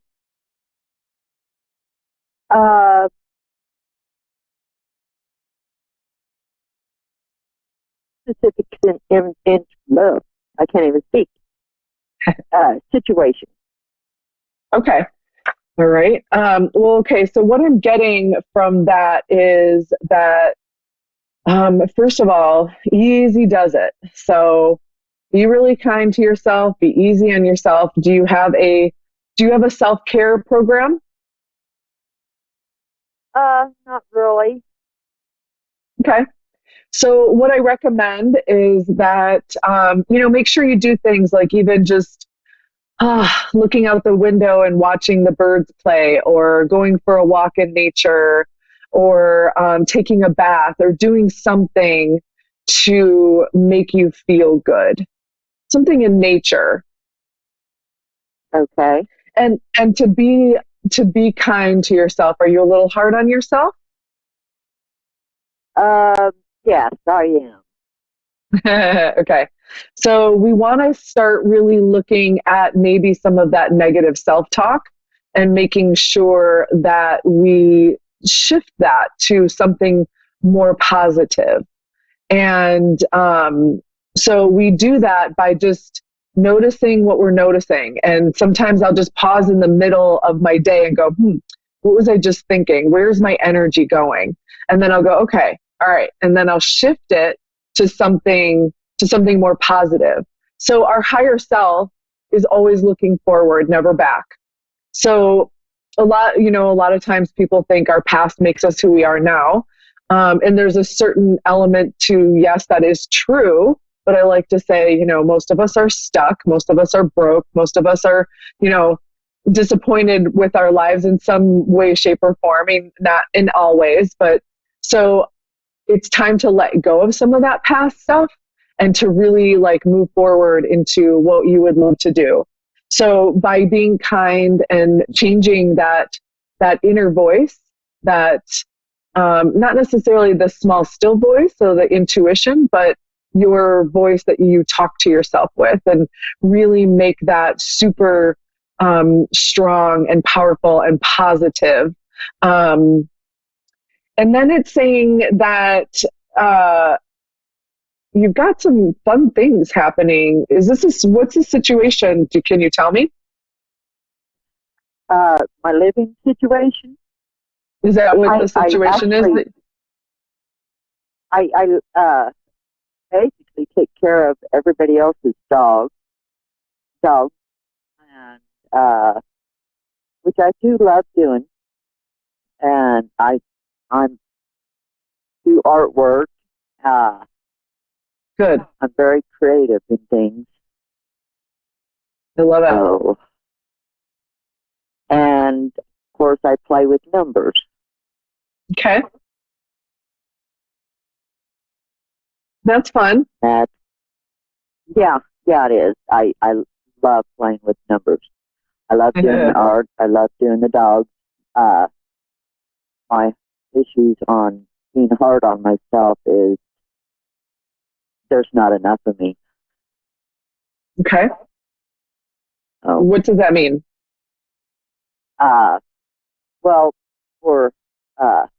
Right now I have 8 dogs. For them to go walking, it's 10 miles a day.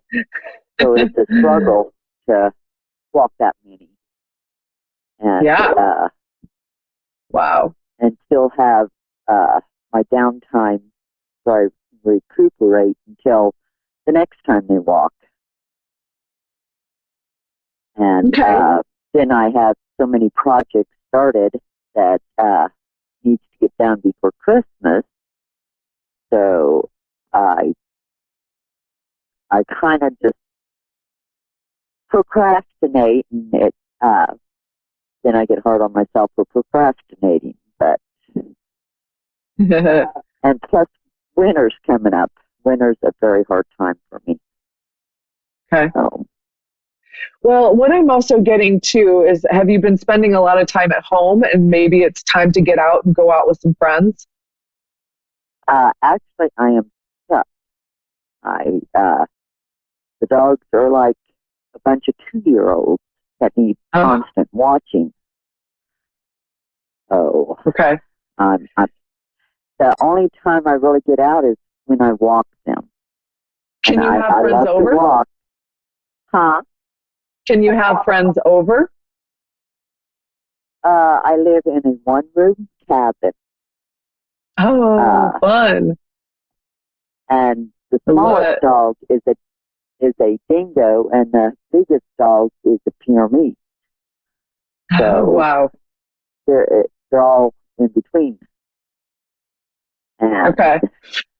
Well, what I'm getting is that it's important for you to also like go get out and get some either invite people over or go do something, even if it's just for a short time, to go and be with people. Have you been invited to any like birthdays or celebrations or anything, or graduations? I guess that would be the time of year for graduations. I get invited for coffee, which is really great. It does. My closest neighbor is a mile away, so it's probably about 15 minutes I spend at her house when I do go over there. But like I said, these dogs are like 2-year-olds. I have to really stay close by them. Sure. I hear you. I'm just thinking that it's important for you to get out and be social. And even if you can meet with, and do you have anybody like-minded, like that is intuitive like you, that you can chat with, even if it's on the phone? It's on Facebook. Okay. And of course, this one here. Right. Okay, cool.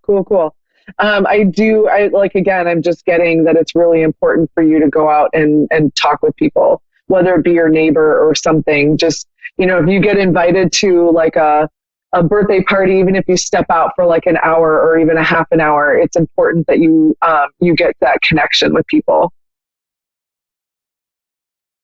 Okay. Yeah.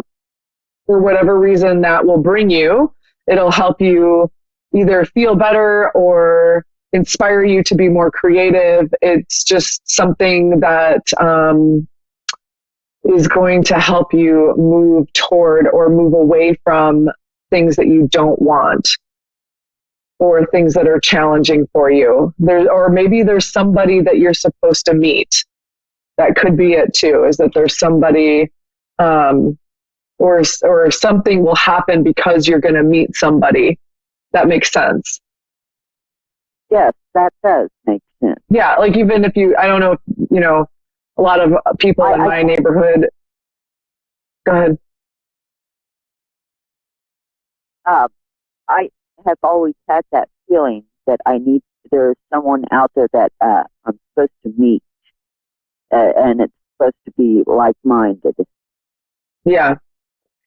That's why I'm saying yeah, that's okay. And so I think like maybe something to take to think about is, how could you set yourself up in order to, be able to leave for more than, a half an hour or more than an hour?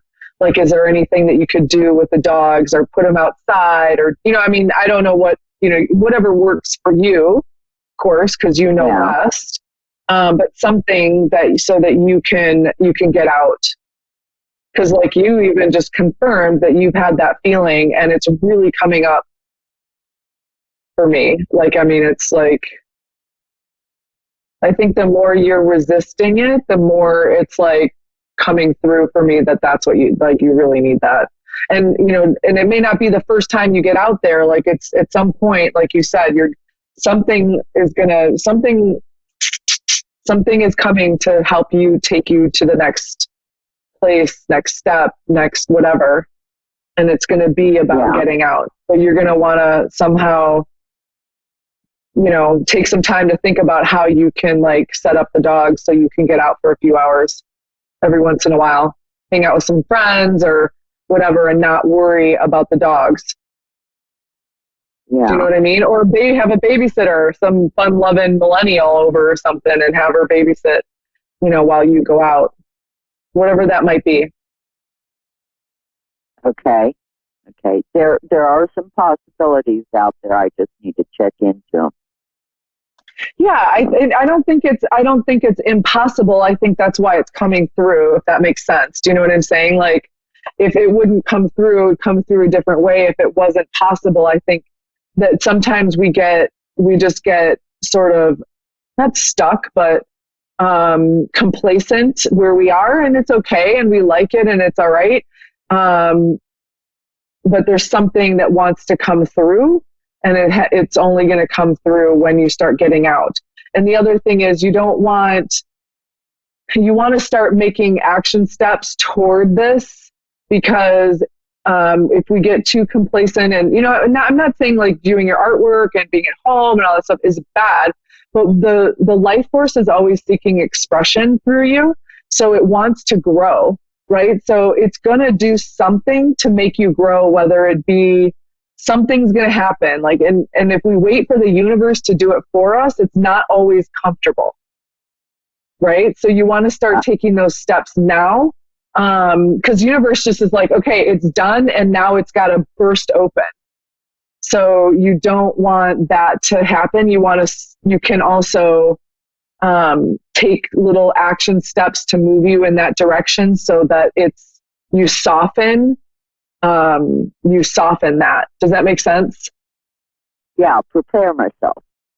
Prepare, yeah, or I mean, just ease. It's like the pot, like the top of the pot on the boiling water, and it's like you're like holding it down, right? So we've got to like lift it up and let it air out a little bit and start doing something to move in that direction. Otherwise, you know, I mean, the pot won't blow up, but do you know what I'm saying? It's just the pressure starts to build, and then something is going to have to happen in order for that to be relieved. And like I said, you know, this is what's happening with the world right now, is they're awakening, but because we're so stuck in our programming and all that stuff, that people are having to have a divorce or an accident or an illness or something that wakes them up to, you know, a bigger world. And so but the other way of doing it is taking little action steps in the direction of what you would love to do, so that you ease that pressure. And so then you simply start moving toward, you know, you're designing the life instead of waiting for the universe to default you, which is not always, sometimes it is, sometimes it's great and beautiful and amazing, but a lot of times it's, you know, it's got to like challenge you to get you out of where you are, if that makes sense. Yes, I do know what you mean. Yeah. Okay, good. So you're going to take some steps toward getting yourself out there, having some fun with people. Yeah. All right. Thanks, Ava. Thank you. Very good. Yeah. Very good. Yeah. Thanks so much, sweetheart. And have a good night. And make sure you like my page, the High Frequency Channel, and check in on me and let me know what's going on. I often go live with free readings, so I'd love to see you on there and hear what's going on and keep up with you. Okay. Yeah. Thank you. Yeah. Thank you. Thanks for being on today. You have a good night. Thank you. You too. Bye-bye. So make sure that you like my page, my Facebook page, the High Frequency Channel. Turn on the notifications so you know when I go live with free readings. and write me, RebeccaUrick.com or the highfrequencychannel.com if you are interested in financial services or financial coaching. I would love to hear from you. You have a beautiful day. Have a wonderful day, evening, night, wherever you are good in the world. Have a beautiful day. Have a beautiful time. I love you. Namaste.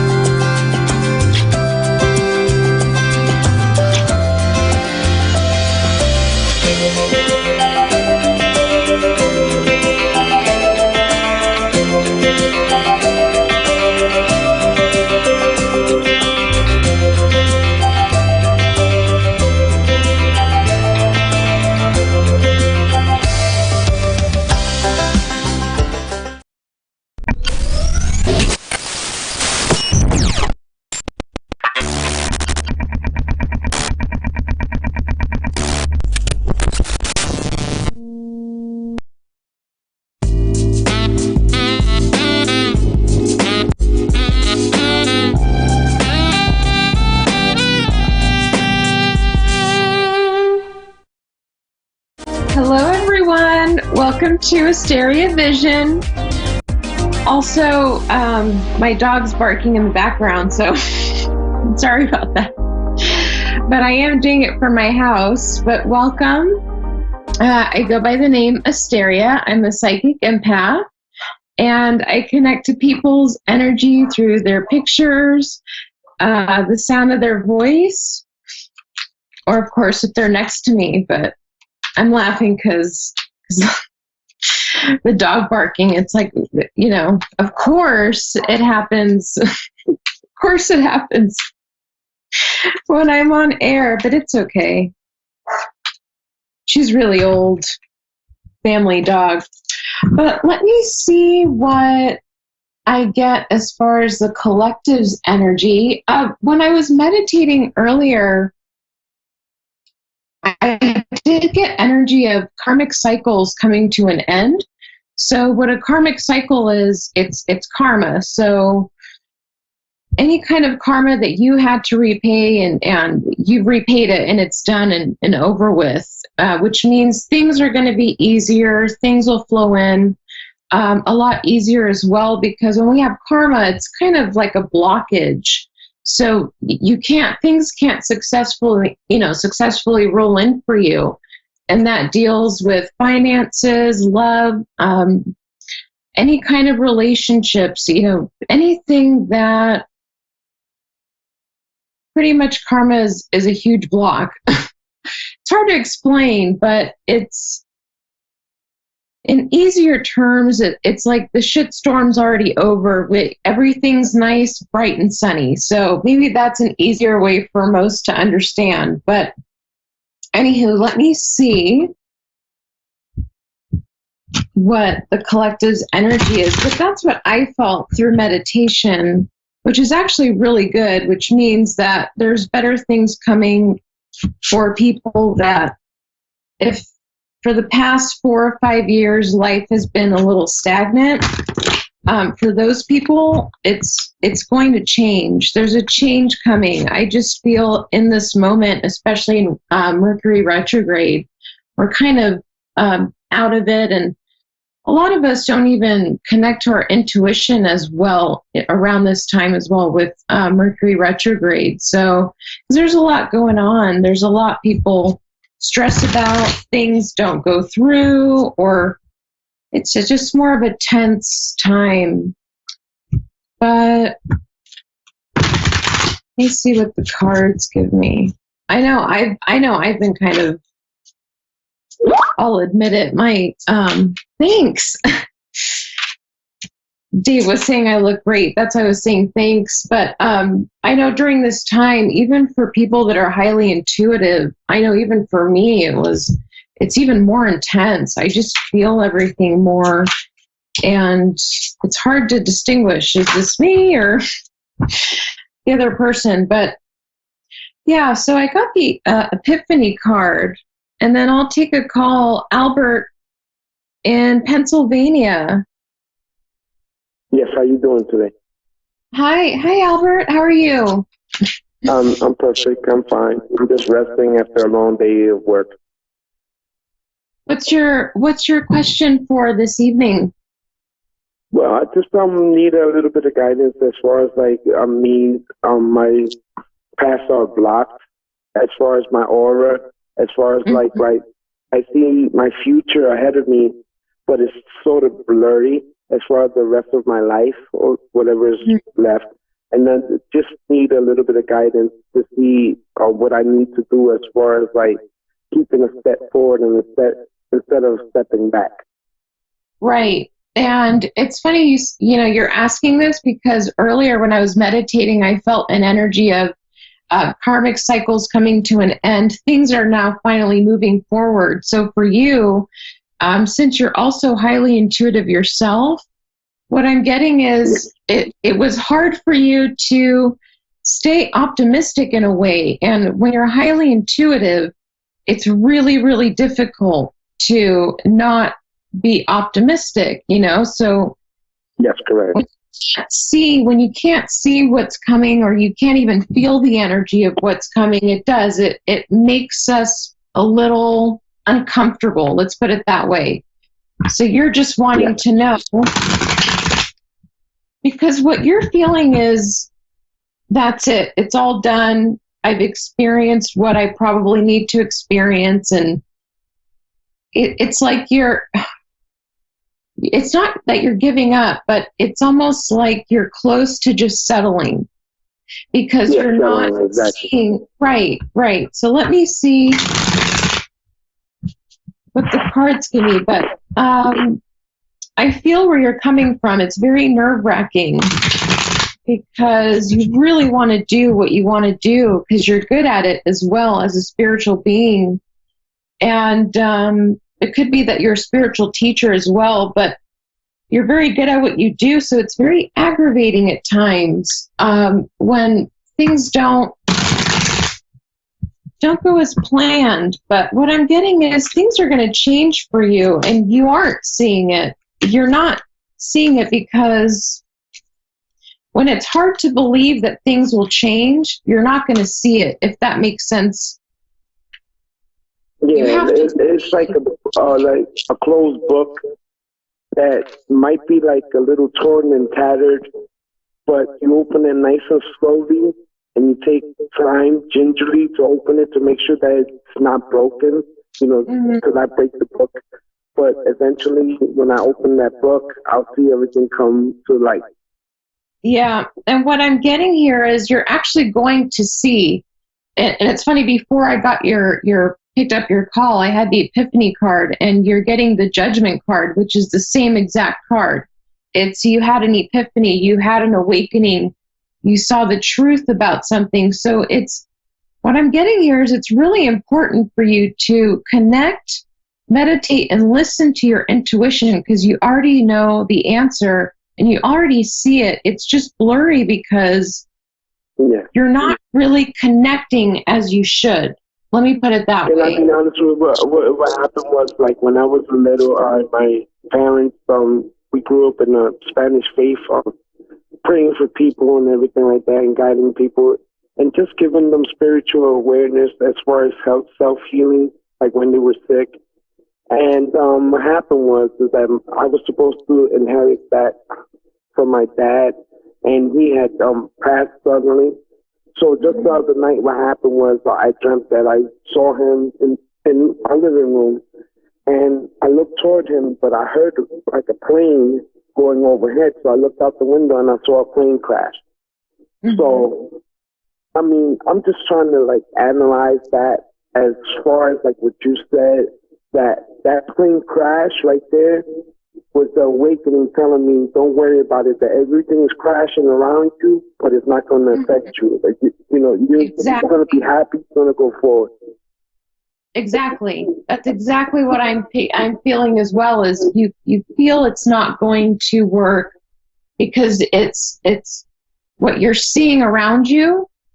You're not seeing it allowing you to move forward and move forward with what it is that you really want to do, your passions. And but what I'm getting is, yeah, you're right. You're not being affected. For you to get the Judgment card upright as well, that tells me that you are protected, and the storm will pass because you have gone through a few storms, is what I'm hearing. And each one has enlightened you. Each one has taught you something, a lesson. But that was the karmic cycle that I'm talking about, that you had to go through, which is now coming to an end. So you're going to see, it's a matter of, you have to believe in what you're seeing because it's true. If that's what you're wanting to know, if your visions are true, or what you're feeling is true, it is. You're correct as to what is coming for you. And it's actually positive. I'm feeling that. I see that. It's just, there were things that you feel you had to defend yourself against for a very long time. So now that you no longer really have that or need to do that, it feels different for you, Yes. So that's what I'm getting. So you're going to be fine. Things are going to turn out fine for you. Let me see what else I get through your energy. But as far as that, there's no need to worry about what is coming for you. I think I saw I had another caller, but I didn't catch the name. So I'll just finish with this call. Susan, okay. Ventura, okay.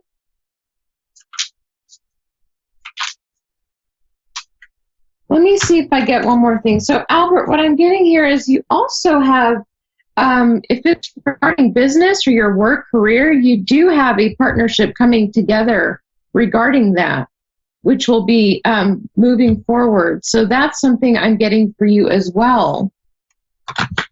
Awesome. So I'm going to leave it at that so I can get Susan, my next caller, but I hope I answered everything for you. And I just want to say that you've been a blessing, and I do appreciate everything like that, because our gifts are spiritual, and a lot of people take advantage of people, but I'm glad that you're the type, and I can see you're a beautiful soul, and I do appreciate everything you're doing for people, and thank you for everything. Yeah, you're welcome. Thank you. Thank you for saying that. I appreciate that. But you're very welcome. Okay, have a wonderful night. Thank you for everything. You too. Thank you. And, well, that was really sweet. Now we have Susan from Ventura. Hi, Susan. Hello. Hi. Hi. You're pretty local to where I am. Oh, where are you at? Yeah, I'm in the Ventura County area, so I'm in your county. Oh, yeah. Oh, that's great. That's awesome. Very good. You'll feel my energy pretty strongly then. Oh, that's good. That's good. What's your question for tonight?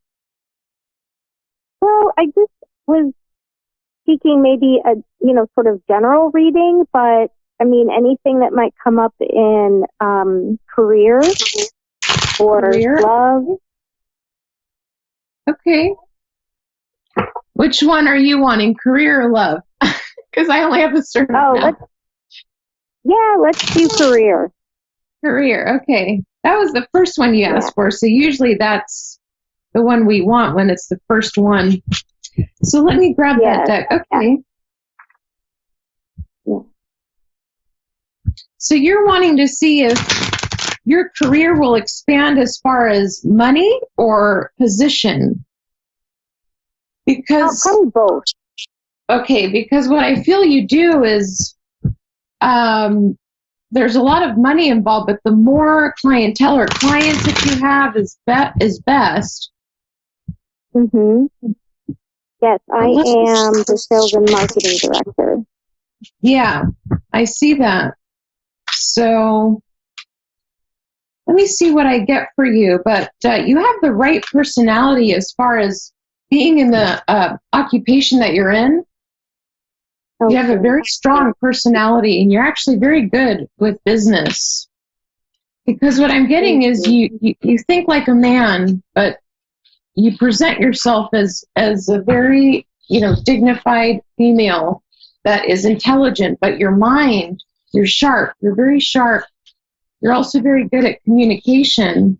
So you're, as far as career, you're in the perfect career is what I see, because the energy around you is good, but I do feel you have a lot of competition, and I feel that your competition is male. It's a man, or it's maybe a couple of them, but I feel that your competition is male energy.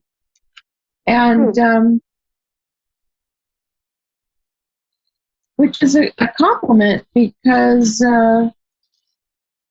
they know that you can get the job done and do it right. You're capable. You're very smart. Thank you. Yes, But, I finally landed this job. Yeah. Yeah, it's not in a bad way. They just see you as competition, because men in general are competitive. It's just part of their nature. So for a woman to be as competitive as a man, some may disagree with me, but it's true, because I've been in it as well. It's different. Mm-hmm. It's intimidating, and they don't want to compete with a female that thinks like them, because that's even more work. It's something that they don't want to deal with it. So, but it's not you're highly respected is what I'm getting. I'm not getting any cards to fall out for you, because I'm probably just reading you without the cards, but I do see you are highly respected. And you will move up, and you can. It's what I'm getting is it's up to you. It's up to you if you want to take the movement forward as to move up within this company. But what I'm getting is you will have competition. You will always have competition. So if that's the thing, that's fine. Yeah, so you're okay with it, and that's why. No, that's intimidating. You're someone that doesn't give up, so which is good. It's very true. Yeah, I'm also, I think probably in the career aspect, I'm also wanting to eventually open up my own business again. Mm-hmm. So I'm hoping at some point I connect with a partner that wants to do the same thing.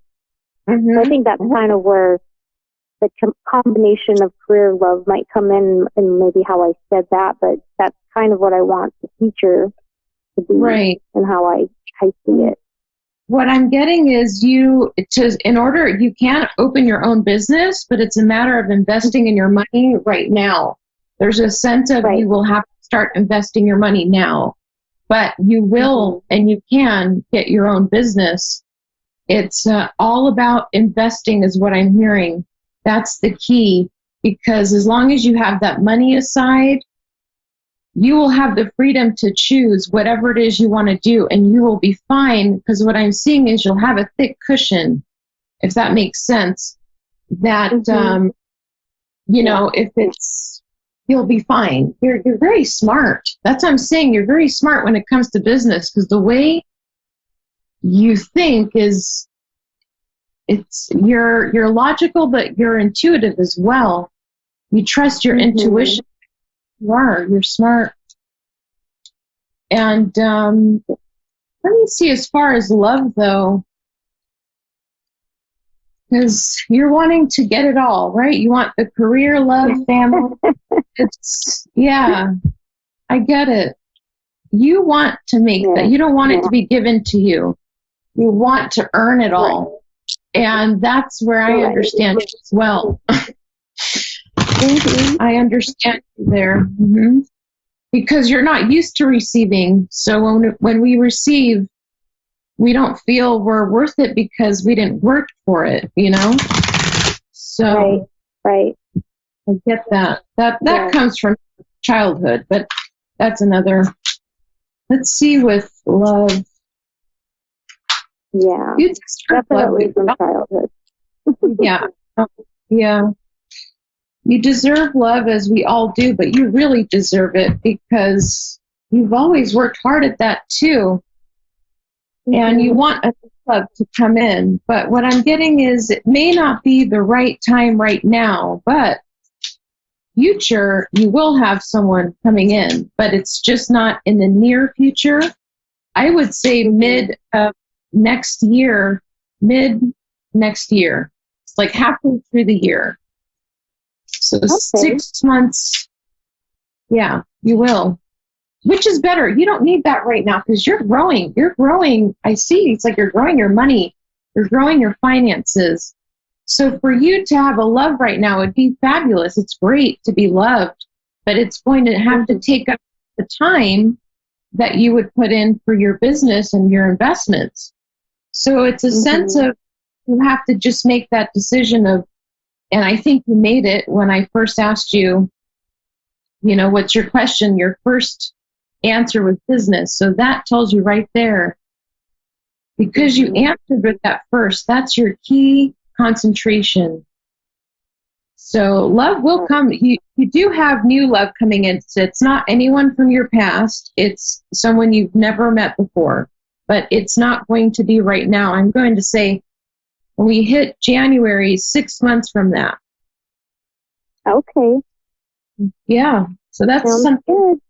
And it's going to be a very passionate connection as well. That actually, it might start off that way. You actually might, it might be somebody that you're, you know, just kind of dating casually, but it's going to grow into a love, which is good. You know? Good. Yeah. Very good. All right. Well, thank you so much.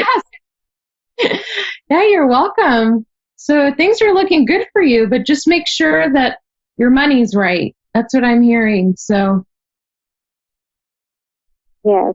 It's been all about money this year. So I'm definitely catching up. Things are getting better. And I know things are moving forward in a positive way. So it feels good. I mean, and I feel good. So I know when I'm open, all good things are coming.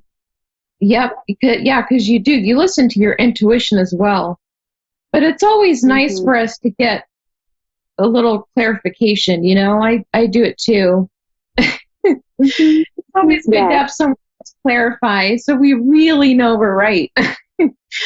But I'm excited for you, and maybe someday I'll run into you in Ventura. I actually go to Ventura. I used to often, but I think you calling is a sign for me to go, so I'll have to visit.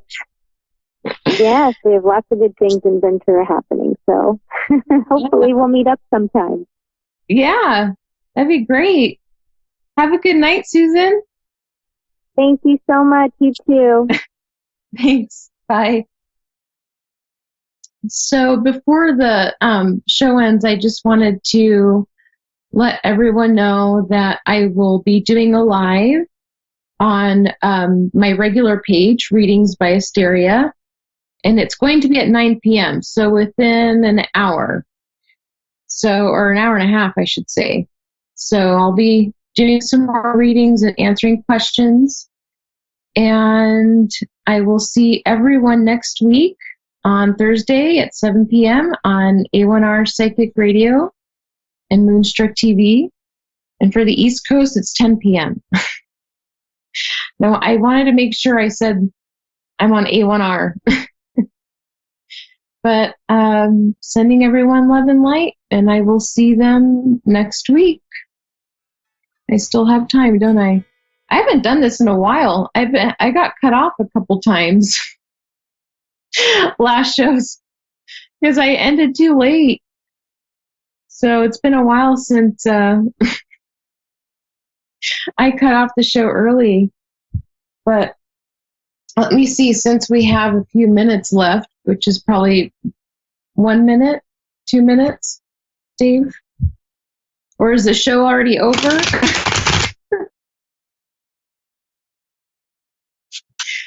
Don't know. 4 minutes. Okay, good. Let's see what message I get in 4 minutes. Let's see. Let's do a collective message. That was nice. I enjoyed my 2 callers tonight. It was nice answering questions a little different. Let's see if I get anything before the show ends. Honestly, all I can think about right now is how hungry I am. Don't ever do readings when you're hungry. It's not very effective. Need that energy. Nothing's coming out. It's that retrograde. I'm just going to pick one myself. Let's see. Go with this one. There's so much to accomplish. Make a very detailed plan. Being watched over by someone kind. So that's a great message, especially for the kind of calls that I got tonight. Things are moving forward, and there is more to be accomplished as well. But this does include finances. Finances are growing here, is what I'm seeing. And also, there's an energy I'm picking up. You're very protected by someone on the other side. Could be friend, family member. But I do see that this person I'm picking up, you're growing. It's a male energy that I'm picking up right now. But you're growing your finances, and things are going to be growing at a much quicker rate than what you think is what I'm getting. So that's a great message, and especially when you're getting clarification that you're being watched by someone, by a loved one on the other side. So that always helps to keep us settled, especially around this time. I've been feeling it. This retrograde is pretty intense because we are in Scorpio season, so it's like you get these feelings of wanting to act on impulse, but it's always best to not and remind yourself of the consequences of doing that. 90 seconds! Yay! Should I see if I can get another message in 90 seconds?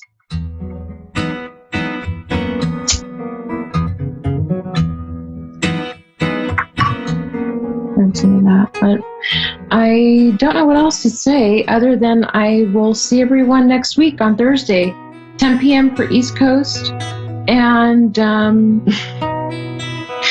7 p.m. for West Coast. I could have answered another call in between this time. It's only 7:27. Let me see if I get one more message. Might as well. Instead of me just staring into the screen awkwardly. This is a good way to end. If a card falls, then the message is meant to be delivered. If not, the show ended on a good note with some great readings and callers. Let me see. Sometimes...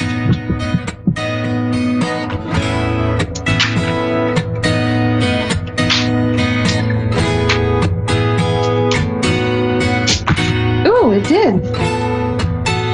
A gift of passion, opportunity, and inspiration, the chance to do something amazing.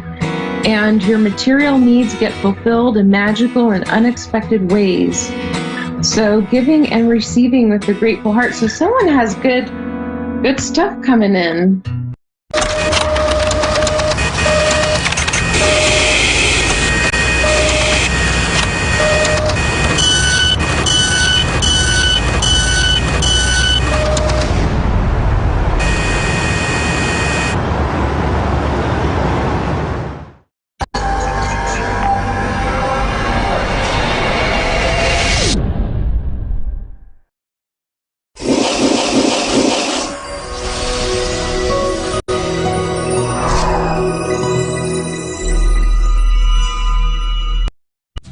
everyone. This is Fiona, Virgin Media Maya Power, and you are guys listening to A1R Radio Network and Avid Advice Show. So before I take any callers, let's talk about a couple things. Number one, I received a tons of emails, and also you guys DM me on my Instagram that I do date some guy for almost 6 months. I do date somebody for almost 1 year. And every time when I'm trying to communicate with him about our future, every time when I'm trying to ask him about where are we, do we have any future together, then he's going to act as, what are you talking about? You know, let's just talk later. You know, I'm kind of tired. And you know what? It's just too early. You know, I have to financially be independent. I do have a plan financially. I can't give you the ring right now, and this and that. So your questions was about, was almost 450 questions, exactly the same. That do you really think, Fiona, this guy is serious or not? Number one, if you and him together, and somehow, almost after 6 months, not even one single time, when you're trying to talk about future, he's not reacting to it, or he's still kind of like, well, let's talk later, that is super fishy.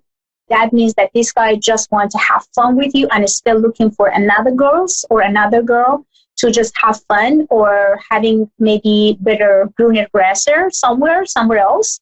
And also could be that this person really loves you and really wants to be with you, but at the same time, he may have some finance trouble and finance issues, which he really wants to get rid of it. Well, you have to judge by yourself. Number one, if he always answering your phone and texts you, even when he's busy, that means he's real. When he's around you and really want to help you, when you ask him for something and he's there and he kind of like calling you a couple times because you got cold, you had some bad day at your work, and then like you're texting him, he says, oh my God, my boss was this and that, and he kind of like texting you 3-4 times, even when he had a lot to do at his own work, that means that he's real.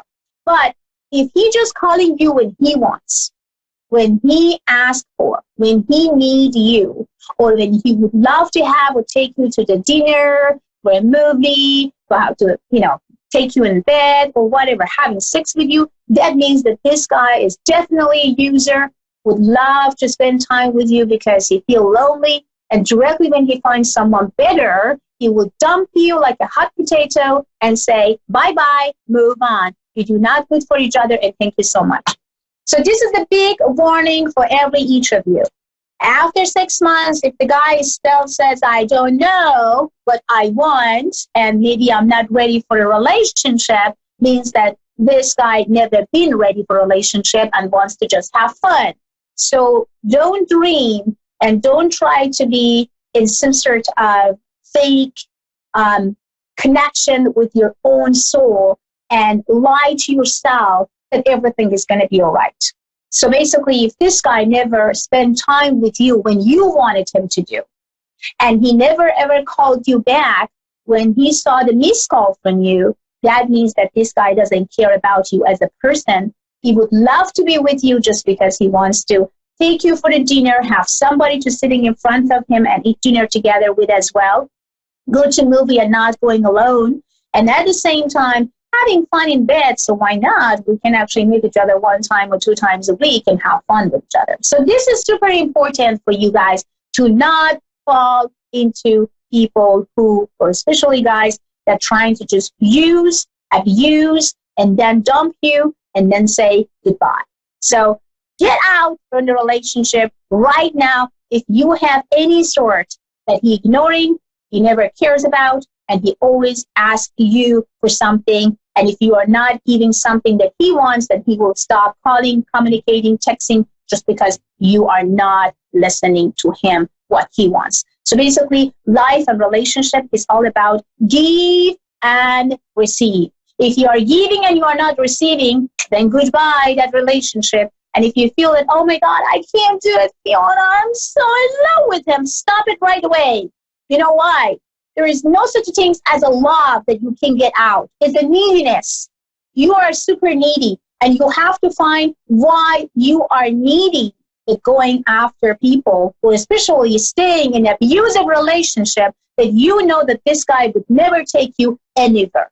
So my advice to all of you, get up, don't be needy, and just stop saying, I am in love. You are not in love. You're just needy. You're scared to be alone. You're scared to not finding any other guy or new guy. That's why you can't handle if this guy is going to go away. That's why you said yes to all things that he said. That's why he will absolutely use and abuse you in many situations to get what he wants. So remember that if someone loves you, will do everything to make you happy. If someone really loves you, will absolutely go to the moon and come back and give you anything and everything you desire for. If someone really loves you, will always make a time. If your boyfriend says, I don't have time, I can't do it this week, I don't have time, I have my mom to do, I have my dad to do, that a red flag, big, big, big, big red flags. So that means it's not good. So back to this video, I want to talk about also Consciousness Life Expo 2019 in LA. I'm representing Avid Advice. I heard that there's a lot of people coming. It's all about energy, metaphysical, quantum, spiritualities, mediumship, psychic. Oh my God, God knows. A to Z. So that's why for those who really want to come around those, object and subject in their life, like when it comes to spiritualities, stones, crystals, healings, Reiki, any type of things that is had to do with the unknown energies, then come to Consciousness Life Expo 2019. And we are there. Avid Advice is there. And I'm representing actually A1R Radio Network as well. So we're definitely going to have a show. I will show you guys exactly what's going on. I heard that every 1 hour and every 2 hours is almost 5,000 to 10,000 people coming and visiting, which is really fantastic. So if you're interested, then you are very welcome to come. And for more information about it, go to avidadvice.com or ParisianMedium.com or DM me on my Instagram. So sorry, sometimes when you guys DM me on my Instagram, I may not answering you right away just because I have a lot of people who DM me, but I have to say I would love to. I am going to answer you guys when I have time. So back to studio. Let's see that if you have any callers. That sounds like still not. And let's just continue and talk about dating. Okay, let's see. I have a caller right now. 1 second. Hello, Bridget. How are you doing? I'm well. How are you? I am doing fantastic to hear your beautiful voice and hear exactly what's going on. So, Bridget, give me your date of birth first, sweetheart, and then tell me about what you have in your mind and what I can do for you. Go ahead, sweetie. Yes, ma'am. My date of birth is December the 7th, 1963. Mm-hmm. I got it.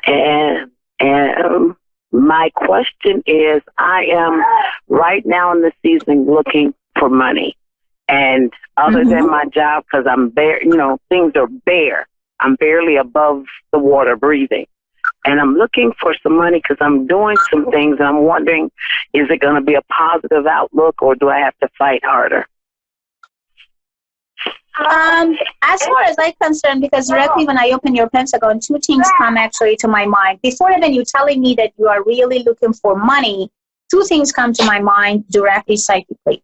Number one, some good news coming around almost by the end of this month or the beginning of March. So basically, in between the 27th of February until the March 13 or March 17, you are going to receive a good news that will change your finance from A to Z. So basically, what you are doing right now, you are in a good path. You are in a good way with good directions. Continue, and the good news would actually occur almost at the end of this month. So basically, answer to your question is yes. Continue. Thank you, Jesus. Oof. Thank you so much. I really appreciate that. That made my day. I made my Yeah, day. and it's amazing. I love the way that you take a risk because normally you always be careful, and that's why you're getting tired to be careful. Because when you're always being careful, you kind of feel like, oh, I lost there and I lost this. Now it sounds like you just like, you know what? I would love to. I am going to. Nothing will stop me. That's it. Get it done. And that's what I love about that type of attitude. And I wanted you to continue to have that attitude all the time and not just temporary. I appreciate that because that's no what I'm trying fears, for. no fears, sweetheart. If something happened before in the past, who cares? A lot of things can happen in the past, and we know already about it as well. But what I really feel good, and I sense you, and I really hear you right now, you went through a lot of pain. You went through a lot of craziness, and you also feel betrayed. You also feel left over. You also feel lonely. But remember that is all temporary right now. So what you are doing right now, sweetheart, is super fantastic. I don't know what to say, but I'm super proud of you. I do. And I think that you are in a good path. You're in a good relationship with yourself, with your own feelings, that I wanted you to continue to be fantastic as you are today. And don't give up. Thank you so much. I appreciate it. I love you. Thank you. Thank you. It wasn't me to make beautiful cry, but sometimes crying is good because it makes us to release and get rid of all emotional feelings and feeling good about ourselves. So I'm happy that Thursday's coming out, and I'm happy that you found yourself right now, about your own dignities, connections, and everything. I'm super blessed and super happy to have you today on my radio show, because I kind of feel that you really pray to God and you trying to attract good things to yourself because you're getting tired to be around people who lie to you all the time, who betrayed you, and they use you all the time. And now is your time to really lay back and relax and get what you want. So I'm super happy that you come to my radio show today. And for further information, Bridget, you can actually sign up on Avid Advice if you ever want to talk to me or if you have anything in your mind to share. So you can go to Avid Advice, sign up, and I'm there for you if you have any questions, anything that you would love. So I'm going to be there for you. So what else? If I'm going to ask you, Bridget, something that kind of, let's say that I'm God. I'm calming down right now. I'm not, but let's say that we pretended. If I'm going to ask you that I'm here to try to give you the best ever answer to one of your burning questions, what will be that question? What do you want to know?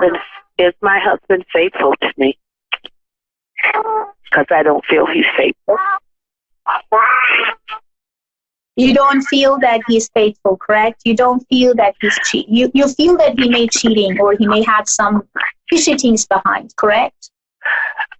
Yeah, because of the way he treats me. Well, let me give you the good news, Bridget.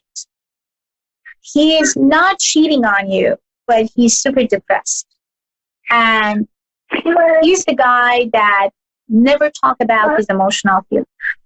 He's the guy that always trying to hide his pain and even his happiness inside. And that's why you feel that when he's not happy, he withdraw himself so badly. And that's why you feel that you are not even count as a woman or wife anymore, which is not true. He's not cheating because I can't see any kind of touchy sexual connection or somehow picking up something that actually on the phone and trying to kind of like taking care of her, go there, pick up her, doing something with her, or kind of like having some secret lover. None of those vibes, thank God, is coming to me. The only vibes that I'm getting from him, he's lost, he's depressed, and he lost his dignity. I don't know why he lost his dignity. It may be because something had happened to his job, maybe to his body, maybe something that he actually not feeling the same way as he was before. So that's why he has nothing to offer. The reason that you are not feeling good, it's not because he's cheating. It's because he's lost, he's depressed, and he doesn't know how to get out from the situation, and he's not even talking or communicating with you and asking you questions like, honey, are you all right? Should we just talk to each other about things? And I think the miscommunication between you guys and not opening up towards each other that make all those misunderstandings come behind and behind. But he's not a cheater. He's just, sorry about my language, but he's just stupid to not opening up and telling you the truth about his own feelings. But he's not a cheater for sure. Wow. You hit him on the nose still. He doesn't really talk at all. Also, yeah. So, but he's quiet. I mean, some men talking and communicating all the time when they do not feel good. Some men, they kind of get completely quiet, not communicating, shut the door completely, and just like, be and acting like nobody, like a zombie.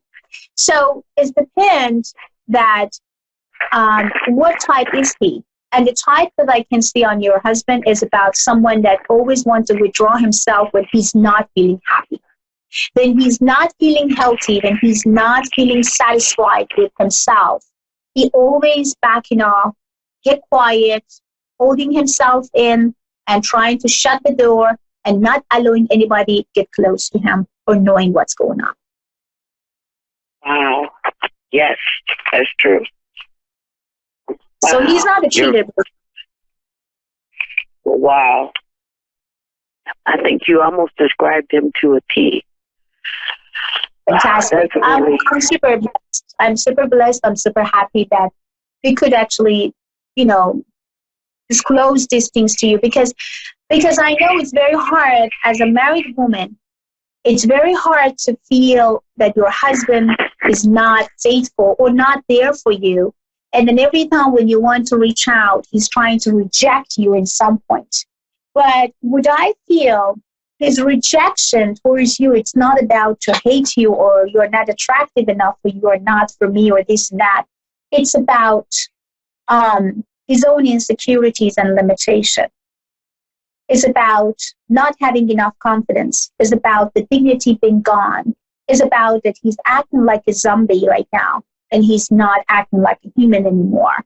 So that's why you are not knowing the new him right now. It became worse because he just stopped talking to everyone and then now he became more lonely. What I want to suggest to you, babe, number one, remove and shake it and brush it off from your subconscious, from your mind, from your heart that this man is a cheater, which he's not. Number two, I wanted you to slowly, but very shortly, getting closer to him. Don't just jump in tomorrow or today and just like next week and, oh, my love, I feel that you're depressed. You need me. Don't do like that. Just like very slowly and shortly. Try to understand what he has as a problem. Talk to him. Communication is a key to understand why he's quiet. The first week, he may not going to open up to you at all. He's just going to act like, type of is not your business, I'm fine, don't bother. And the second week could be also the same way that you feel also rejected. But if you really want to save your marriage and save your relationship, continue to the third week. And through the third week, I promise you, he will open up and he will talk to you about his own issues and his own problem. I know, Bridget, your guy is going to really walk and continue to have a relationship which is going to be based on health, wealth, and prosperity. I know that you've both been through a lot of pain and not so many months ago, and that's why everything is kind of fresh, and especially for you, because I know that you are very responsible and being very responsible, stay very responsible, and that's why all I wanted you to do is just stop it. I mean, say no. You have to kind of like teach as well to say no to people, and you should not always, sacrifice yourself just because of others, okay? So make sure that you came first as well. Make sure that you do love yourself first before anybody else. Thank you. Thank you. Very sound wisdom. I truly am grateful and blessed for the information you gave me. No, really, my love. I'm happy. I think that everything happened for some reason. Actually, you come to our radio show. And I'm so grateful and thankful for A1R because If A1R wasn't exist, you guys couldn't really find me, and I couldn't find you guys to having this beautiful, magical conversation that you could at least understand that all the feeling you thought you may actually had about your husband, it was not correct and he's not a cheater. And then also understand about like things that you are really, really put your energies and everything on will go exactly the way as you wish and desire for.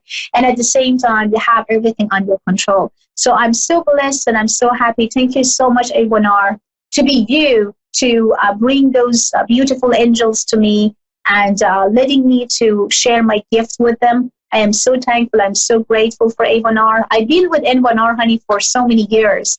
I would say that I would never, ever leave them because they're like my family. That's why, because they're working with their heart. And I'm super blessed and super happy that today you come to our channel, and I'm super blessed to tell you that everything for you in your life from now on will exactly be as you wish and desire for. I think all the pain is almost gone. All the dark situation that you've been through maybe about a couple months ago is almost gone. So now the light, the shine, the sun, the energies, the power, the light, and the love is absolutely on your way. So cheers to that, sweetie. And don't concern. Thank you so much. I just want to thank them as well because I'm the real thing. This is not made up, and everything that you told and shared with me was the 100% truth. I thank them for connecting because this weighed so heavy on me. I really appreciate them in the radio show. This is my first time ever. And most of the time, I don't believe psychics. I don't believe people with these gifts because they only always ask, give me money, give me money, give me more money. No, you need to do this with money. And you just poured out. You poured out the truth. I'm happy. I'm happy that you brought up. Truth. Before we cut off, I want to tell you, Bridget, please don't listen to people who actually come after you and says, if you are not paying me money, then the curse is going to come after. The negative energy is after. And you're not going to, please don't listen to those things. It's not real. None of things that has a black magic, doing kind of the black magic and stuff, if they are not real, it's not real. Negative energies is real. But if you're thinking about it, if you think negatively, the negative energies will come to you. It has nothing to do with black magic. It has nothing to do with all the BS that they're trying to tell people to go after their money and their account. Please don't even pay them. And please don't even listen to them. When I'm actually working with officers, when I'm working with lawyers, insurance companies, when I'm working with individual, actually private investigators to finding missing people, I can really tap into my gift. And I'm so grateful for that thank God that you gave me the gift that I can really sense people and feel and helping people and family to get some foreclosure for their problem. So, yeah, but I wanted you to also be aware, Bridget. People who are out there, I mean, I do respect for each of spiritual people. Is not, don't get me wrong, that they are bad people. No, but there is people who actually looking for money. They do not have any spirituality. They do not have any abilities. If people sending you tons of free minutes and ask you to call me back, or you know what, come here, I see something, and come after you and drag you for money, that means that they are not real. They're just looking for your account. They're just looking for your money. But if you want to talk to that person by yourself, your energy is telling you that this person is the right things. The reason that me and you talking today on the radio show on A1R, because, and this is your first time, is just because I have to relieve and release you from something that holds you inside and making you to feel nuts. And that's why I have to really tell you something that is completely true, because I don't want you to be in a shadow. I don't want you to be in a negative and dark energies. Why? Because you are a wise woman. You are a fantastic woman. You have a golden heart. You did everything what goes from your power whole your life to helping others. And you've always been there for people. But what I feel good about that happened today, at least you found that your husband is not a cheater. Because I know it's hard when you can't really figure out. And then you're calling maybe a couple psychics and they kind of telling you that, oh, yeah, I see that. Yeah, he does. Oh, I see some blondie. Oh, I see some brunette. Oh, I see that someone is tall. I see that someone is short. Oh, there's a chubby. There's a shorter. And you know what? And that make you to feel completely nuts and feel like, okay, I have to maybe call and see the psychic again. I have to talk to him, like if this woman is still actually in his life. And then they come with all these stories about. All I have to say to even my other psychics and my people, my colleagues, please telling the truth to people. Telling the truth to people. Don't try to lie and trying to hold them into lie to make them to pay you more. Because, you know, I always say this way, Bridget, quality bring quantity. And marketing has to be always be word of mouth. Word of mouth. A real psychic, a real medium doesn't need any marketing. Doesn't need to scream about herself or himself. It's enough that be correct. It's enough that always be faithful and grateful and helping actually customers the way that they can with their own gift. So quality bring quantity, and also when the gift is real, the word of mouth would bring 1 million of people to your life. Yes. Thank you. Oh, I'm loving this. Guys, this is real. She is real. They put me with real. This is real, not phony. It's real. I love you so much, Bridget. I love you so much. Thank you, baby. I love you. And would be a very like the honor that you sign up on Avid Advice. If you ever wanted me, just send me an email through Avid or send me an email through my Instagram. If you have Instagram, my Instagram is Persian Medium. And also you can go to and email me persianmedium@gmail.com. If anytime you need me, Bridget, I love your energies. I love your personalities. And I love how light and true and how awesome you are as a person.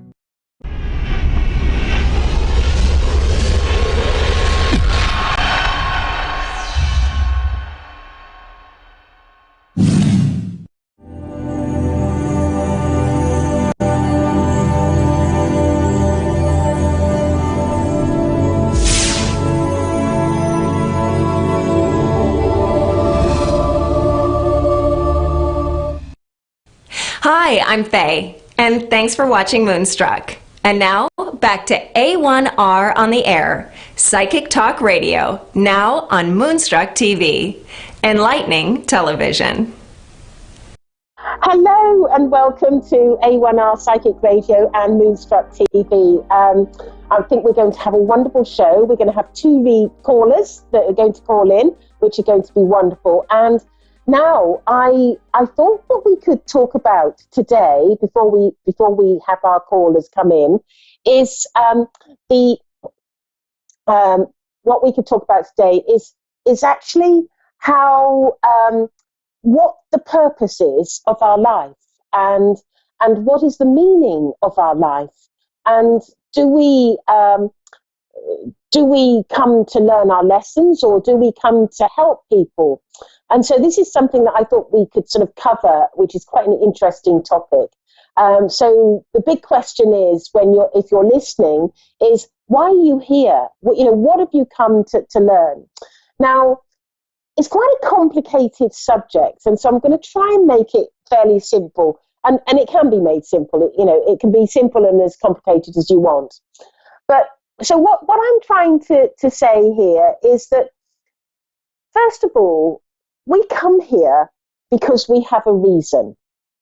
And so whatever that reason is, we will be looking to fulfill that reason. Now, it may be that in a lifetime that we've had, or perhaps the previous lifetime, or the one before that, who knows, but in a lifetime that you've had, you perhaps, let's hypothesize for a moment, and I'm not suggesting that any one of you have done this, but let's say you've done something that hasn't been so good.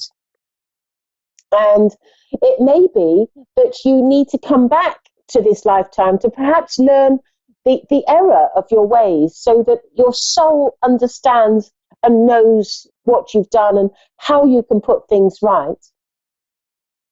Let's say that it may be that you've come to help somebody who's going to have a challenging, difficult life, because we can't do things on our own. The other thing is, let's say that we've come to this lifetime because we need to learn something about sickness, or we need to learn to help people and be healing, and so we may be a doctor or nutritionist or a medicinal, something in medicinal in some way.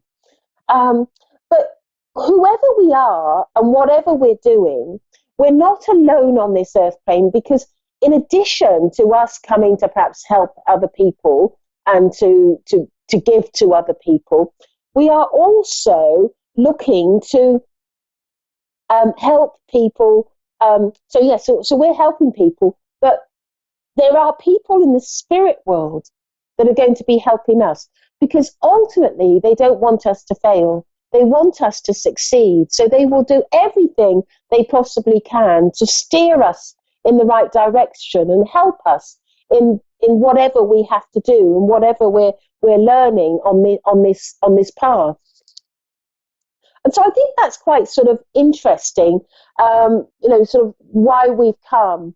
And sometimes we can have numerous people helping us in the spirit world, depending on what we're doing. And sometimes we might just have one or two. But the point is that we will always have people in the spirit world helping us.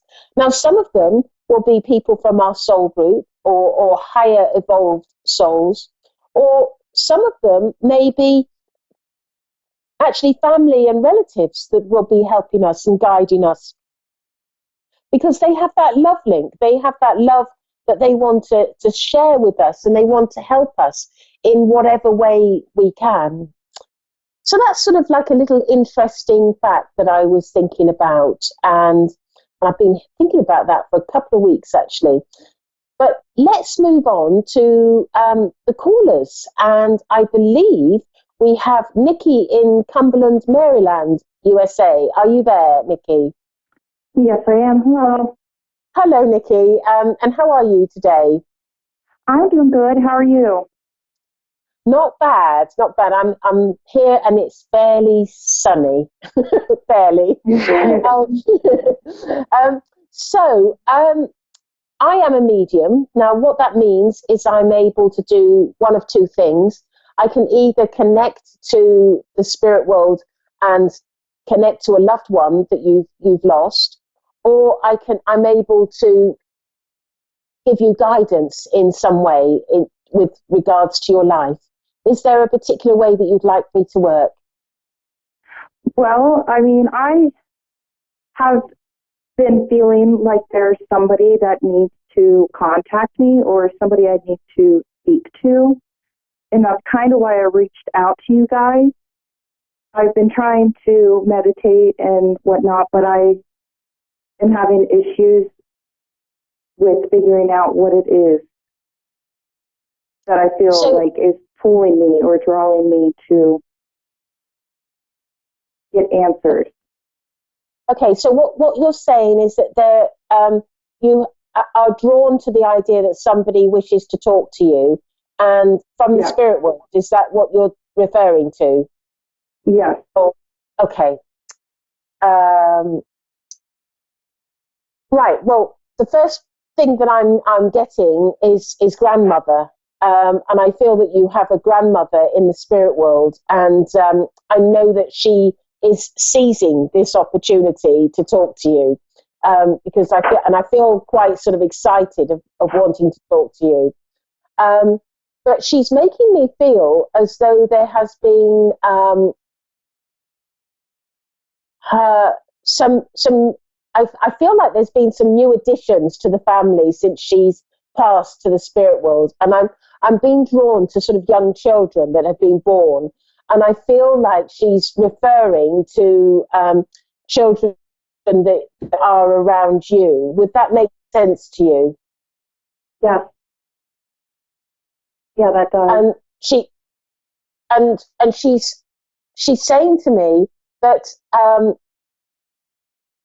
I get the feeling that one of your children has one of your children.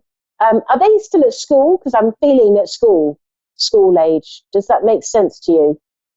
Yeah. Because I feel like one of your children is actually having some difficulty in school. Would you be aware of that? I don't think so. I do have a child. He is in pre-K. So I don't really see how we could, just learning, just getting into it. So I don't see why, you know what I mean, on that. Right. Okay. But, yeah. Because what I'm getting from your grandmother is that okay, I feel like there is something to do with where he's going to school that doesn't sit well with him. And I'm not saying that he necessarily is unhappy, but I just get the feeling that there is something to do with where the environment that he is in is not working for him in the way that it could do. And I get the feeling that your son almost needs some sort of more stimulating environment than where he's at. And I'm being shown like I just get the feeling that children aren't always being nice, or I'm just getting, and I'm assuming that you don't know anything about this. Is that correct? Oh, no. Yeah, I guess. Yes.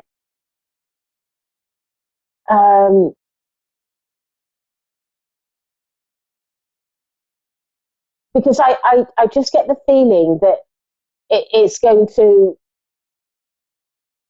grow into something that what I would suggest to you is just watch out for it then, because I get the feeling that something is not quite right with this environment. And, psychics and mediums do get things wrong. So don't be sort of live your life in an alarm situation, because I could genuinely have this wrong, but it's a sense that I'm getting that he, I just get the feeling that there is a struggle there, and I feel that maybe it's yet to come out, but I can feel that there is something that is not quite right with that environment, and it's almost like I feel like I need to urge you to pay some close attention to this, because something may come up. But as I said earlier, mediums do get things wrong. All of us do. There isn't one medium on the planet that won't make a mistake. So I don't want you to feel too alarmed. But just remember what I've said, and just keep an eye out for things, because I do feel that there is something there. I'm also being shown that you have a little bit of a sixth sense yourself. Would you understand that? Yes, I feel a lot of things. Like, I work in a hospital, and when I go into a room, like, I know there's somebody there, or like when I'm at home, I know someone's there. Like, I hear footsteps. Like, I always sense that there's something there when there is something there. Yeah, and I'm being told that there is a guide that is stepping forward and wants to work with you, because I'm being told that this guide that's going to work with you is a healing guide, and I get the feeling that you've got healing hands, and I'm being urged to sort of press that upon you, that you have got a healing ability. And I just feel that he wants to sort of make himself known to you. I'm just seeing. Have you been aware of any sort of spirit that has sort of been around you, or a specific person? I've seen things like that could be a guy. Like, I have seen a silhouette of a man, Right. And sometimes I'll see out of the corner of my eye somebody looking at me, but then they move and so it's always like a silhouette. It's never like featured. Yeah. And the thing is with when you see, that's known as objective clairvoyance, and when you see them, you'll only ever see them in your corner of your eye. The moment you look at them directly, poof, they're gone. You can never see it. It's always going to be in the peripheral of your vision. Because I just get that strong feeling that there is a guide that is alerting themselves to you, and I feel that this is a healing guide. But I also feel that you could communicate as well with spirit. But I feel that the course that they want you to go on is more of a healing nature, with hands-on healing. And I keep on, and all the time that I've been seeing, and I keep on seeing a medicine man, so a North American indigenous person here that I'm seeing, and he because he keeps on showing me this wheel, and he's telling me it's a medicine wheel, and I'm not familiar with their culture too much, so I don't know what this wheel is, but he's showing me a wheel, and he's telling me it's a medicine wheel that they would have used, and I get the feeling that he is wanting to connect with you and work with you strongly. My advice would be to go to either a spiritualist church or once you go to a spiritualist church, you can sort of connect with people that may help you with training and developing and opening up. But there are big sort of places like Lilydale, Casadega, as well, that have always got things going on and courses. There's lots of English mediums that come over to the United States that teach as well. I don't know about the American people that teach sort of as well, but I have got a friend that teaches healing, and his name is Steve Herman. So he may be, a good person to consider. But I just get that feeling that the reason why they're nudging you is twofold. One is your little boy, and two is that you're a healer. Okay. Well, Nikki, thank you very much for calling in, and I hope that's helped. And I do have. Okay, thank you very much. Thank you. Thank you. Okay, bye-bye. So we have another caller coming in, and that is Rochelle in Wigan, Lancashire. Hello, Rochelle. Are you there? Hiya. Oh, hi, Rochelle. So you're from England. That's nice to hear a British voice. So I am a medium, and I can connect to loved ones, or I can connect to give you guidance. Is there a particular way that you would like me to work? No, just whatever you've got would do. Whatever I've got. Yeah, guidance and maybe a loved one. Okay. Have you got nail varnish on your nails? No. Do you sometimes put nail varnish on your nails? I've not worn nail varnish for quite a while. Oh, okay. So I'm just seeing nail varnish on nails. So I'm just linking in with you.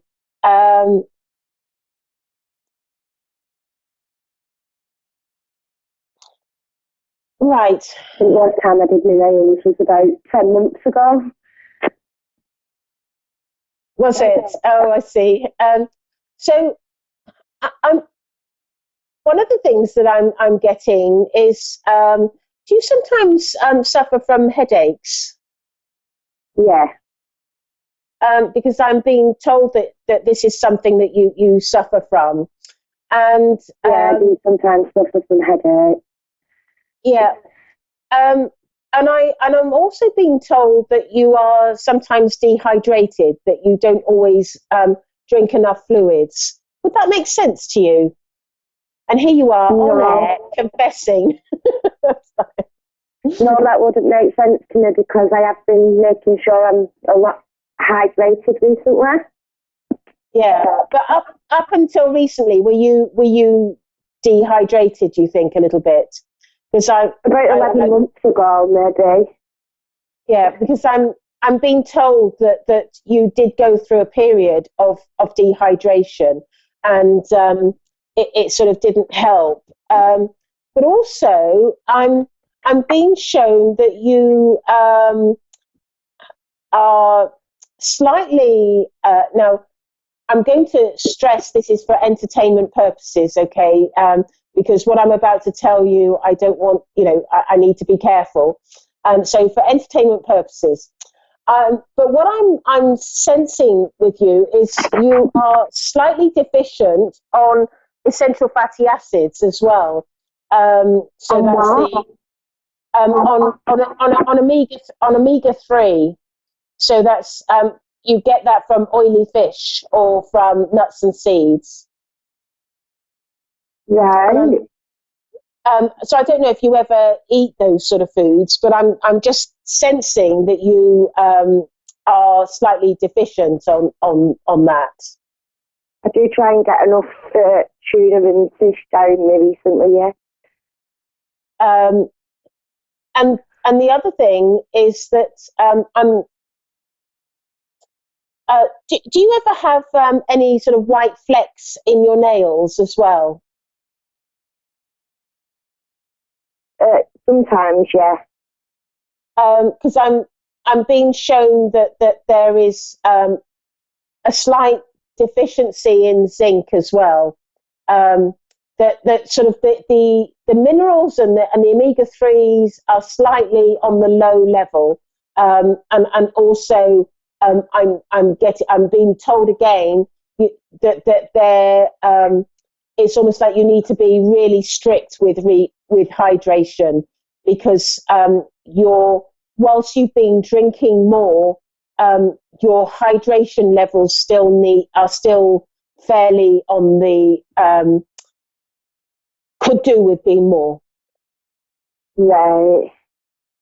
And I'm also being and I feel that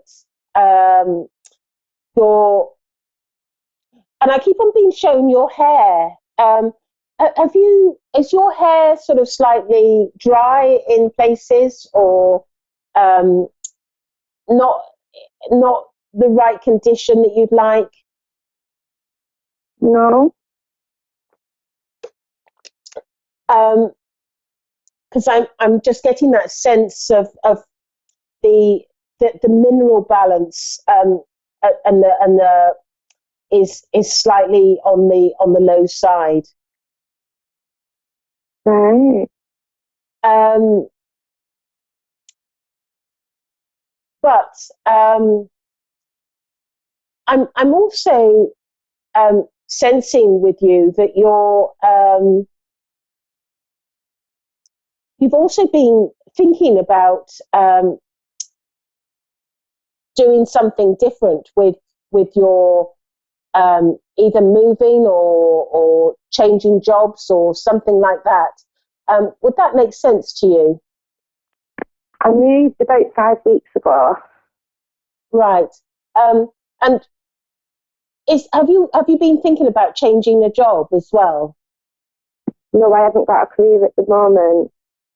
Okay, because I'm being shown something about the possibility of getting work, or there's going to be some changes in your life, and I just get that feeling that you're going to be. I don't feel like it's going to be something of a big career, but I just get that feeling of doing something, and I don't know what it is. So I just get that. So So, look out for that. I think that may be coming for you.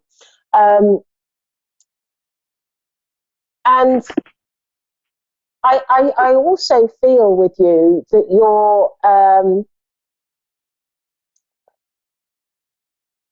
I get that feeling that there's a little bit of restlessness as well with you, sort of, that you are looking to, it's almost like you're sort of, that I can't put my finger on it, but it's just restlessness and not knowing and sort of, which way to turn and what to do and how to do things. And I can just feel that with you. And what I'm being told about that is that you're,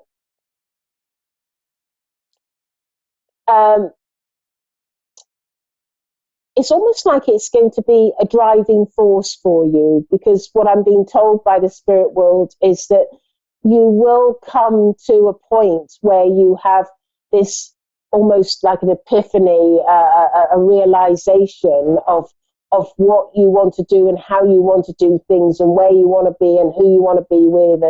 And I feel that it's almost like everything is a little bit up in the air at the moment, but I do feel that all those things that are up in the air will be landing down on the ground and in a good way, and I feel that you will find your feet, because I feel like your feet, it's like that restless, uneasy, not knowing where you're going, what you're doing, and I just get that feeling that it's all going to settle in a good way for you. Would that make sense to you? Sorry about that. Yeah, the restfulness and stuff makes sense. Yeah. And I have got a quite difficult time ahead of me in the next probably 6 to 12 months. Yeah. But I just get that feeling that I just feel that restlessness is you're going to come out the other side, and I just get that feeling that and I'm being told you're going to be better off as well. You're going to, walk forward in a more positive light and in a more positive way. And I just feel that it's a sort of like it's like a blip in your world, in your life, and I feel that you're going to be stronger for it as well, because I feel that you're going to, that there's a part of you that is sort of almost like you're rising up, and you're not wanting to be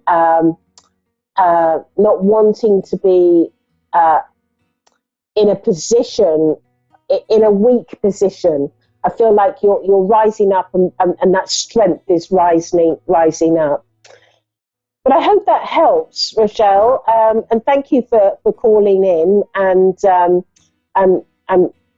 I hope everything goes well.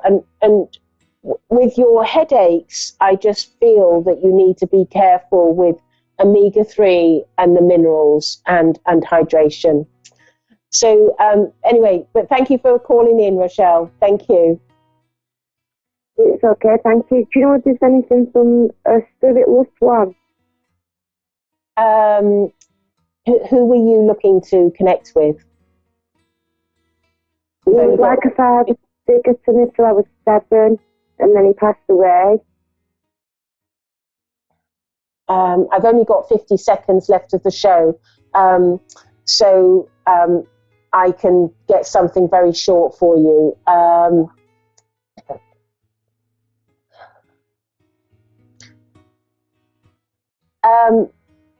I just feel that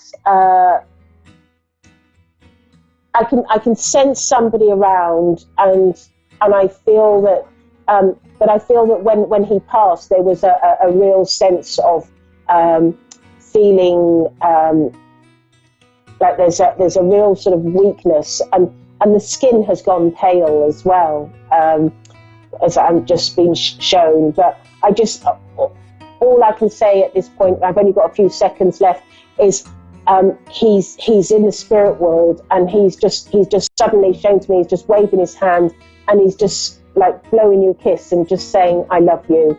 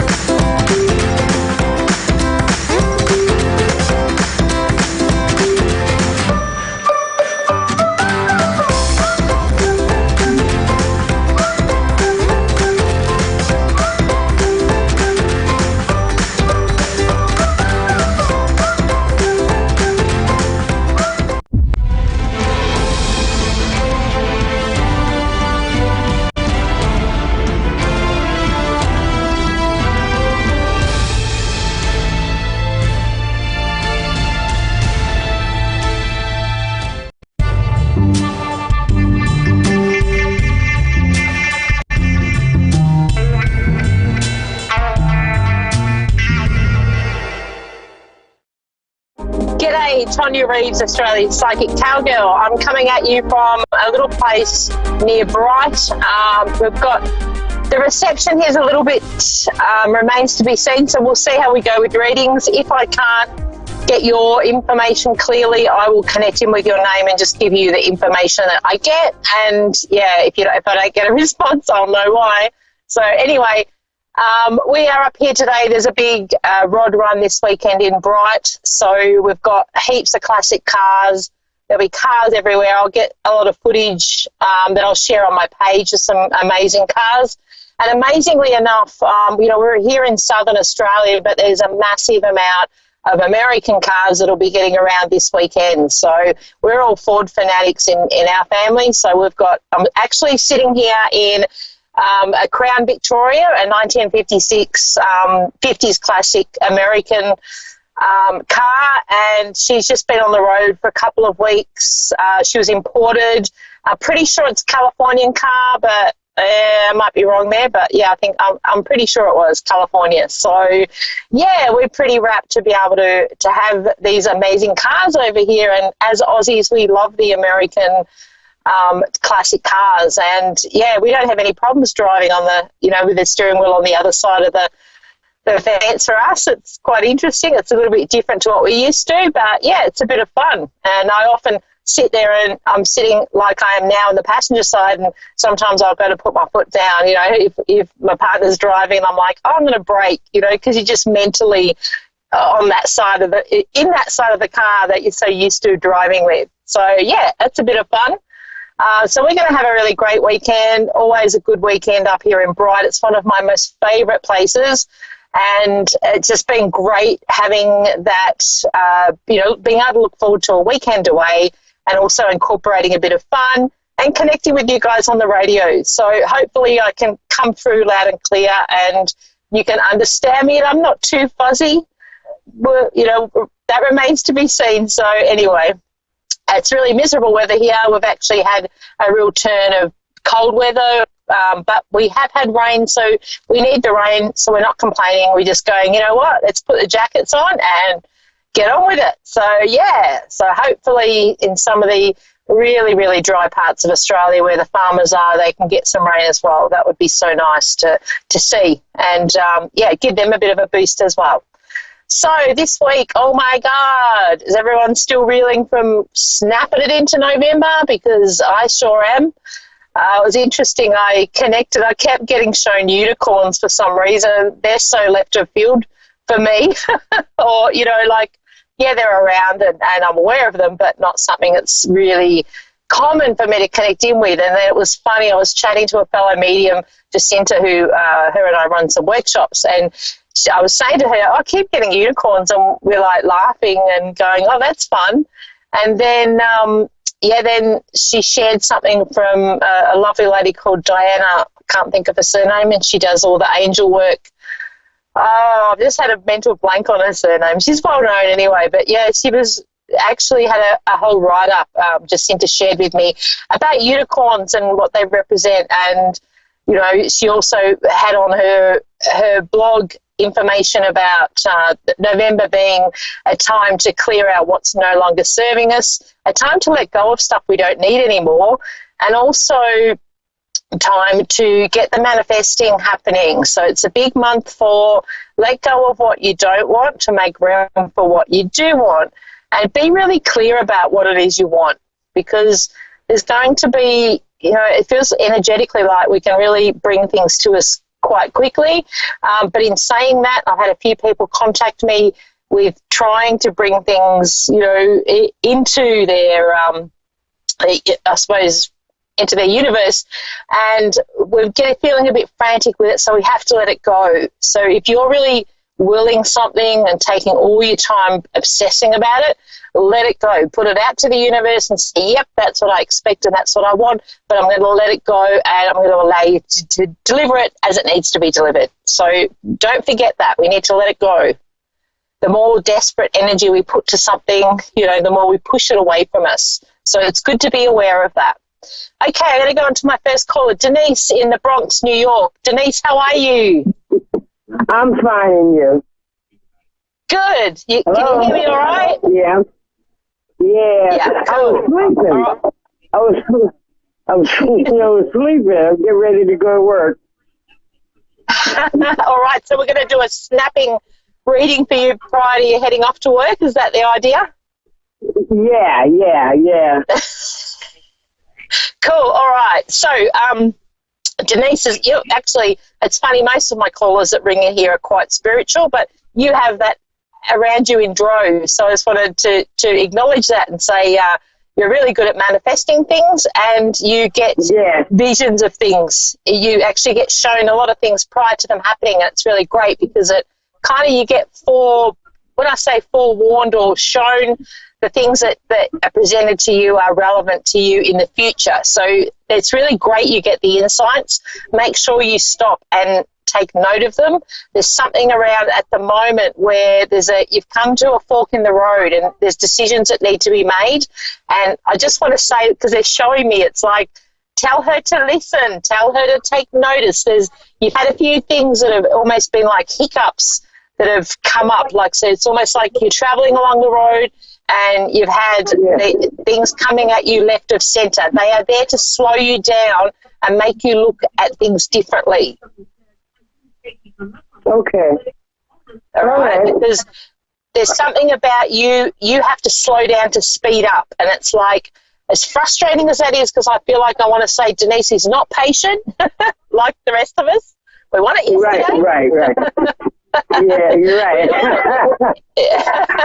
We don't want to wait, but what they're showing me is that we just need to take a deep breath and almost like consolidate, because what you're feeling is coming to you, but it's going to be in a different way. So it's almost like you might be thinking, I need to do this, that, and something else, and it's going to happen, but it's like they're showing me just take a deep breath and trust, because you're going to be shown and it will be presented to you slightly different to what you're thinking. So that's why you're being held up. Okay. All right. Yeah. That's good. Okay. And there's also an offer around work for you. So there's something around an offer for work. So be open to that. And I want you to say yes to that. Yes. Yep. Okay? Yeah. So don't be scared. Don't be scared. And there's also, quickly, I know you've got to go, so I won't keep you, but there's also a baby or a child coming around. So I don't know whether you already know about this, but I feel like we're having there's a little girl around somewhere that fits for you. Okay. A little girl? Yeah. Okay. All right. So, yeah, just look out. Let me know. I love to hear, all right? So take care. All right, thank you. Have a great day at work, and I will talk to you later. Thank you. Okay, thank you. Bye-bye. Bye. All right, I'm going on to my second caller, Gidget in Washington, Michigan. Gidget, how are you? Good, how are you? Really good, thanks. Oh, you've got a really sweet voice. Okay, connecting with you straight up, Gidget, there's been some kind of, I feel like we've been through this year for you. There was something that's happened that's pulled things apart. So it's like you were travelling along quite well, and then there's been a bit of a shake-up with your situation. I feel like I'm going to home life. What's the big change? My brother passed away. Okay, yeah, and it was a bit of a shock, yeah? Yeah, well, he was sick, but yeah. Yep. So, and of course, being a family member, it's really hard when they've been around and then suddenly aren't. You and him had a really close connection too, I feel like, and I want to say there's a cheekiness around him where he is letting you know that he's still around. So it's like, I want to say he's showing you the signs. I'm not sure what they could be, though. I'm struggling. Yeah, okay. Can I ask, because I feel like I want to say he's got a bit of a cheeky grin. So did he, like there's something around a sense of humour in amongst him? I'm sorry, what was that? There's something around a sense of humour. Did he have a bit of I want to say like a wicked sense of humour? Does that fit for him? He did crack some jokes. Yeah. So it's like that's how he's coming into you, because he doesn't want to see you sad. And I feel like that was him in life, is he was always the one to say, come on, you've got this. He was like your cheerleader, I want to say. And it's like he's showing me that is the case also in spirit. There's something around, have you planted something for him, or where does because I feel like I'm digging in the garden. There's some reference that he's showing me to that. There's no garden yet, but my parents planted, we received a gifted bench in his honor that we're going to be planting a garden around. Yeah, cool. Because it's like he's just acknowledging, and often when they do that, he's just letting you know, I'm aware of that. I can see that that's happening, and that's his, I suppose, part of his evidence to say he's around and he's all seeing. With what's happening. He's also referencing, do you have a son, or where does the boy fit in? He has a grandson. Okay, there's a boy that is really struggling since he's passed, and he's just like he wants to he wants to give him a hug, and it's like I feel like he connects with him as much as the child might not fully get that. It's like he's acknowledging, he's putting his arm around him, and he's aware of his struggle, but it's like he's there stepping in for him, and he wants you to know that.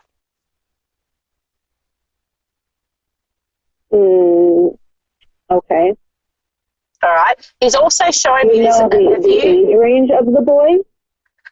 Well, I feel like I want to go to the vision or the imprint and impression that I'm getting with this boy would be primary school, but I feel like I want to go to, I don't know, maybe we call it over here grade 3. What would that be, about 8 or somewhere? I feel like this boy's tall for his age, so I might be getting the number wrong, but he looks a little bit older than what he actually is, so I'm not sure whether he's 6 or 8 or something around that is what he's showing me.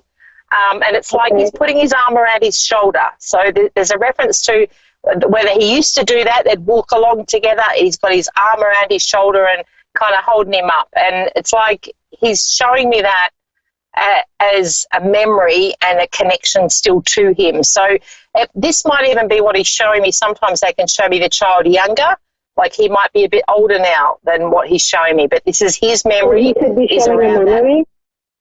Yes, yep, definitely. Okay. All right. That could be his son then. Yeah, because it's like it's important. I feel like there's, of course, with him passing, there's always a struggle, but he wanted me to reference this boy that he had a close connection with that is really struggling, but he wants to get that message through that I'm around, and he's letting him know. And there's some reference to a car. I feel like I'm in a car that's connected to your brother, that is connected to the sun as well, because I'm getting shown like my car here, so there's something around cars. He had a truck that he loved. Yep. And has his son got that now? No, his daughter does. Okay, all right. Well, there's some reference to that. So it's almost like if they're feeling like that they can't connect to him, go and sit in the car. So go and sit in the truck. It's like, it's that you know, that feeling of him still being around. And sometimes when we go back to that the essence of who he was and bringing through back, you know, the impressions of him, I should say. He also wants to say to you, it's time for you to step up. So he's showing me, unfortunately, he can't be here in the physical world to see this happen, but there's something for you where you're going to step into your personal power, and he's making me aware that he will be part of this. Okay. All right, so it's like, it's almost like the way he's got a cheeky smile, it's like, push her, tell her I'm pushing her. So I feel like this is something that you really want to do, but you're holding yourself back, and it's a little bit like I'm not feeling confident about it, but he's showing me, tell her don't worry, I'm up here in spirit, I will be there. I will be there supporting her. Okay. Just got to figure that out then. There's an opportunity coming. 2020 is going to be big for you. That's what I'm hoping for. Yeah, that's right. So, well, he's up there telling me that, you know, that's the case. So normally when they come through like that, it's like, get ready. So if you're not 100% what that is yet, there's some big things happening. There's going to be opportunities, and, you know, I feel like for you, I'm changing direction, and I'm going to be doing what I've always wanted to do. So this is about your passion. This is about something that maybe you've weighed up and gone, I don't think I can do that because of X, Y, or Z. But it's like he's showing me that you will be successful at it, and he's up there to make things happen. Thank you. Okay, because you've got this. And I really feel like in what he's showing me is the only thing holding you back is your lack of belief in yourself. But he's showing me all that you have. You're quite talented. You just don't realize it. I'll agree with that. I just don't know what I'm talented about. Yeah, well, for you, you've got a few things up your sleeve. So I do have to say, what he's showing me is you've done a few different things, and it's you will be taking bits and pieces from what you've done and bringing it, you know, into your next role. Now, there's something about being creative with this, because I feel like this, what he's showing me, I'm getting creative, and I'm creating things. So I feel like that's the direction that you're going to be going into. Okay. Interesting. Interesting. What is around moving too? Is there something around location, or because I feel like he's showing me somebody's moving. Is that you moving? I am not moving. His daughter's moving into their house with his widow. Yeah. Okay. So you're definitely not moving that, because I feel like I want to go to you. Where am I moving? Yeah, I think that something's going to come up and you're going to make a decision to move. You said someone. This is like, you're going to be changing things up. This is part of with you stepping into your personal power. So are you single at the moment, can I ask? I am, yes. Okay, all right, yeah. So, and where does the connection, there's something around, he's showing me, so you were in a long-term relationship and that like recently separated, or over the last 12 months, is something around the two of you not really, it's like he's showing me you didn't quite fit. It's been 3 years since I've been with someone. Okay, so it's been a while, so it's longer than that. Well, it's like there's somebody else that's going to step up for you that's going to be quite different to your, you know, ex, or when you're in your last long-term relationship, and it's almost like this opportunity. Yeah, you've learnt your lesson there, because that's gone. But it's like this part of you stepping into doing what you want to do will also bring that to you. So it's like, I've got new opportunities. I do see you moving next year. I feel like you're going to make a decision and go, you know what, I'm going to move and change things up, and it's going to be for the good. And you know, it's quite surprising. It's like an opportunity is going to come around, and you will be like, yeah, I'm doing this for me. So it's like, it's time for you, and because it is about that for you next year. It's time for you to step up into what you need to be doing, and I'm not going to be influenced by everyone else, you know, which is a common thing that as humans we do that, but for you it's like it's now or never. I'm a bit done with just existing, and I'm ready to take that. It's almost like for you, you're going to be taking the leap of faith. Okay. All right, so just start to get that in your mind and have that realization that there's going to be big changes, and I'm going to be comfortable with that. And I know that I'm well guided, because it's like you will be. It's quite an exciting time coming up, and you're meeting the man. This man stepping in is loyal. He's got all the qualities that you would require in somebody, and it's like you will look back and go, I don't know, I wasted my time with the others, but for whatever reason, the timing had to come with this one that will be stepping in. So it's like he's been through his stuff, you've been through yours, and then we come together, and it's a great union. And he is going to be like your best friend as well as your partner. It's great. Beautiful. Yeah. So, sometimes we get a little bit disheartened, or we lack that belief in that happening. But I want to say to you, just connect with that feeling of, and I'm not telling you something you don't know, because there's something around you've had this feeling deep down is what Spirit is showing me, and it's just believing it and going, okay, I'm not sure how the universe is going to deliver it, but they are going to deliver, exactly what it is you want. So for me, I would be writing down the traits you want in this new man, the qualities and things that you would look for, and be a bit specific. Yeah, exactly. And the same with this work.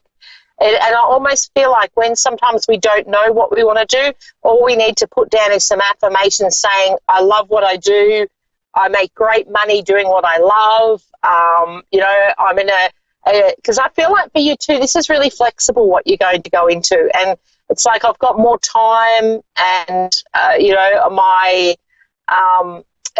it's a flexible time schedule, so I can fit things in that I want to be doing. Okay. So how do you see my financial future? Well, that's where this will step up. So it's like there's something around, just as you said that, what's the debt that's being paid out? Well, there's something being paid out at the moment. Paid down my mortgage? Yeah. It's like there's something that's going to be, it's almost like I want to, well, it's like you're paying off something, right, that might feel like it's going to take forever, but they're showing me it's going to be quicker than you think. So, sometimes we think, oh, my God, I've got to pay this massive amount. It's like, don't worry about it. It will become easier, and you'll pay it off quicker than you think. Okay. So it's going to be a fantastic 2020. Yeah, definitely. Big changes for you. And, I feel like just the fact that your brother's there in spirit to help guide you, and he wants to bring you all that you deserve. And he had a lot of faith in you, and, he still does. And that's why he stepped in for the reading today to go, right, let's open up you to the realm of possibility of exactly what you can bring to the table here, because it's great. You've got the potential there. You don't have to do anything. We just have to step into it. Okay. All right.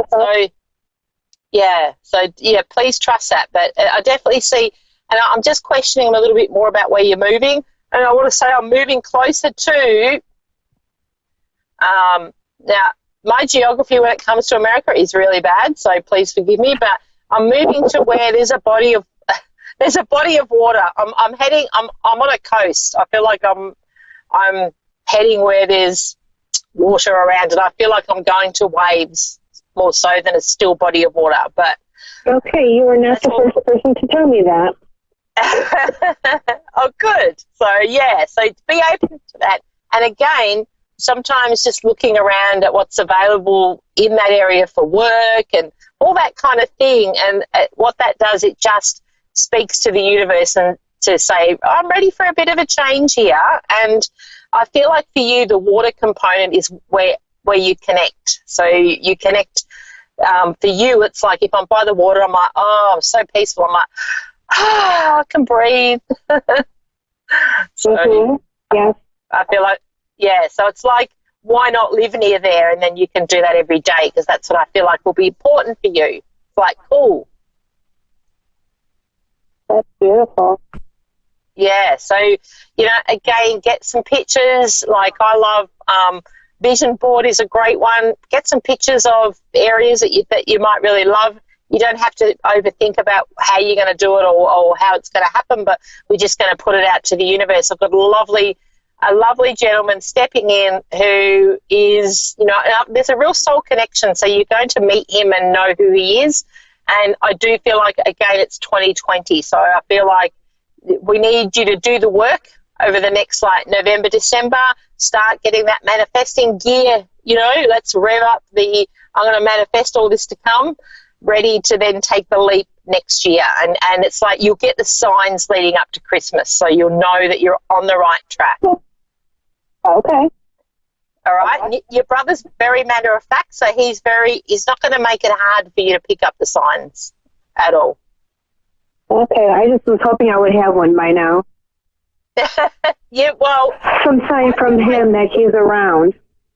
Yeah, I feel like you have it. It might be you're either overlooking, and missing the finer things. He's very unique in his manner, so I feel like he would come through differently compared to, a lot of spirits with signs. We get feathers, we get, there's the standard things, but he's a little bit different, and I feel like there's a quirkiness to him, so it's going to be a little bit different to our standard, run-of-the-mill signs from spirit. I do want to say there's something connected to a nighttime. I feel like I want to go outside and have a look at the stars, and I feel like that's where you'll get a strong connection with him. So whether we're talking shooting stars or just being able to capture things of a night, I feel like he's showing me is relevant. He was an outdoorsman. He loved hunting and being outside. Yep. So that's what you're going to connect with him. And I feel like he's showing me that because he wants you to get outside more. So it's like that's relevant for you as well. Okay. Okay, so looking at where the stars are and the different signs. So, you can ask him, take the time to say, okay, come on, I want a really clear sign, but then also make sure you disconnect from the distractions so that you can take notice. So what that means is in a daily routine, rather than having music or television on, turn everything off, allow yourself to sit in silence, allow yourself to look around. Don't be, like sometimes we tend to be on our phone or we're doing things. Take time to look around, to check out nature. As you're outside, you will see the signs. I guarantee you that. All right, now I've got to wrap up, but please let me know. I'm on Facebook, Australia's Psychic Cowgirl. Let me know, because I guarantee you, within the next week and a half, you'll have a sign. Okay. All right? I hope so. I'll put money on that. I'll put money on that. So, I'm looking for you, Tanya. Please do that. I love to get feedback, and I think it's where am I looking for you? On Facebook, Australia's Psychic Cowgirl, or Instagram, either of those. When you look back at this, you'll see at the bottom my business name. So yeah, you can look it up if you forget. So yeah, keep me posted. I'd love to hear. All right, I'm going to wrap up here from country Victoria in an American classic car. Thank you guys for listening, and I hope the sound's not been too bad. All right, thank you very much. See you same time, same place next week. Woohoo!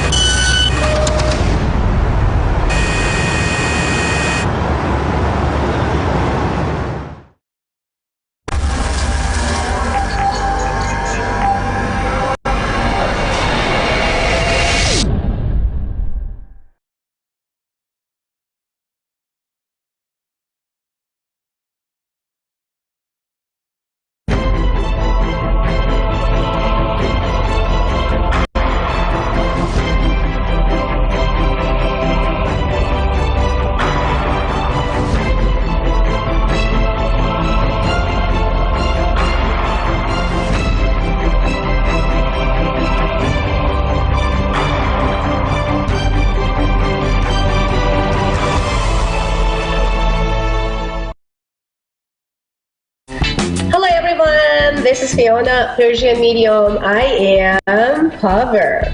Good evening. Well, as you guys can hear me, I'm still cold and not feeling good. A little bit of fever, but I will try my best to be for you, or to be here for you guys and do the best. Well, before I start my show and before I start caller, I want to talk about how to get rid of anxieties and kind of anxious feelings quick, or kind of as quick as possible. It may happen to you that you just like been in a bunch of group of people that you don't know. You've been invited in some places that you never been, and also some people came to you and just like say hi without even you knowing them. So you felt kind of, oh, it's strange. I'm getting kind of anxious. Just all the stress and anxieties come all over me. You want to go to kind of like an interview, like a job interview. You just feel like, oh my God, my heart is just coming up like to my mouth. I don't even know like how to control these anxieties. Well, it's very easy to do. The quick fix is about distraction. Distraction could be anything. So you need to distract your brain about that very specific and very significant topic, or better say subject, that bugging or bothering you at that moment. Let's say that you want to go to job interview, and next is going to say, well, you know, Miss Linda or Miss Jessica or whomever you are, just next is your turn. So when you feel like, oh my God, I can't even go, I feel like I can't even breathe, and what should I do? So you close your eyes for almost 30 seconds. You breathe deeply and out, and then you open your eyes, and then you're telling to yourself, you rock, you're gonna get it, and you have to. Another distractions is about you look into something or some of those pictures that you love, or listen to the music that you really and absolutely into it, or any sort of that could just like quick changing your subconscious mind's kind of directions to another directions. It will absolutely help you to get out from stress, anxieties, and panic attack.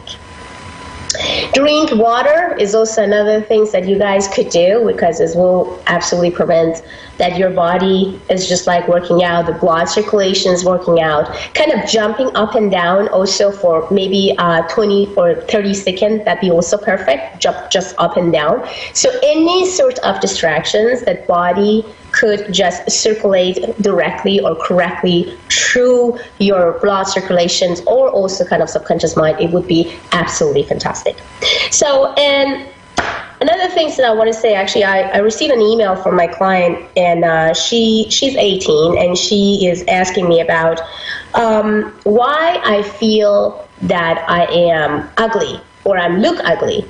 Well, it was kind of like funny, because I couldn't even actually answer. I was just like, what should I tell her? I mean, should I say, well, sweetheart, you're not ugly. You're the most beautiful lady. But the things is, your hormones, the bodies, anything that actually is changing right now in your mind and your bodies and everything to make you as a teenager, as a lady, and whatever it is just making you to feel kind of not yourself anymore.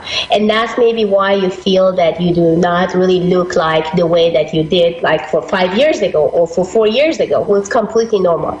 So I receive a lot of email from teenagers, and they telling me about like, yeah, we feel this, we feel strange, we are there and there. Well, I had to tell you guys, well, I'm very jealous of all of you. I wish if I was teenager, but I'm not. But enjoy your time, and never say, oh, why I look ugly, and why my skin does not look good, and why my voice is just changing, and why. It's not why. It's just a start to be a man. It's just a start to be a lady, and be happy for those hormones changing and everything, and make sure that you enjoy every single minute and second of it, okay? Because life is too short, and fly like that. So now back to studio. You guys listening to A1R, and this is Fiona, and I have Kizzy. Hello, Kizzy. How are you doing? From California. How are you? I'm fine. How are you? I'm doing very well, sweetheart. Thank you so much. How are you doing? How is everything so far? Oh, everything is okay. I just need a couple things answered about my life because, I'm just uncertain about a lot of stuff right now. Sure, my love. Give me your date of birth first, sweetie. Let me just open your Pentagon right now. And then shoot your question. Go ahead, please. Go ahead. Okay, my birthday is April 16th, 1980. Okay, sweetie. Okay, my love.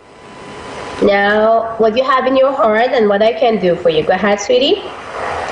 Yeah, I just need to know about my living situation, if I'm going to be able to get a home for myself and my kids before the end of the month. Let me see. Okay, my love, there is a couple things that come into your Pentagon. The first things that I can see it in here for you. There is some change and there is some challenge that is on your way. And good news is they are not bad, not as stressful as you think they are. And there is two people. The one person that I can see in the middle is about the guy, like a middle age, almost in between 48 to 53. Going to and trying to help, or somehow you are going to win over some situation and get things correctly done. This guy will help, and this will absolutely make a lots of positive and amazing impact on this situation right now. There is a couple of stress that I can see that you have right now around yourself, which I wanted you to just relieve, remove, and kind of control your emotion, control your anxieties right now, because you're not going to change anything by getting more anxious. You're not going to gain many power or any power to do or getting panic attack right now. So just try to let it go. That's all you need to do, because the guy, as I told you, in between 47 to 53 will help you out, and you are going to be completely fine with your children, my love. Now, there is two things came in the middle of your Pentagon. I'm still kind of like not understanding why it came there. Do you have some legal issues and some problem with someone?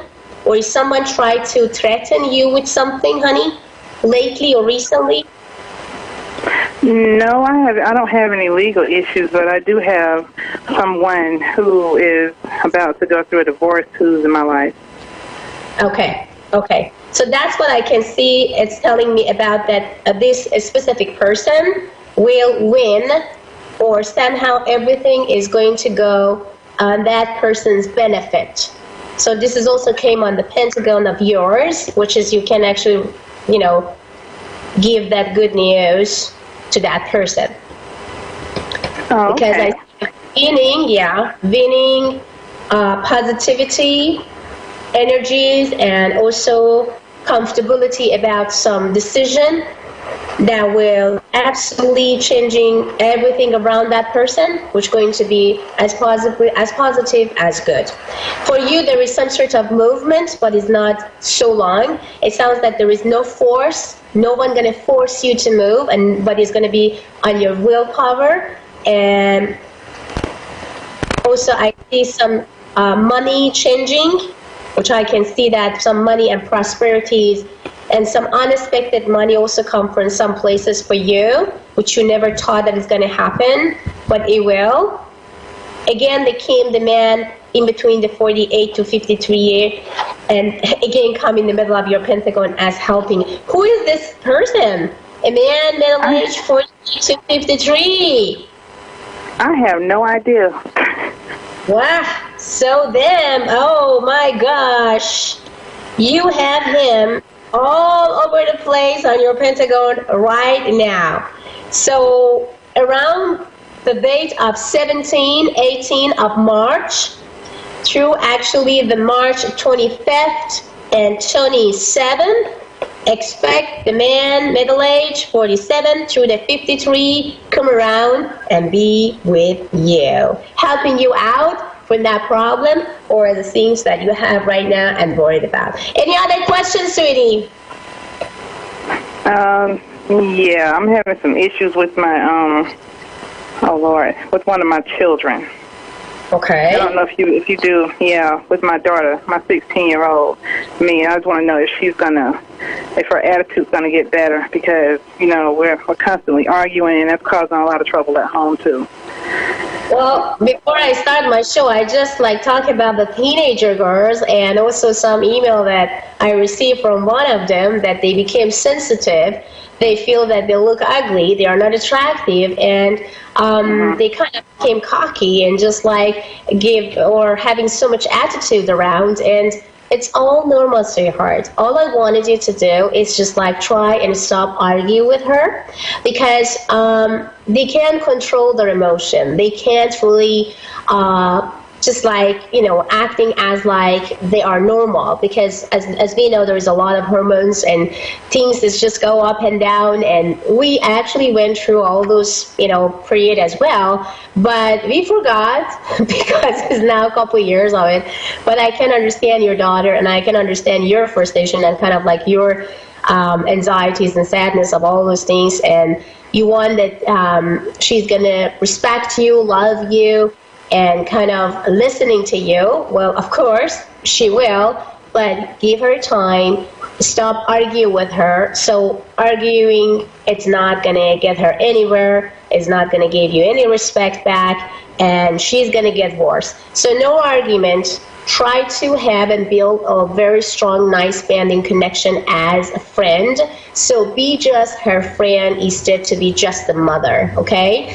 And make sure you validate her attitude. Sometimes they are doing something they want, so just get some validation from mother, from father, from parents, from brother, from sister, from the, anywhere. So that's why if you feel that she is trying to do crazy things to make you to feel nervous and also sad, it's not because she wants to make you sad. It's just she's screaming after attention.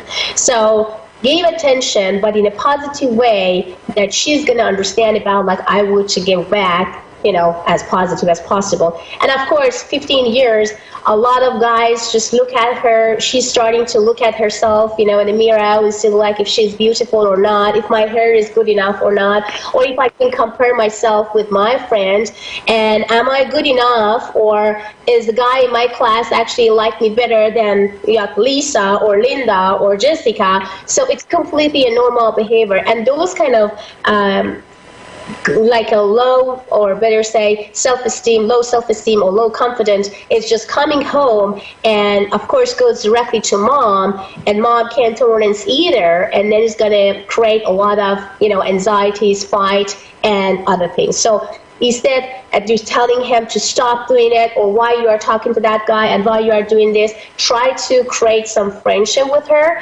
and limit all the argument and fight. Make sure that you understand her emotional feelings, which is based on hormones and other stuff, all the changes that is around us, around her.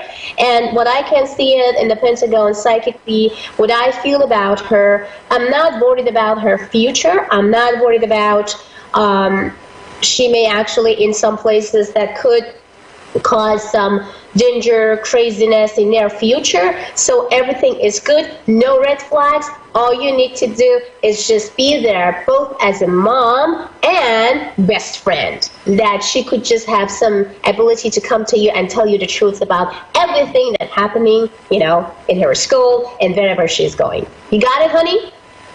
Yes. Awesome. Okay. Love her, and just tell her that how beautiful she is every day. Validation, attention. Don't forget about, okay?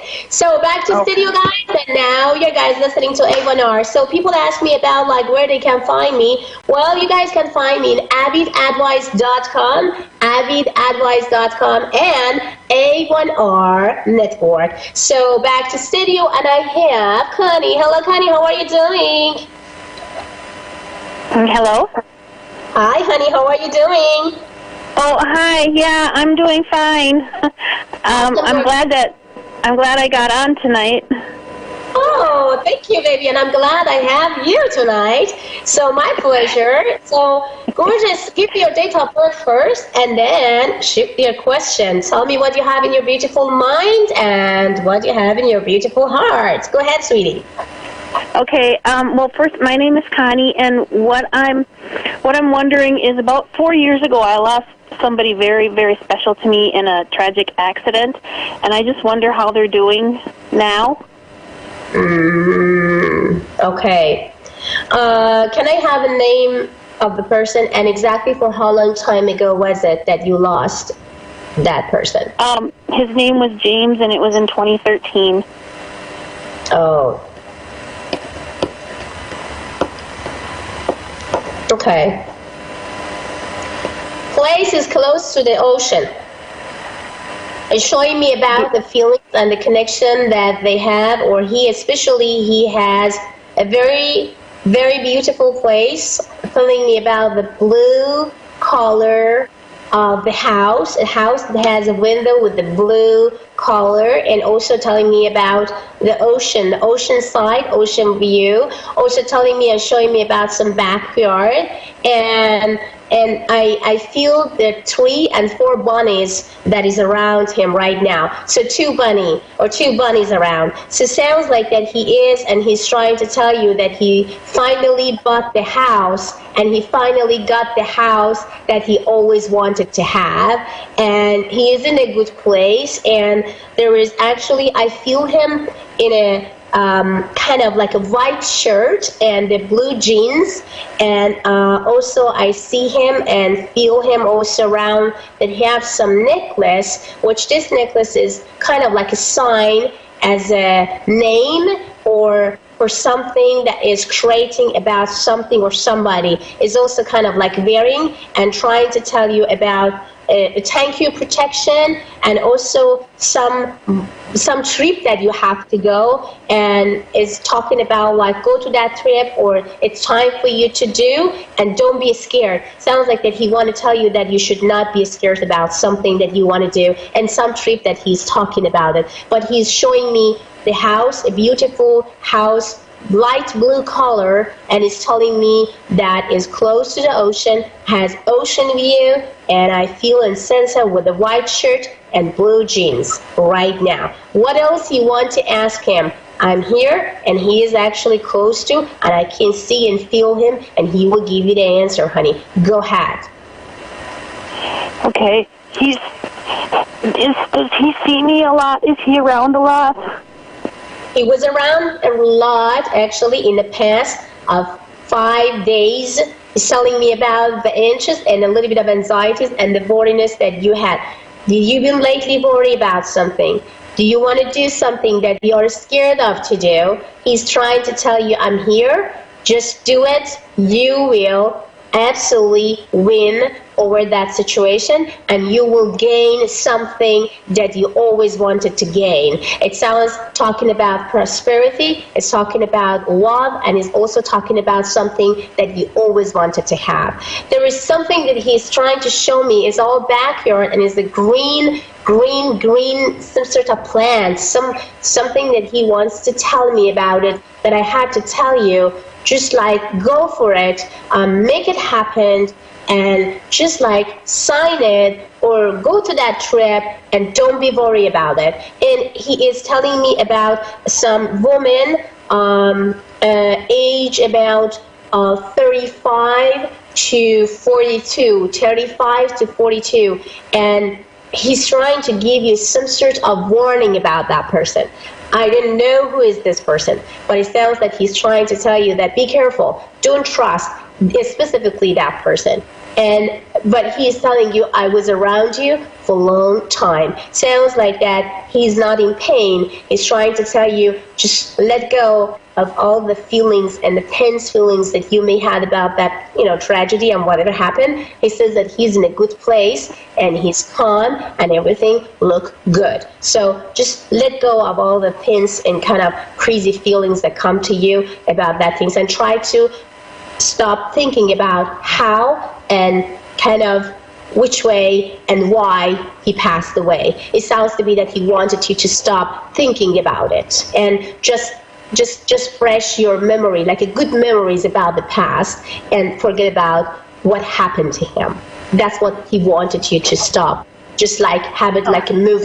It sounds like you have it like a movie in your brain. It's just going back and forth directly. When you connect to him, you connect to the tragedy, you connect to the place and the way that you missed and lost him. So just don't do that. Just reconnect him with the very strong and sharp and awesome, gorgeous memories that you have about him, which has nothing to do with tragedy or the loss or the accident, okay? So that's what he wanted you to do from now on. It may because it caused you anxiety, it may cause you panic attack, it may cause you that you feel nervous and bad and unhappy, so that's why he wanted you to stop and thinking about it, okay? So other than that, he's very happy, he's handsome, he's great looking right now, and he says about like that, I'm watching all over and I'm listening. So, and he's telling me about the kitchen, the place as a kitchen, the kitchen table, and also left side of the kitchen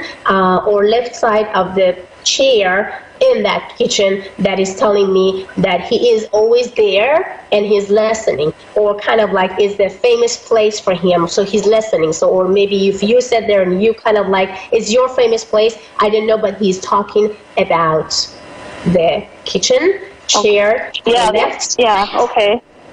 Okay, and then he's there with you all the time. So now you can ask any other question that you have, because I still have him, I still feel him, I still can get answer from him. So just like use your time now. Just tell me what exactly, again, you want to hear and you want to know. Be specific about it, because he has kind of like answer to all your question right now. Go ahead, please. Go ahead. Okay, is he going to send me somebody new in my life, somebody that will be just as important as he was? He's telling you that's why he actually even mentioned about a couple minutes ago that yes, if someone come to you, ask you or want to take you out or kind of like take you to some trip, okay? And if this person is going to come around you anytime soon, and if you have to do it, just do it. Don't wait. He wanted you to find someone, and he says that my spirit will help you to find the right person. And yes, he really and absolutely wanted you to be happy. And he gave you all the permission to do what to do and what you want to do to be happy with anyone and whom you are. But he's telling you that I am helping you to find a right one. So yes, and sometimes Spirit actually sends us a lot of energies and connection, and that's why I feel good about it, because now he knows exactly what you want, and that's why he wants to help you out. Don't feel lonely. He says, don't feel lonely. I'm all around you right now. I'm protecting you, and I'm listening to you. You are not alone. I'm here for you. He's telling me again and again and again. He's happy for you because he feels you find yourself finally after he passed.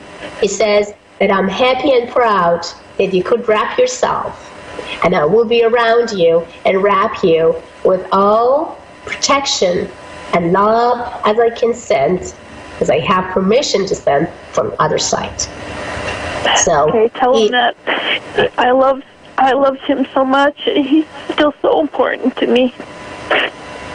He loves you back to the moon, and he's telling you that I always gonna love you, I'm always gonna waiting for you. I am proud of you, and please next time when you remind about me, you are not reminding about anything that has to do with our tragedy or my tragedy or the way that I passed. Please just remind about the good, awesome, beautiful timing that we had together. So he wanted you also to go to the nice restaurant, some places that you guys used to, and he's telling that I'm going to be there, the place that me and you used to go. So just go there and feel and stop bugging yourself. So he loves you to the moon, the same way as you do. And he's all over love. Yeah, okay. It's still hard, but Thank you very much. You are very welcome, gorgeous. I'm very happy that I could just connect with him, so I do not have too much time. So thank you so much, love. I will send all my prayers and energies to your man and the man that you lost. I know that he's in a good place. We all going to send those prayers and energies to him. Now back to studio. You are guys listening to A1R, and for more conversation and connection with Fiona, go to avidadvice.com or go to A1R at PersianMedium.com. Have a great one, and see you tomorrow at 8 Pacific time. Bye-bye.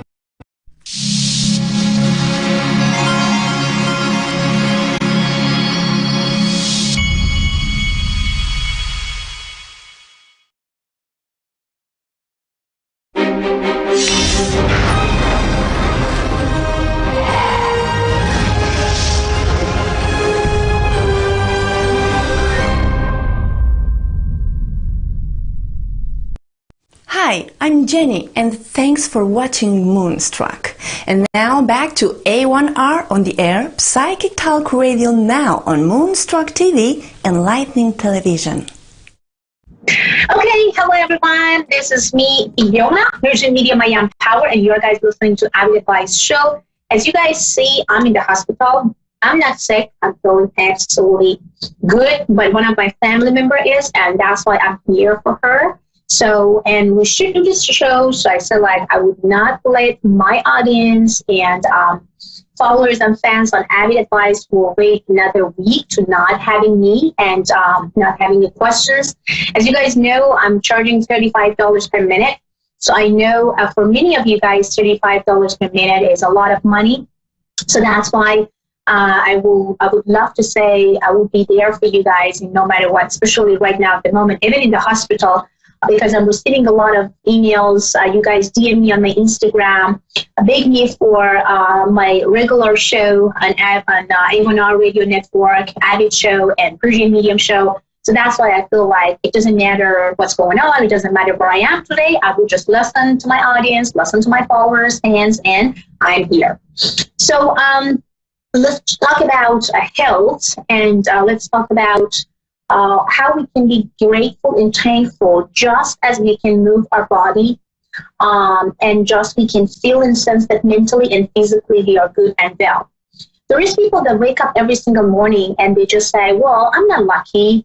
I don't like this and that. You know, I'm not counting myself as a person who actually been successful. And you're always trying to find a way to say something, to act somewhere, to just like make yourself to not valued as a person. So if it's you, and if you are the person that's always trying to say something negative and nasty about yourself, to yourself, and do the self-sabotage, I would say stop it right away. Number one, you're not going to feel good until you really understand about our value and what we have as a talent and what God gave us as a gift. Basically, when you are healthy, then you do not need to even go anywhere to having a shot, to having a surgery, to doing all those things that actually need around it right now. Then basically, you are a lucky person. So you don't need to do anything and done anything because I really feel and sense that everything happened for some reason. So basically, what I'm trying to say, I'm sorry, now the doctors and other people coming in the room as well, but, you know, I'm in the radio show, so basically I'm going to be there for you guys. Sorry about that if I'm going to be interrupted by anyone, but you guys understand about my situation. So let's just go and back to you guys. I have Mikael from Sweden, Stockholm. Well, hello. How are you doing? Hello, I'm doing very good. Thank you for having me here. Of course, what more do? So what's up here? Yes, exactly. So sorry. Actually, as you see, maybe actually you see my face right now. I'm actually in the hospital for some of my family members that have surgery. So basically, that's why I'm doing my show live. So that's why I'm actually in the middle of something, and sometimes the doctor come in and trap me. So I'm sorry about that. I will do my best to give you all the advice I can with my heart. Okay, number one, give me your date of birth, and number two, where are you living in Sweden? Are you in Stockholm, Gothenburg? Where are you? I am in close to Gothenburg, actually. So very close to Gothenburg, or well, 1 hour from there. Oh, wow, I'm on the West fantastic. Coast Is it as well. cold? Is it cold there? Well, it's still a little bit cold there, like 2+ or something. Oh. Outside, so I know. very Well, warm. I live in Sweden, honey, almost been 20 years, like all my life. I raised in Sweden, so I know exactly what's going on. So don't worry about it. Yeah, but, well, springtime's coming soon. So we'll hopefully get some warmer weather. That's nice. Yeah, exactly. I will be leaving here, but it's very beautiful. Yeah. Oh, fantastic. And then, did you been in California, or are you coming to California, to LA? California, I have never been there actually in America, but I would be it would be very nice to be there. I just talked to somebody who has a friend in California actually, but yeah, we'll see. Maybe one day. I would definitely recommend you to come to LA, to California. And if you ever come to California and LA, my practice is actually in Corona del Mar. And I always actually having time for people who come from the country of mine, which is my country. Actually, I counted as a student in Stockholm because I raised there. So, and people who come from actually Stockholm, Sweden, Gothenburg, people who come from Australia, Canada, London, they kind of prioritize all the time to see me face to face. So basically, if I come here, so please DM me and send me email to virginmedium@gmail.com, and I would love to see and talk to you about things. So now, back to you. You definitely have something in your mind that you would love to see, some burning questions that you are looking for hot burning answers. So perfect timing, actually. Like, seriously, like, I had this thing coming, like, I kind of actually just manifested a job, which is very... Because I talked about this job, this was the only job I wanted here in Sweden. So it's just a normal job as a delivery guy. I wanted to drive a car. And I got it today, and at the same time, in the Netherlands, I got the opportunity to work as a volunteering, like a raw food place and restaurant, and just stay in Amsterdam for a while. And both of these options just came to me at the same time today. And I would like to know if I should stay or should I go. It will be super fantastic, because the way that I feel and the way that I sense right now at the moment, you are in a change and challenge position. So basically, universe trying to bring opportunities to your door.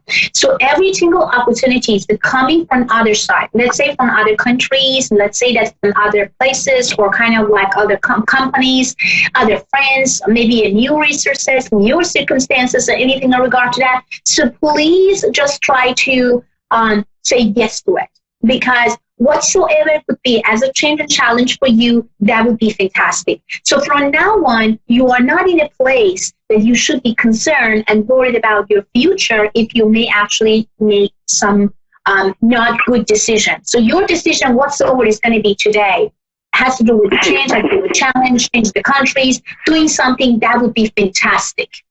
So no fears allowed, no fears, no doubt, and no kind of the things, maybe I should wait, maybe I should not. You have to just listen to your own God's feelings right now, because you have psychic abilities, you have energies that I can see. I'm not telling to everybody this. It's not because I want to tell you, because I'm going to make you to feel happy and say, oh, you have some talent. No, you do. You know what I'm talking about. You have that abilities. Because, and you are strongly in the vortex center of time. So basically, whatever you are asking right now is just coming. That's why I wanted you to ask non-stop, 24 hours and 7 days, non-stop, ask and receive. And it doesn't matter exactly what you're asking, with whom you are asking, how you are asking, what type of money you want, what type of amount of money you are asking. All you need to do, be unrealistic about what you are asking. Yeah, like to actually talk about something that is little, like higher standard, because when I do, it usually happens. When I believe, of course, but You're really, really fantastic. I'm super proud of you, because when I'm actually right now talking to your energy psychically, I see you accomplish a lot. So if any change comes to you, anything that comes to you right now, tomorrow, week from now, month from now, 2 months from now, 3 months from now, even actually hour from now, just say yes to it. Yeah, but I have like done that for a couple of years now. I was like thinking, okay, take a little break from like unknown. Absolutely. And you deserve it. And you deserve the best. Why you deserve this? Because, you work so hard. You've been such a strong person. You help a lot of people. You have a heart named as a golden heart. You're not doing things just for yourself. You're doing all the time things for others because you want to bring love and prosperity and abundance to others. And you're always trying to be thankful and grateful to God. Oh, I'm really good at that. So what's the can I have another question as well? Sure, absolutely. Go ahead. Yeah, like a thing with why, like with staying or going, like I'm really good with like manifesting like good things for other people, but I'm kind of like focusing too much on other people maybe because it's like I never go with them on that journey usually, but I'm just leading them there in a good direction. And then eventually I'm just staying with myself anyway. But yeah. Well, did you ever let me ask you this way. Did you ever doubt about your dreams or kind of like, did you may actually manifest and connect it to your dreams, but then because the dreams didn't happen almost immediately, or maybe it's still not happening yet. So are you kind of like feeling that, I'm kind of doubting about that. Maybe I should change my directions. Maybe I'm not doing the right things. Is it something like that happened to you? Well, at this very moment, yeah. Like, I'm kind of well, let's say that I've been on a spiritual journey for a while, and I'm kind of getting back to my own place and just getting back to just having a normal life, doing nothing really, and see where that goes, and relaxing a little bit from this adventure side, I guess. So do this right now for me, and I wanted you to really take it seriously. I wanted you to write it down every single night. I wanted you to have 1 glass of water. You're not drinking it. You're just having it next to you. And you have one paper, like a A4 paper, one side of like a paper that you can write down whatsoever you have in your dreams and desires. You write it down almost in between 5 to 10 of almost impossible dreams that you ever had. Okay. And I wanted you to be unrealistic. And this is things that you have to do it in 21 days. 21 days. So if you just 21 days, if you just forget about one night, let's say that you've been tired, you forgot to do the same things as I told you, then you have to do it again. You have to do it again. So basically 21 days before the bedtime, you are just write it down exactly what you want. Means all unrealistic dreams and desires that's still not happening, I wanted you to focus on it. It is not anything like doubting. You should not doubt. You should not even feel it. And I wanted you to even feel that you have already $10 million in your account, and you are going to plan in 21 days. I wanted you to plan on this $10 million, or better say, whatever it is. $20 million, whatever is unrealistic in your mind, I wanted to now plan for it. Okay, let's say that you have $10 million. You want to buy the house for $2 million, example. You want to invest your money on stock. You want to actually buy Ferrari. You want to actually have this and that. You want to travel to Hawaii. Whatever you have and you want to do with this $10 million, I wanted you to write it down. Means that you have it and you're starting to plan. So it's in 21 days. You are planning for these $10 million, not 10 million crowns, or the Swedish actually, money is $10 million. So if you have $10 million, what are you going to do? You have it right now in your account. What are you going to do tomorrow? What are you going to do next week? What will happen in between now until actually 21 days when it comes to that 20, or better say $10 million? So then when you are writing down every night, You just closing your eyes and just say, I'm thankful, I'm grateful, and thank you so much for everything that you gave it to me, and I need more. I want more. You have to be greedy. When it comes to money and finance, you have to always be greedy. There is no down to earth. There's no humble feelings about money. When it comes to money, you have to say, I love money. I'm actually going after money. Come after me all the time, and I'm greedy. I want more and more and more and more. So number 2, when you wake up every morning, you drink that water that you already have. So the paper that you already wrote all your dreams, it has to be on top of that glass of water, on top. Put something on top of it because it's not going to fall somewhere then. Then you wake up every single moment when you wake up. The only things that you do, you drink this glass of water in 21 days. Then I wanted you to actually call me or communicate with me. Maybe you can call and communicate with me through A1R, but I wanted you to go to avidadvice.com, sign up, and then send me an email through Avid Advice, chat with me through Avid Advice, and tell me what type of miracle you received after all those things that I told you. Every single of my clients, fans, followers, and students, they come back one after each other and told me that something very good, very significant as a big miracle happened to their life. Do you want to be one of them? When you're saying the last things, at least? Yeah. You're going to be one of them, I promise you. You're going to be one of them that can actually, notify me and says, well, Fiona, yes, my life completely changed, and exactly almost close that 21 days before the 21 days passed, I got exactly what I wanted. I'm now in the most amazing road in my life that I ever been. I promise you're going to do that. I can even feel and sense it psychically. You're so ready. You're really, really ready. You're so ready. I mean, I don't know what else I have to say, but you are so ready. Well, it would have to be in California probably to get $10 million. Definitely. And remember that. Even if it's not the money come, the place coming that's going to take you to get that money. So that means that all the resources around you will change. Circumstances will change. Positive people with money come around you. You're going to really watch and see, really, and have your popcorn and trying to really lay back and relax and see. You will see after 21 days how everything in between you, universe, in between you, new circumstances, in between you and your new friends who are actually going to take you to the next level, in between you and new companies, people around will change.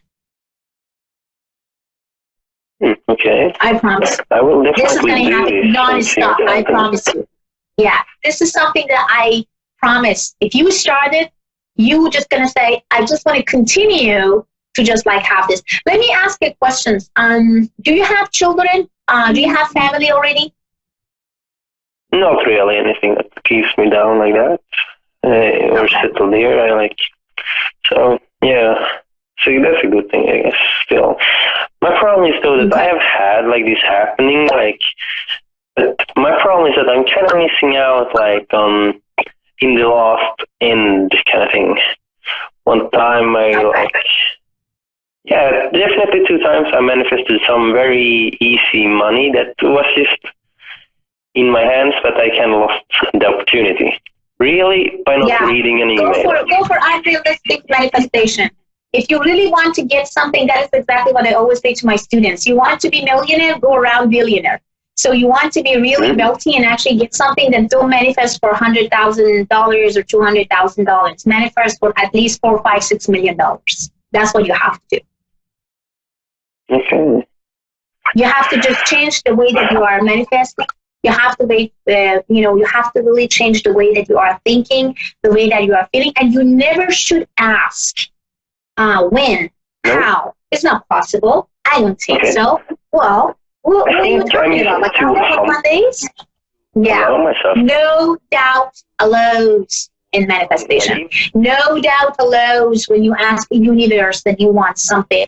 And your focus has to be on something that you have already and you feel good about it, not something that you do not feel good about it. If you ever focus on something that you do not feel good about it, then you're not going to get what you want. Please stay away. Hijack your subconscious mind. Tell your subconscious mind, you're not allowed to be negative. You're not allowed to then think of any negativities, any negative people, and any crazy people around. That's all I wanted you to do from now on.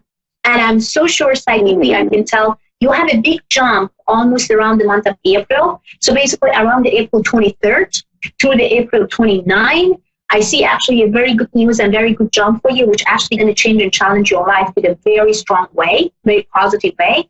So just, stay calm and really feel and sense the energies, the breathing of money or the finance or whatever you're asking. You're asking for to be famous, to actually having fans, to anything that you want, any type. That doesn't matter. And get more happiness because you know that money can buy happiness. Happiness is happiness. Come to you. Money can just buy comfort. But happiness is something that you have inside. And no one can take it away from you, with or without money. That's why if you bring more happiness to your life, I promise you, everything will manifest in the right directions. But the most important part, my love, you should not doubting about if it's coming or if it's not coming. Answer is yes, more than 100%, it will come. Yeah. Using the choices, like sometimes when the universe provides everything at once, every time the universe provides everything all at once, so that I have to choose, and it's so hard to choose when there is options. I'm exactly. afraid of making the wrong choice. I make the wrong.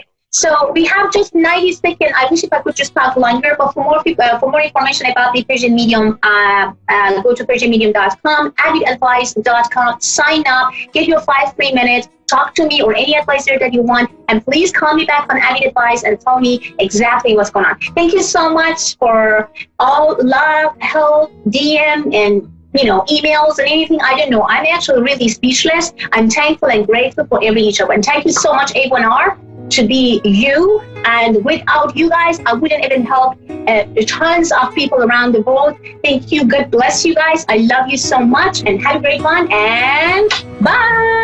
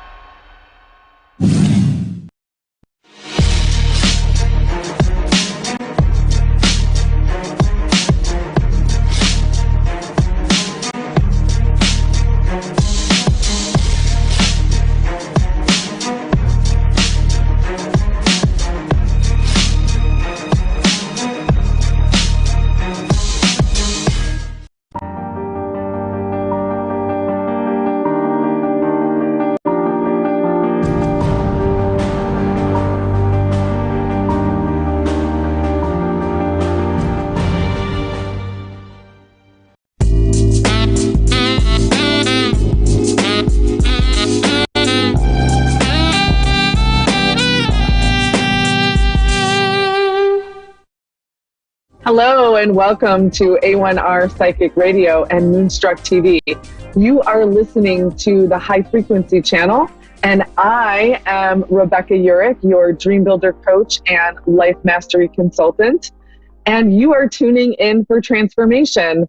And I am excited to announce that I have partnered up with a financial firm that has a mission to eradicate financial illiteracy, and they want everybody to have more education with money. So one of my biggest struggles as a coach is finding people that are able to pay for coaching. Money is the biggest problem. It's the biggest obstacle for people. So they aren't able to get the help that they need and to live that life that they would love to live because they have financial struggles. And so I am thrilled to be partnering with a firm that has a mission that wants to educate people in finances and in money. And it's really interesting. I'm really excited to be sharing this and to become a financial coach, really, is what's happening. I'm in the middle of training right now, and it is crazy, and everything is changing. My mindset is changing. The information that I'm learning is amazing. And everybody it is truly information that everybody needs to hear. So the question is, do the rich have more money, or do they have more education? And while some of you might say both might be true, but they have more education. They know what they're doing with their money. They know where to put the money to make the most money, right? So I am loving that I am actually bringing the secrets to why the wealthy continue to get wealthy while the poor continue to get poor. I am bringing to the middle class or whoever wants to learn how to set themselves up so they don't have to worry about retirement, that their heart rate is and anxiety is not going up and down with the market, so that they can rest assured.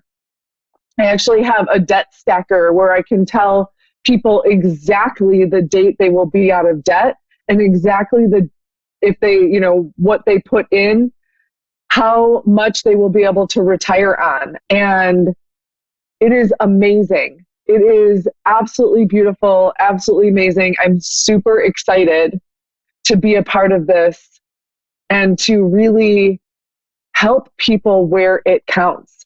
And the best thing about this are my services. My educational services are at no cost to you. So if you're interested in hearing more, please reach out. You can go to Rebecca Urich at RebeccaUrich.com and go to contact and send me some information and let me know that you're interested in learning more and interested in learning to exit the matrix, the money matrix, and stop having anxiety as you're watching the market go up and down. Or maybe you don't have any money in the market. Maybe you don't even have any money to necessarily put away for retirement. Maybe you're working paycheck to paycheck. What I teach people how to do is to make more money and save more money. So it doesn't matter where you are on the spectrum. You could also have tons of money in the market or in retirement, and you could still learn more. And like I said, my services are at no cost to you. And I would love to, I feel like this is going to really help people. Like I said, the biggest concern that people have is money. They are worried about, they don't even have any money in case they hit a deer, or it's what we do here in Michigan, right? And to have just even something extra in case something comes up.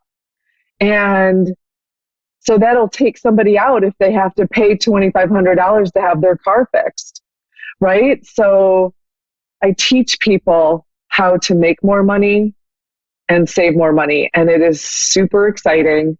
It is super fun. Again, please feel free to lots of ways to connect with me. You can go to the highfrequencychannel.com, RebeccaUrich.com, contact me through my website. Let me know, hey, I want your services, your financial coaching services. I will happily set up some time with you. We can go over there's a couple different options for you. We can start and get you going. Gosh, I watched one of my clients as she was looking at when she was going to retire and how much she was going to retire with, and how much her boys were going to be covered. And I was like, oh my gosh, like I can't even believe. She was so relieved. I was so relieved. It takes a huge weight off of people's shoulders to have an idea, to know when they're going to retire. And here's the thing, most financial firms charge at least $500 to $2,500 for services that I'll be providing at no charge to you. So I am happy to begin helping I'm happy to serve you. I'm happy to share this information. And it's not even tricks that the wealthy are doing. It's just that we just don't know what they're doing with their money. And it's a little bit different than what you would think. But it's not about the law of attraction. It's not about mindset. It's not about any of that. It is literally factual. It is literally so easy. So please feel free to contact me. Like I said, again, RebeccaUrick.com, highfrequencychannel.com. Contact me through there, or my Facebook page, highfrequencychannel.com. Just message me. I don't care. Let's set up some time to go over and to learn. The first step is to go through the educational process so that you have this fabulous information, right? And then we can go from there. We can do an assessment, which is complimentary. So all of them, I'm excited. And there's more to come because I am just getting started with this. So I'm very excited I feel as though what I'm doing, and I think I said this before, is I'm helping people exit the matrix. I'm helping people become deprogrammed by the way that we're naturally programmed to be, and to have money and our feelings toward money and how money works. And so I feel really blessed to be with a company that wants to educate people on finances and money. And like I said, I will help you make money and I will help you save money. And with that said, I was thinking about how this just dropped into my lap and how grateful I was at the time. I'm grateful now, but at that moment, it was the craziest moment. And I contacted a friend. I was standing in my kitchen and I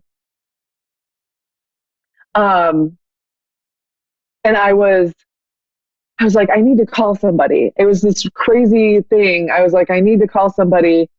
And I go, okay, my sister, who I would normally call, or my mom. My sister was putting her kids on the bus, and my mom was, probably getting ready for work in the morning. And I'm like, oh, I'm going to call this other friend. And then we started talking about this, and that's how I got into it. It is life-changing information. So I'm going to keep coming on and keep giving you information. I'll probably do more shows about it because I feel really strongly about the information that I'll be sharing, and that it is absolutely life-changing. So please feel free to reach out to me, RebeccaUrick.com or the highfrequencychannel.com. A little secret, the High Frequency Channel actually just goes right to RebeccaUrick.com. So either way, you can hit the contact button in the navigation bar and send me a message telling me that you want some financial coaching, and we can set up some beautiful time to spend together and to learn some amazing things. So I'm going to wait patiently for your call. And in the meantime, I am going to take my first caller. We've got Ava in Colorado. Yes. Hi, Ava. How are you? Doing wonderful. Good. My name is Rebecca Urick, and I'm a dream builder coach. I'm also a life mastery consultant. I'm claircognizant and clairsentient, and I do oracle cards. What would you like? I source the infinite. Excuse me. What would you like from me today? What is clairsentient? Feeling. So clairvoyant, is sight. Clairaudient is hearing. Clairsentient is feeling, and claircognizant is knowing. Okay. What are you? Well, let's go with what am I? Yeah. Very intuitive. I'm sorry, say that again. Intuitive? Very, very intuitive. Nice. I love it. What would you like to do? You want a general reading, or you have something specific? Let's go with the general reading. All right. Sounds like a good plan.